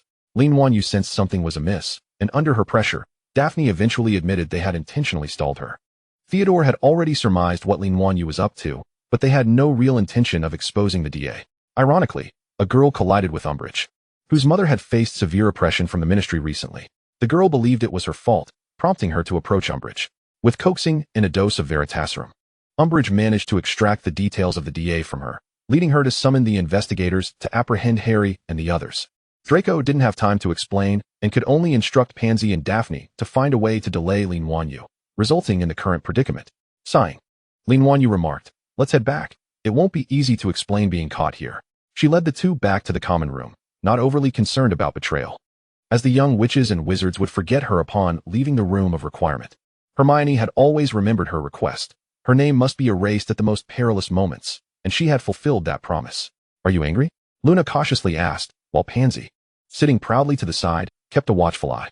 Not really, Nuanyue sighed, leaning back on the sofa. You have Draco and Theodore, all of whom act in my best interest. Knowing this, why would I be angry? Well, Daphne noted, observing her expression, you seem a bit troubled. Not exactly. I just feel as though the narrative has become too habitual. No matter how much I pull, I can't divert it. While the DA has indeed grown stronger than in the original storyline, Dumbledore will still be forced to leave Hogwarts. What do you plan to do? Daphne inquired, noticing Nuanyue's silence. All I can do is hope to mitigate their suffering. I wish they would all be as adept at acting as Harry. Nuanyue mused, feeling the charms in her bag, resignedly stating. Chapter 14, James and Harry. The captured members of the DA were assembled in a classroom for punishment under Umbridge's command. However, thanks to Nuanyue's charms, though everyone bore marks on their hands, none felt the intense pain that Harry did. The Weasley twins continued to feign agony, and Hermione and the other girls nearly burst into laughter at their exaggerated performances. Umbridge had complete faith in her magic and was amused by the twins' antics, allowing the young witches and wizards to quickly conclude their punishment and return to their respective houses. Yet, this was far from the end. The capture of the DA reinforced Fudge's belief in Umbridge's perspective. Dumbledore intended to confront him and the Ministry, planning to form an army within the school to oppose them. Consequently, he granted Umbridge even greater authority, and she soon became the newly appointed headmistress of Hogwarts. Much to the delight of the Daily Prophet, which reported extensively on the news, somewhat overshadowing the recent escape of Death Eaters from Azkaban. Despite this, the wizards who saw the reality began to awaken. Many understood that a storm was brewing, while the Ministry remained in self-deception. Meanwhile, Harry was engulfed in guilt, with Hermione and Ron anxiously following behind him, apologizing. Sorry, Harry, it was our idea. Yeah, you should blame us. No, after all, I agreed to it. Harry stood on the bridge, gazing at the flock of birds flying nearby, relieved that Luna had not been implicated. I don't mind being involved. Nuanyue emerged from the end of the bridge. Harry was momentarily taken aback, managing a slight smile. Luna, thank you for your charms. Thankfully, everyone is all right. Although they had been captured and lost points, no one was injured, or else Harry would have felt even more guilty. Are you feeling down because of Professor Dumbledore? Nuanyue approached him, joining him in watching the distant birds. I always feel like I'm making things worse despite my good intentions. Harry lowered his head. I want to help, but the more I try, the more I mess things up. Harry, you haven't done anything wrong. Nuanyue reassured him, patting his shoulder. You can't predict the future. How could you know such events would unfold? Just like her, even if she knew what would happen, she still couldn't prevent it. I wish I could convince myself of that. Harry thought of Dumbledore's departure. I tend to worry about many things, and the more I think, the more I lose. That's because Harry is a responsible person, Nuanyue smiled. Dumbledore will return. I promise you that. Harry looked up in surprise. Do you know something? Shoo. It's a secret. In any case, don't dwell on it too much. Look who's coming. Nuanyue pointed behind them. Hagrid? Harry asked, puzzled. Oh. I need to talk to you all. Hagrid rubbed his hands, revealing more fresh wounds on his face. I have something to attend to, so I'll be leaving.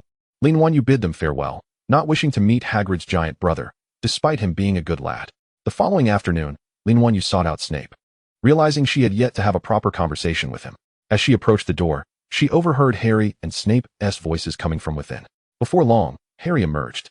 His expression a peculiar blend of awkwardness, guilt, and unease. Upon spotting Nuanyue standing at the doorway, he paused momentarily before swiftly grasping her hand and exclaiming, Luna, we need to talk. Oh, you seem quite anxious, Nuanyue remarked, glancing toward Snape's office, which showed no sign of his impending exit. All right, let us head to the corridor over there. The two ascended to the upper corridor and settled on the steps, basking in the sunlight. Harry finally felt a sense of relief. He had spent the entire morning in the basement, enveloped in a chilling, eerie atmosphere. And he wondered how the Slytherins managed to endure such conditions. So, Harry, what do you wish to discuss? Nuanyue inquired, looking at him. Luna, during my 3rd year, the Time Turner truly brought you to my father, didn't he? Harry gazed earnestly into her eyes. Isn't that something you all already know? Hermione figured it out back then, but the trio only knew that Nuanyue had visited that era. They were oblivious to what transpired between the Marauders and Snape. You see, I've been studying occlumency with Snape, yet he constantly belittles my father, which infuriates me. So, Harry hesitated, we had a quarrel, and I rebounded his legitimacy. I glimpsed some unpleasant things. My father, I thought he was a good man. Nuanyue now comprehended the essence of Harry's concerns. He had witnessed his father's bullying of Snape during his exploration of Snape's memories. Suddenly, Harry understood why Snape harbored such animosity towards him. It mirrored the enmity between himself and Malfoy. However, he had Hermione and Ron by his side, affording him a sense of balance in his rivalry with Malfoy, despite his lingering disdain for the latter. Now, the tables had turned. His father stood in the shoes of the very Malfoy he loathed, while Snape embodied his current self, perhaps even more pitiable. I saw you in his memories, Harry remarked, his expression growing strange. You hit my father and Sirius. Sirius mentioned it, but I thought he was jesting. Oh. Ha ha ha. Nuanyue chuckled awkwardly. Well, I was a bit out of sorts back then, resorting to fighting to calm down. And to be honest, your father could be quite insufferable at times, which made me a tad restless. Harry bit his lip. Luna, could you tell me what my father was truly like? You know, Hagrid and Sirius, they're friends with him, and they only ever speak of him as a wonderful person. Even Professor Dumbledore never divulged what he did back then. At that moment, Harry's heart felt tumultuous. He felt as though he had been living in a dream woven by others, believing his esteemed father was merely a man more despicable than Malfoy. If you insist on my perspective, Nuanyue nestled her legs comfortably. Your father, well, he could be quite unpleasant. Harry's face fell, a look of sorrow confirming her assertion. Nuanyue smiled gently, ruffling his hair. Your father was very kind to friends and the weak. He cherished heroism and had a flair for the dramatic. These traits, in the eyes of Slytherins, were hardly commendable. Furthermore, the nature of certain events between Snape and your father is not something I should disclose, so perhaps those details can wait for another occasion. Noticing Harry's distracted demeanor, Nuanyue continued, Severus is a very cautious individual. His upbringing bears similarities to yours, and in some respects, it may have been even harsher. Yet, Harry, you have blossomed into a kind and just young man, while Severus has grown suspicious and aloof. Many circumstances could yield vastly different outcomes. Reflecting on the previous generation, Nuanyue felt a pang of empathy. Your father looked down upon Severus, deeming him evil, which wasn't entirely unfounded. Severus had strayed from the right path, failing to recognize his own heart, and fate dealt him a harsh hand. Your father was rather antagonistic towards Severus, and in my view, regardless of the reasons, that is unjust. Under the guise of righteousness, he wielded his personal grievances to insult and bully others, inflicting immense psychological trauma that could haunt a person for life. Nuanyue spoke softly. I cannot speak on Severus's behalf to absolve your father, but Harry, beyond these flaws, your father was indeed a great man, tirelessly opposing Voldemort. When Voldemort sought to harm you and your mother, he protected his family. Nuanyue gently patted Harry's back. In the grand scheme of things, he has nothing to be ashamed of. As for Severus's missteps, he no longer has the opportunity to apologize. But Harry, your father has not wronged you or your mother. Even if he erred, as a son, what you require is acceptance and understanding.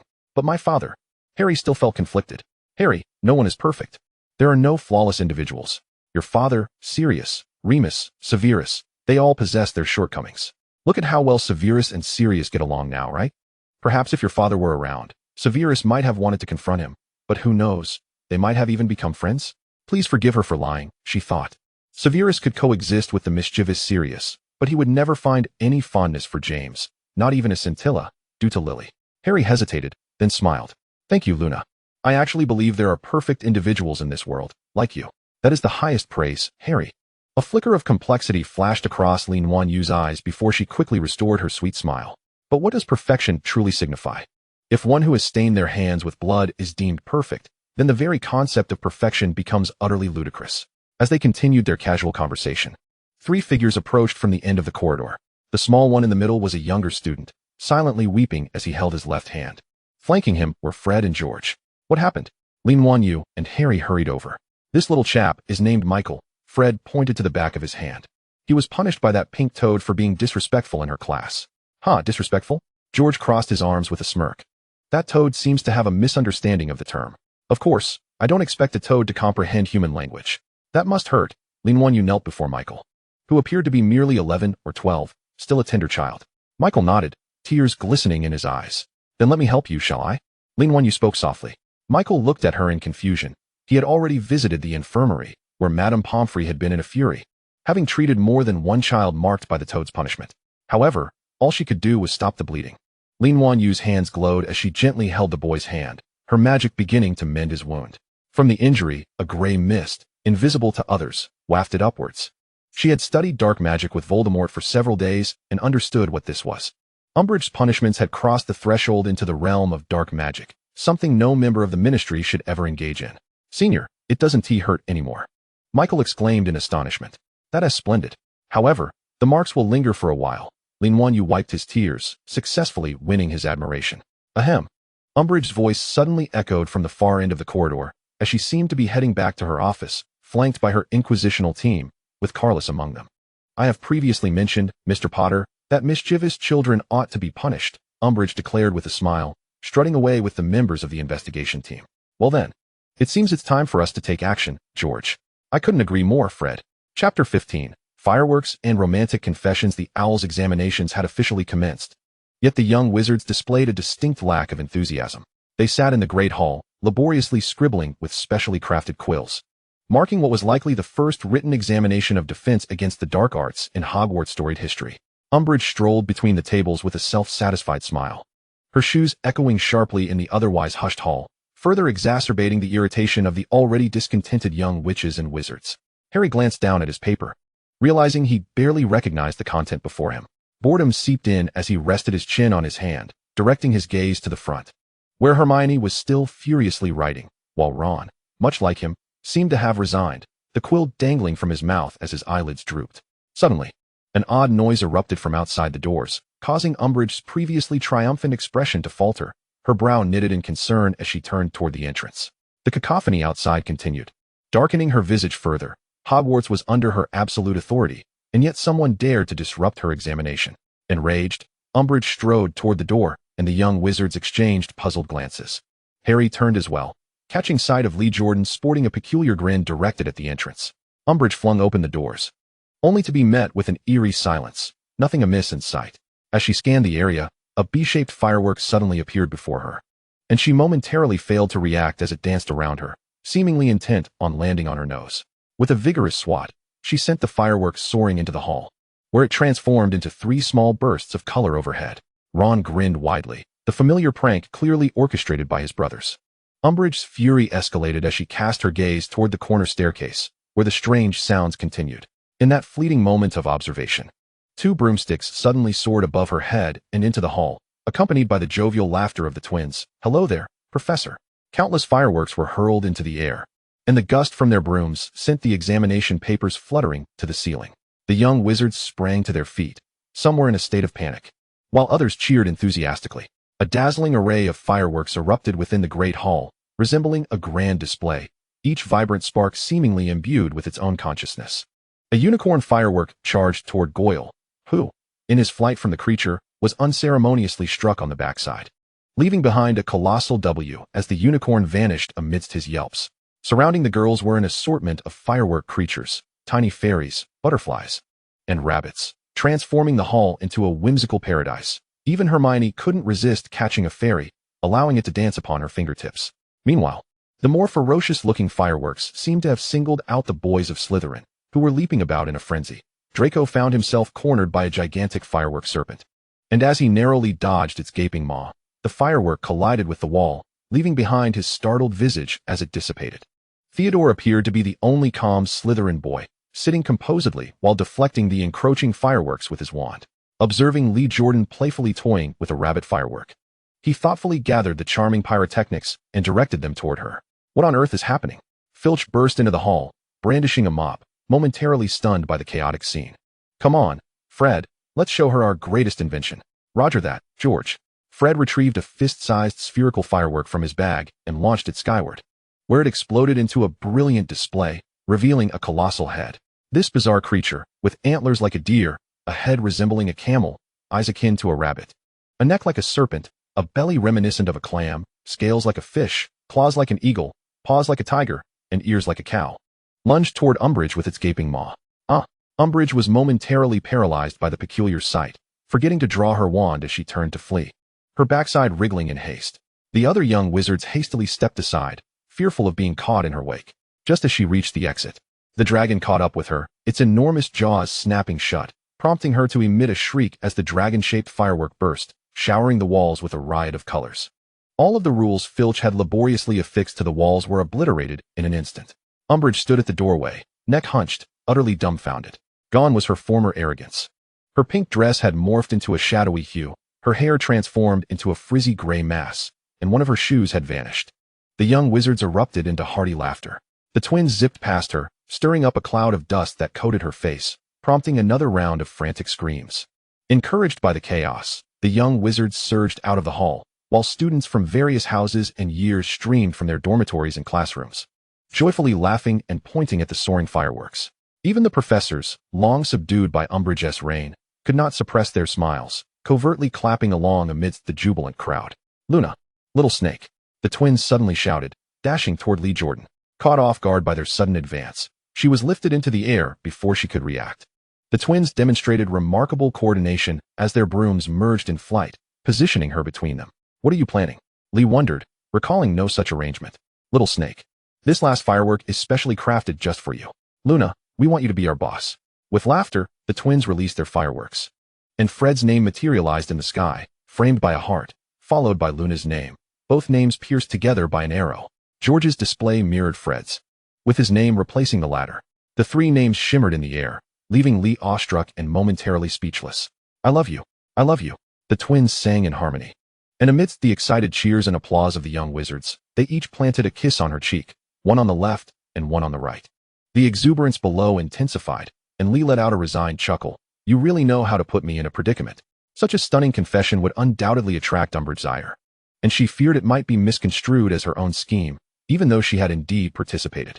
Of course not, little snake. We adore you above all. The twins launched another firework, a colossal W shimmering in the sky, beneath which a struggling pink toad was depicted. Waving to the crowd, the twins proclaimed, Weasley's Wizard Wheezes will officially open in Diagon Alley. If it's to deal with that pink toad, there's a half-price discount. Upon completing their advertisement, they turned toward the castle, shouting, In our name, Peeves, send that pink toad to the depths.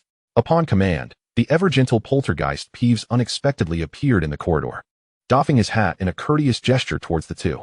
He then erupted into laughter, soaring through the corridor, causing the suits of armor and ornaments lining the walls to explode in a cacophony of chaos. The hastily arriving Umbridge found herself once again drenched in ash and flying debris, while Peeves, seemingly producing a civilized stick from thin air, pursued her with mischievous intent. Umbridge, arms over her head in a desperate bid for cover, was utterly ineffectual in hindering the twins. Amidst thunderous applause, they whisked Nuanyue further and further away. They had finally accomplished something significant, and Ginny, clapping her hands and laughing, remarked to Luna, that was a rather romantic confession, wasn't it? Oh, indeed, Luna's ethereal voice responded. I believe the professor must be entangled in chaos. She has yet to arrive. Unbeknownst to them, Umbridge had been driven far away by Peeves. My goodness. Those two can't possibly be serious, Ron gasped, his mouth agape as if he could swallow a toad whole. Are they 2? Or 3? Oh, if Mum finds out. She'll faint. Or are my 2 brothers about to start a civil war? The thought of himself becoming collateral damage in this battlefield was disheartening, leaving him utterly despondent and unwilling to return home. Hermione, clapping her hands, cast a disdainful glance at Ron, believing his thick-headedness rivaled that of Nuanyue. The twins had never concealed their feelings. Surely, only these 2 remained oblivious, one being directly involved and the other their younger brother. Hermione couldn't help but cast a worried glance at Harry. The twins' grand confession would undoubtedly affect him. However, upon turning back, she noticed Harry's face had turned pale, cold sweat trickling down his brow as he slumped helplessly to the ground. Initially, Harry had been swept up in the exuberance of the crowd, reveling in the joy of thwarting that insufferable pink toad. Yet in an instant, the festive atmosphere morphed into a scene of confessions, leaving his smile frozen in place. Dread gripping him at the thought of Nuanyue accepting either of the twins, and soon enough, she was whisked away by the 2 rascals. Before Harry could fully comprehend the situation, a sharp pain surged through his forehead scar, and a multitude of images flooded his mind. Sirius Black, forced to kneel in a dark room, his body marred with scars, while the Dark Lord loomed before him, demanding he retrieve something. Sirius refused, only to be subjected to the Cruciatus curse time and time again, his anguished cries echoing in Harry's ears. Another vision flashed before him, including the faces of Lucius Malfoy and Cornelius Fudge at the hearing, along with the sign for the Department of Mysteries glimmering behind them. Numerous shelves filled with peculiar, aged crystal orbs flickered in his vision, the Dark Lord's maniacal laughter intertwining with Sirius's tormented expression. Harry, are you okay? Hermione shouted, supporting his back as Ron rushed over, inquiring, what happened? Did Fred and George scare you? Hermione shot Ron a glare. What nonsense are you spouting? Harry has a headache. Sirius, Harry exclaimed, gripping Hermione's arm. I saw it. I saw that person threatening Sirius. Hermione glanced at the revelers still celebrating around them and quickly, alongside Ron, helped Harry toward the castle. I've been having that strange dream for months, but I couldn't recall where I had seen that door. Just now it struck me. Luna and I passed that place during the hearing, the Department of Mysteries. Harry rushed toward the dormitory. Sirius mentioned that person was looking for something. And now I know where it is. He's tormenting Sirius. He wants Sirius to help him get it. Harry, Hermione called out behind him. Listen to me. In his agitation, Harry managed to gather himself slightly, standing on the stairs to face Hermione. Harry, you know that could be a hallucination. It might be the Dark Lord's intention for you to see that. He could be torturing Sirius to lure you into his presence. Hermione hesitated to explain. And what of it? Hermione, Sirius is my only family left. I must save him, Harry declared firmly, a hint of sorrow lacing his tone. Hermione bit her lip, glancing at Ron, who nodded. Taking a deep breath, she resolved, all right then, let's go. Chapter 16. Partings and the Death Eater meeting. Nuanyue was set down by the twins at the edge of the Black Lake, her head throbbing as she gazed at the castle, contemplating how to deal with Umbridge. Little snake, we're off. Aren't you going to give us a hug? Fred leaped off his broom and stood beside her. Or perhaps a kiss as a token of gratitude for just now. George joined him, striking a pose with his broom. Do you call such lewd antics etiquette? Nuanyue narrowed her eyes, a dangerous smile curling her lips. Is she angry? Fred leaned closer to George, whispering. You said romance would make girls happy, George countered, also leaning in. You truly are not a normal girl. The twins chimed in unison, pointing at Nuanyue. A vein throbbed on her forehead as she seized both of their ears and twisted them fiercely, eliciting cries of anguish from the twins. Nuanyue, exasperated by the two clowns, noticed their ears turning red, yet they dared not retaliate. Relenting, she said, all right, you may leave now. I imagine the shop requires your attention. We'll wait for you. They replied cheerfully, bowing as the proprietors of Weasley's Wizard Wheezes. Nuanyue's cheeks flushed slightly. She finally grasped how ambiguous her earlier reference to proprietor had been. These matters could wait. She was still occupied with saving the world. We don't expect a reply from you, at least not right now, the twins added playfully. I understand. I will leave the shop in your capable hands, Nuanyue said, embracing them before they mounted their brooms and departed from the school they had attended for nearly 7 years. Once they were gone, Nuanyue returned to the castle. Upon entering the door, she spotted Filch tidying up. Mr. Filch, she greeted.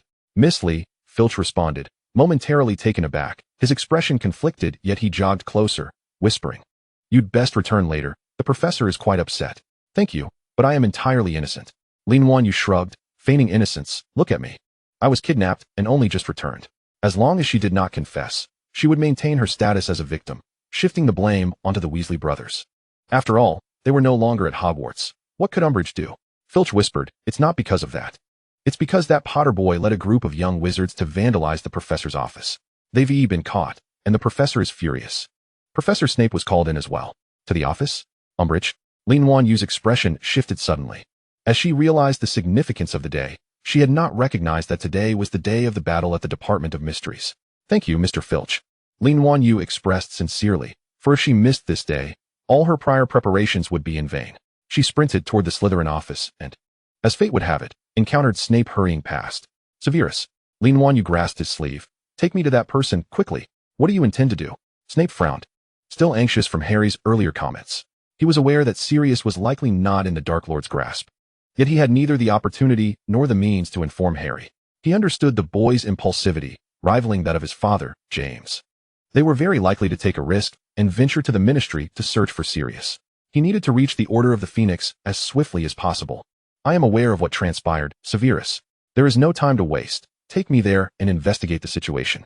Nuanyue clung tightly to his robe, her demeanor insisting that she would not release him unless he complied.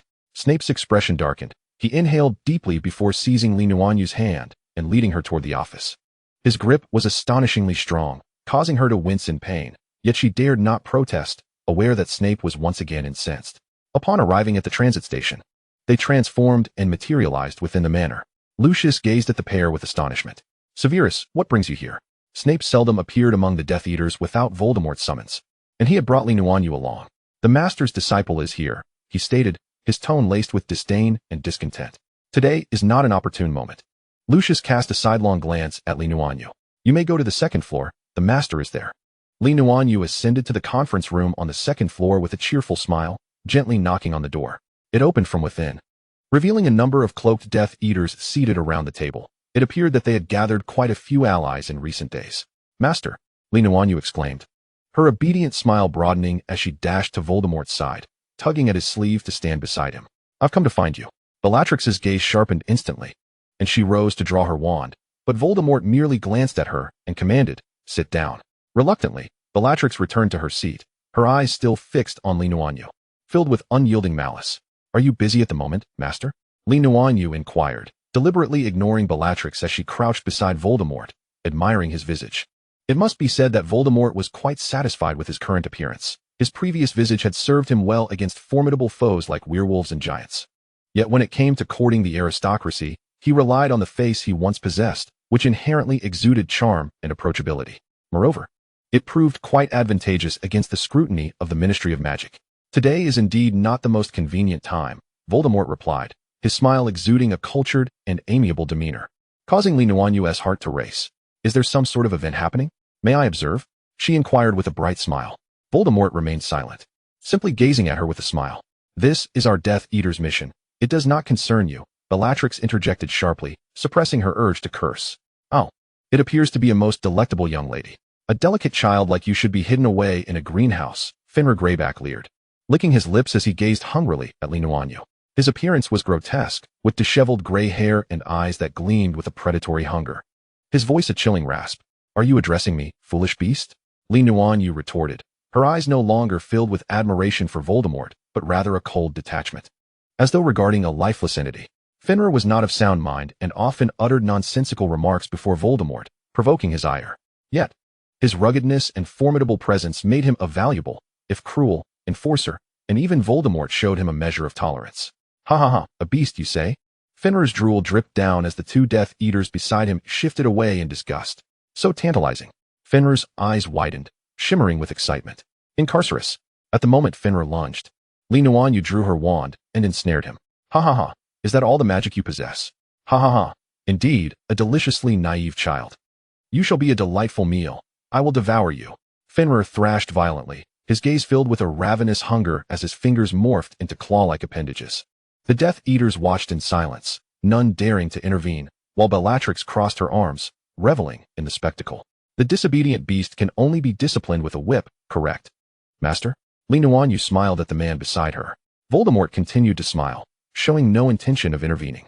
"Then, the dog that dares to bare its fangs before the Master must be taught a lesson," Nuanyue declared, undeterred by Fenrir's terrifying frenzy. As she approached him with a buoyant step, "Crucio!" "Oh!"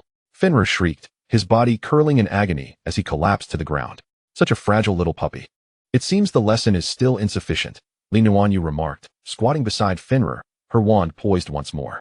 "Crucio!" Fenrir's cries grew louder, his frenzied strength allowing him to break free from the binding spell, rolling across the floor like a mad beast.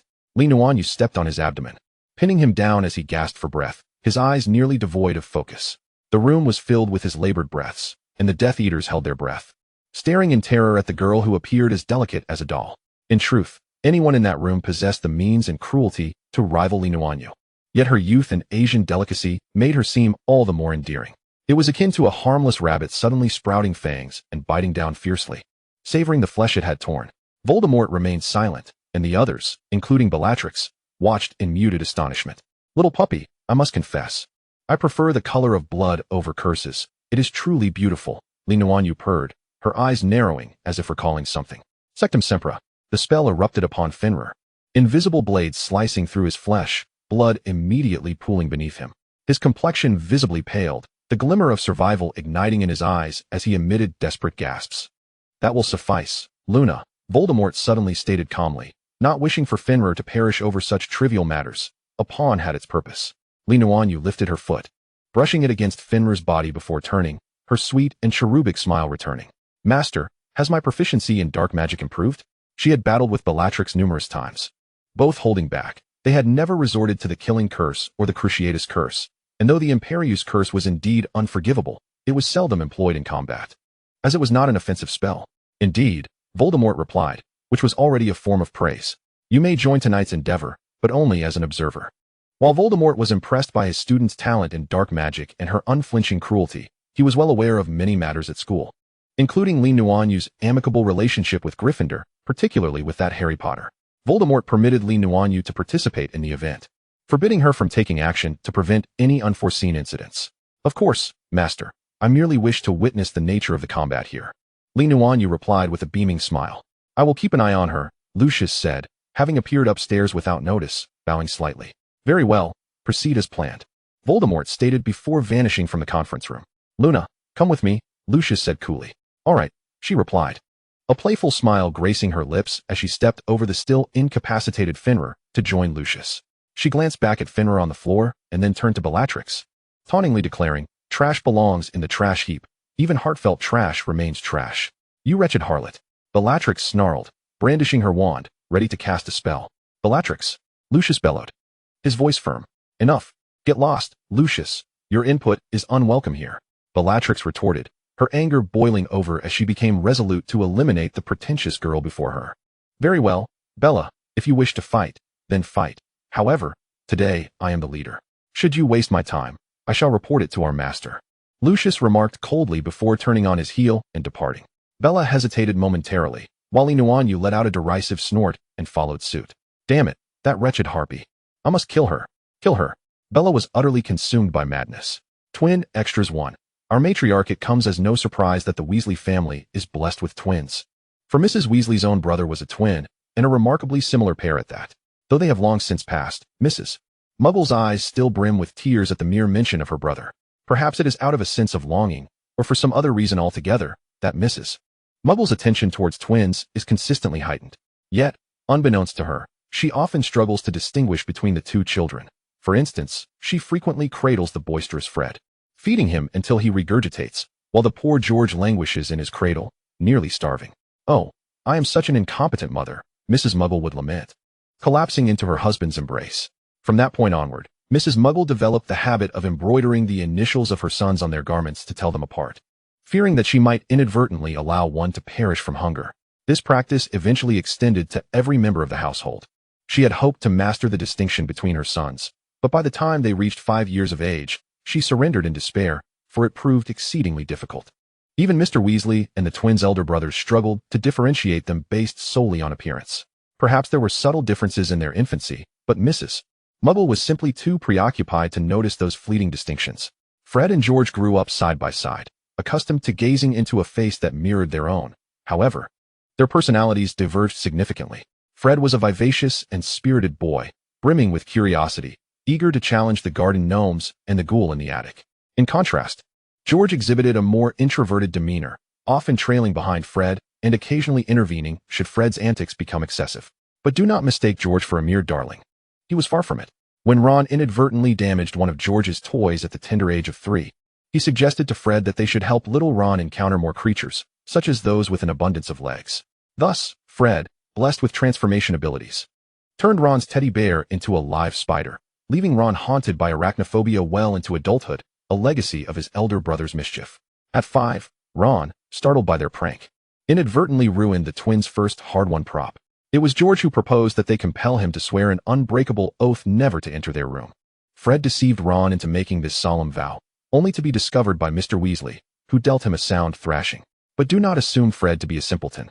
He revels in George's every idea and eagerly transforms their pranks into reality. Fred is not one to ponder deeply. Thus, whether in the eyes of outsiders or in relation to his brother, once he commits to an action, it is done. He strives to remain concealed, yet if discovered, so be it. Fred is willing to bear the consequences, living life with reckless abandon.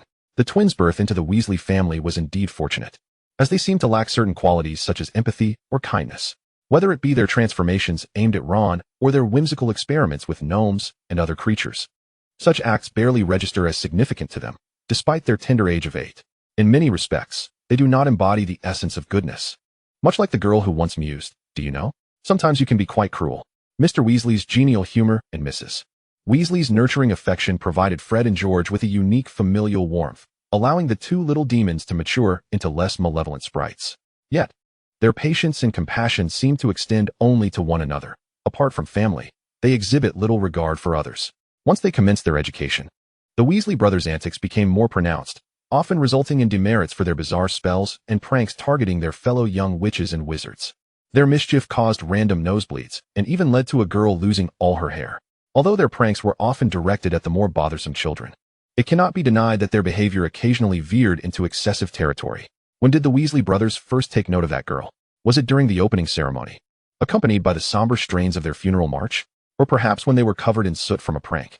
Or was it in the ease with which she distinguished between them? Fred can scarcely recall the specifics, but he distinctly recognizes that this girl is unlike any other. She understands her temperament and knows George's character, never conflating the two. While Fred remains indifferent, George does care. Fred is acutely aware that George has harbored feelings for this girl for quite some time. Initially, he deemed it foolish. What is love, after all? Is not ambition far more appealing? Although the girl is beautiful, Fred prefers those who exude maturity and allure. Besides, he has no intention of marrying. Purity is a sticky affair that one cannot easily shake off, especially when the other party hails from the cunning Slytherin house. Fred has pondered the charms of his teammate, Angelina. After all, she is exceptionally captivating and can easily discern between him and George. Indeed, she knows precisely which Weasley he is. Angelina possesses a wild spirit, and Fred believes that a woman who is both sexy and untamed is the perfect match for him, particularly for a relationship devoid of obligations, yet mutually satisfying. This is indeed his perspective. You may call him a rogue, but which man is not? Moreover, he identifies as a staunch non-marriage advocate, unwilling to impose his will on anyone. A relationship based on mutual consent is the epitome of perfection. Fred is convinced that the phrase "I love you" shall never grace his world. Should he utter it, it would undoubtedly be on April Fool's Day. But that day also marks his and George's birthday, which strikes him as rather ludicrous. Fred admits that this girl is unlike the others, possessing a sharp intellect and an eagerness to engage in their mischief, particularly when she proposes using her possessions for their various experiments, which sends him soaring with delight. She even expressed a desire to become the matriarch of Weasley Wizarding Wonders. What could be wrong with that? After all, George is quite taken with her. When did Fred first sense that matters were spiraling out of control? Perhaps it was during that ill-fated experiment, when George leaned in to examine her eyes. And Fred noticed how close they were, the girl beaming with joy, while his foolish brother's ears flushed crimson. A wave of discomfort washed over Fred, prompting him to forcibly separate them, rationalizing that a visit to the healer was in order. After all, George was utterly inept at healing magic. Ultimately, he resolutely insisted that his actions were not born of jealousy. Later, in their humble abode, the girl presented them with a bag of galleons, claiming it belonged to them, and revealing her efforts to seek out business opportunities on their behalf. Gazing at her triumphant smile, Fred suddenly felt his heart racing uncontrollably. He believed that he and George were each other's sole companions, that no one else could comprehend their aspirations and the future they envisioned. No one would ever utter words of encouragement to him. Yet this girl, through her actions, conveyed that their dreams were indeed magnificent.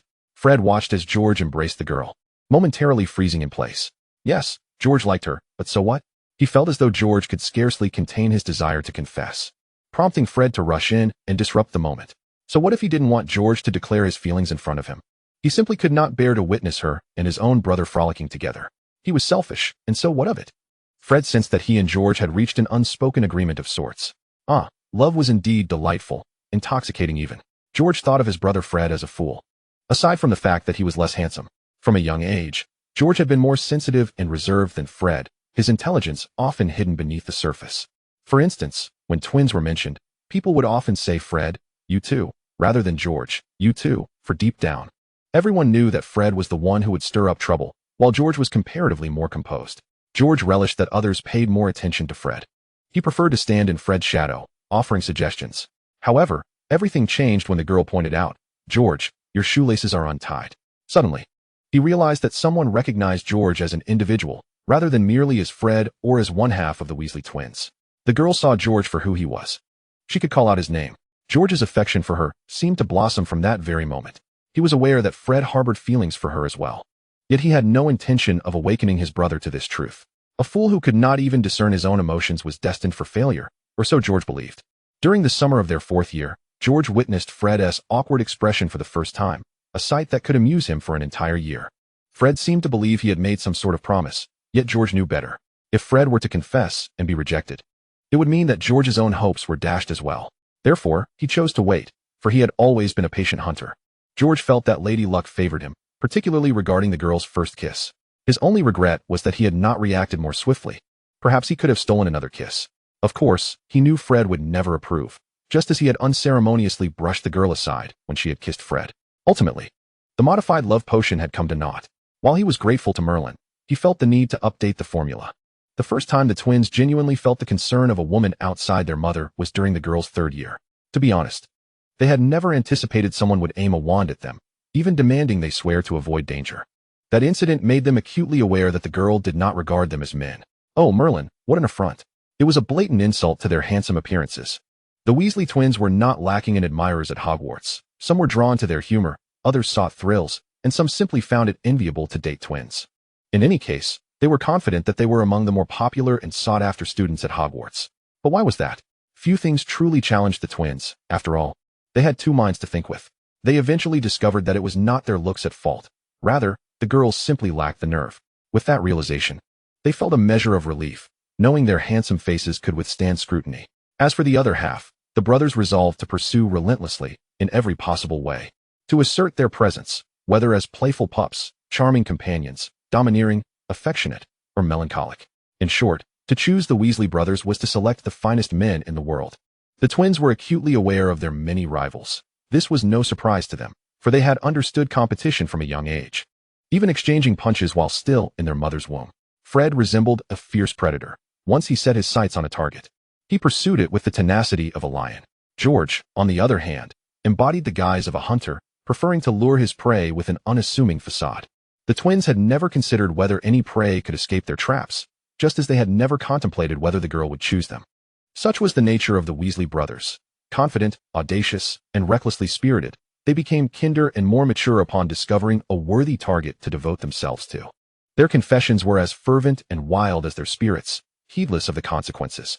Fred and George had likely both fantasized about what their rivalry would entail after vanquishing all external foes, or perhaps a trio would suffice. Who could say? Chapter 17, The Battle of D.A. and the Department of Mysteries. The Death Eaters stood quietly in the corner, awaiting the arrival of their prey. Nuanyue leaned against the wall, yawning idly. You shouldn't be here, Lucius whispered, lowering his voice. Rest assured, Uncle Lucius, Nuanyue replied with a reassuring smile. You look quite dashing in that outfit.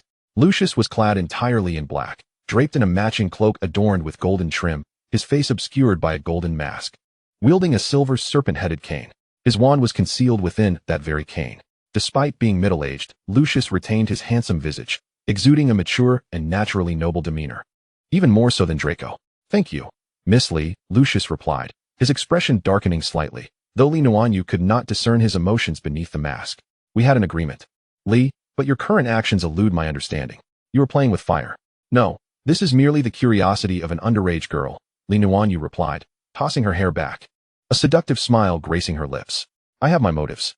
Additionally, uncle, do be careful during today's battle. Just a few children, Lucius retorted arrogantly. While this operation was discreet, the Order of the Phoenix had its channels of information. I do not believe they would allow the Chosen One and his companions to take such risks. Nuanyue crossed her arms. That's good, isn't it?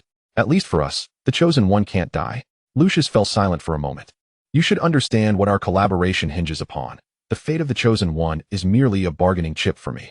Of course, Nuanyue replied, slightly turning her head toward the entrance. They are here, Uncle Lucius. It's time for you to make your entrance. Soft footsteps echoed from the doorway as Harry and his companions entered, their wands illuminating the darkened room. The Department of Mysteries housed several shelves dedicated to prophecy orbs, each containing matters of significance to the future of the magical world. These orbs were imbued with powerful magic, accessible only to those who were concerned with the prophecies themselves. The young wizards cautiously approached the shelves, unaware that they had already been surrounded by Death Eaters. Harry, here's your name, Neville whispered. Harry spotted the nameplate on the shelf. He hesitated for a moment before reaching for the prophecy orb, which emitted a low, dreamlike voice. The one who possesses the power to conquer the Dark Lord has drawn near. The Dark Lord marks him as a formidable foe. Yet he possesses a power the Dark Lord cannot comprehend. Their battle is inevitable. Only one shall survive. Harry stared in shock at the crystal orb, momentarily unsure of how to respond. Harry, Hermione called anxiously as they all heard footsteps, instinctively aiming their wands toward the source of the sound. A Death Eater, clad in a black robe and golden mask, advanced slowly, his steps deliberate, as though treading upon the hearts of the young wizards. We're serious, Harry shouted, breaking the silence. You truly ought to learn to distinguish between dreams and reality. The Death Eater, dragging along a familiar aria, seemed to express disappointment and dissatisfaction through his words. He gently drew forth his wand, revealing a face of ghastly pallor, none other than Lucius Malfoy. What you behold is precisely what the Dark Lord wishes you to see. Now, hand over that prophecy ball to me. Harry had already sensed that this was a trap. He slightly raised the prophecy ball in his hand, declaring, if you dare to harm us, I shall shatter it. A chilling, maniacal laughter suddenly erupted from the shadows as a woman with dark, curly hair stepped forth in a peculiar manner. He truly knows how to play, doesn't he? My dear little heart, Potter. Bellatrix Lestrange. Harry instantly recognized her. He had seen her photograph at Sirius's home and had heard tales of this sister, a deranged pure-blood fanatic, a fervent Death Eater. Well, Neville Longbottom, isn't it? How are your parents? Bellatrix inquired in a venomously flippant tone, as though it were a trivial matter. During the First Wizarding War, when Voldemort mysteriously vanished, no one knew where he had gone. Yet Bellatrix believed he had not perished. She speculated that perhaps her master had been inadvertently captured by the Ministry of Magic. Thus, she, along with her husband Rodolphus Lestrange and Rabaston Lestrange, along with young Barty Crouch Jr., seized the Longbottoms, torturing them with the Cruciatus Curse in their fervent quest for information about Voldemort's whereabouts, driving them to madness and incapacitation. Very well, for I shall avenge my parents. The knowledge of his parents' residence in St. Mungo S was a raw nerve for Neville, and upon hearing Bellatrix's name, he was unable to restrain his urge to attack her. Stop! Shouted both Lucius and Harry simultaneously, raising their hands to prevent Bellatrix and Neville from casting spells. Lucius feared damaging the prophecy ball desired by the Dark Lord, while Harry merely wished to escape with his friends. Now, shall we all calm down? Lucius drawled languidly. We only seek that prophecy ball. Why does Voldemort want me to retrieve this prophecy ball? Harry asked in a low voice. How dare you utter his name? Bellatrix shrieked furiously. You filthy half-blood. Enough, Bella. He is merely a curious little lad, Lucius interjected, restraining the impulsive Bellatrix. Only those mentioned in the prophecy can retrieve the ball. And how fortunate you are to have this opportunity. Lucius smirked, seemingly lamenting Harry's misfortune.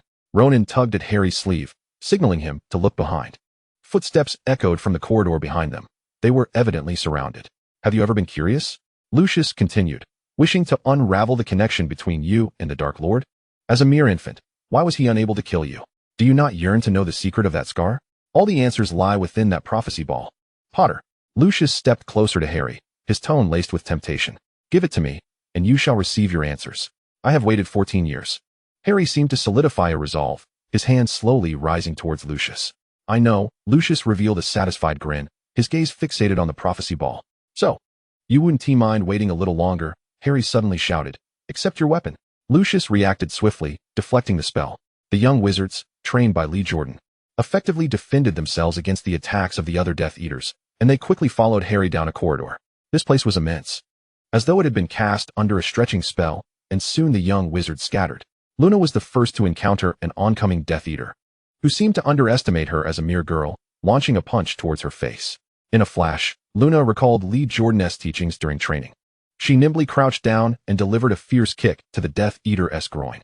The Death Eater emitted a pitiful wail, curling up on the ground like a shrimp. "I'm so sorry." Luna's ethereal voice bore no sincerity, petrificus totalis. The downed Death Eater was instantly petrified, leaving only his eyes to move.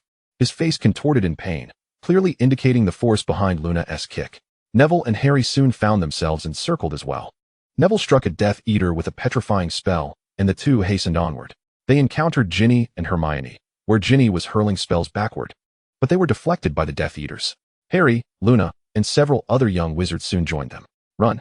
Hermione shouted, simultaneously casting spells to topple items from the shelves on either side to hinder the Death Eaters' pursuit. The Death Eaters, like a swarm of black mist, chased closely beside the young wizards, instilling a growing sense of dread within Harry and the others. This was starkly different from their studies. This was a true battle for life and death. "This will not do," Ginny suddenly exclaimed, turning to the seemingly endless row of towering shelves. "Reducto!" The massive shelves were struck at their bases, toppling one after another like dominoes, cascading toward the direction of the young wizards. "Run!" The collapsing shelves successfully obstructed the Death Eaters' pursuit. Ron couldn't resist glancing back at the chaotic ruins of the room, muttering, "I hope we don't have to pay for this. Dad will kill me." Finally, the group pushed open a large door, plummeting downwards. Wingardium Leviosa. Hermione timely cast a levitation spell, momentarily suspending their descent before they landed, stirring up a cloud of dust. "Where are we?" Harry exclaimed in astonishment, surveying the spacious area resembling a cavern rather than a room. In the center stood an ancient, dilapidated archway, with no walls to support it. Only a frame surrounding a gray vortex, barely visible behind hanging black drapes. "I think I heard something." Luna furrowed her brow, directing her gaze towards the archway. "I think I did too," Neville replied, his expression bewildered as he slowly approached the door. "I heard nothing," Ron interjected, moving forward urgently. "We must leave at once. Quickly." Yet it was too late. A dark mist descended from above, each wisp representing a Death Eater, swirling around the young wizards. Harry clutched the prophecy ball tightly. Game over. "Children," Lucius stood not far from Harry, flanked by Death Eaters who had captured Hermione and the others. "You remain as naive as ever, Potter." Lucius approached Harry. "Did you truly believe a handful of children could vanquish us? This is but a game. Now, let us be straightforward. Hand over the prophecy ball." Lucius extended his hand slowly, his haughty gaze fixed upon Harry. "Otherwise, watch your friends perish." Harry hesitated, glancing at his companions, all of whom were being menaced by wands, their faces pale and filled with fear. "Don't give it to him," Neville shouted, only to be struck fiercely by a Death Eater behind him. Collapsing to the ground while still pleading, "Don't give it to him. I'll give it to you." "Stop!" Harry yelled as he saw the Death Eater prepare to harm Neville, swiftly relinquishing the prophecy ball into Lucius's grasp. In that moment, Lucius was elated. Securing what Voldemort had long coveted would be a tremendous accolade. Suddenly, Harry's expression shifted. He looked with astonishment and delight behind Lucius. Lucius turned in confusion, meeting the furious face of Sirius. "Who permitted you to touch my godson?" With a sudden, forceful swing, he landed a punch squarely on Lucius's jaw. As his fist connected, a silvery mist enveloped the Death Eaters, intertwining black and silver in a chaotic dance. Harry beheld numerous familiar faces emerging from the shimmering haze. The Order of the Phoenix had arrived. Chapter 18, Dumbledore and Voldemort. Lee Nuanyue had been lurking in the shadows, and at the moment Lucius crumpled to the ground, she swiftly cast a spell to summon the crystal ball into her grasp. Instantly, chaos erupted. Tonks, Moody, Arthur, Kingsley, Lupin, and others found their respective adversaries, and spells flew haphazardly through the air, a dazzling display of gold and black intertwining. Sirius pulled Harry behind a stone. "Harry, take your friends and flee." "No, I can help you. We leave together," Harry insisted. "Black." Lucius bellowed furiously, brandishing his wand at Sirius, who had been momentarily stunned by the blow and had lost sight of where the prophecy ball had gone. In the midst of such disorder, it was highly probable that some spell would shatter it, and he could already envision the Dark Lord's wrath, all of it the fault of that accursed Black. Sirius drew his wand and began dueling Lucius, while Harry raised his wand to cast spells. The Death Eater Antonin Dolohov leapt onto the platform to support Lucius, and the battle intensified. Harry and Sirius exhibited remarkable synergy. When Harry sent Antonin flying, Sirius even shouted in exhilaration, "Fantastic, James!" In a corner, Nuanyue's gaze remained fixated on Bella. Her opponent, Moody, was engaged with the formidable Kobanyaxley, whose combat prowess among the Death Eaters was noteworthy. Proving to be a match for a renowned auror like Moody, Nuanyue noticed Bella moving toward the platform and smirked as she followed. Bella harbored a deep-seated animosity towards Sirius, exceeding that of any other member of the Order, stemming from his rebellious actions since their school days, which had tarnished the Black name. As a pure-blood member of the Black family, he dared to join the Order against the Great Dark Lord, which incited Bella's desire to eliminate this brother who had brought her shame. I've spotted a little mouse." A light, mocking laugh echoed from behind. Bella whirled around to see Nuanyue leaning against the wall, tossing the prophecy ball in playful defiance. "Bella, have you been cooped up in Azkaban too long? Lurking like a rat? What are you doing? Playing hide and seek with them? You filthy little wretch." Bella seethed, her fury directed not at Sirius, but at this woman instead. "Is that all you can do is talk?" Nuanyue gestured toward the prophecy ball in her hands. "I've brought the prophecy ball for the professors. Quite the accomplishment, don't you think? Surely the professors will trust and favor me even more now. Wouldn't you agree, Bella?" Bella narrowed her eyes, her murderous intent barely concealed. She would not allow anyone to surpass her in the Dark Lord's esteem, especially in terms of trust. Avada Kedavra! Bella hurled the killing curse without hesitation. Nuanyue quickly dove behind a rock, exclaiming, "Bella, are you insane? Do you want to shatter your master's prophecy ball?" In a frenzy, Bella seemed oblivious to Nuanyue's warning, consumed only by the desire to kill the woman before her. Nuanyue smiled, relishing Bella's madness. She dashed from behind the stone, with Bella relentlessly casting dark spells in pursuit, while Nuanyue merely evaded her attacks, berating Bella for her ignorance and foolishness. "Bella, stop!" Lucius, having been knocked off the platform by Sirius, caught sight of Bella chasing Nuanyue around the room. In this moment of madness, Bella dared to engage in infighting, all while Nuanyue held the lost prophecy ball. "You wretched girl, I will kill you." Bella cackled maniacally, unleashing a barrage of spells. Nuanyue smirked, intentionally leading Bella toward Lucius, and when they were aligned, she called out, "Uncle Lucius, this woman has gone mad. Take this." The prophecy ball soared toward Lucius, and in his astonished gaze, it was shattered by one of Bella's errant spells. Lucius's face paled, as if he had seen a ghost, the emotional roller coaster aging him 10 years in an instant. "Bella, you are finished.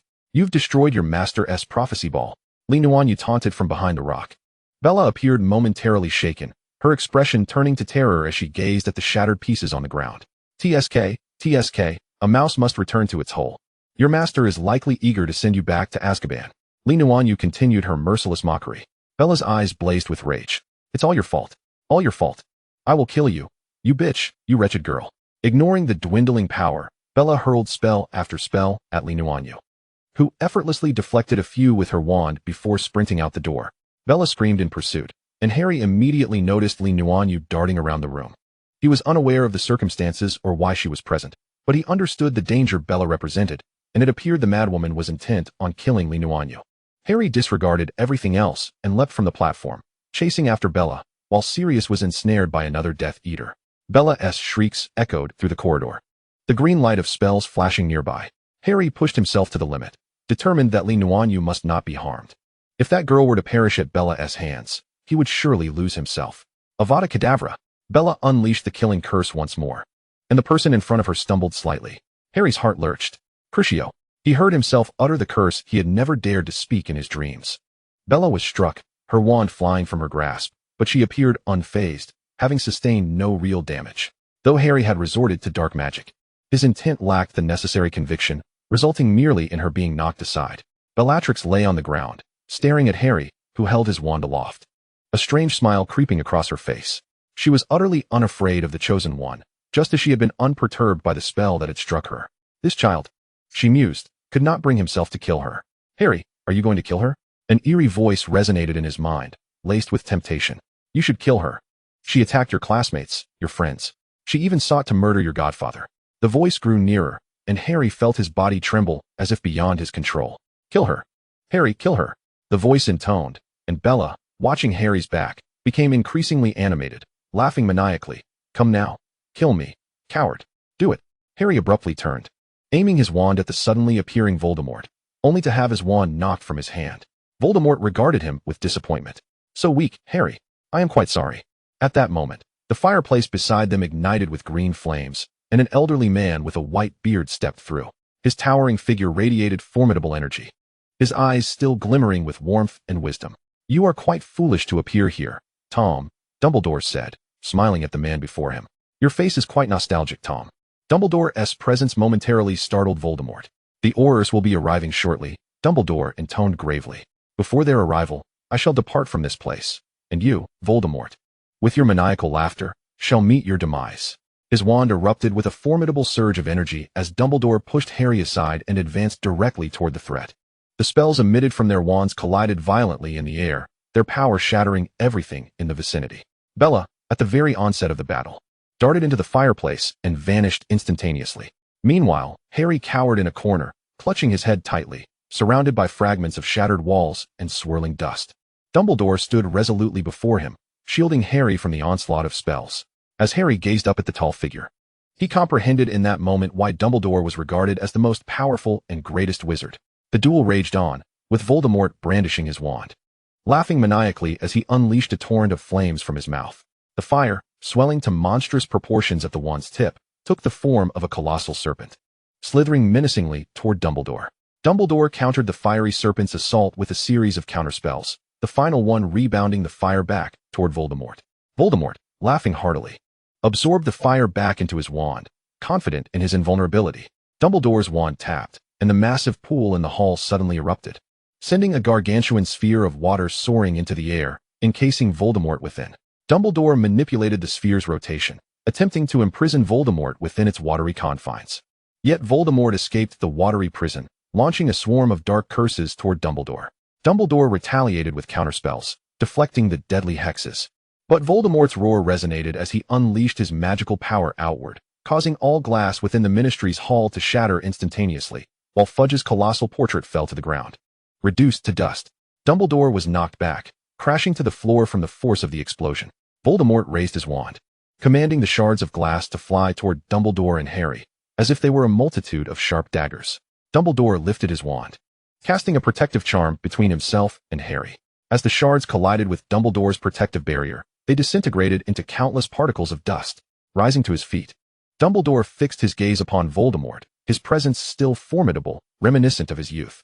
Voldemort's mask was now damaged in the skirmish, revealing a grotesque smile on his twisted visage as he suddenly dissipated like smoke. Dumbledore scanned the surroundings cautiously, aware that Voldemort had not truly departed. As Harry searched the area, he was suddenly seized by tremors, collapsing to the ground as his emerald eyes morphed into serpentine slits, obscured by a gray film. A sinister smile creeping across his lips. "You have lost, old man," a rasping, deep voice echoed from Harry's mouth as he writhed in agony.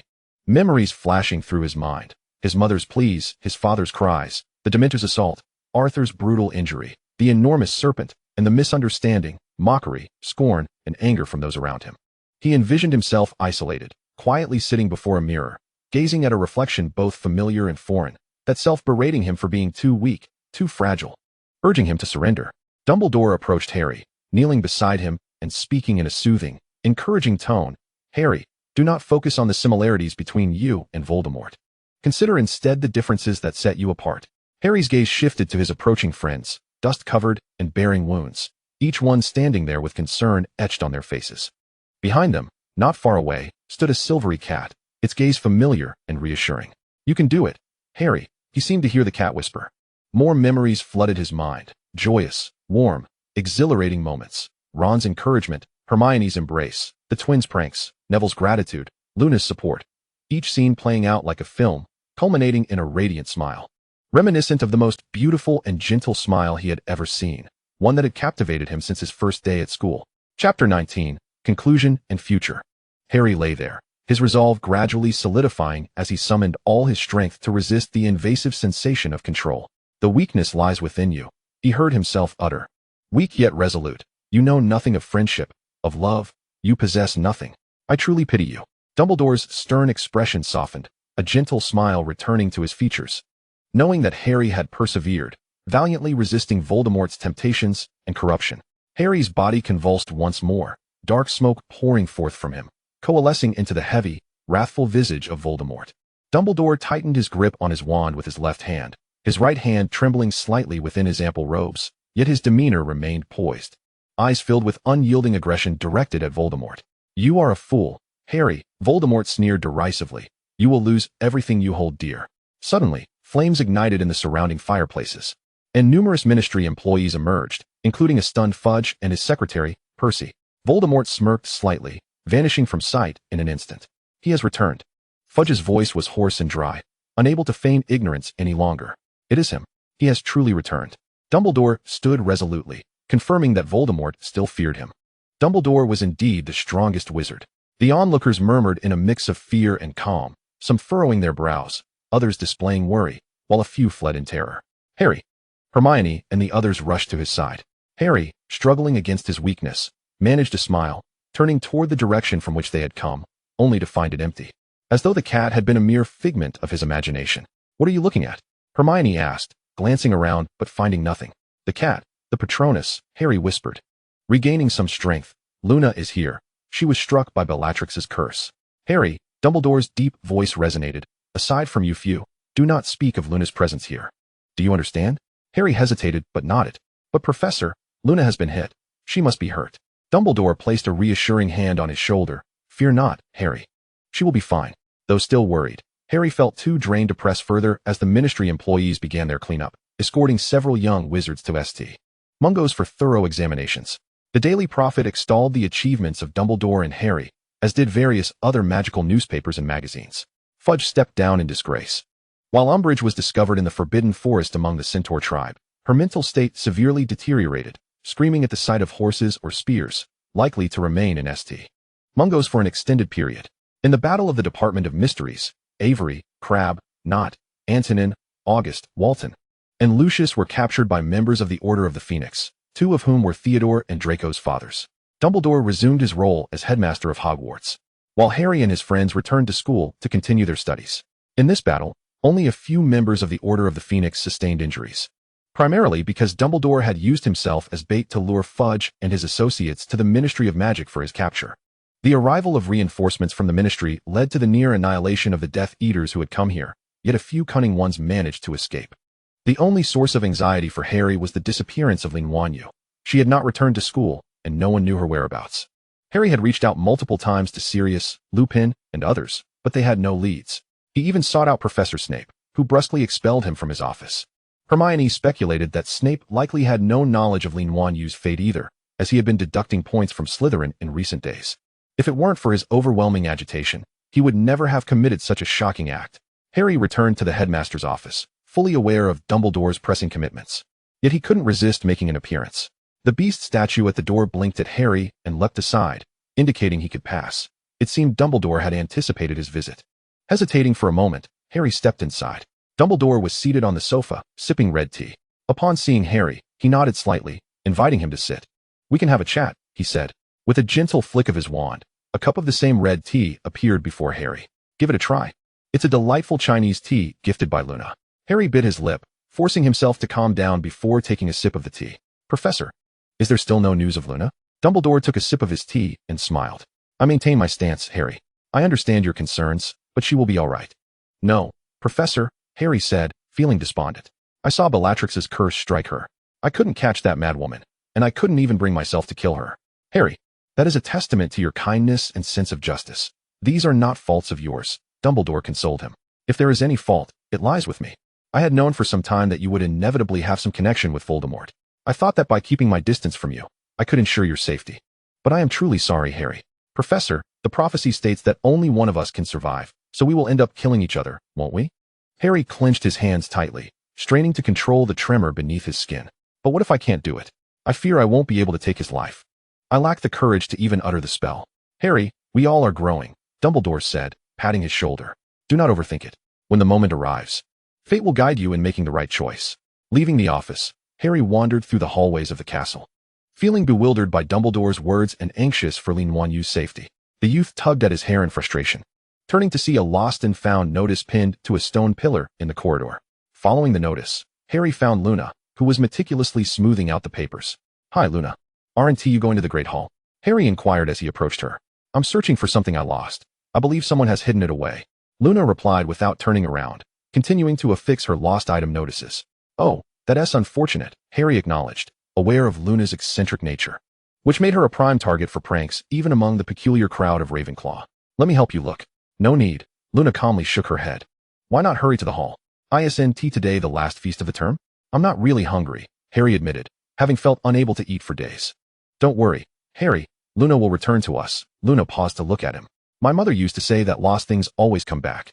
They just sometimes return in unexpected ways. She inadvertently looked up at the shoes hanging from the ceiling. Harry noticed the shoes as well. Yet Luna showed no urgency to retrieve them. I suddenly feel a bit hungry. I think I need some pudding.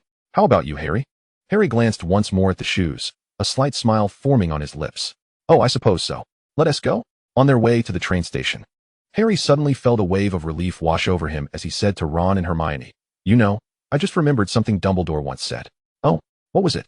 Hermione appeared in good spirits. Though battles lie ahead, we possess something Voldemort does not, and that is worth fighting for, Harry said with a smile. Ron, bewildered, muttered, What does Voldemort not have? Harry and Hermione exchanged amused glances as they walked towards the train, Ginny rolling her eyes at her oblivious brother as she followed along. Hey, you guys are too much, Ron shouted as he chased after them. Harry's 5th year had come to an end, yet some seemed to linger in that winter, trapped in the aftermath of the great battle. At this moment, the Knot Manor lay in eerie silence, occasionally disturbed by the sound of house elves operating, each appearing dejected, with tears glistening in their eyes. The capture of the Knot family patriarch had deeply saddened the elves, and their young mistress had returned to the estate shortly after the incident, having left Hogwarts prematurely. The once quiet manor now felt even more desolate, resembling a mausoleum. A slender figure stepped into the forsaken estate, followed closely by the house elf, Ellie. Miss, I will begin my duties now. Ellie had cared for Nuanyue during the holidays, and now that the break was over, she would return to the Knot Manor. However, due to Theodore's circumstances, Nuanyue could summon Ellie in certain ways. Nuanyue nodded and slowly entered the house, ascending to the 2nd floor, pausing at the familiar door of her room. After a moment's hesitation, she gently pushed the door open, revealing a pitch-black interior, almost devoid of visibility. I told you. There's no need to bring me food, a hoarse voice called from by the window, where a shadow curled up, barely distinguishable even in the moonlight. Nuanyue paused, gradually approaching, but the shadow showed no reaction, seemingly indifferent to who had entered this space. The manor was left with only a few house elves. Who would choose to wade through the murky waters of the Knot household at such a time?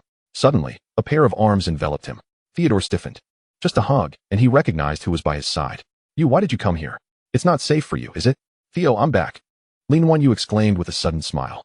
Theodore was taken aback. He remembered how, back in their 1st year when she lived here, she would always say, Theo, I'm back, whenever she returned home.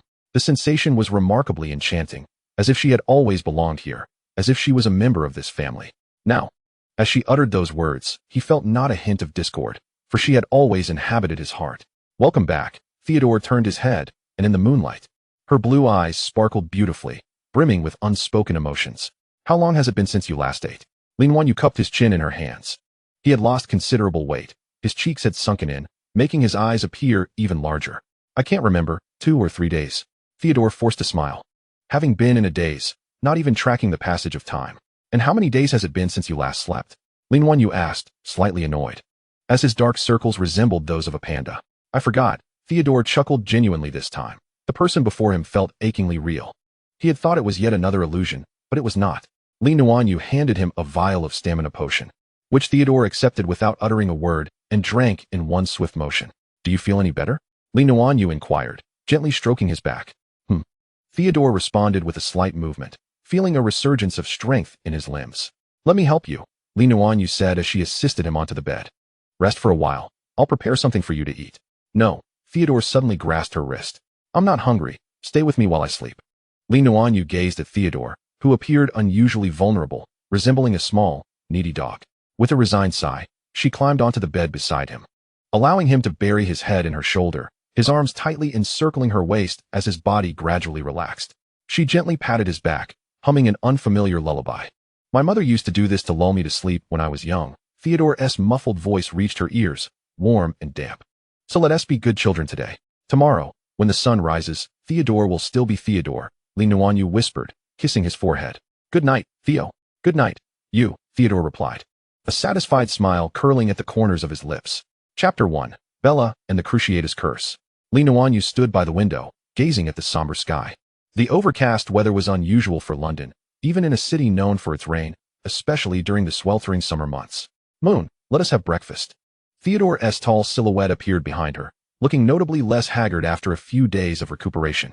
All right, Nuanyue replied, retracting her gaze and taking a seat at the dining table.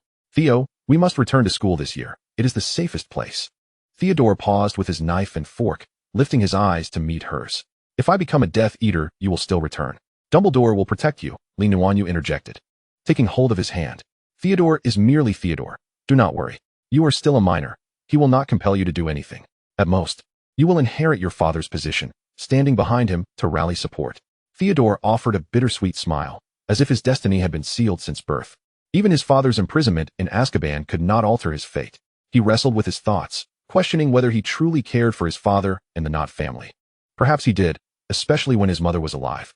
However, upon hearing the news of his father's capture, he felt neither shock nor panic. For he had known the inevitable outcome all along. Regardless of his father's fate, it seemed he was destined to become a Death Eater. What truly mattered to him was the path he and Nuanyue would take. If they were to become adversaries, he would rather point his wand at his own throat than at her. Nuanyue, I may have to leave soon. She tightened her grip on his hand. I must speak with that person. The Ministry of Magic requires my explanation. But rest assured, I shall be fine.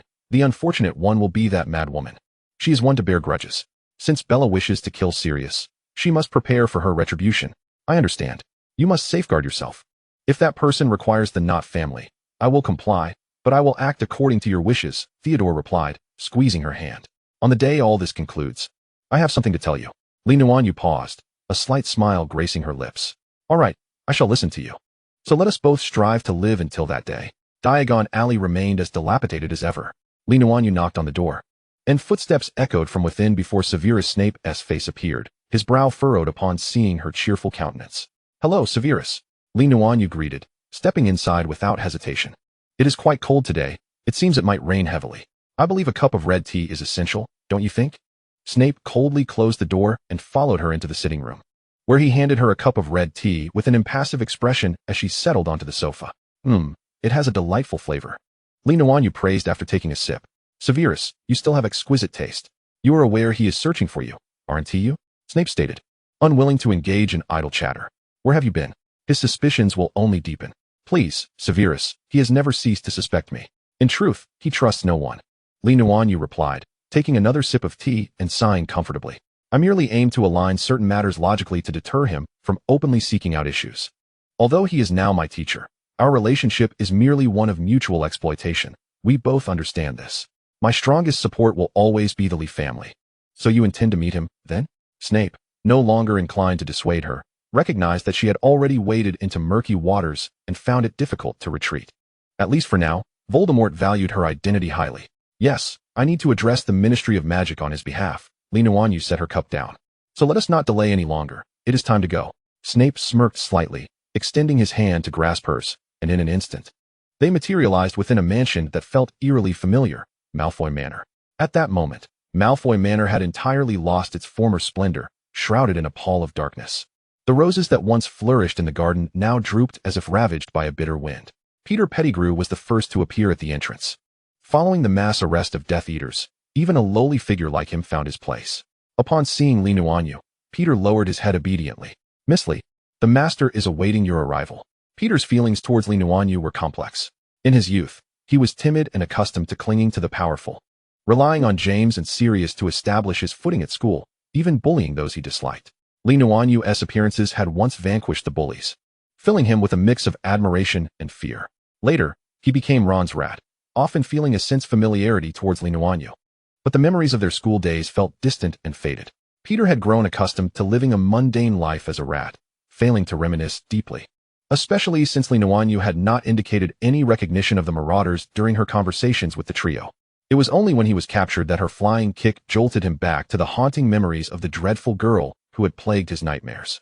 After escaping Azkaban, he sought out his former master, whose power and presence left him in a state of subservience, cautiously serving him to ensure his own safety. Though he harbored resentment towards Nuanyue, it was overshadowed by his fear of her.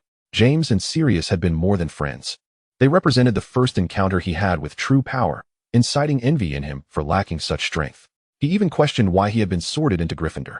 His betrayal of friends stemmed from that fear. He dreaded that if Voldemort triumphed, he would be held accountable as James's friend. Yet, he had not anticipated Voldemort's defeat. And now, similarly paralyzed by fear, he refrained from informing Voldemort about Li Nuanyue's past with Sirius. Wormtail, it has been a while, Li Nuanyue teased, regarding him with amusement. What an interesting reunion this is. If I recall correctly, you once bestowed upon me the killing curse. Miss Li, aye, Peter stammered, his legs trembling as he lowered his head further. He had always feared the ghost of Slytherin. But now his trepidation intensified towards the girl who could not be killed even by the killing curse. Now, as a disciple of Voldemort, Peter felt even less inclined to speak freely, knowing his place in Voldemort's eyes was that of a mere servant, while this girl was something entirely different. Do not be afraid. It is merely a test bestowed upon me by the teacher, Li Nuanyue said softly, a gentle smile gracing her lips as she patted his shoulder. Leaning closer, she whispered in his ear, "You are quite clever, Peter. The predicament you find yourself in is merely a result of unfortunate luck, having once stood on the wrong side. But now, I ask you, have you firmly established your position?" Peter trembled slightly, his head bowed in silence. "I shall proceed to meet the teacher first," Li Nuanyue remarked with a slight curve of her lips as she stepped through the door. In the hall, several Death Eaters stood, remnants of those who had escaped the battle at the Ministry of Magic. Upon seeing Li Nuanyue, Narcissa's eyes brightened momentarily before she lowered her gaze, concealing her inner joy. "Oh, my dear Luna, you have finally chosen to meet me, have you not?" Voldemort, still clad in his voluminous robes, opened his arms in a feigned display of warmth. "I was beginning to think you believed this confrontation was one your teacher had lost. I apologize, teacher. I did not remain until the end," Li Nuanyue replied with an expression of regret. "These past few days, I have been recuperating at the Knot Manor. You are aware. The killing curse, while it did not claim my life, inflicted considerable damage upon me. I was on the brink of death." Voldemort narrowed his eyes. "Regarding this matter, I too wish to inquire. Bellatrix has been claiming you provoked her. What transpired? While others had overlooked the events, I require your explanation, Luna." "Teacher, Uncle Lucius had initially succeeded," Li Nuanyue confessed, her expression contorted with turmoil. "We acquired the prophecy orb, and then the Order of the Phoenix arrived, plunging everyone into a fierce battle. I protected the prophecy orb when Uncle Lucius was ambushed, but..."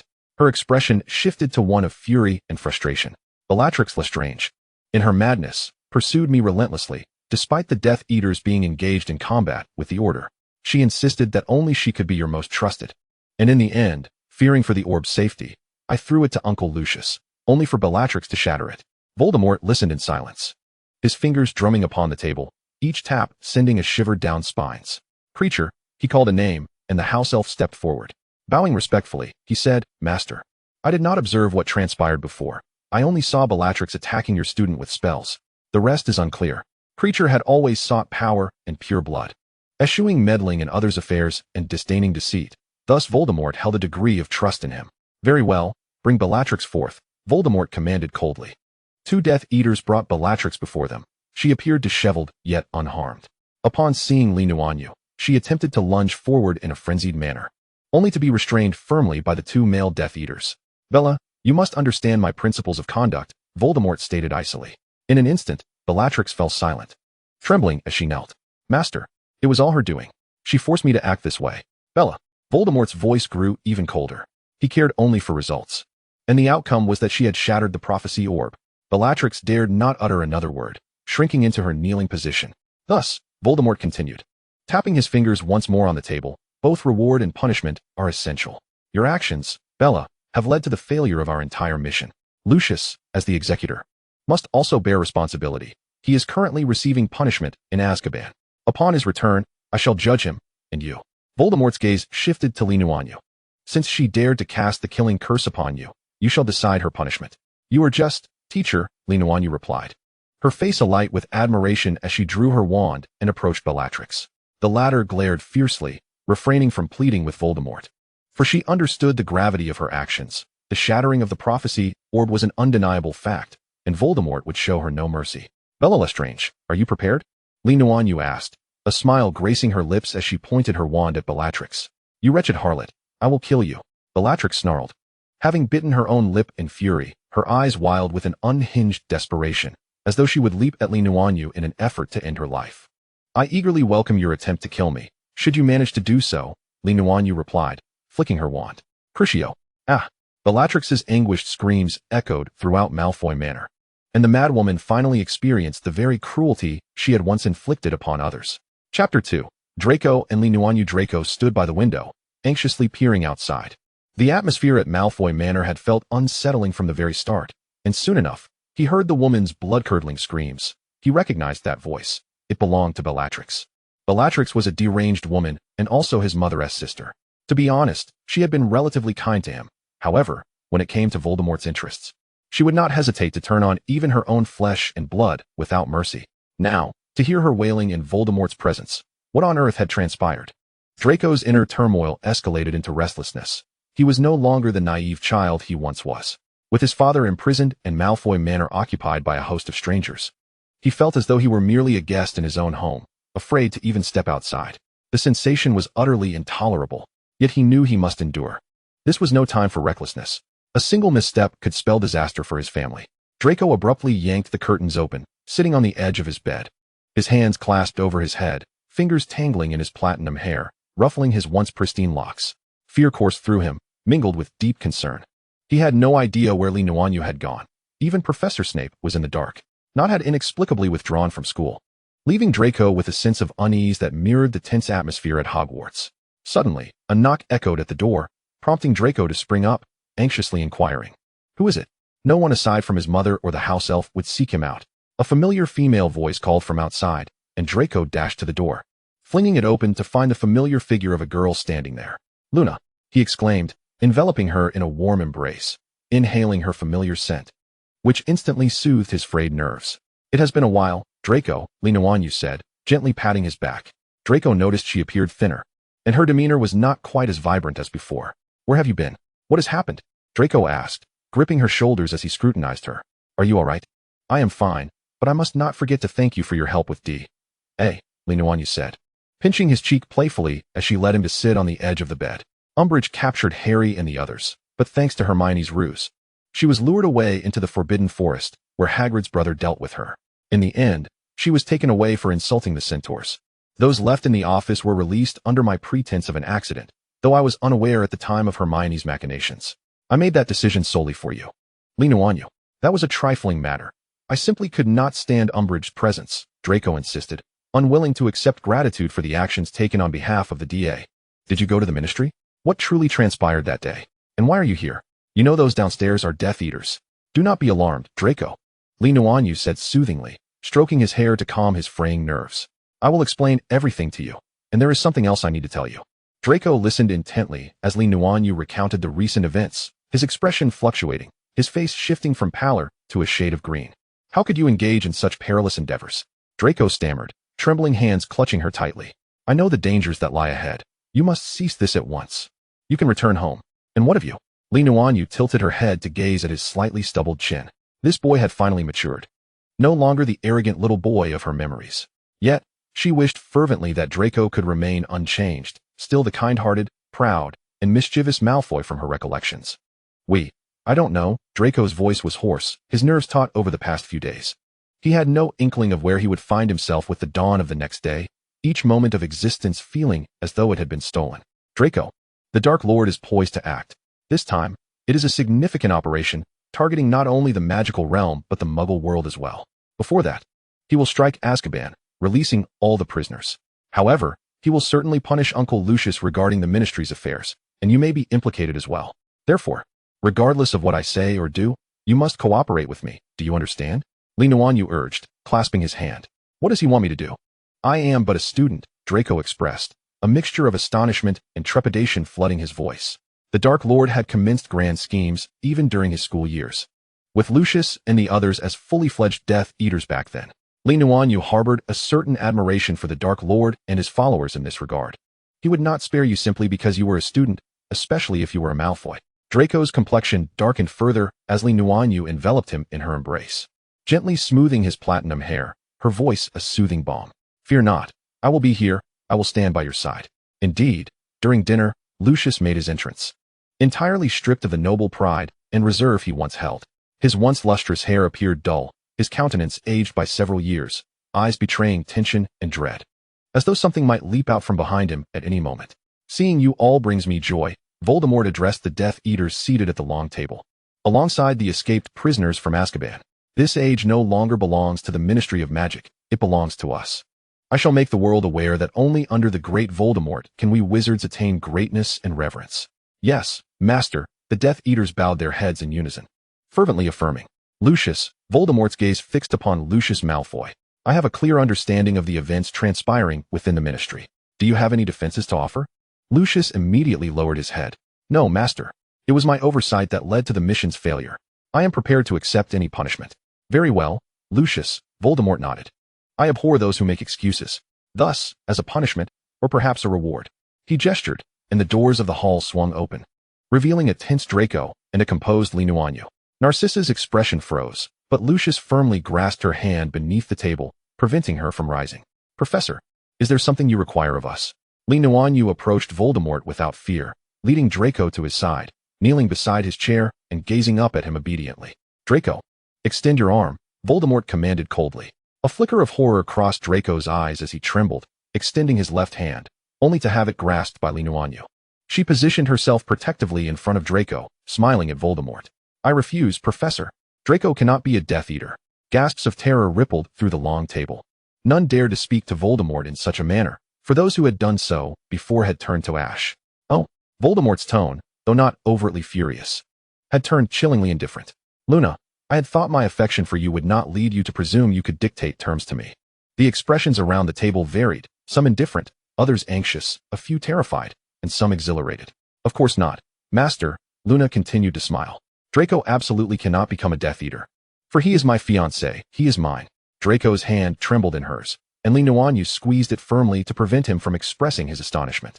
Voldemort had not anticipated this reasoning. He turned to the ever-composed Lucius and Narcissa. Oh, I was unaware of this development. Lucius promptly stood. Forgive me, Master. I merely wished to avoid troubling you with family matters. Oh, no, this is no trivial matter, Voldemort suddenly laughed. This is indeed a joyous occasion, a significant matter. Lucius, you have done well. Draco is commendable too. Thank you for your praise, Master. Lucius exhaled in relief, still too intimidated to raise his gaze. Then, for now, we shall set this matter aside. Voldemort did not seem offended, for the status of the Lee family was on equal footing with his own. The heir of the Lee family could be his student, yet not his servant's wife. Such a notion was absolutely unacceptable to the Lee family. Should Voldemort attempt to compel the Lee family's son-in-law into servitude, the family would undoubtedly be enraged, for it concerned their honor and dignity, an inviolable matter. However, I still expect you to fulfill your father's mission, Draco. Voldemort's serpentine eyes bore into Draco's pale visage. Draco felt Nuanyue's grip tighten around his hand once more. Summoning his courage, he declared, yes, Master. Voldemort grinned broadly. Excellent, excellent. Now, I shall inform you of what you need to do. The meeting extended for quite some time, and eventually, Voldemort departed Malfoy Manor with several followers.